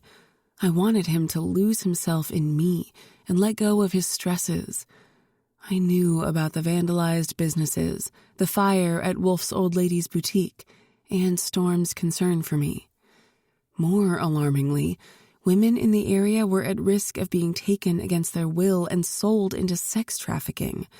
It all weighed heavily on Storm. Carla's remark had pushed him over the edge. Storm attacked her on my behalf. Now I would save him from falling. I would pull him away from the ledge and help him regain control so he wouldn't break. He was mine, and I would protect him. I sucked harder, taking him farther into my mouth. I gagged a little when he hit the back of my throat, but recovered quickly. "Shit," he growled, placing his hands on the sides of my head. "Shit, Angel, your mouth is heavenly." I released his thick cock and looked up. "Whatever you need, take it from me. I'm here for you. Do with me as you wish." Storm blinked several times as if processing what I'd said. Then he bent at the waist and kissed me, biting my lower lip. I whimpered and clenched down low. There was a noticeable shift in his mood. He slowed down, his eyes boring into mine, while his thumb ran over my cheek. His lips softly caressed mine, as if saying thank you in advance. When he broke away, he tipped my chin up. I opened wide, letting him guide his rock-hard cock into my mouth. He swiveled his hips, thrusting forward, then pulled back. He repeated the action over and over, rotating his hips, pushing forward and pulling back. Each time he went deeper, hitting the back of my throat. Storm squeezed my head between his hands and plunged his pulsing cock to the hilt. He wasn't like this with me often, but I enjoyed being owned, possessed by my sexy man. Storm showed the world his hard edges, like he didn't have a soul, but he was soft and tender with me. I was thoroughly turned on by his feral side. I closed my eyes, feeling the sting of tears. They weren't from pain. Something shifted inside me. An all-powerful emotion I hadn't felt before bloomed in my chest. "Eyes on me, Angel. Eyes on me," he rasped. I locked my gaze on his dark, stormy depths. His nostrils weren't flared anymore, and his jaw relaxed. "You okay?" I nodded. "You're so fucking beautiful with my cock in your mouth. So beautiful." He drove in forcefully. I clenched my thighs together, trying to ease the ache. "You're perfect." Another hard thrust. "My angel." His hips bucked forward, and he squeezed my head harder. He wasn't hurting me, though. God, I loved his power and control. "My angel." His face screwed up, his pace picking up. His head went back as he plundered my mouth, owning it with every deep thrust he unleashed on me. I had to hold on to his thighs so I didn't fall. Storm fucked my mouth for all he was worth, grunting and hissing, controlling me, dominating me. "Fuck, Angel." He shattered, choking me with his cock and roaring like a mighty king. His primal sounds bounced off the tile walls as ropes of his cum shot down my throat. I winced from the pain of his hands, holding me in place with a fierce grip. I breathed through my nose, soothing the overwhelming pressure of having him so deep in my throat. Storm heaved as I watched the stress in his body swirl down the drain. We stared into each other's eyes. His were clear, less stormy. The tension marring his handsome face was gone. His hands relaxed around my head and glided to my face, where he tenderly caressed my cheeks. I'd swear he saw straight into my soul and heard the thoughts whirling in my head. Tears pooled in my eyes when the all-powerful emotion I felt earlier returned. I wanted to be the person Storm needed. I'd walk through the gates of hell with him, fight alongside him and his club against the enemy trying to destroy my man. A fierce love swelled in my chest, staring into Storm's unclouded eyes. Tonight I'd given myself to him, to use however he needed, to take his anger and frustrations out on me so I could get him to the other side of it, to the side of peace and tranquility, love and affection. I knew this calm would be short-lived, but I would embrace it just the same. Being here with Storm was where I was meant to be. He needed me to help process and manage the worry threatening to tear him down. He needed me to be his safe haven. I loved every bit of what we'd just done. I loved him. Storm helped me to my feet and washed me. He brushed his lips across my back, making me tremble, my needy clit pulsing as I thirsted for him. As I went to wash him in return, Storm turned the water off. "Let me take care of you now, Angel." He stepped out of the shower, holding my hand. I followed, letting him dry us both off. His strong arms carried me to his bed. Nobody ever made me feel so adored and cherished. Some indiscernible rock song played below the floor. Storm set me tenderly on the bed and killed the lights. He crawled over me, settling himself between my legs. "So damn beautiful. Sweet." He dropped a light kiss on my lips. "And fierce." Another kiss on my jaw. "So damn strong and understanding." He kissed down the bend of my neck. "You're everything I never knew I needed, Angel." Emotions bubbled into my chest. That all-powerful emotion I felt earlier. It had a name. Love. Storm. He claimed my lips and eased his cock inside me. He moved at a slow, intentional pace, making love to me. Everything about this was night and day different from what had just happened in the shower. It was like he knew what I needed just as I'd known about him. He lifted my thigh, penetrating me deeper, rubbing against my clit with each thrust. My orgasm formed, building in strength as this intense man made emotional, passionate love to me. Every kiss, every touch was like a promise of forever. Storm poured into me without hesitation. Our hearts and souls fell into sync, becoming one, just as our bodies were. "Come for me, Angel," he whispered at the shell of my ear. I cried his name, pricking his shoulders with my nails, tightening around him as I launched into oblivion. He followed me off the ledge, groaning my name. Once we calmed, we were wrapped in each other's arms, completely sated. I was sure a cosmic event occurred between us. Storm must have felt the monumental moment. Together, we're an impenetrable force. He was right. Nothing and no one could break us when we were together. 27. Madeline. Thump, thump, thump. The pounding on the door jerked Storm's body beneath mine. His arms around me squeezed with anaconda strength. My eyes flashed open. His once calm heartbeat under my head leaped into a heart-stopping gallop. "Storm!" More banging on the door. "It's the bullet." I recognized the voice. It was Trax. "Shit," he hissed. "Baby, I gotta get up." He released me, and I lifted off his chest so he could get out of bed. My heart raced, wondering what was going on. I turned toward the digital clock on the nightstand. 1:39 a.m. We'd only been asleep a little more than an hour. In the nude, he unlocked the door and opened it. "What happened?" "Hunters. They got 2 of our servers, Nancy and some new girl, Ava. They're pretty messed up." Trax sounded furious, talking a mile a minute. Storm growled, the muscles in his back coiling. "Fuck, where was Ire?" I just met Ire yesterday in passing, before the party, when he was on his way to work. He was the head bouncer at the Bullet.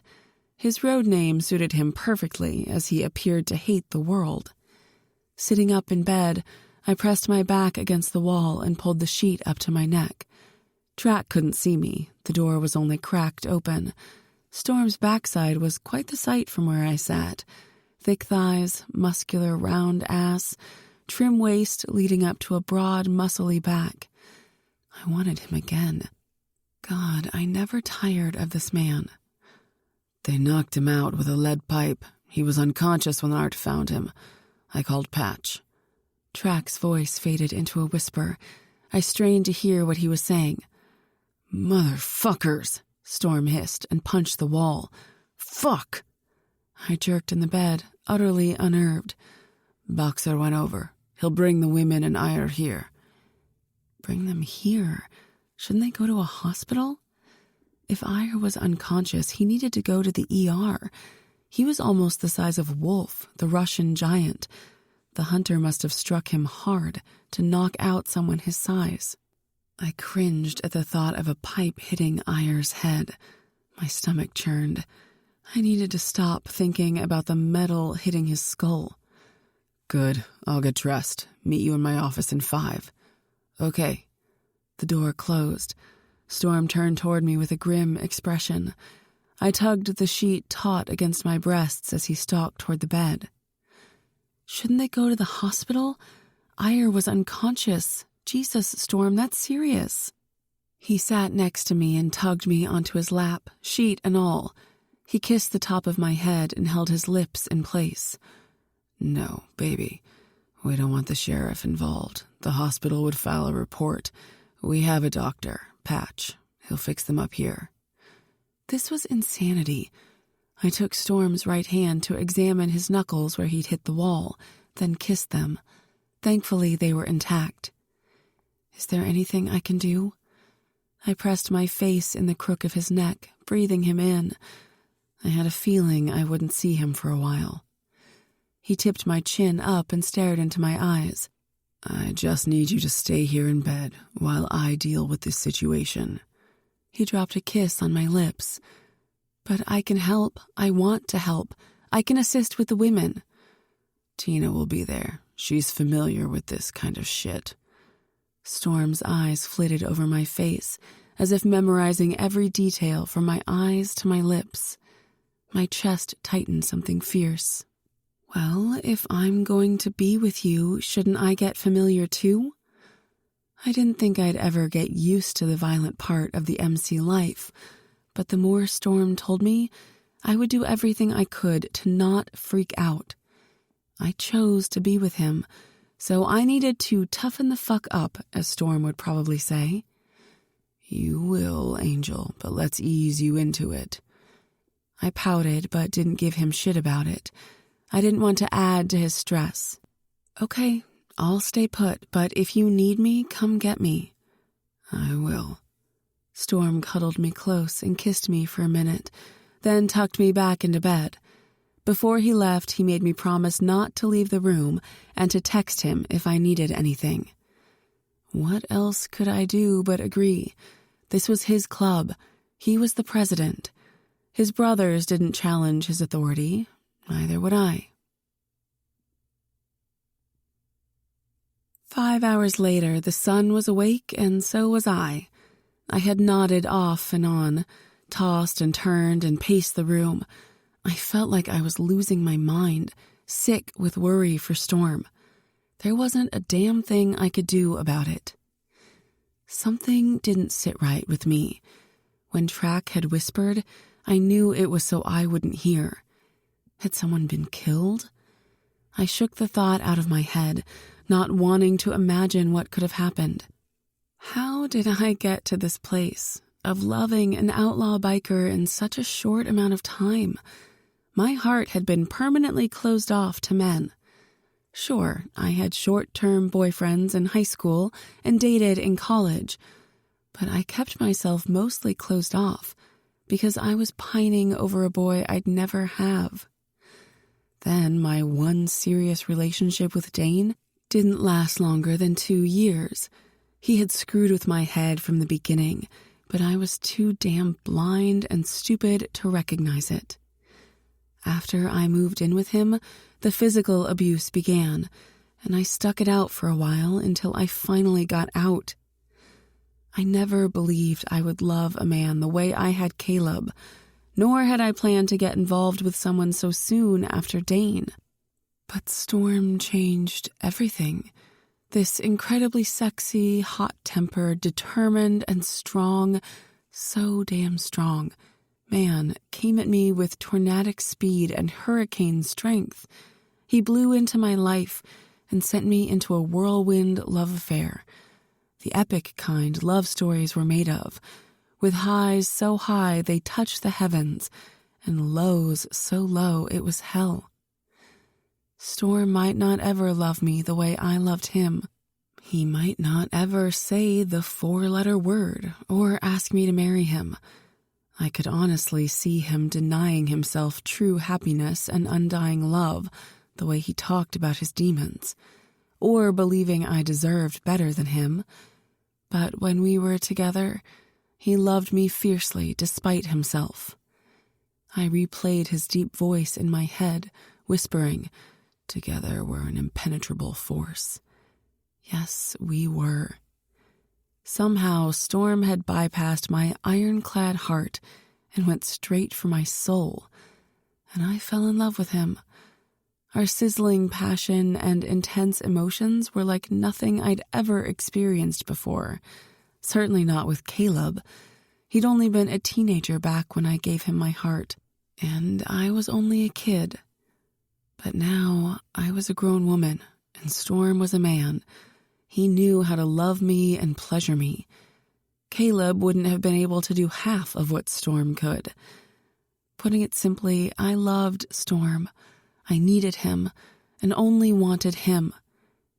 I had to let Caleb go, release him into the wind to blow away and out of my life forever. Storm deserved all of me. There was no room in my heart for Caleb anymore. He'd owned it long enough. 28. Storm. I looked each one of my men in the eyes, fury radiating off them, filling the room to a suffocating degree. We'd just reconvened for church after spending the last couple of hours searching for hunters. The fuckers had beaten one of the girls because they declined to work for them and raped the other.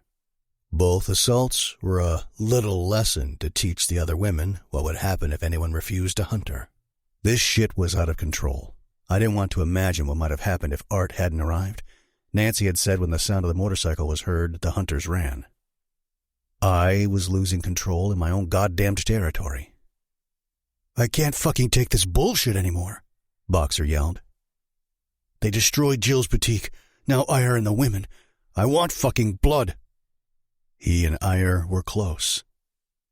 They trained at the gym and entered underground MMA events together. For Boxer, it was a sport. For Ire, it was his chance to beat the crap out of someone. He never lost a match. I nodded. You'll get your blood, brother. We all fucking wanted revenge, but I needed to keep a level head so my brothers would too. It wasn't easy for a volatile man like me to stay calm. For the last several hours, I'd been running on adrenaline. When I saw the women's condition, I nearly lost my shit. It could have been Madeline they got. Fuck, the very thought threatened to unravel me. But I'd held it together, swallowing down bile to not show weakness in front of my brothers and the women. I nodded at Raoul to take over. He returned a nod and exhaled. This was a warning. We took 2 of their men and roughed them up. They retaliated and one-upped us. Fucking pussies, Boxer roared. Beating up 2 women, raping one of them, it's fucking low. They're a bunch of animals. I should have cut off their guys' dicks. He was at the end of his rope. I'd never seen him like this before. Not even when we were in the Marines getting shot at in Afghanistan. Seeing Ire before the meeting didn't help.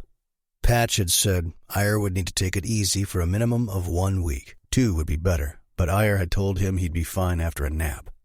Crazy son of a bitch. I ordered him to not leave his room until further notice. I agree, son. That's not how we roll. The dirty hunters don't give a fuck about women, only themselves. They're a young club with no home and weak members. They have to hide because they know we will pick off their herd one by one. Raoul clasped his hands together on the table, jaw ticking. Well now, Press. Track's calm voice got my attention. He was the peacekeeper during times of duress, somehow keeping the guys level-headed. Right now, I want you all to eat, shower, and rest. Call a kitten if you need some lovin'. I sure needed to hold my angel. Then we meet back here at noon. I banged the gavel on the table. Go do what you need to do. Chairs scraped against the floor as they were pushed back, and my brothers filed out.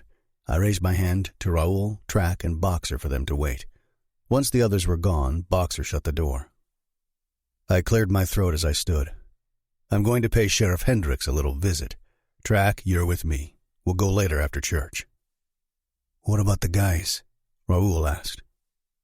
I want you and Boxer to divvy them up to do a sweep of Winters and the surrounding area. The dirty fuckers only creep into Bastion at night. We need more manpower, so I'm calling in a marker with the fallen soldiers. The soldiers were a small MC in Iowa. They owed us big from 3 years ago. Now they can help us rid our territory of hunters like we helped rid theirs of gangbangers. The 3 of them nodded. Let's go eat. I stalked into the kitchen where breakfast was in full swing. Eyes flitted my way as I loaded up a plate with enough food to feed Madeline and me. I piled it high with French toast and sausage, drizzled syrup, and then filled 2 travel mugs with coffee. I ignored my brothers.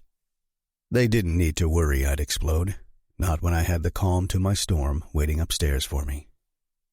Tina put her hand on my shoulder. Try to get some rest. It was a long night.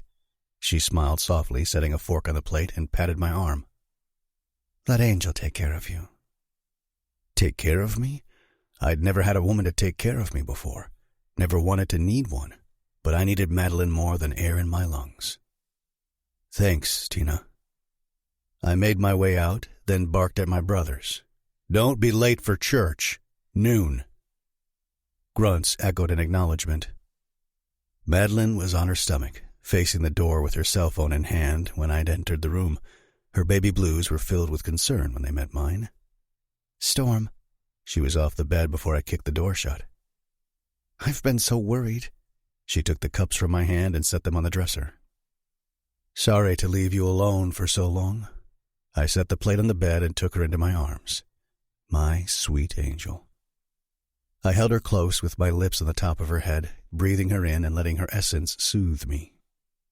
No, I understand. Her arms wrapped around my waist, squeezing me tight. Are the women okay? How's Ire's head? Is there anything I can do? She peered up, waiting for my reply. Talking about what happened was the last thing I wanted to do. I only wanted to be with my girl. Absorb her light before I went back into the dark world. It was going to get ugly around here. Madeline kept the savage part of me at bay. I liked not feeling unhinged or ready to erupt in a volcanic blast, and after what happened to Ire and the women, I was hanging by a thread. I took her hand and collected the plate. "Grab the coffee, baby." "Okay." I stretched out on the bed with my back to the pillows along the wall. Madeline set the cups on the nightstand and scooted in next to me. I forked a bite of French toast and fed it to her. "Let's eat before it gets cold." She smiled as she chewed. "It's delicious." I shoveled a monster bite into my mouth. "It is," I mumbled. We ate in silence, me feeding Madeline and her accepting what I gave her with loving eyes locked on me. She never pushed to talk. It made me appreciate her all the more because I couldn't tell her club business. Once the plate was empty and our coffee cups drained, we snuggled in bed. I'd kicked off my boots but refrained from removing my clothes. Madeline was wearing my Aussie t-shirt again. She was the most alluring woman I'd ever known. Her long hair was braided loosely and her face was free of makeup. She was gorgeous in her natural state. I was one lucky fuck to call her mine. "I know you've got a lot going on, so I thought I'd head home." The muscles in my shoulders tensed. Absolutely not. "Storm, there's nothing for me to do here but be in the way. At home, I could clean the house and get some laundry done."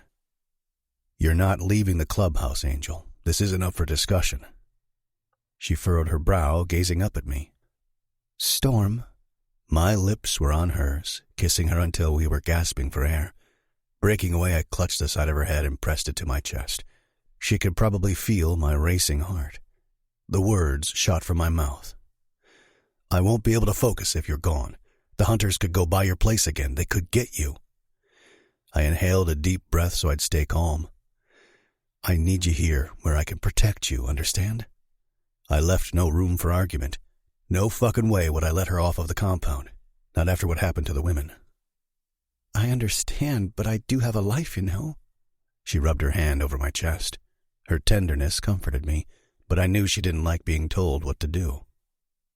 I wasn't ready to tell her one of the women was raped. I would, eventually. But Jesus, I felt guilty as hell for not getting those fuckers out of our area. I could barely contain my fury. I couldn't tell Madeline what happened in the state I was in. "You're on summer break. What else do you have going on?" She sighed. "Nothing until Wednesday. I'm supposed to meet my friends at Sugar Bliss. We were going to hang out, do a little shopping, maybe catch a movie." "Okay, I'll go with you." She tossed her head back, laughing. "You're going to go with me?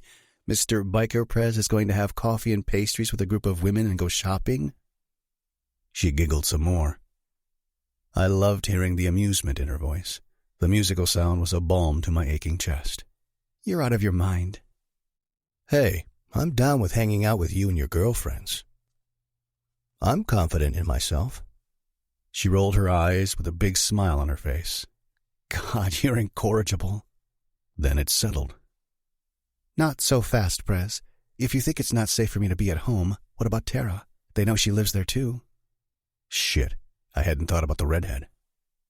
"Can she stay with one of your friends for a while? Just until we get the hunters out of Winters?" "I suppose she could, but is this really necessary?" "Yes. When you see Nancy and Ava later today, you'll understand." She noticeably stiffened. "That bad, huh?" "Yeah, baby, it's bad." I pressed my lips to her head, my innards twisting into a knot. It would kill me if anything happened to my beautiful woman. "Let's take a nap. I'm exhausted." "Okay." She turned to her side so I could spoon her. I exhaled, wrapping myself around her warm body and burying my face in her neck. My eyes closed, and I was out. I hit the gavel once, bringing the meeting to order. I leveled my gaze on every man. This was my executive council and several select patched members at my table, 11 in all. Not one of them looked happy to be in church again, nor should they. In the 5 years I'd been president of Knights Legion, not once had I called church the day after a club party. "Raoul, what do you got?" I called out my VP. I left it up to him and Boxer to put a plan together for the men. I trusted they would pair them up properly. "We're doing this smart, you hear me?" Raoul barked. 3 patched, 1 prospect. I want you armed and your fucking trackers on your goddamn phones. Grizz checked. One of you motherfuckers had yours off. What the fuck you just say? I stood from my chair, hands on the table. Who? I narrowed my gaze to Raoul. Lynx. Lynx threw his hands up. My phone broke. Just replaced it. Forgot to turn it on. Sorry. I glared at him, then turned toward Raoul. Continue. He cleared his throat. We've only been able to identify 6 men who we believe are hunters. Raoul looked at Grizzly. The 75-inch flat screen on the wall turned on and images appeared of some ugly-ass fuckers. 2 of these bastards are the ones the press and Boxer messed up at the Wild Hog. They mostly travel in groups of 3. The security cams around the bullet captured partial images of 4 of these bastards. Another image appeared. Their enforcer and the prospect took down Iyer. He never saw them coming when they got him from behind. 2 more prospects got the girls. Boxer growled and pounded his fist on the table. Play the footage, Raoul told Grizzly. Motherfucker, Boxer hissed and dropped his gaze. Several others did the same to avoid watching the enforcer assaulting Ava. I diverted my gaze, biting down on my back molars. My fucking blood boiled. From the angle of the camera, we could only see his back with his pants down. It was clear what he was doing to the girl as she struggled. But the enforcer was 3 times her size. Raping innocent women was probably how he spent his free time. The other assholes were beating up Nancy, punching and kicking her on the ground. I couldn't see their full faces. They weren't wearing cuts like the enforcer. With the video footage and the recon we had from Raoul and Boxer, it was enough to confirm the attackers were hunters. I didn't need any more proof. I want to pluck these cunts off one by one. We'll start with the 4 cunts on the screen. I leveled my gaze on Boxer. Be ready. Already am, Prez. His nostrils only flared when boxing or when he thirsted for blood. I want their nest found. Someone's helping them. I want whoever it is found too. Now get your asses out there and bring me some fucking hunters. I slammed the gavel on the table, calling this meeting adjourned. Grunts echoed as the men filed out. Track, get our prospects so we can meet with Hendricks. I jerked my chin toward the door. On it. I cut my eyes to Raoul. I'll be in touch. Got it. I was pissed at myself for being lax with the hunters when they first rolled into our territory. Not all nomads were terrible. We'd had a few groups pass through over the years. My Uncle Matt had always been slow to react. Madeline had distracted me. I hadn't kept a close enough eye on these assholes. I let my club down in Winters Township. It's my fault Ava was raped. Nothing I did would ease her pain. I needed to drive these sons of bitches out of Knight's territory once and for all. I stood beside Sheriff Hendricks at the edge of Wenberg Pond. It was our rendezvous spot when we discussed shit we didn't want anyone to hear. It was secluded and on Knight's Legion property, half a mile behind the compound. I'd just finished telling him about the attacks. His face was red and his nostrils were flared. This goddamn shit has got to stop. I thought you were handling them. He scrubbed his hand over his face. They're pushing back, obviously. It's time we moved on to more convincing tactics. My gut twisted knowing what was to come. I wasn't a pussy by no means. I'd killed my share of violent, soulless men. Didn't mean I enjoyed ending a life. He cut his gaze to me. Eve will be home with the boys soon. I don't want her getting tangled up in this shit. Matt promised me she'd be safe. I plan to uphold his word. You think I like what's happening? I have Madeline to think about now. Madeline? I groaned, cracking my neck. You have a girlfriend? An old lady. Unbelievable. Matt must be grinning his stupid, cocky grin right now. He always said the right woman would tie you down, but I never believed him. I snorted. He was too damn arrogant for his own good. Amen, brother. The sheriff saluted the sky. Hendricks respected my uncle and loved him like a son, despite being the president of an outlaw biker club. If the club doesn't handle the hunters our way, it could get uglier than 2 women being assaulted. I didn't forget about Iyer. He didn't look so good when I'd checked at him before leaving the clubhouse. With Hendricks, I needed to appeal to his fatherly side. Aunt Eve was all he had left in the world. Try to keep it in Bastion. I don't have jurisdiction in Winters. Sheriff Bush and Deputy Miller won't turn a blind eye. I fisted my hands, hearing Deputy fucking Miller's name. I know. Why do you think it's taken us so long to contain them? They stay in Winters. Someone is helping them. I'll ask around. Do what needs to be done and keep my girl, and yours, safe. Hell yeah, I'll keep my girl safe. I gave the sheriff a short nod and glanced over my shoulder at track. It was on. The hunters better run out of Minnesota because the Knights Legion was coming for them. 29. Madeline.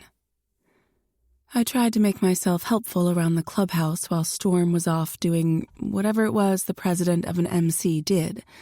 We'd napped for a couple of hours, then he made love to me before going to church. Church. When I'd looked at him strangely, he'd chuckled and rephrased his statement. A meeting. Church was an hour ago, and I had yet to see him. I knew he was in the building, which gave me a little comfort. Tina, Raoul's old lady, was busy preparing several pans of tater-tot hot dish for dinner. She'd said it was the men's favorite comfort food. So, what are you putting in the hot dish? I was chopping veggies and fruit while we chatted. Tina snorted. Everything but the kitchen sink. I peered into the pans. No mixed vegetables? No, ma'am. The men in the club only like green beans in it. Huh. Maybe that's why yours looks tastier than others I've tried. It smells better, too. I add my own special mix of spices to it. She winked.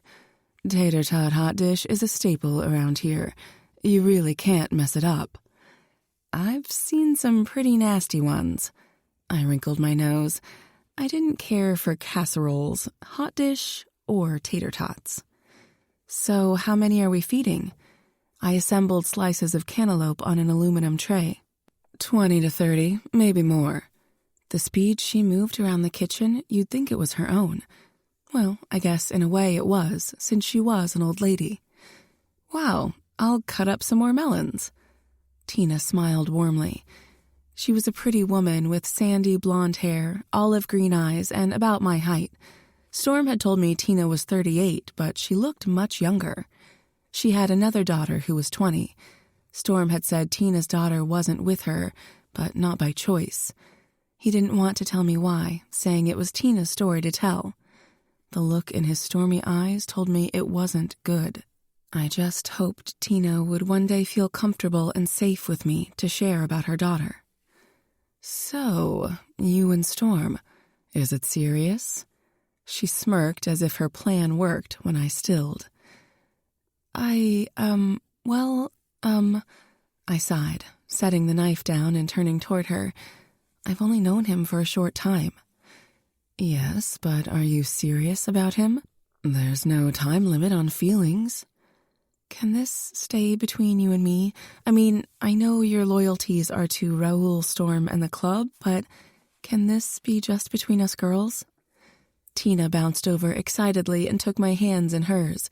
Yes, I need another old lady around here to gab and bitch with when my man is driving me nuts. I can't complain to Sugar. It only makes her miss Matt. And I'd rather not get close to the kittens. Why not? I was curious about her thoughts on the kittens. Ugh, the kittens are okay. A little catty sometimes. No pun intended. Tina snorted. They're here for a purpose, one we don't get a say in, if you know what I mean. Sex? Yep, that'd be it. Tina made a face like she didn't like it, and I was right with her. I don't like how they slink around like they rule the roost. Not all of them are awful, but you've met Carla. I inhaled a deep breath. Yes, I have. Storm assured me there was nothing between them, but she was his favorite, and he didn't share her.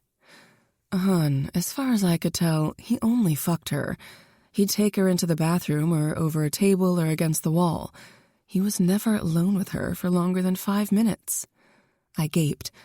Did he do it in front of everyone? Tina nodded with a frown. Yes, he didn't care because she didn't mean anything to him. Not like you. Oh my gosh, I can't imagine having sex out in the open. Tina shrugged. It's what a kitten is here for. They have a job to do. None of them are ever meant to be an old lady. I mean, they could, I guess, if one of the guys fell in love. But our guys are too damn possessive and don't like to share. Like Storm. For him, it was about control and showing the others he was the king. But kittens belong to the club, to the patched members. Most of the women want to be with all the guys, not just one. A few have gotten clingy, like Carla. They don't usually stick around long if they get possessive with the men. I hate seeing Carla around. I know how you feel. It was the same for me when I first got here. Raul was a mean, dirty fucker. Her voice trailed off. She left me hanging on her every word, hoping she'd tell me more. I once caught him with his pants down fucking a kitten when we were getting to know each other. He was such a bastard back then. Ruthless.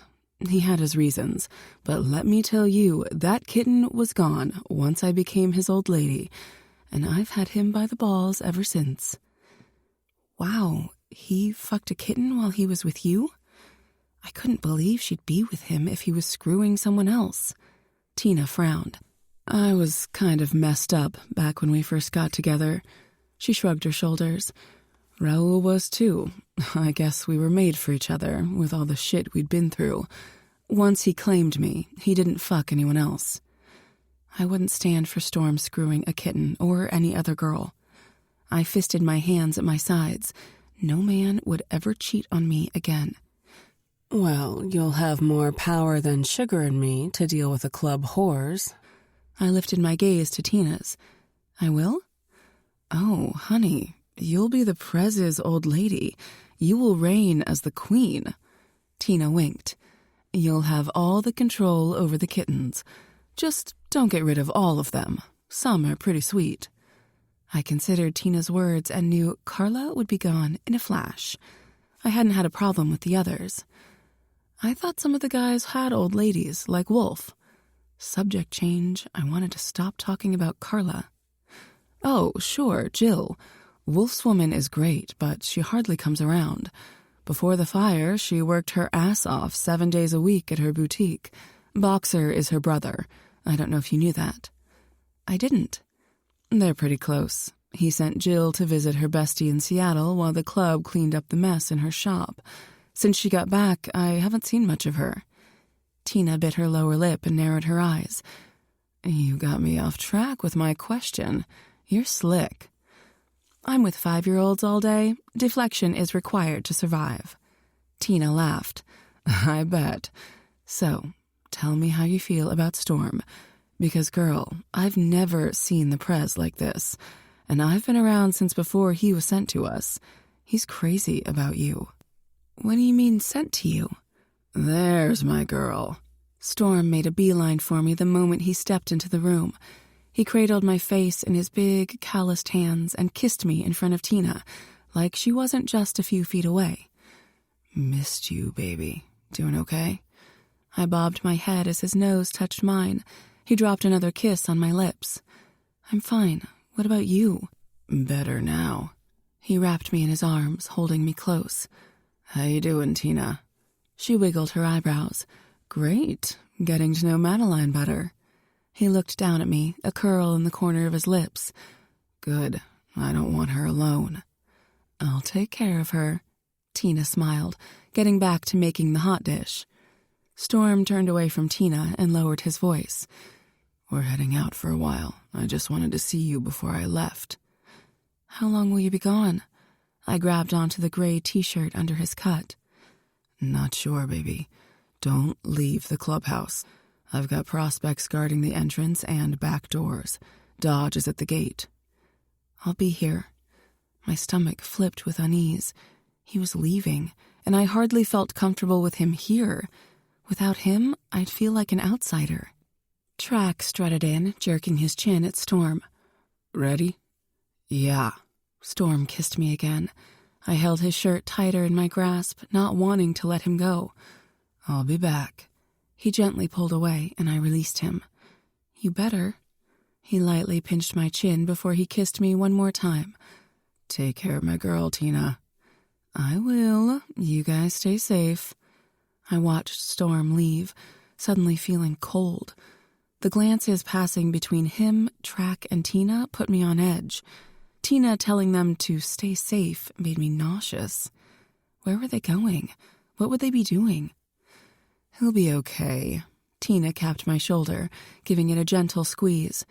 The guys will protect him. So he'll need protecting? I twisted my hands together and flicked my eyes in the direction Storm went. Was I ready for this, being involved with an outlaw? I knew I wanted to be with Storm, so I guessed I needed to be prepared for anything. Still, it didn't mean I had to like it or not be afraid. Tina smiled sympathetically. Most days, danger lurks around the club. It had been quiet for a long time. Then the dirty hunters rolled into the area, wanting what wasn't theirs. The club needs to protect its territory, or other clubs might invade. The Knights can't look weak. They need to handle the hunters. You sound like it's just another ordinary day around here. I guess it is. They're just doing what needs to be done. Tina grabbed a plate off the shelf and filled it with fruit and some cookies. Next, she went to the large commercial-grade fridge and took out 2 bottles of water. Let's take a little afternoon snack to Ava and Nancy. Sure. I forced a smile, taking the bottles from her. I had yet to see the women. I was nervous. Storm had told me they were pretty roughed up. What that looked like, I wasn't sure, nor was I ready to see them. But I was with Storm, and I needed to toughen up and be more like Tina. This hallway leads down to the dorm rooms in the basement. There are 14. Only half are occupied full-time. Some of the patched members own homes, and so do most of the exec council members. Oh, really? Yeah, living at the clubhouse isn't really family-friendly, but the construction going on in the back is a family wing. Family wing? Mm-hmm. Storm wanted to have it ready when some of the guys have a family, like Wolf and Jill. There have been whispers about them getting married. She smiled wide. The new building will be nice for when we're on lockdown, and members and their families stay on the compound. It'll be more comfortable for children. Like my own, which I'd rather them not witness a kitten sucking off Uncle Lynx. She rolled her eyes. Uncle Lynx, so cute. No, I don't imagine they need to see such activities. The new wing sounds terrific.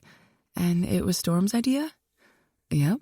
He takes good care of his brothers and their families. It was clear Tina was fond of Storm and cared about him. So far, everyone here was great, save for Carla. I'd only met 2 other kittens, Amber and Libby. I was glad most hadn't been with Storm. It disgusted me enough seeing Carla, his preferred kitten, mewling about. Tina stopped at a door where a guy I hadn't seen before casually leaned against the wall. Hey, Copper. How are they doing? Haven't heard a peep out of them. Who do we have here? His eyes raked over me as he scratched his jaw. He looked young, like AJ, just beefier and a ginger. Down, boy. She's Storm's woman. Oh, shit. He pulled his eyes off me. Sorry, Madeline, I smiled, stifling a laugh. I appreciated how being called Storm's woman made all the men stand at attention and treat me with respect. He nodded, and Tina laughed, tapping her knuckles on the door. Yeah? It's Tina and Madeline. Thought you two might like a snack. There was a clicking sound, a deadbolt, I assumed. The door opened. Come in. The room wasn't dark enough to hide the black and blue bruises and swelling on both women's faces. I did everything possible not to gasp, cry, or stare. Jesus, these poor women. Thanks, dear. Is there anything either of you need? Tina set the plate on the nightstand. She reached back and took the bottles from me, placing them beside the dish. No, we're okay. Thanks. The blonde peered around at me. "She's Madeline," Tina said before the woman could ask. "She's Storm's girl." "What? Seriously?" She studied me.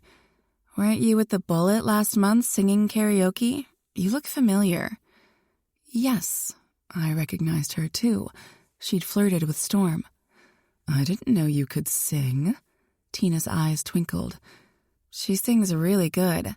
I'm Nancy, by the way. Congratulations on catching Storm. You've done what we've all dreamed of doing." Thanks?" Awkward. I wasn't trying to catch him. "Probably why you caught him. You know, a man likes a challenge. And those little dresses and boots are quite a look, too. How long have you been together?"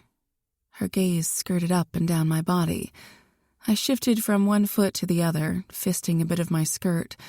I didn't have anything else to wear here, and I didn't want to run around in only Storm's t-shirt. "Not long, a couple of weeks, maybe. We're just dating." Was it only a couple of weeks? It felt longer, like we'd always been together. Tina giggled, tossing her head back. "You're not dating. Do you think you'd be here right now if you were? No, sweetie, you're his. We all see how crazy he is about you." She had no idea how happy she just made me. I knew how I felt and thought I knew how Storm felt, judging by how he treated me, but I had no clue how anyone else saw us. "Where is the Prez?" Nancy asked. "Out," Tina replied plainly. "How are you doing, Ava dear?" She was curled onto her side with the covers drawn up to her neck. She hadn't spoken once. "I want to go home." She appeared worse off than Nancy, but it wasn't the two black eyes or busted lip that made me feel different toward her. It was the haunted, empty look in her eyes. The attack must have been more terrifying for her. God, my heart hurt for these women. "Soon, dear. You let Copper out in the hallway know if you ladies need anything. I'll be back later with dinner, unless you'd like to eat in the kitchen?" Ava shook her head. "Thanks, but we'll stay here. We aren't ready to show our messed up faces." Nancy winced as she touched her cheek. My stomach churned, eyes ping-ponging between the women. What the hunters did to them was horrific. I could only imagine what they'd do to the knights if they got their hands on one. Emotion caught in my throat. I was so damn worried about Storm. "Okay, get some rest." Tina put her hand on my back, guiding me to the door. Making our way back to the kitchen, she turned to me. "You look a little pale. Are you okay?" "I didn't sleep well after Storm left in the middle of the night. I think I'll go up to his room and rest a little." "That sounds like a good idea. Dinner won't be for a few more hours." "Thanks, Tina." When I was alone in Storm's room, I took my boots off and climbed under his covers, snuggling with his pillow. I inhaled hints of his aftershave and leather, closing my eyes. Fear got the better of me as tears slipped out the corners of my eyes. I sent up a silent prayer for him and his brothers to be okay, for Storm to come back to me in one piece. 30. Storm. On the outskirts of town, the club owned a hunting cabin in the woods. Below the small structure was a basement where we conducted interrogations. The scum brought here never saw the light of day again. We couldn't risk the captive telling anyone about the dungeon. Hell, only the council and a few selected patched members knew it existed. It really was a dungeon made of concrete. Chains were attached to the wall holding our prisoner. A meat hanger hung from the ceiling, strong enough to hold 300 pounds. There was a drain in the floor and a garden hose connected to a wall spigot for easy cleanup. A red mechanic's cart on wheels held Boxer's toys. In the last decade, we'd only used this place 3 times. With the dirty hunters refusing to get out of town and causing problems, I had a feeling we'd spend more time here than I cared to. Boxer was ready to get to work. Wolf was by his side. One thing I respected more than anything about Boxer was the level of control he maintained. The man held his shit together better than anyone I knew. He might have raged the day Jill's boutique was torched or earlier over Iyer getting hurt, but he never went off half-cocked. When Boxer tortured a prisoner, it was intentional and calculated. This was why he was the club's enforcer. I could trust him. The little maggot who was about to meet Boxer's wrath was one of the boys on the video, beating the shit out of Nancy. He also held Ava down while the enforcer raped her. He deserved everything Boxer would do to him. "Ready," Boxer grunted. I nodded to get on with it just as my phone vibrated. I'd texted Madeline half an hour ago and hadn't gotten a response. I needed to know she was okay. Otherwise, I wouldn't be able to focus on the blindfolded scumbag chained to the wall. So I'd texted Tina after my patience waned. "Tina." "She's probably napping. Went up to your room over an hour ago." Of course, napping. Madeline said earlier she didn't sleep much after I'd left to deal with the attack. I breathed a sigh of relief. "Storm. 'Kay. Thanks." I tucked my phone back into my pocket, joining the others, and crossed my arms over my chest. Boxer held his hunting knife. He'd just cut off the dude's clothes, leaving him shaking in tighty whities. I didn't know they still made those ugly shits. For dramatic effect, Boxer cut off the blindfold with his knife. He always tried to scare the shit out of everyone so they'd talk. He didn't really enjoy torturing or ending a life, but the person brought down here was the scum of the earth and deserved what they got. We didn't harm innocents. "Okay, asshole, this is how it's going to go down. I ask the question, you give the answer. I think you're lying, I remove a finger." Boxer took out his favorite red-handled pliers from the cart, the ones with the jagged teeth. A wicked smile ghosted across his lips as he admired his toy. The prospect's eyes widened. He didn't look very old. It was a shame his young life would be cut short, and I meant literally cut short. Once Boxer was through with him, his club would get a few pieces of him back. Getting mixed up with vile, dirty hunters came at a high price for this dude. His life. "I don't know nothing," the boy yelled before Boxer even touched him. "Already lying." Boxer shook his head. "Let's start with an easy question. What's your president's name?" "Don't know." "I figured you'd say that." Without another word, the dude's pinky was snapped off. His screams were like nails on a chalkboard. His body shook as he stared at the little bit of blood trickling onto the cement. This was only the beginning. He didn't need to endure so much pain. A bullet in the head was the humane thing to do. We'd gladly put him out of his misery if he'd just answer our questions. I hoped he wouldn't make this worse on himself. "Next question. Where's your nest?" The guy shook his head as he sobbed. Boxer remained unfazed, but fuck, I hated this kind of shit. "Answer me, goddammit!" Boxer didn't wait for a reply and snapped off his thumb. His wails raked down my spine, piercing my eardrum. Stupid kid. He wasn't making this easy. My enforcer set the pliers down in a bucket, then pulled out another knife. A boning knife, the one he cleaned fish with. I knew where this was going. "All fucking summer you dirty fuckers have monopolized my time," he leered at the sobbing kid. "Preventing me from my favorite pastime, fishing. Do you have any idea how much that pisses me off?" The kid shook his head, drool dripped down his chin. "No, of course you don't, because you don't give a fuck about anyone else but yourself. Not the women you hurt or my brother's skull you smashed with a lead pipe." Boxer inhaled a deep breath. "You ever been fishing?" "No." "You're missing out. Sitting on a boat, breathing in the fresh air, just you and nature. And the fish. It calms my nerves, keeps me sane, but I haven't been out on the lake. I haven't caught one fucking fish." Boxer admired his knife. "Do you like walleye, son?" Never had it." Fuck, my stomach roiled, knowing where Boxer was going with this. "You're missing out." Boxer smiled wickedly. "I love to grill mine with some butter, lemon, and fresh herbs." He scowled. "Haven't gotten the pleasure all summer because of you."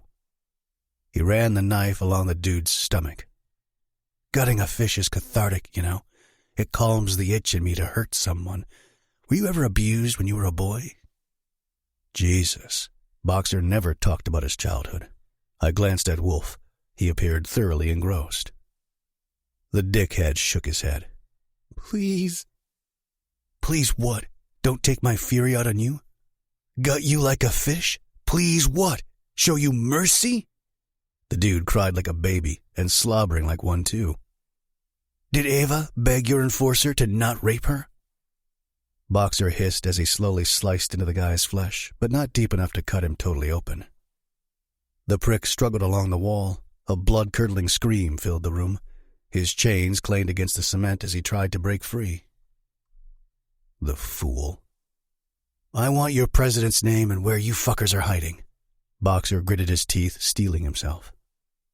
Or I will make your last hour on this earth hell. I don't know. The prospect snapped his eyes shut before he looked at the open wound on his stomach. Blood flowed like a rushing stream, soiling his white briefs. Okay, motherfucker, you asked for it. Boxer went to his cart and pulled out the lye. He shook the container, getting the dude's attention. We use this to help dispose of worthless fuckers like you. It's also used for lutefisk in these parts. Ever heard of it? Boxer was once again calm, but with a menacing expression. Lots of Norwegians live in Minnesota, and they like their lutefisk. Personally, I don't like jellied fish. Our prisoner thrashed as he watched Boxer open the jar. It didn't have to be like this. All he had to do was give us information. But I could see he was loyal to his club, his prez. It was too bad, too. I won't talk. Just kill me. Boxer shook his head with a disappointed expression. I thought as much. This is going to hurt. He sprinkled some lye into the open gash on the dude's stomach. I might throw up. 30 minutes later, the dumbass finally stopped screaming. To the very end of his life, he didn't give us shit for our questions. All he told us was the hunters had outside help. We didn't know who was helping them, where they were hiding, or the prez's name. It fucking pissed me off. We got nowhere with this dickhead. Lucky for him, Boxer didn't waste time torturing a worthless piece of shit just for the hell of it. Once my enforcer knew he wasn't getting anywhere, he rushed toward the finish line, to the end of life part.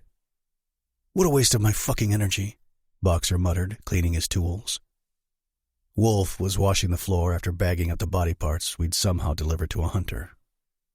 I hiked an eyebrow. But you enjoyed blowing off some steam, didn't you? Boxer issued me a wry smile. Fuck yeah, I did.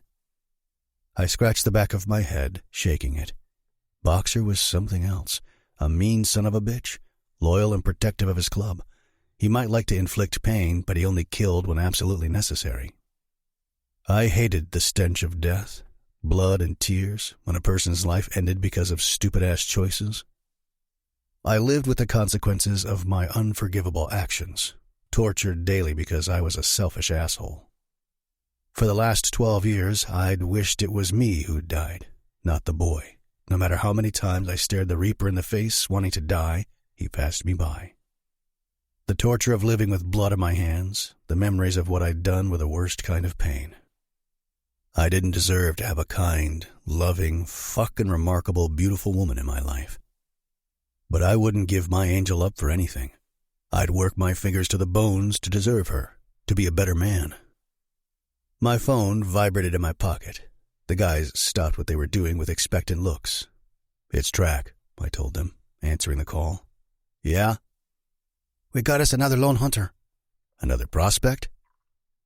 Nope, he's wearing a patch. I exhaled in relief. Bring him to the cabin. I eyed Boxer. Prepare for your next dirty fucker. Boxer and Wolf smiled. You should go home and rest, Track muttered into the phone. No time to rest, brother. This is where I need to be. Why the fuck would Track think I'd be anywhere else? Track sighed as if frustrated with me. What about Angel? She's fine. Tina is looking after her. But she needs... Enough, I gritted out. Fucking Track. Better she learns now how things are. The club is my priority. I'm the president. This is my job. I get it. Just don't forget about her. No chance. I ended the call. The last thing I needed was Track up my ass about Madeline. Everything I was doing was to make the area safe for her. This shit was personal. My woman's safety was at stake. Of course, I couldn't say that to anyone. I would have done all this even if Madeline wasn't in the picture. However, she motivated to a new level. How long before they get here? I turned around to face Boxer. Half hour, maybe. It'll probably be a long night. Son of a bitch. I could read between the lines. Like Track, Boxer was thinking of Madeline. They needed to stop. I couldn't have her distracting the whole club. We work until it's done, no matter how long it takes, understand? I cut my eyes to Wolf. I need a smoke. In the top drawer of my cart. Boxer jerked his chin to his red toy box. Got some joints in there, too. Perfect. A little weed would go a long way in taking my mind off Angel. After all was said and done, I hoped she didn't dump my ass. MC life wasn't for the faint of heart. It might be too much for Madeline. Hell, at times it was too much for me. I wouldn't stop her from leaving if she couldn't handle it. It would destroy me, but I'd let Angel go. It was almost 11 when the guys and I returned to the clubhouse. I needed a drink before I took my woman to bed. She was seated at the bar with her usual rum and coke and Tina beside her. I strolled up behind her, snaking my hands around her waist and dropping my lips on her neck. Ah! She twisted halfway around. Oh, God, Storm. I raised an irritated brow. Why did you startle? Has someone messed with you? She hooked an arm around my neck, pulling me toward her. No one has bothered me. Kiss me. She puckered her luscious lips. Missed you, Angel? Our lips connected and I moaned, delighting in her tongue. Kissing her was everything. I reluctantly pulled back, feeling a stirring in my pants. Let me get a drink and we'll go upstairs. Perfect. She curled into my side. What can I get you, Prez? Copper asked. Whiskey and IPA. I turned to my girl, burying my hand in her long silky hair. She fluttered her baby blues. How are you? Okay, just here with Tina. I nodded to Tina. Raoul should be here any second. He was behind me coming in. He texted he'd be late. Tina sipped her drink. Copper set my drinks in front of me. I tossed back the shot and relished the burn. I gazed into Madeline's expectant eyes. Let's go. She smiled, grabbing her drink. I'll see you tomorrow, Tina. Bye, hon. See you, Storm. Later, Tina. I glanced around the bar at my brothers as we left. They were doing their thing, drinking and shit. Not me, though. After the night I had, I needed quiet and my woman. I locked the bedroom door, exhaling. Want me to start the shower for you? Madeline smiled, stroking my chest. In a minute. I took her hand, leading her to the bed. Taking her drink, I set it on the dresser with mine. Earlier today, she asked about going to her house to pack a bag. I put her off, telling her I'd take her tomorrow. Of course, she didn't understand the severity of the situation with Nancy and Ava. It was time I told her. Is something wrong? Concern marred her beautiful face as she sat. I kissed her hand and dropped to my knees between hers. I want to tell you about what happened to Nancy and Ava. They were beaten at the Bullet. Yes, they were, but that's not all. She shifted on the bed, eyes locked on mine. What else happened? Her eyes teared up as if she knew. I kissed her hand again, rubbing my thumb over it. There's no way to soften this, baby. You need to understand how dangerous shit has gotten around here, so you don't go off on your own. Just tell me, she swallowed, holding my gaze. The Hunter's SAA. He's responsible for the safety and security of his club. He's the same guy at Sugar Bliss on the 4th of July, remember him? She nodded, biting her bottom lip. He raped Ava. The color drained from Angel's face. She gripped her stomach, taking deep breaths. Try as she might to hold back her tears, she lost the battle. My girl had a tender heart. She didn't need to be strong for me. I adored her vulnerability. She shook her head, tears rolling down her cheeks. No, Storm. I wrapped my arms around her. I know, baby. I know. Jesus, that poor woman. Her body shook against mine. It cut me deep, seeing her breaking this way. Madeline shouldn't be involved in this shit. No woman should. But my angel? Fuck. I hated knowing she had a target on her back because of me. It could have been her they assaulted. I held her for a spell, rubbing her back and assuring her she was safe. Want your drink? I asked when she calmed. I sure needed mine. Fuck, that was hard. Mm-hmm, she sniffled, wiping her fingers under her eyes. I plucked a few tissues out of the box on the nightstand and handed them to her. Thank you. She blew her nose and dried her eyes. I want you to get those fuckers out of our town. Whatever it takes. My eyebrows shot up at the lethal tone in her voice. Yes, Angel. We'll get those fuckers. I gave her the cup. She gulped it, then stood. How about that shower? Anything you want. I was in awe of this phenomenal woman. No question Madeline could handle anything my world threw her way. 31. Madeline. What can I get you, beautiful? I lifted my eyes to Copper behind the bar. He was the official clubhouse bartender when he wasn't tending at the Bullet in the evenings. During the day, he guarded Ava and Nancy's room until AJ switched with him. We'd been getting to know each other a little each day. He was one of the few people around to talk to. Rum and Coke, please. I forced a smile, not wanting to act like a pouty baby, though I felt like one. Coming right up. Copper had a great smile, full lips, straight teeth. Most of the men around here didn't smile much. Brooding or pissed off seemed to be the everyday look of a night spiker. Each time I saw Copper, he appeared happy. He looked like a hockey player, with his ginger hair hanging over his forehead and flowing to the side. I'd attended a few games in college, and Copper was built like a goalie. What are you up to tonight? He set my drink in front of me. I shrugged, looking around the room. Aside from the music playing and a table of kittens gabbing, the place was quiet, for the second night in a row. Not much at all.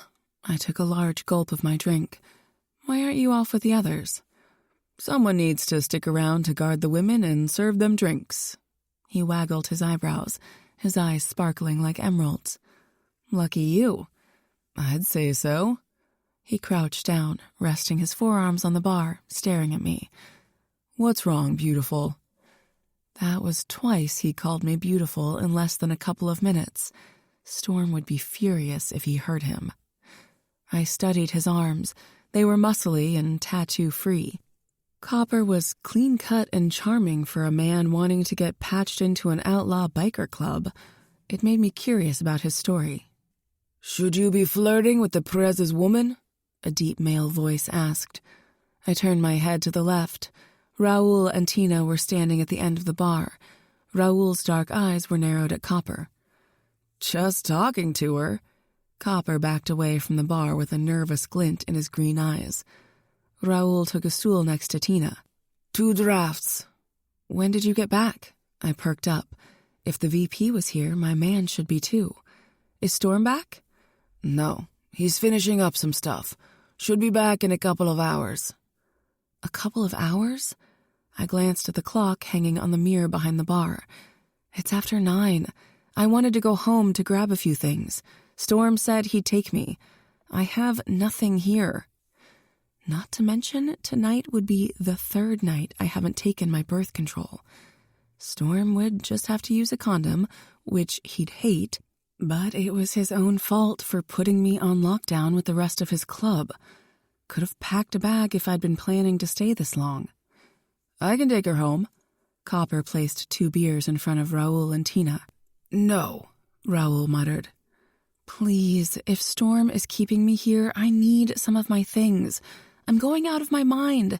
I don't have my laptop or even a book to read. My makeup is at home and other personal items. I looked at Tina for reinforcement. What could it hurt? Tina cooed to Raoul. We won't go anywhere else, just to my house and back. It shouldn't take more than an hour, tops. Storm wants you to stay here. Raoul shot me a stern look. Well, then he should have taken me to get an overnight bag. This is ridiculous. I grabbed my phone off the bar and dialed Storm. I'm calling him now." Raoul groaned, drinking down his beer. It rang and rang. I hadn't bothered Storm once, knowing he was busy and stressed. But honestly, the one time I called, he should answer. "This is utter bullshit." I set my phone down in front of me. "I'm sure Tina has some clothes you can borrow." I narrowed my eyes at Raoul. "I want my own shit." I took a gulp of my drink. "Well, I'll tell you this, Storm will have to wrap up his dick or he isn't getting between my legs." Raoul choked on his beer. "Good." "Fuck, what's that supposed to mean?"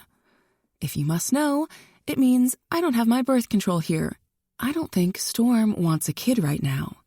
I glanced at Copper, who was smiling. "Fine," Raoul growled. "Take her and be quick about it." He pointed his finger at the ginger across from me.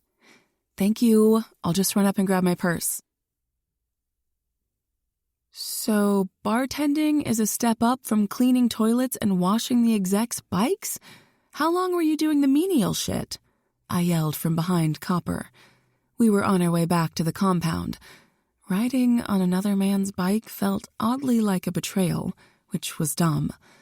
Maybe because my arms were wrapped around his waist the way I held on to Storm, only looser. But I had to hold on to him so I wouldn't fall off the bike. "Too damn long. I'm hoping to get patched in soon," Copper yelled back. "Did you always want to be in an MC?"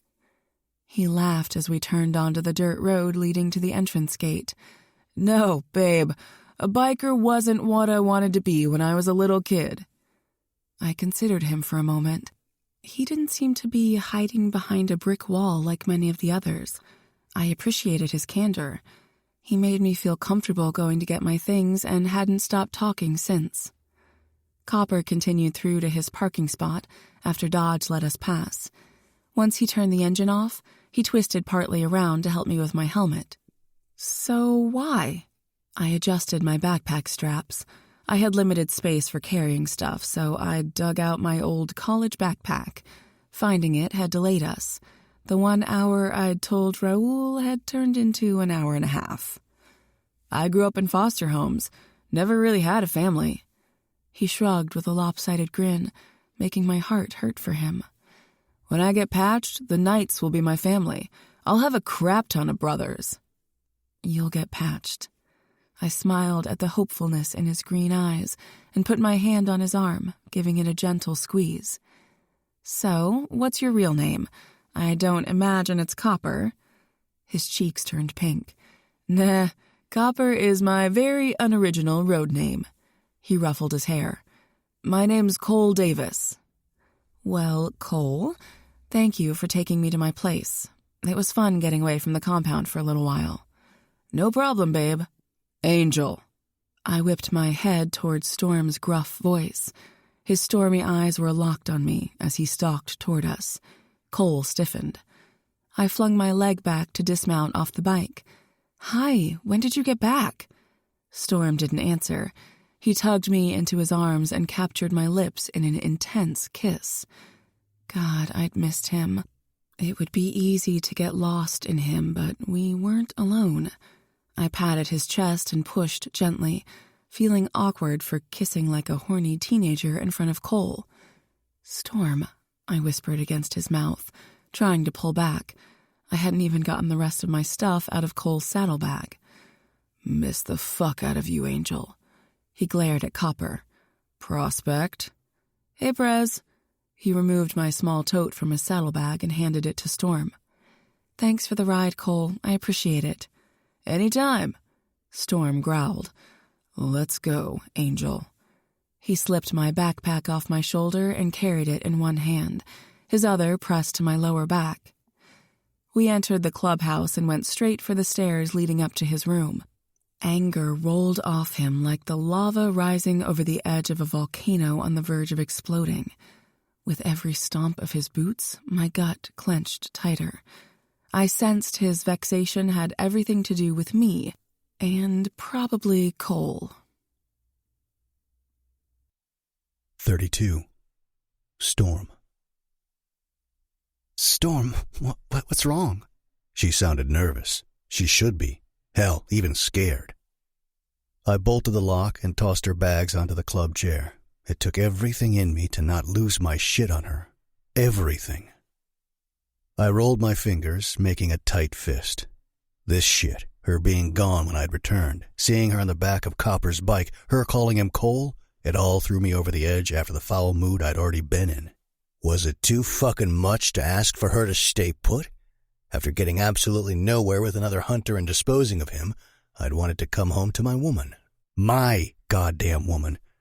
Fuck. This day was going to get a lot worse. Fuck. I told you to stay here. You gave me your word.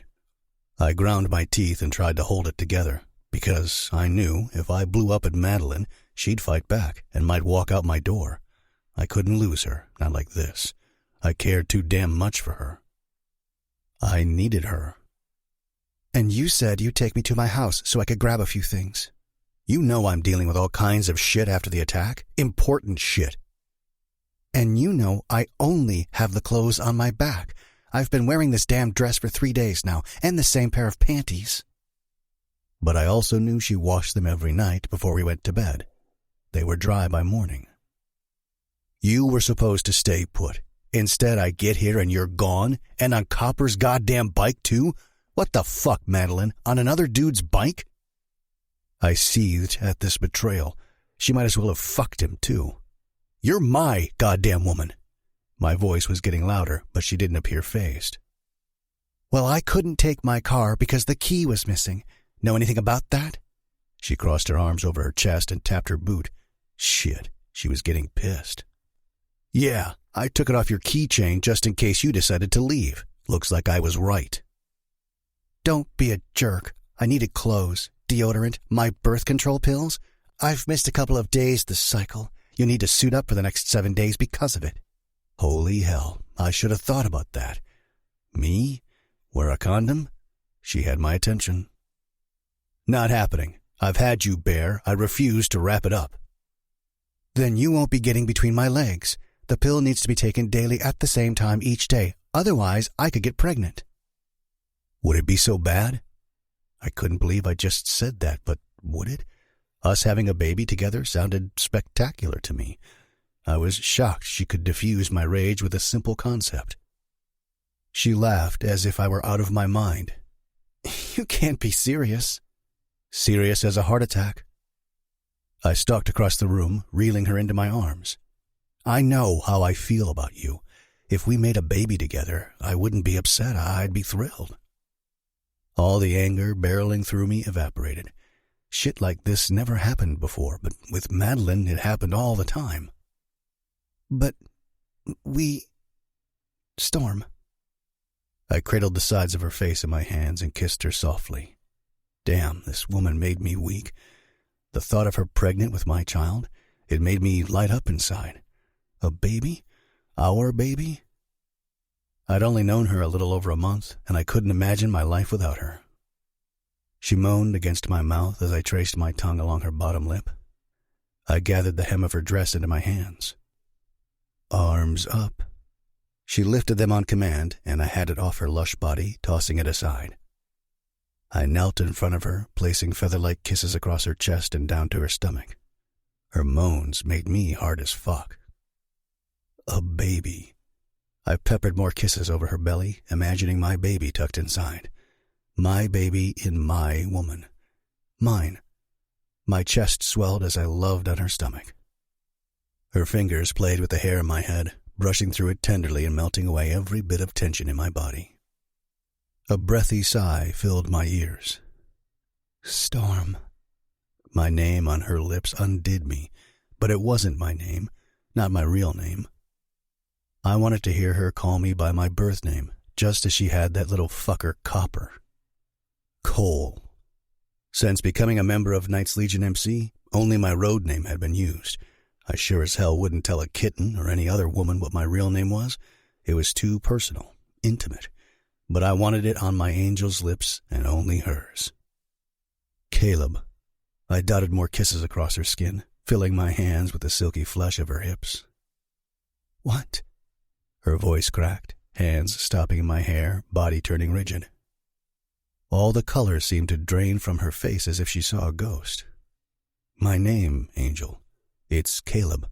I'm giving it to you, only you. When I heard you call Copper Cole, it made me insane. Insanely jealous, but I wouldn't admit it to her. Stick to his road name, and from now on, call me Caleb when we're alone. I smirked. What's the matter? Don't like my name? She blinked her glossy blue eyes. Caleb, I love the name. She swallowed thickly as her fingers started to move again in my hair. Caleb, she whispered my name. Caleb. The way she said my name felt like a healing balm to my soul. All the darkness inside me disappeared. A sense of promise and hope for a future filled with love and family with Madeline replaced it. Sit. She did, looking a little shocked, or maybe she was thoroughly turned on. I hoped for the latter. I removed her boots and socks, tossing them over with the dress. She arched her eyebrow. If we're having sex, you'll need a condom. Well, maybe she wasn't so out of her mind for me like I thought. You're so damn beautiful. I pushed her onto the bed, ignoring her, and covered her body with mine. I mean it, Storm. Caleb. Chills shot down my spine hearing her say my name. I'm not ready for a baby. How can you be, given what's going on with the hunters? She had a point.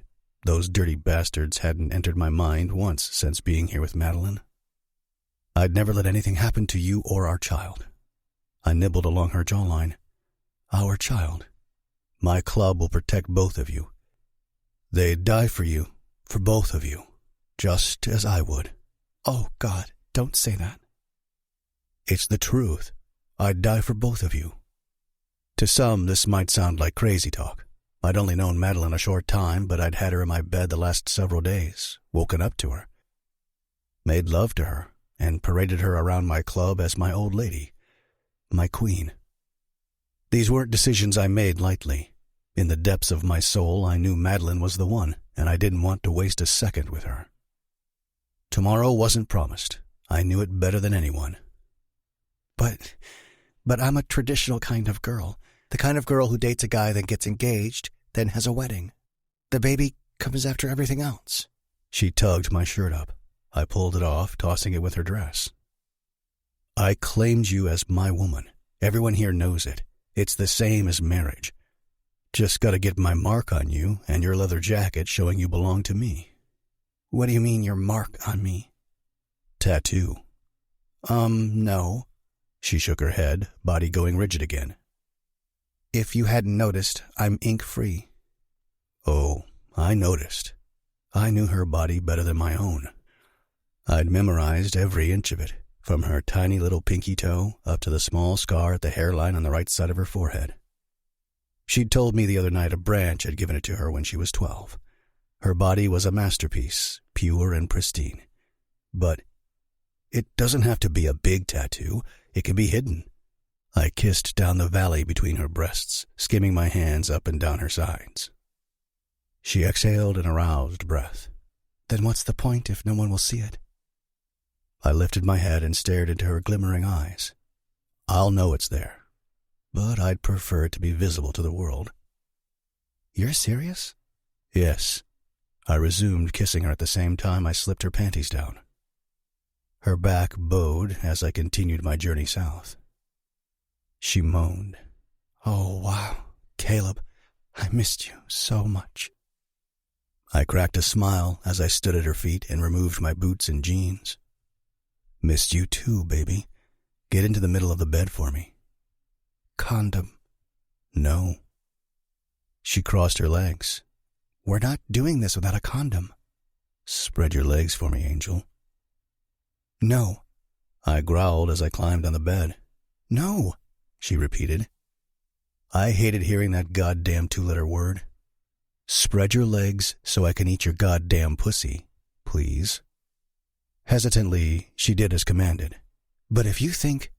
I fucking heard you the other times. I'm not deaf. I dove in, sticking my tongue into her entrance. I wasn't gentle or slow. I devoured her pussy like a rabid animal. Swiping broad strokes across her heat and in between her folds, circling her clit with my tongue, I was starving for her. And it pissed me off to no end how she was forcing me to wear a fucking condom. "I'm sorry," she whispered, lightly touching my head. "I'll never get enough of you," I murmured into her pussy, pissed she was making me slap on the latex so I could be inside her. I sucked and bit on her clit. Each time her thighs squeezed my head, I wanted to hear her beg for my cock, beg me to fuck her. She would, too. I could get her so desperate for more, and then what? "Yes, Caleb, yes." She held my head in place, taking from me what she wanted as her orgasm hit. I loved making her come this way, never tired of it. "You're like the sweetest dessert." I lightly licked her, waiting for her to pull me up. Teasing and manipulation weren't beneath me, but with Madeline, my angel? Shit, I couldn't do that to her. I'd fucking wrap up my dick. Hopefully she would hate it just as much as me and never make me wear another condom again. "I need you. Please, I need you so much," she whimpered. "Give me a minute, Angel." I climbed off the bed and went into the bathroom to get a condom. While in there, I rolled it on, hissing at the feel of it. It made me think of the women I'd fucked, the meaningless sex I'd had. The life I'd lived before I met the woman I'd come to adore and cherish. I was falling hard and fast in love with Madeline. We were more, so much more. We were forever. "What are you doing?" "Suiting the fuck up," I grumbled, returning to the bed. She pouted. "I'm sorry, baby." I grunted. "Take me from behind." She flipped onto her stomach and lifted her pert ass in the air. It was one of my favorite positions, but I'd prefer to feel my woman bare more. Damn, I felt like a whiny-ass child wanting to throw a tantrum until she gave in to me and let me have my way. "Come on, handsome." She wagged her bottom.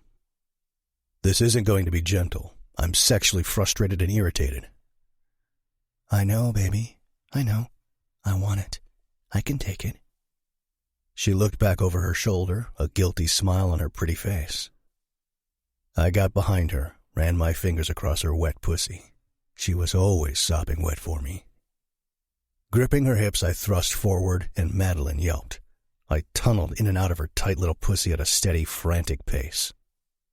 Our skin slapped together as I tried to get myself there, but it wasn't the same. I couldn't feel her warmth, her wetness. It all felt fucking artificial, numbing my emotions like before her. I hissed, driving harder into Madeline, giving her and my balls a beating. "Oh, mercy. Storm." "Caleb," I growled and slapped her ass. She yelped again. "Call me Caleb, damn it." I smacked her ivory flesh harder this time. She cried out, pushing back into me. "Yes, Caleb, you feel so amazing, just like I knew you would." Her words made me pause, but I was getting close and ignored them. She moaned, fisting the comforter. God, I loved seeing her like this. It did me in every time. I keyed into the sounds she was making, forgetting what I was feeling, or more like not feeling, because of the fucking latex barrier between us. Madeline mewed, arching her back. "Harder." "Holy hell, Angel. I'll fuck you into oblivion if that's what you want." "Yes, fuck me harder. Fuck me, Caleb. Own me, Caleb." I grabbed onto her long ponytail, wrapping it around my hand. Tugging her head back, I crushed my mouth to hers, kissing her fiercely while I jackhammered my hips mercilessly, going balls deep each time until we both went off. Her sweet pussy clamped around my dick like a vice, sucking the life out of it. When Madeline screamed, it set me off. I came so damn hard, groaning from deep inside. After she collapsed on the bed, I went down on top of her, both of us gasping for air. I rolled off Madeline, pulling her to me, and held her possessively. Mine. "That was out of this world."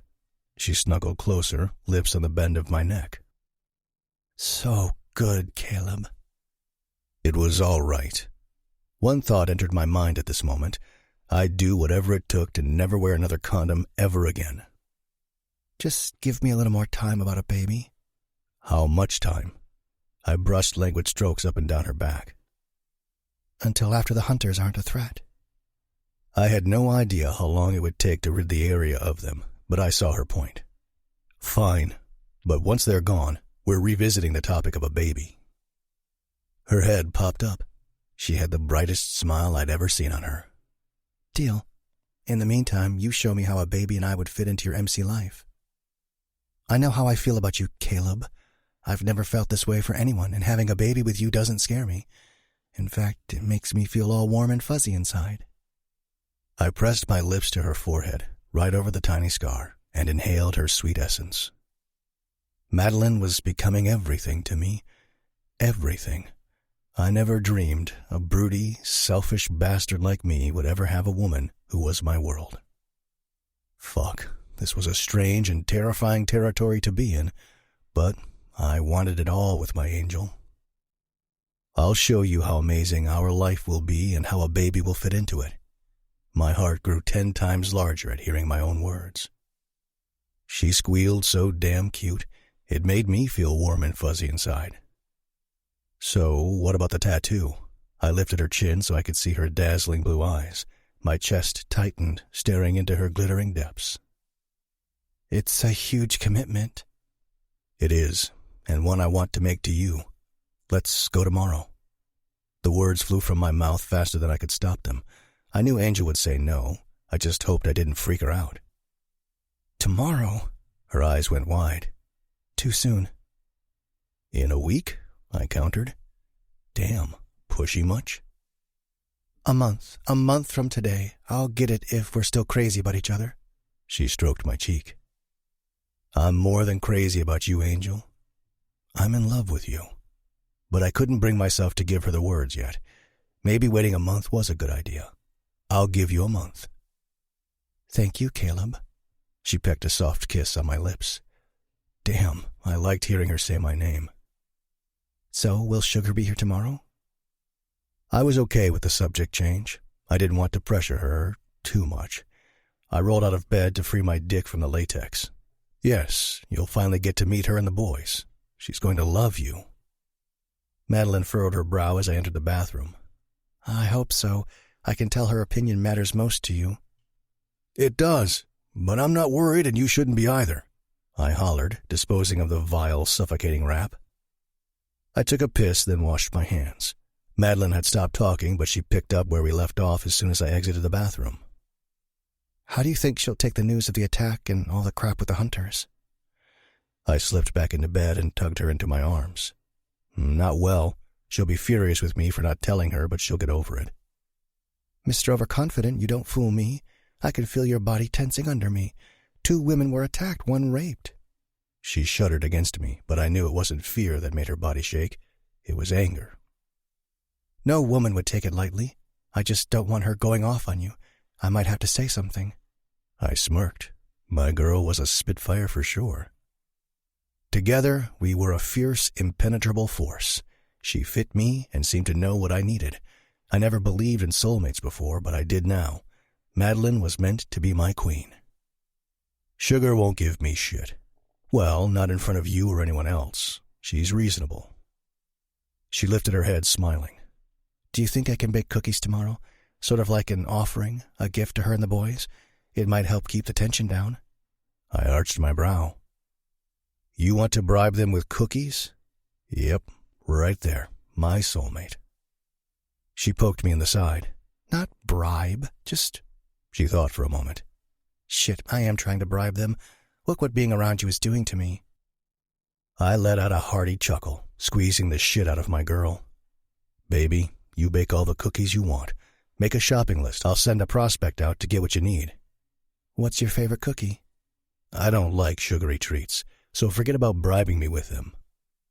A wicked glint sparked in her eyes. The only thing I need to bribe you with is between my legs. A growl rumbled in my throat. Angel, don't ever use your pussy as a bargaining chip or weapon against me. It won't end well for your ass. I slapped her bottom. She didn't yelp or jump. You sound awfully possessive, Caleb. I put her on her back, covering her body with mine. You're mine. All of you. She kissed her finger, then pressed it to my lips. And you're mine. Better believe it. I was about to drive my cock into her when she managed to close her goddamn legs. She arched her brow like I was one of her students. Condom? Fucking hell. I rolled off her and stomped back to the bathroom, bringing the box to our nightstand. I'm not okay with this, Angel. I know, baby.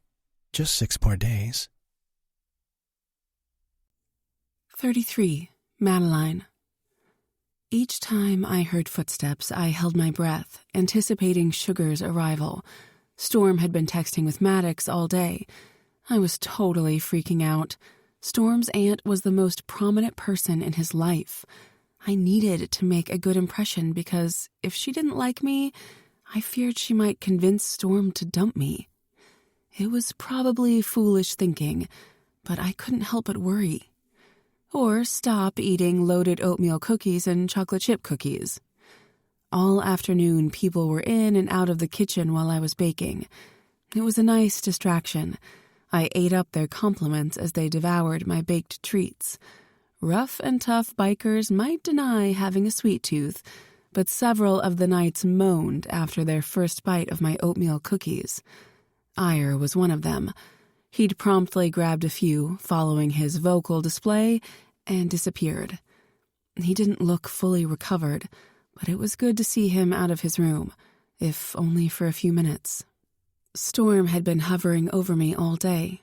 It had been quiet regarding the hunters, so he stuck to me like glue. I loved having him around.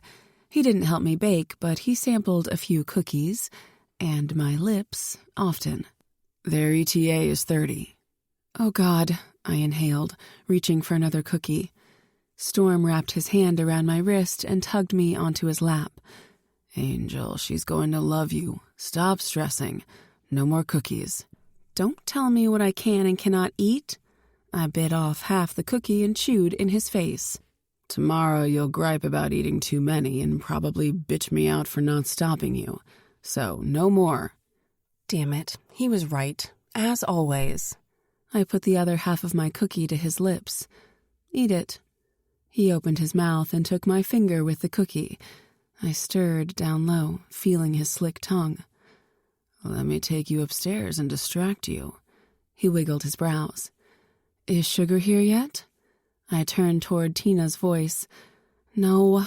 I deflated against Storm's chest. I was about to let him take my mind off Sugar. Tina leaned against the island.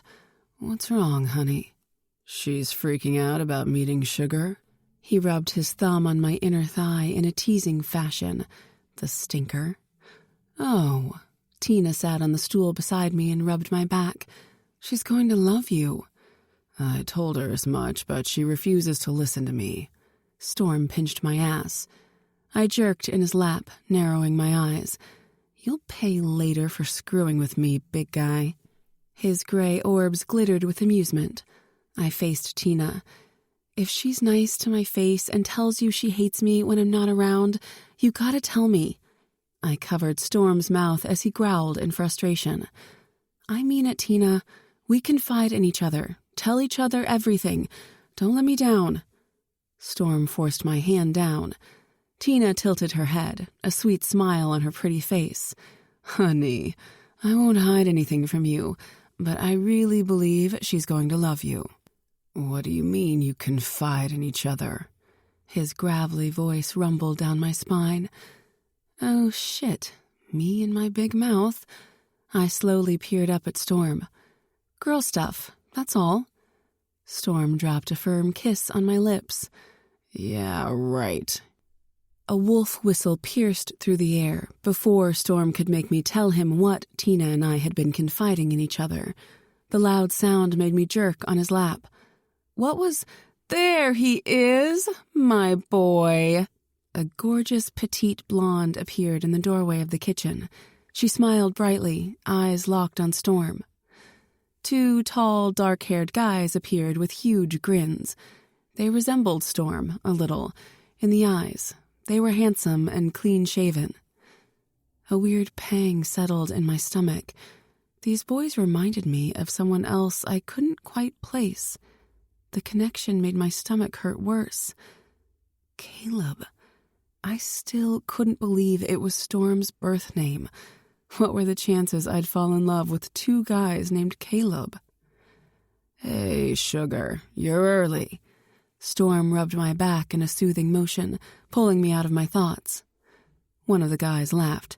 "She told me to lie about how close we were." "I wanted to surprise you, is all." She shrugged on her way toward Storm, took his cheeks in her hands, and kissed them. "I missed you." Her eyes cut to mine. I saw caution in them.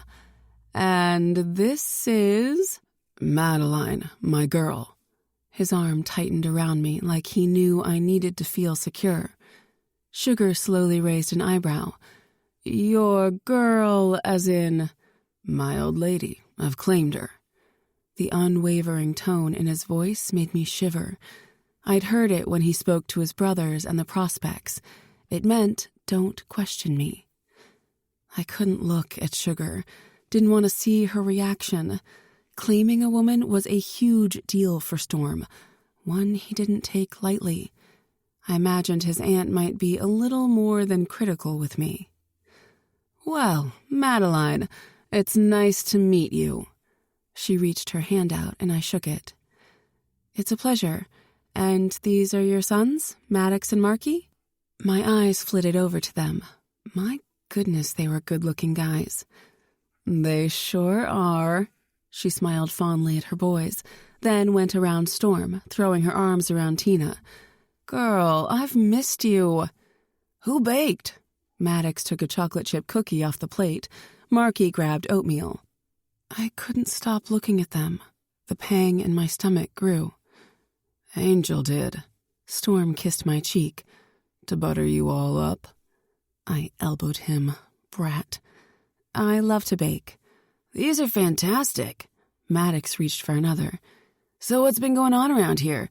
When we drove through town, there was an eerie feeling." Storm stiffened. "Yeah, we've had a little trouble with that nomad gang who arrived Memorial Weekend." Sugar's hazel green eyes widened. "What?" She looked furious. "What kind of trouble? And why in the hell didn't you tell me?" 34. Storm. Fuck. I didn't want to do this. Not now. Sugar had only been home for 2 minutes. But I knew she wouldn't let it go, so I might as well bring her and the boys up to speed. Let's take this into the bar. I need a drink. I slid Madeline off my lap and took her hand. Sugar and the boys followed.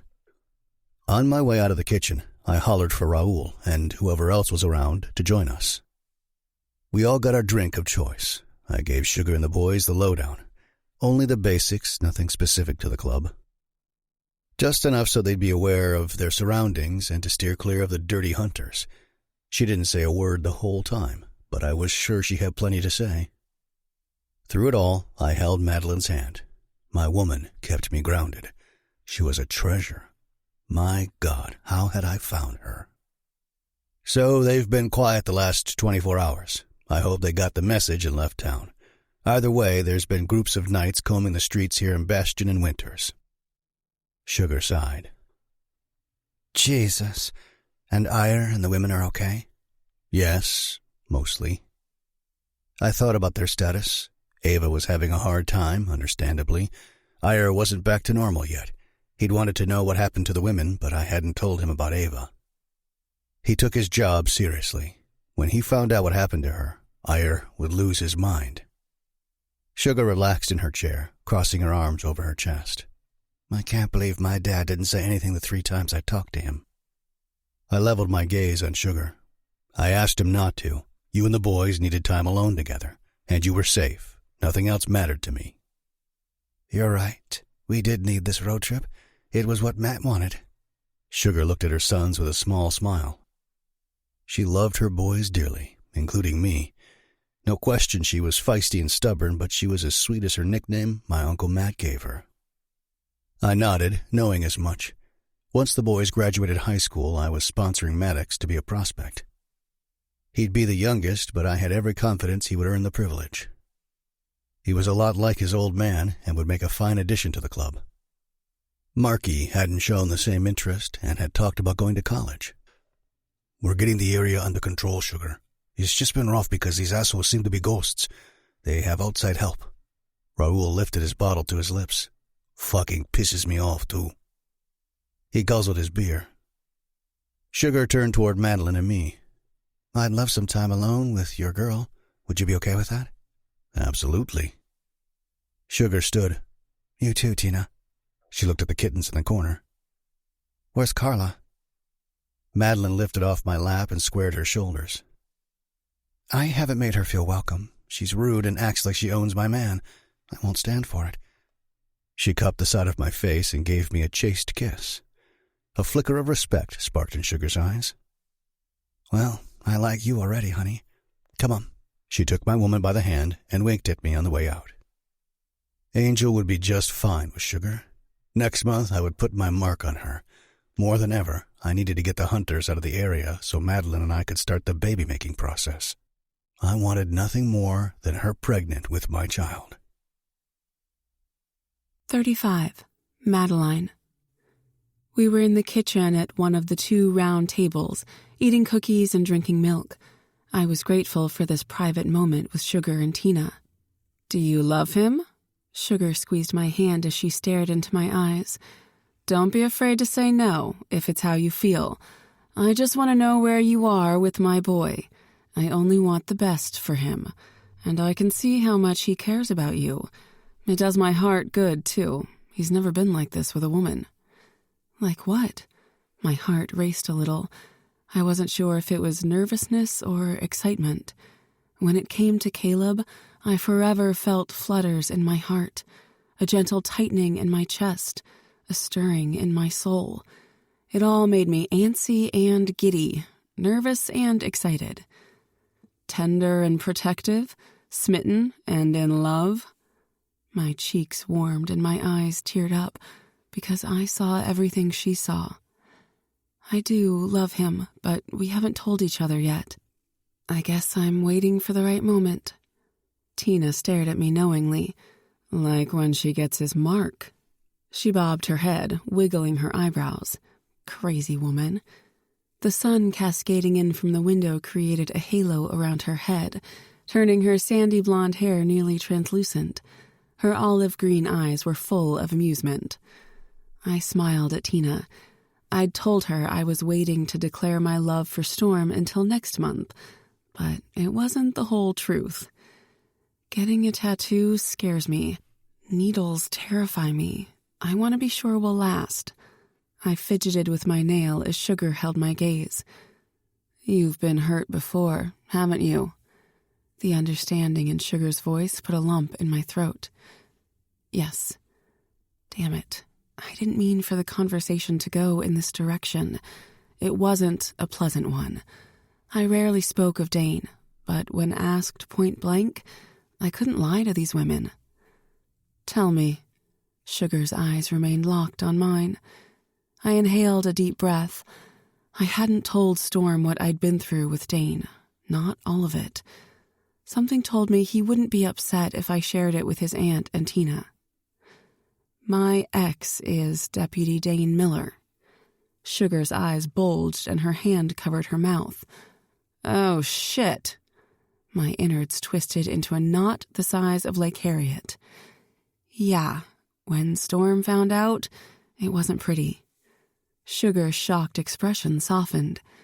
"I can imagine, but you're still here." I bobbed my head in agreement. Storm could have kicked my ass to the curb, especially after the way he found out. I would have been sad for sure, more than sad, heartbroken. "I assure you my devotion is to Storm. I would never betray him. I know what it feels like." I inhaled a deep breath. Dane used to slap me around and called me pathetic and incompetent for just about everything. I haven't told Storm any of this. He knows about Dane cheating on me, and probably has some idea about the verbal abuse, but I haven't told him Dane hit me. Sugar's brows knitted together the way my mom did hers. Why haven't you? I'm afraid of what Storm might do. It's over. I got out. It's not worth rehashing. I'd put that part of my life behind me. The past needed to stay out of my present. My future with Caleb was all that mattered to me. Sugar patted my hand. You're a caring woman for trying to protect Storm. But honey, don't get in his way of avenging you. Storm won't cross the line, trust me. But there's more. My voice trailed as I warred with whether to tell these ladies everything. I believed I could trust them, but I wasn't a fool.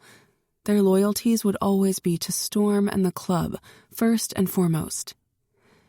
You can trust us, Angel. Sugar squeezed my hand, eyes flicking toward Tina.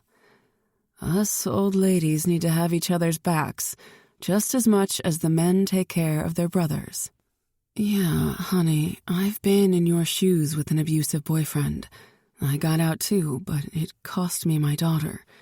Raoul and the club will take care of my ex when the time is right and get my daughter back. As you might imagine, Raoul is out for blood. I'm not about to stand in his way. This was the first time Tina opened up about her past.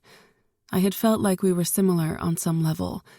It appeared it wasn't my imagination. I wanted to know more about her, but now wasn't the time. The words flew out of my mouth. Dane forced me to have sex when I didn't want to. If I was sick or tired, he didn't care. If I complained or told him no, he knocked me around. It wasn't until the fourth time I had finally learned the pattern.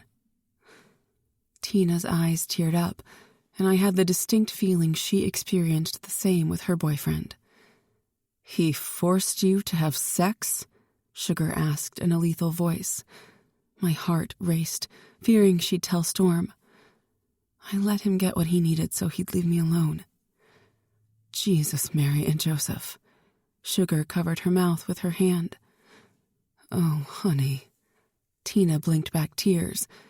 I saw it in her olive green eyes. She knew my pain. She'd gone through the same. I swallowed thick saliva, trying to control my emotions. If Caleb caught me crying, he'd freak out. But I couldn't help feeling raw and exposed. Dane forced sex on me. So many of my wounds hadn't healed. Tara and Steph didn't even know. Nobody knew. Please don't tell Storm. You know how he feels about sexual assault. He'll go ballistic. I turned to one, then the other as my stomach churned. They nodded with worried expressions. I wasn't sure if they'd keep this to themselves, though. What if I'd just made a colossal mistake? Dane's out of my life. Storm would never let him hurt me now. Nothing else matters. And I meant every word. What Storm and I had was beautiful and passionate. He treated me like a queen. Whatever happened in the past, I wanted it to stay there. Okay, Angel, your secret's safe with us. You have my word. Sugar reached over and hugged me. You have my blessing to be with Storm. Not like you need it, she snorted. My nephew does as he damn well pleases. He does, but your blessing means the world to me. I hugged her back. I love having another old lady in our small group. Tina hugged me from the other side.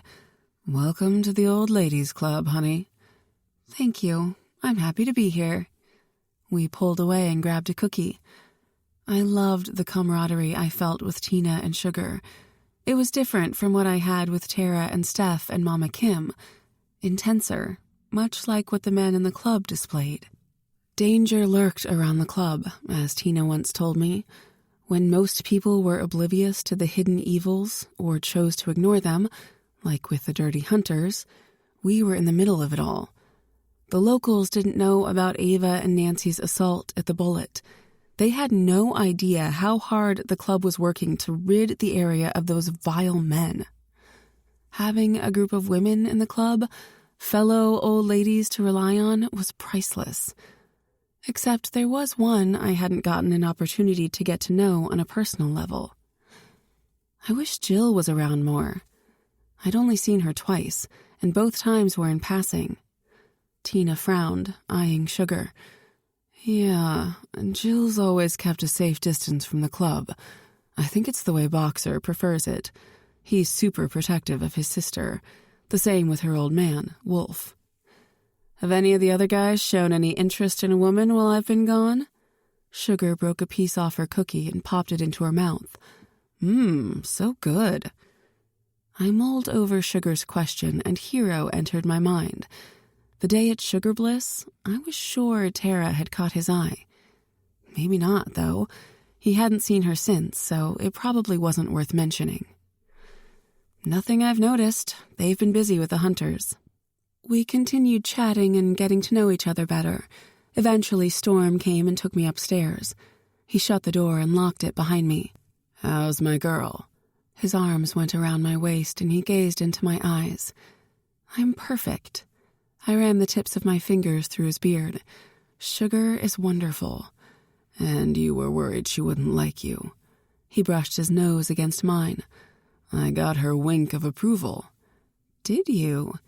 I cradled the back of his neck and pulled his head toward me. Yeah, it's all good from here on out.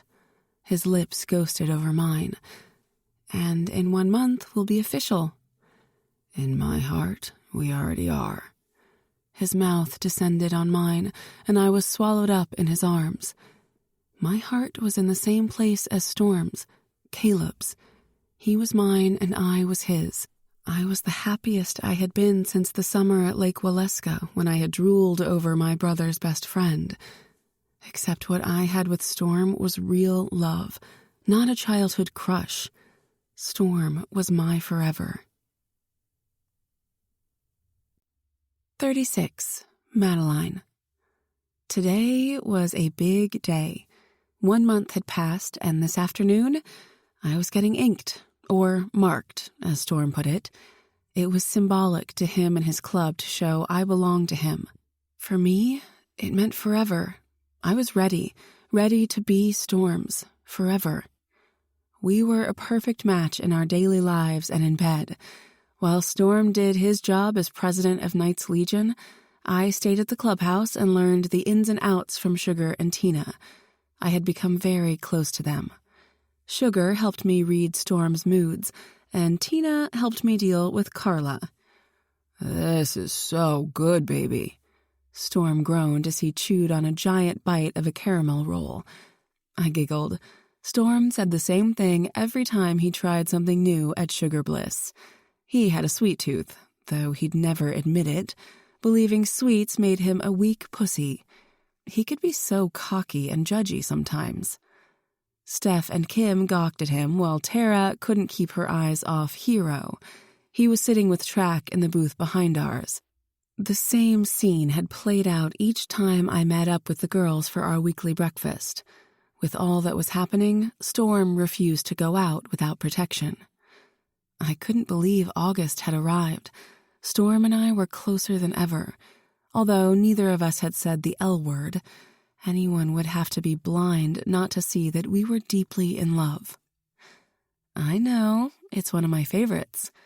I wiped a bit of icing off his beard with a napkin. If we had been alone, I would have licked it off. We should take some back to the clubhouse for Sugar and the boys. He wiggled his dark eyebrows. His eyes sparkled like platinum. This was the happiest I'd seen him, maybe ever. How long will she be staying at the clubhouse? Tara asked in an annoyed tone. She's been there for a month. School'll be starting in a few weeks. Oh, man. I didn't want to have this conversation with everyone around. Storm had made no bones about it. He wanted me to move in with him.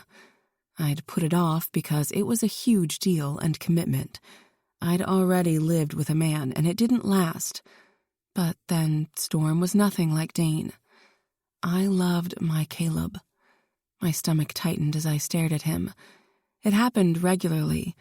I hadn't gotten over the shock of Storm's birth name being Caleb. I thought it was a sick joke from God. But then I took it as a sign that despite his dangerous lifestyle, this outlaw biker was the man I was meant to be with. "Indefinitely," Storm replied with a full mouth. "What?" Tara turned to me. "Is he screwing with me? Are you moving in with him for real, even after what happened with Dane?" Storm's hand dropped onto the table, rattling the coffee cups and plates. I covered it with mine and brushed my thumb over it. Anytime I tried to calm or soothe Storm, it worked. I apparently had the magic touch, or so he told me at least a dozen times. I flicked my gaze to Tara's. "Let's not do this here. I'll swing by the house afterward and we'll talk." "As if it would do any good. You've already made your mind up, haven't you?" All eyes were on me. Shit. I had made my decision. I wanted to move in with Storm. No, I already had moved in. In the beginning, I stayed with him because the club was on lockdown, and Storm wanted me safe. The Knights hadn't fully contained the hunters, or driven them out of the area. Storm didn't want me out of his sight. I knew it was about more than my safety. Neither of us wanted to be apart. The numbers of dirty hunters were dwindling. Storm and his brothers had cracked down and weren't being so nice about it. I didn't know how they were handling things, nor did I want to. Yes, I'm moving in with him. "Wow, this is just great," Tara exclaimed, but it wasn't with glee. The sarcasm in her tone and the bitter scowl on her face said otherwise. "I should have known this would happen after more and more of your closet emptied. Guess I was in denial. I'll still pay my portion of the rent and electricity." "No, I'll pay it," Storm cut in. "I can't let you pay my bills." Holy crap, this man constantly surprised me. "We'll discuss it at home, Angel." There was the unyielding tone I was familiar with. Storm wasn't a total pushover or controlled by his dick, as Sugar once said. When his mind was made up, it was impossible to change it. I sensed this was one of those times. Tara snorted. "Home? You really want your home to be on a compound with dozens of greasy bikers?" "Hey, watch it, Roja," Hero barked, getting to his feet. "You don't know shit about us, but I'd be happy to give you the lowdown tonight." Tara rolled her eyes. "In your dreams, Hero. Like, what kind of road name is that anyway?" He cracked a cocky smile. "Tonight I'll show you what it means." These two bantered all the time. Hero wanted Tara. Storm had confirmed it. But Tara? She was a stubborn redhead. She might openly stare at Hero and drool, but she'd hated on Storm and his crew because he'd stolen me away from her. Her words, not mine. Tara wanted Hero as much as he wanted her.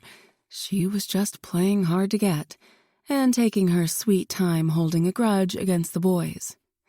"Oh, the club's having a party Friday night." I squeezed Storm's hand, and he issued me a nod of approval. "Come to it. See how the other side lives?" "Not me," Kim replied quickly. "I mean, I'm sure you're all swell, but I'll be with my boys." Last week at breakfast, Kim had mentioned spending the weekend with her boys before they returned to college. "I'm down for a party."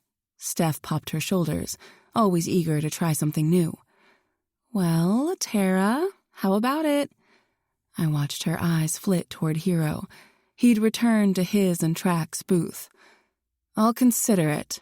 Stubborn redhead. I hated needles. The buzz of the tattoo gun reminded me of the one place I despised most and avoided at all cost, beyond my annual visit, the dentist. Yes, I only went once a year. Storm and I entered Human Canvas, a KLMC-owned tattoo parlor in Bastion. This was my first time here. The whining of the guns made the hairs on my arms flare. "Hey, Storm!" A woman at the counter smiled too wide for my liking. Her arms and neck were covered in an array of colored ink. She had a small, heart-shaped teardrop below the corner of her eye. Her hair was chin-length on one side, shaved on the other, and was the color of blue raspberry Laffy Taffy. "Saw your name in the books. What are you getting inked?" Was I invisible? The woman made no attempt to acknowledge me. Rude.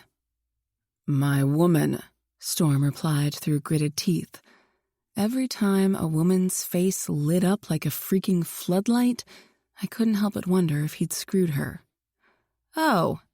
"Yep." She seemed disappointed by his reply. "Great." "Well, Art will be with you shortly." Storm grunted, pressing his hand to my lower back to guide me to a sofa along the wall. He sat and pulled me onto his lap. "Breathe, Angel. It'll all be all right." He knew my fears and promised to hold my hand, but I was sure I'd need more than his hand to get me through this. "I doubt it. At least at the dentist, I get Novocaine." "Here you can have tequila or whiskey." He winked, gripping the back of my neck and kneading it. I exhaled a sigh in response to his soothing ministrations. If I was pregnant, I couldn't have either. His eyes cut to mine. "You trying to tell me something, Angel?" Damn it. I should have known better than to mention the P word, and especially not the B word. Pregnant and baby were off limits. Storm was wound tighter than a drum with getting the hunters out of his territory. He wanted the area safe for me, his MC family, and the locals. My poor man carried an unbelievably heavy weight on his shoulders. But knowing I wouldn't consider having a baby until it was safe took his stress to a whole new level, and I'd just given him false hope. Crap. I cradled his face in my hands and pecked his warm lips. "No, I wasn't trying to tell you anything. I'm sorry, that was insensitive of me." I kissed his lips lightly. The disappointment in his stormy eyes crushed me. "It's all good, Angel. The area isn't safe yet." He wrapped me in his hulking arms, swallowing me up, and gave me a real kiss, the kind that made me wet and gasping for air. "The area isn't safe yet," repeated in my head. My heart hurt. He was doing everything imaginable to rid Bastion and Winters of the dirty maggots. I wanted him to succeed so we could move forward in our relationship. He pulled away, ending his delicious kiss. "When we're done here, we'll go home and practice our baby-making skills." Yay, something to look forward to. I clapped, wiggling my ass on him to lighten the mood. He chuckled and squeezed me. I wanted to tell him I loved him, so he would know I was in this for the long haul. I hoped he believed it. But I didn't want to whisper, "I love you" for the first time in a tattoo parlor. Instead, I kissed him as passionately as possible, pressing my breasts into his chest. When he groaned into my mouth, his large hand cupping my butt, I felt a little better about my stupid remark. "Prez, you need a private room?" a voice bellowed with laughter. I reared back. Art was grinning like a fool. How all these men found each other and became brothers was one of life's greatest mysteries. They were all tall, muscly, tatted, ruggedly handsome, and oozed sex appeal. But mostly, if you had them on your side, as Storm did, they were willing to take a bullet for you. They were loyal, dependable, and not afraid to die. Mercy, their grit astounded me. As the Prez's old lady, they would protect me with their life too. I still hadn't fully wrapped my brain around it. "You got one free?" Storm quipped. "For my Prez? Absolutely." I laughed, shaking my head. Please don't give him ideas. Knowing Storm, he'd take me into a back room and have his way with me before I got branded with his mark. Hell, I was surprised he hadn't already, up against the brick wall in the alley behind the shop. "Ah, come on, baby." His mouth dropped to my neck, teeth nipping at the tendon along the bend. Dang it, I was dripping wet. "Christ, never seen you like this before, Storm," the receptionist said, frustration in her voice. Art chuckled. "Because he hasn't been, but Angel here is special." He clucked his tongue. "Don't you forget it." "Yeah, whatever," she muttered, rolling her eyes. Storm lifted his head and turned toward the woman. He didn't say anything, and I dared not look at his face. "Sorry, Storm," the tart receptionist said in a softer voice. He grunted. "Come on, let's take you back. I'll be doing the honors, Miss Madeline. Espada's booked solid working on a pair of titties that would rival Dolly Parton's." Art licked his bottom lip as if he'd love to sample them. "Damn, man, really?" Storm sounded intrigued. I elbowed him hard. He didn't flinch. "Baby, yours are perfect." He reached for me. I pushed his hands away. "Shut up, you big jerk. It's a mortal sin to talk about another woman in front of your girl." "Angel," he said in a warning tone, letting his alpha out for pushing him away. I knew his game. He didn't scare me. If he thought it was okay to talk like that, I'd have to show him how it felt. "You know, Art, I'm fine with you inking me. I like your work," I said in a sweet, flirty voice for a little payback.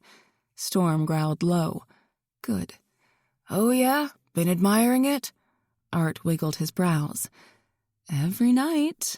My voice trailed when I wanted to say, "when Storm and I have sex."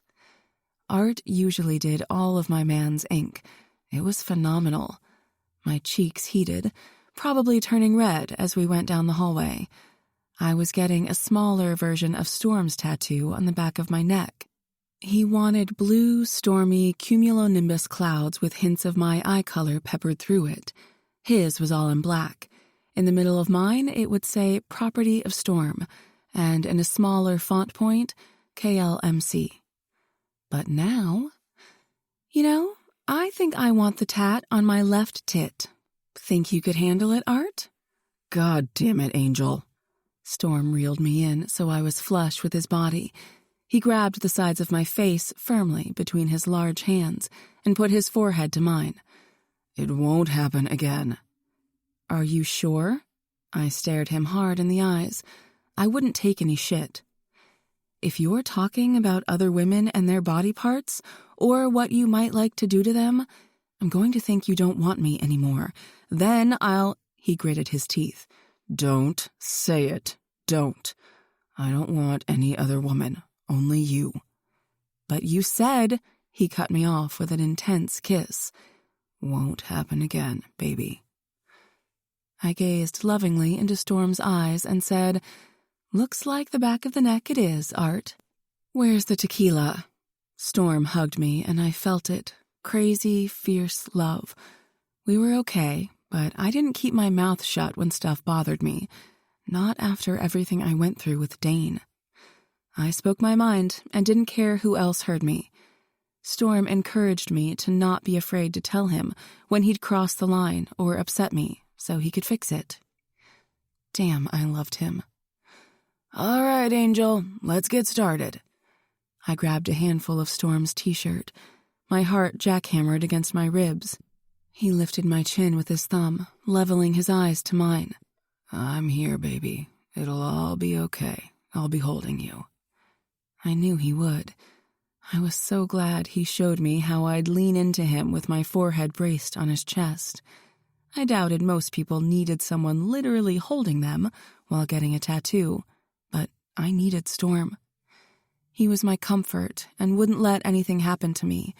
I trusted him with my life. Now I would have his mark on me, showing I was his property. Property. It may sound extreme and degrading to some, but not to me. To my man and his club, it was the same as taking a marriage vow. Maybe even more so, because a divorce could end the marriage. The tattoo was permanent, unless I went through the painstaking process of getting it removed. But I'd never remove it, because Storm, Caleb, and I were forever. I'm ready. 37. Storm. I hadn't rid my territory of all the hunters, but they weren't showing their faces either. We had disposed of a couple more in the last month, and the rest seemed to vanish. At this moment, I didn't give one fucking iota about them. I brushed my tongue along Angel's spine up to the covering of her tattoo. She tasted a little salty from the warm August day and smelled like heaven, and she was mine. I had a stupid smile on my face, knowing what was beneath the plastic wrap. It made me ridiculously happy. She'd gone through with it. My name and Club's initials were inked on her perfect, delicate skin. I was so proud of her, given her fears. She dug the shit out of my skin with her nails at times, but she got through it. So proud of you, Angel. Fucking proud. You're officially a badass. My badass. She giggled, face lying on the side of the mattress and totally spent. The second we'd gotten into our room, I'd stripped the clothes off her gorgeous body and fucked her hard.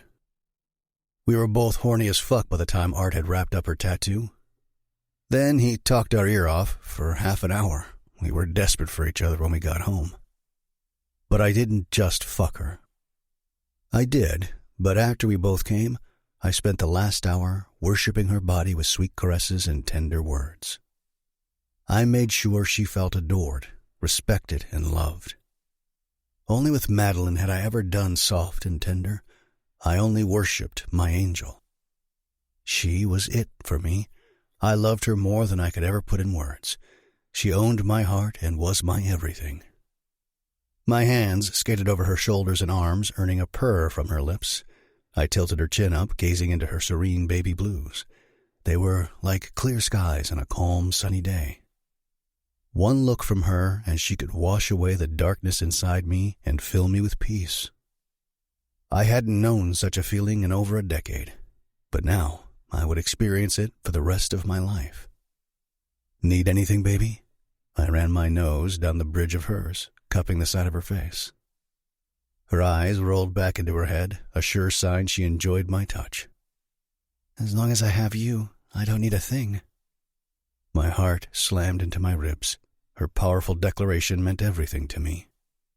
Same for me, Angel. You are my heart. Without you, I couldn't live. Her pretty eyes teared up while she smiled. I'd only let her shed tears of joy from here on out. No pain, no sadness, no fear.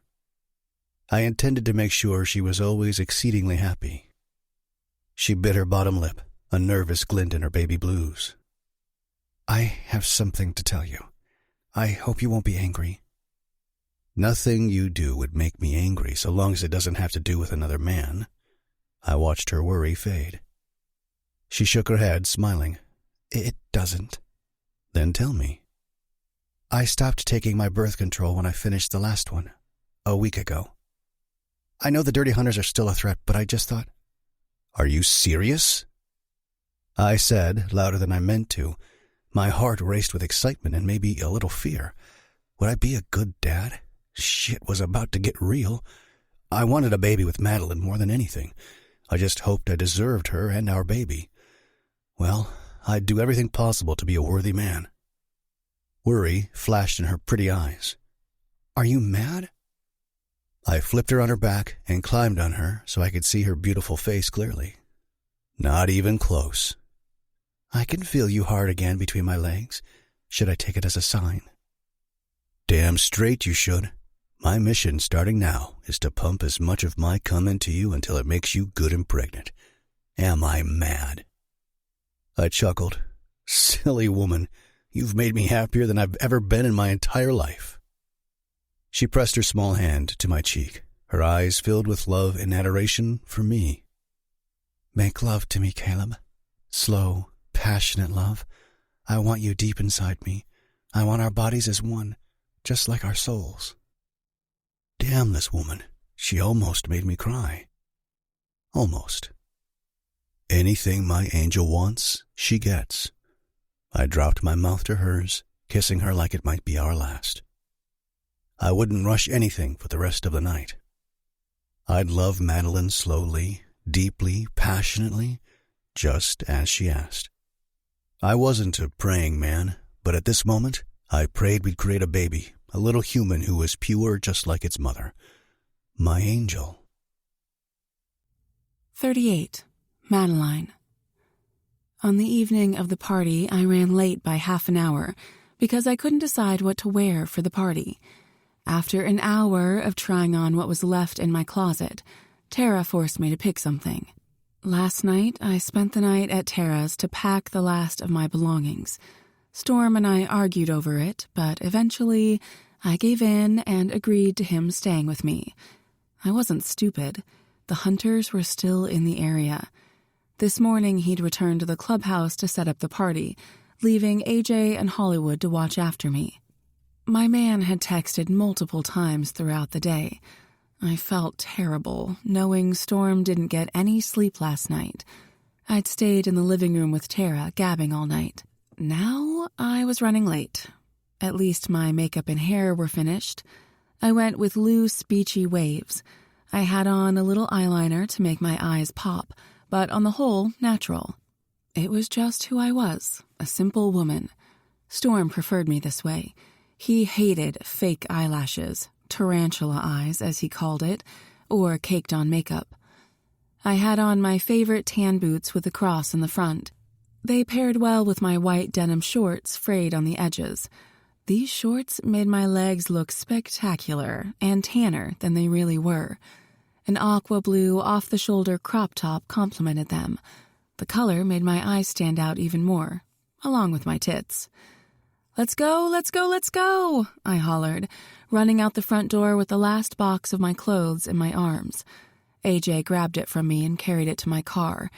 It hadn't cooled off yet. The air felt thick, like scattered storms were on the horizon. Tara snorted from behind me. "For the record, we're late because of you. I was ready an hour ago. Smells like rain." I was just thinking the same. I laughed.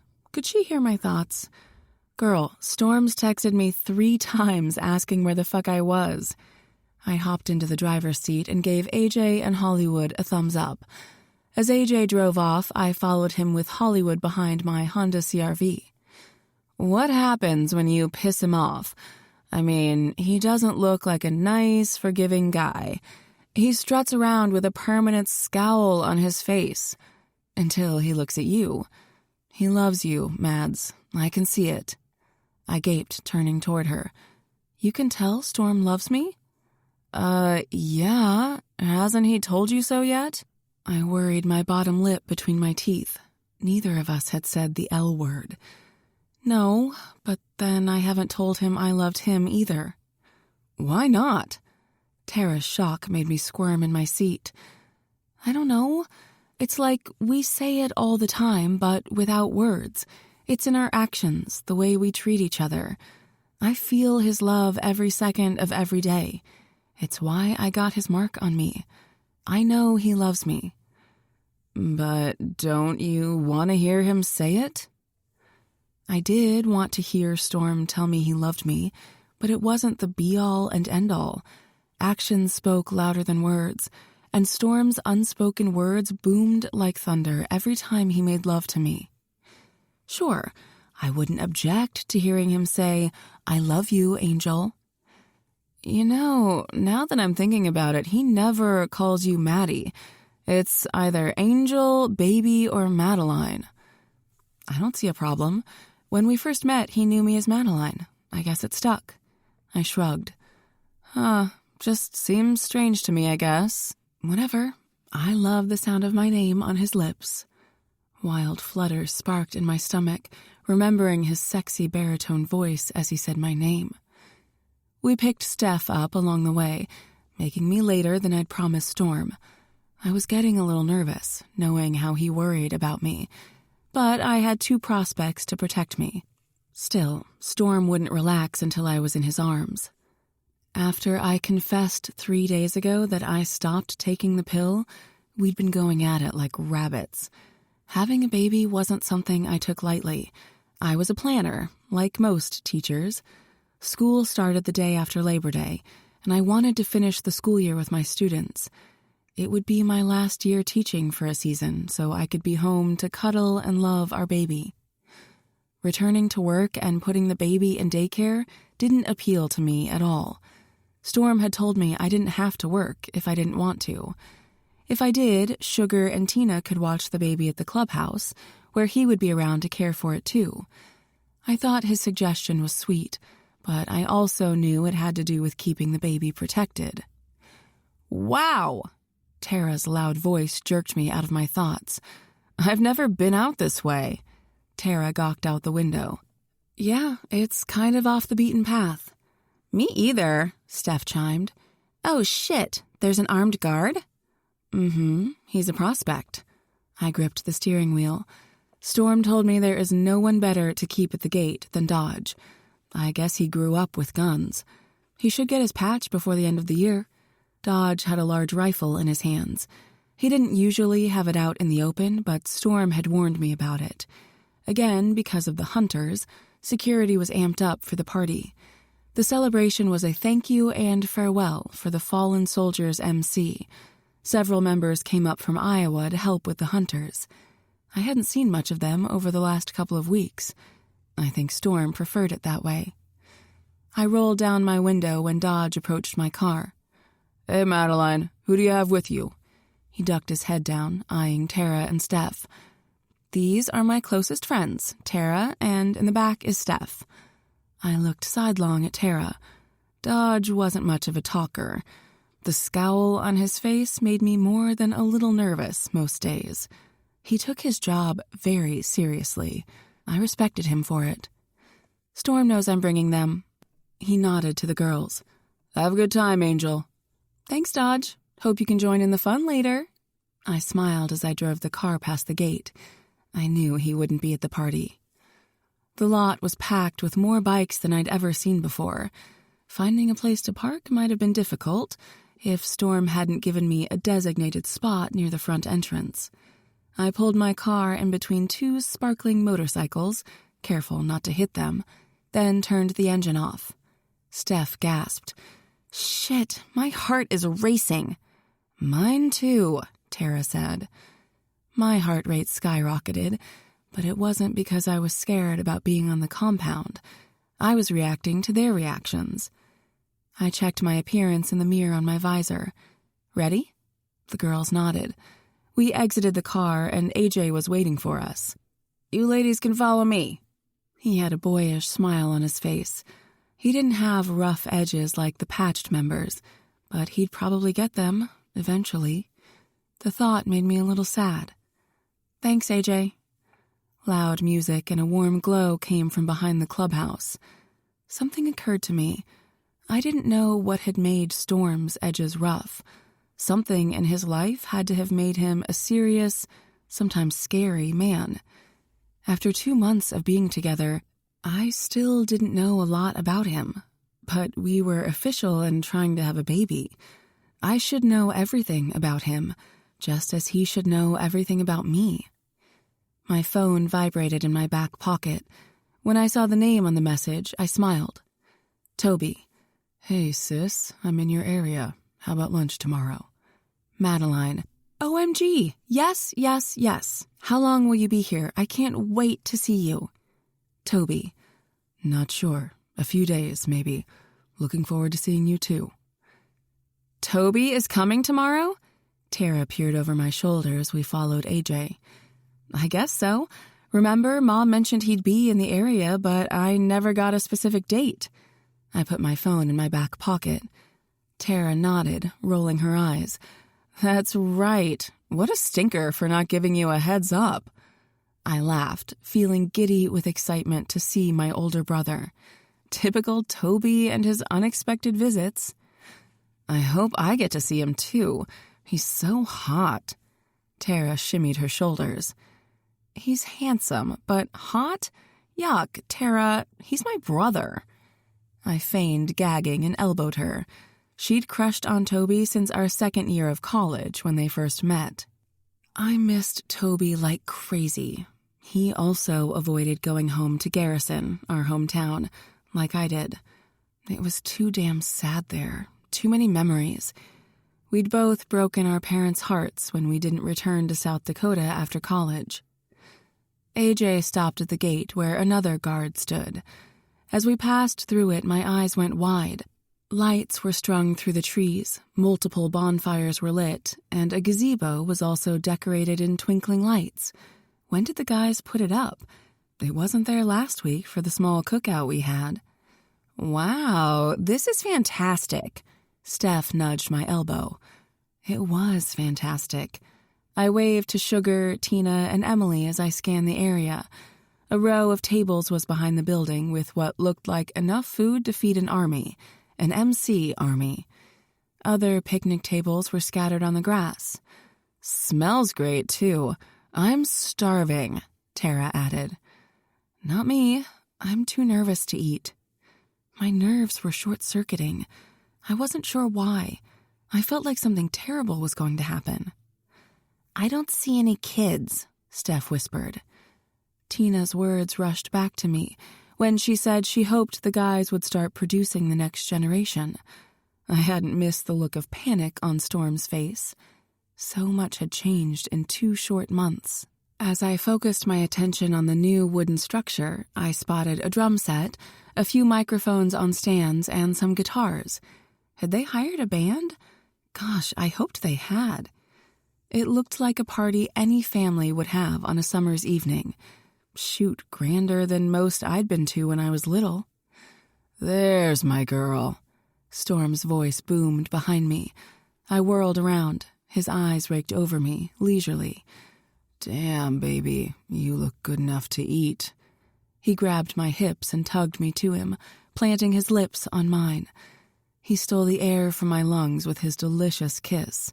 It was just what I needed to relax. Tara cleared her throat. Seriously, you two, let's not do this here. I need food. Storm smirked, not letting go of me. I'd say sorry, but I'm not. Prepare to see lots of kissing, even more from my brothers. He put his mouth on my ear and whispered, I missed the fuck out of you last night, Angel.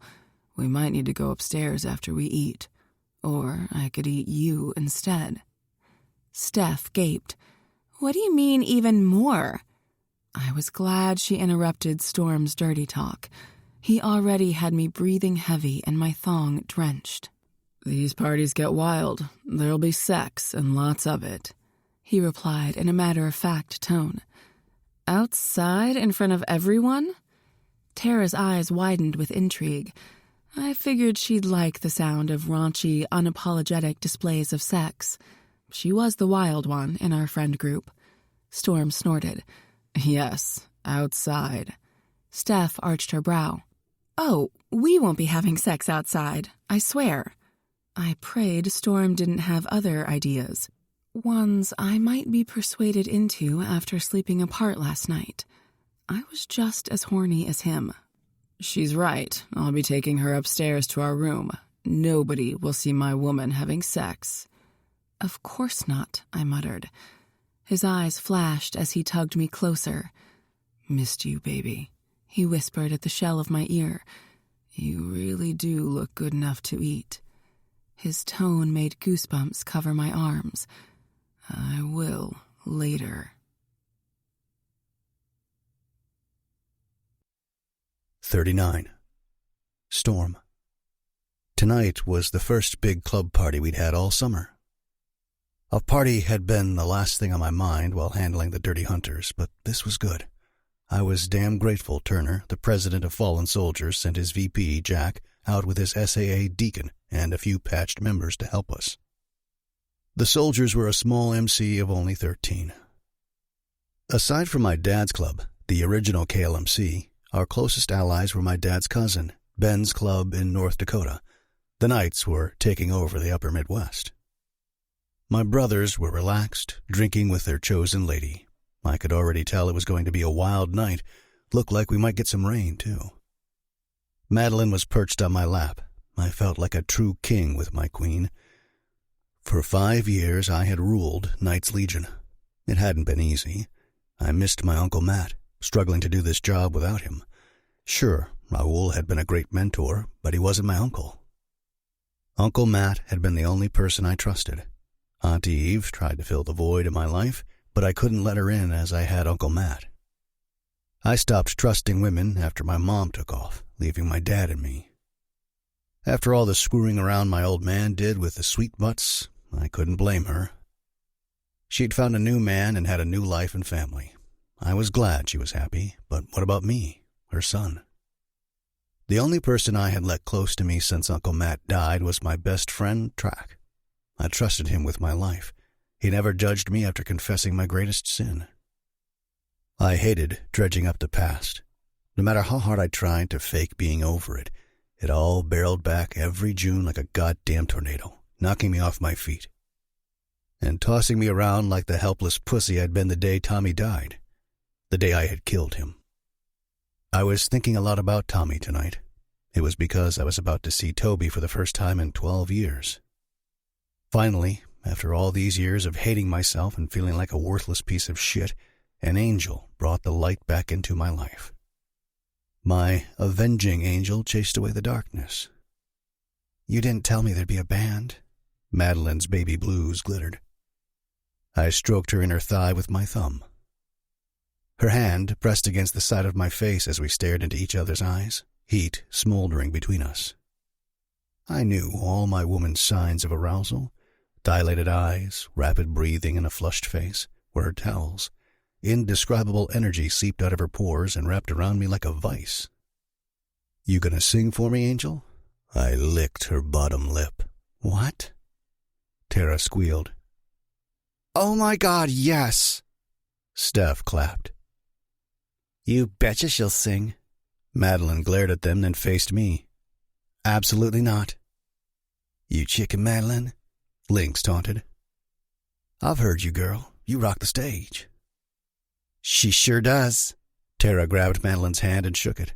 Come on, girlfriend, get your ass on the stage and show these bikers what you can do. They don't need to see what I can do. You sing? Emily asked, eyes full of intrigue. She and Madeline had grown closer over the last couple of months. I often found them talking about college and kids. I do, but not here. Madeline shook her head. Angel, just one song. Any song you want. I wrapped my arms around her waist.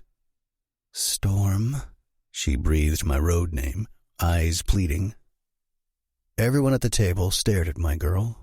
I looked for Sugar. If she were here, she'd help me convince Madeline to sing. Sugar had a gift with people and could get most to do anything. Oh my gosh, sing Bleeding Love. Steph bounced on the bench with her blonde ponytail swaying from side to side. I love it when you sing it. Tara can sing backup. A weird pang in my chest appeared. For some reason, the song sounded familiar. I brushed it off, figuring I was just excited to hear my girl sing again. I'm in. Tara clucked her tongue, standing from her seat. I had no idea she could sing. Hero's eyes smoldered as he raked them over Tara's body. My brother wanted the redhead badly. I don't think I know that song. Who sings it? Emily asked. Madeline waved her off. It's an old song. I'm sure no one wants to hear it. I want to hear it, and what the prez says goes. I winked, squeezing her thigh. He's right, babe. If the prez says sing, you sing. Lynx cut in as I knew he would, but calling her babe was pushing it. I'll tell the band to prepare. Who sings a song? Madeline's head dropped onto my shoulder in defeat. Leona Lewis, Steph shouted. Thanks, babe. Lynx was off in a snap. Oh, God, Madeline groaned. Storm, I can't sing. People keep eyeing me. She put her mouth to my ear. Carla's been shooting daggers my way all damn evening. I'm about ready to give her a reason for that tart expression on her face. I chuckled at my little fireball. All the more reason to get your fine ass up there and show her who's boss. Own the stage, baby. Madeline frowned.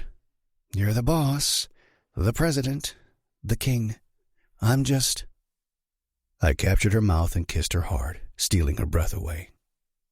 Possessing her like I had many times with just a kiss, I didn't stop until I felt her melt into me. You're my woman. My mark is on you. I lowered my voice for only her to hear. Maybe my baby is growing inside you. I palmed her stomach, God, I hoped we'd created a baby already. Every person here knows you're my old lady, my queen. Now get on the stage and fucking own it. I issued her a broad smile, then kissed the tip of her nose. You're doing this. Sugar appeared with a curious expression. What's going on? Please, Storm, Madeline pleaded. Don't make me do this. Do you what, Angel? Sugar narrowed her eyes at me. What are you making my girl do? It made me warm and fuzzy to hear Sugar call Madeline her girl. Since the day she met Angel, Sugar had treated her like a daughter. Madeline frowned. He's making me... Have I got a special treat for all you fuckers tonight? Lynx shouted into a microphone from the gazebo. Oh, Jesus, Madeline gasped. For the few of you who haven't met Madeline, she's the lovely lady on the president's lap in the back. Ain't she a beauty? Fucking Lynx. He knew I didn't like him or any other guy talking about my woman's looks. Tonight, she's going to sing for us, and let me tell you, the girl is fucking awesome. Whoops and clapping ensued. There was even some loud whistling. Sugar raised an eyebrow. Sing? I nodded with a cocky smirk. Madeline squared her shoulders when everyone turned toward her. I knew she wouldn't let me down.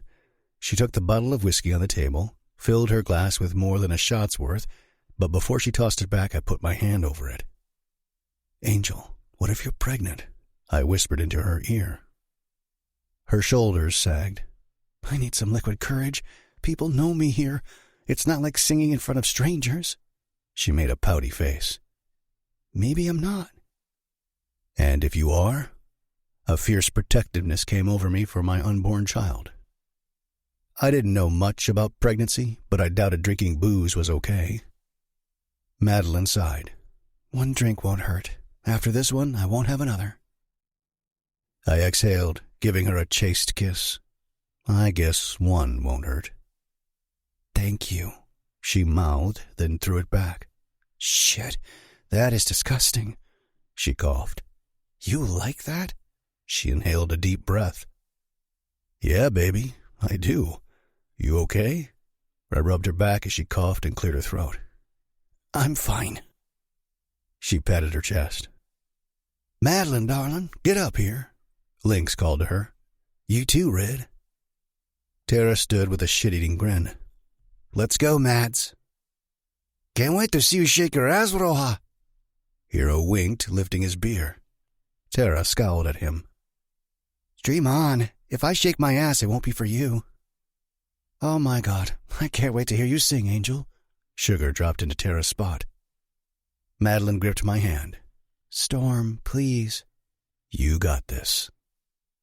I kissed her again as clapping filled the air. All eyes were on us. I didn't disappoint, making the kiss extra passionate. I held her face between my hands, tilting it to my liking, owning her with my tongue. Fuck, and turning myself on in the process. I ended the show. Go sing for your man. She stood reluctantly. As she stepped away, I swatted her ass. Madeline didn't flinch. She crossed the grass with Tara, who appeared to be talking a mile a minute. My eyes were locked on Madeline's behind. She never wore shorts. I gotta say, I liked how they clung to her ass like a second skin. A table filled with gawking assholes watched my woman. It pissed me off. I yelled, Hey! One of them noticed, then tapped the guy next to him.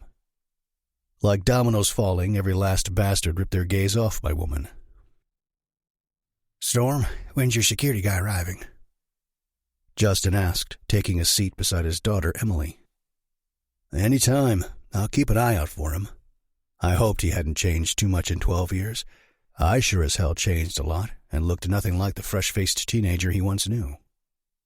Toby agreed to work with Grizzly, giving him a crash course in advanced security systems for the clubhouse and our businesses. Toby was an in-demand man. When I called him back in June, he made no promises about coming out. Only saying he'd try. I'd forgotten all about him. Then the other day he called and said he was passing through the area. We hadn't seen each other since the day of Tommy's funeral. The next day, my dad shipped me off to Uncle Matt for causing trouble for him and the MC. I feared the sight of Toby would fuck me up. The guilt I carried for what happened ran deep, but for Madeline I needed to keep her safe, no matter the cost. I wanted the best security system for her, our future children, and for my club. I needed to do this, even if it meant revisiting the past. Storm, do you know the song she's going to sing? Emily steered my attention back to my girl. I'd bought the gazebo just for her, hoping she'd sing at every club party. No, darling, sure don't. Although it sounded familiar, I couldn't place it by the title alone. Maybe hearing it would jog my memory. I rubbed my chest, feeling another weird twinge. Well, your girl is just about perfect. Sugar winked. Is she hiding any other secrets? I chuckled, watching Madeline talking to the guys in the band. Hell no.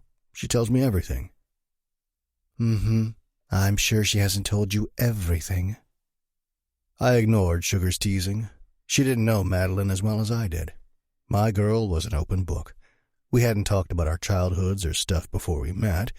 I preferred it that way, so I didn't have to tell her about the boy I killed. I didn't want her to think of me as a savage monster, even if it were true. The crowd got rowdier, clapping for Madeline. Carla kept glancing at me. The woman pissed me off. She really needed to go. But Madeline had said she'd handle her. Sugar and Tina had been teaching her how to deal with the kittens. I didn't want to interfere with my old lady's business. Lynx hadn't done a damn thing. But I was getting impatient and ready to take matters into my own hands. The bitch had no place in my clubhouse anymore. Here you go, Prez. Lynx handed me a beer, then gave one to Justin and Hero. I thought I told you to take care of Carla. The bitch is pissing me off. I lifted the bottle to my lips and took a long pull. Lynx threw up a hand, shaking his head. I did, but she's stubborn as hell when it comes to you. I don't give a fuck. Either you handle her or I will. I won't have my woman feeling uncomfortable around here. You get me? This was insanity. If Carla wasn't keeping my brothers happy with her mouth and Madeline wanting to manage the kittens, I would have had Carla gone the day after she called my woman a cunt. I'll take care of it.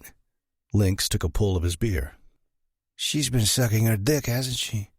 Hero narrowed his eyes at Lynx. That's why you haven't gotten the job done. Lynx flipped him off. It was no secret Hero didn't like Carla. Hey, y'all. It's a great night for a party, don't you think? Madeline smiled at the crowd. My God, she was beautiful. You probably won't know this song. It goes way back to my childhood when I was a silly, prepubescent girl obsessing over it. And a boy. The crowd oohed like crazy, heads turning my way. She wagged her finger, shaking her head. No. I know what you're thinking, but that was a long time ago. Storm is hotter than the fresh-faced pretty boy I used to dream about. Storm is my man. Don't you forget it, you hear me? The crowd shouted yes from every direction. Good. Madeline blew me a kiss, then nodded to the band. Sugar nudged me. I adore your girl. My heart squeezed tight in my chest. It pleased me how everyone took to Madeline, especially my aunt. But hearing how Madeline obsessed over this song because of him, the boy she once loved, didn't sit right with me. I wished her friends hadn't pushed her into singing it. Or Madeline could have flat out told them no. She tried. Why didn't I help her? Obviously, because I wanted to hear her again. Angel sang like no one else in this world. But I didn't want this. Shit, my gut was tight. Did she still think about him? Her voice silenced everyone. Sugar set her hand on my shoulder as if knowing I needed to be anchored to my seat. Emily was in a trance. Steph swayed to the beat and Lynx bobbed his head. Hero sat stoically, but I knew my brother was more smitten with Roja than he let on. As I watched Madeline, a memory from the past roared toward me like a freight train. I was transported back to Lake Waleska, where I'd spent the best week of my life with the Hamilton family. Why I remembered the song crashed into me. Toby's firecracker of a little sister had listened to it at least 1,000,000 times at the lake. Toby had given her shit about it and made her cry. He was such an asshole back then. We both were cocky and arrogant. When school started, we were going to be badass seniors. That little firecracker had a massive crush on me. I adored that little girl. Wait, what was her name again? That little girl? Abby? Caddy? No. Shit. Fuck. Madeline's voice cut through my thoughts as she belted out bleeding love. Maddie. That was her name. Madeline. Maddie. Basically the same name. It couldn't be, could it? Their names? This was all just a coincidence, right? It had to be.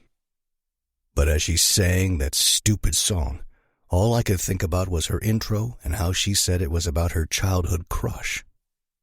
A shiver worked through me. It couldn't be. She was Angel, not little Maddie Firecracker Hamilton. But fuck, what if she was? Why hadn't I ever asked Madeline what her last name was, or what the silver H meant on the charm bracelet she kept in her underwear drawer? Shit. Fuck. The pang in my chest turned into a stabbing pain and my heart jackhammered against my ribs. I studied my woman, trying to find similarities, but there weren't any. Sure, they both had brown hair and blue eyes. So did a lot of women. My beauty sang her heart out, gazing at me with love in her eyes and swaying her body all sexy-like. Shit, it couldn't be the same girl. They weren't the same. They fucking weren't the same person. Woohoo, Maddie! Steph yelled. Maddie.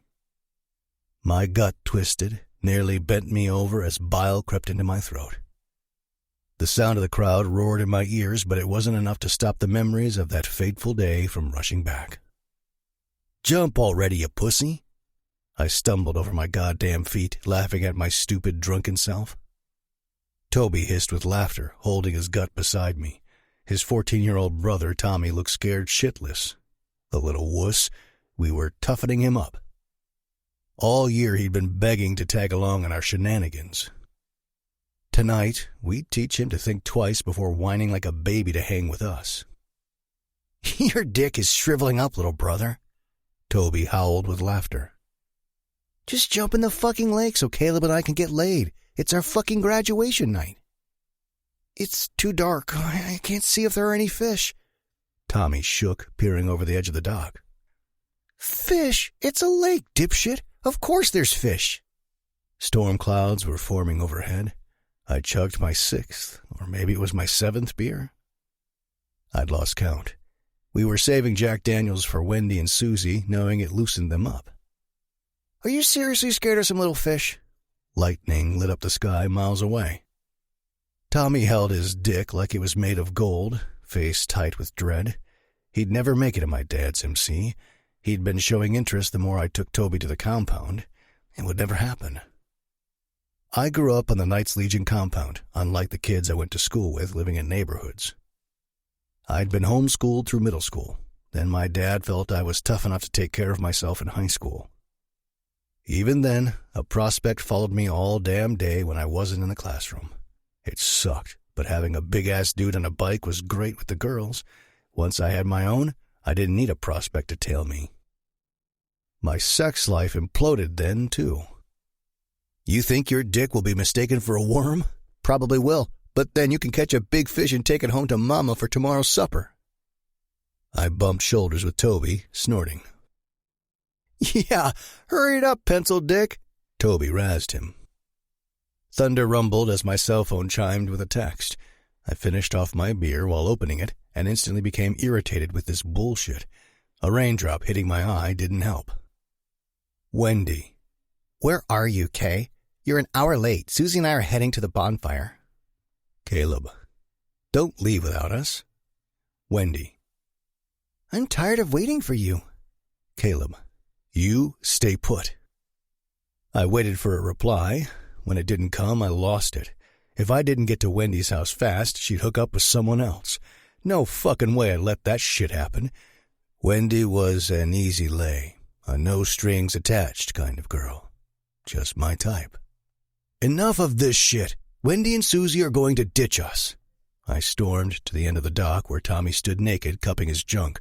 Clouds were moving faster, so was the rain. "Jump, asshole! You're cock-blocking me." "And me," Toby yelled a few steps behind me. "I changed my mind." Tommy backed away from the edge. "It's going to be storming any second. There's lightning." He wiped his face and pointed up.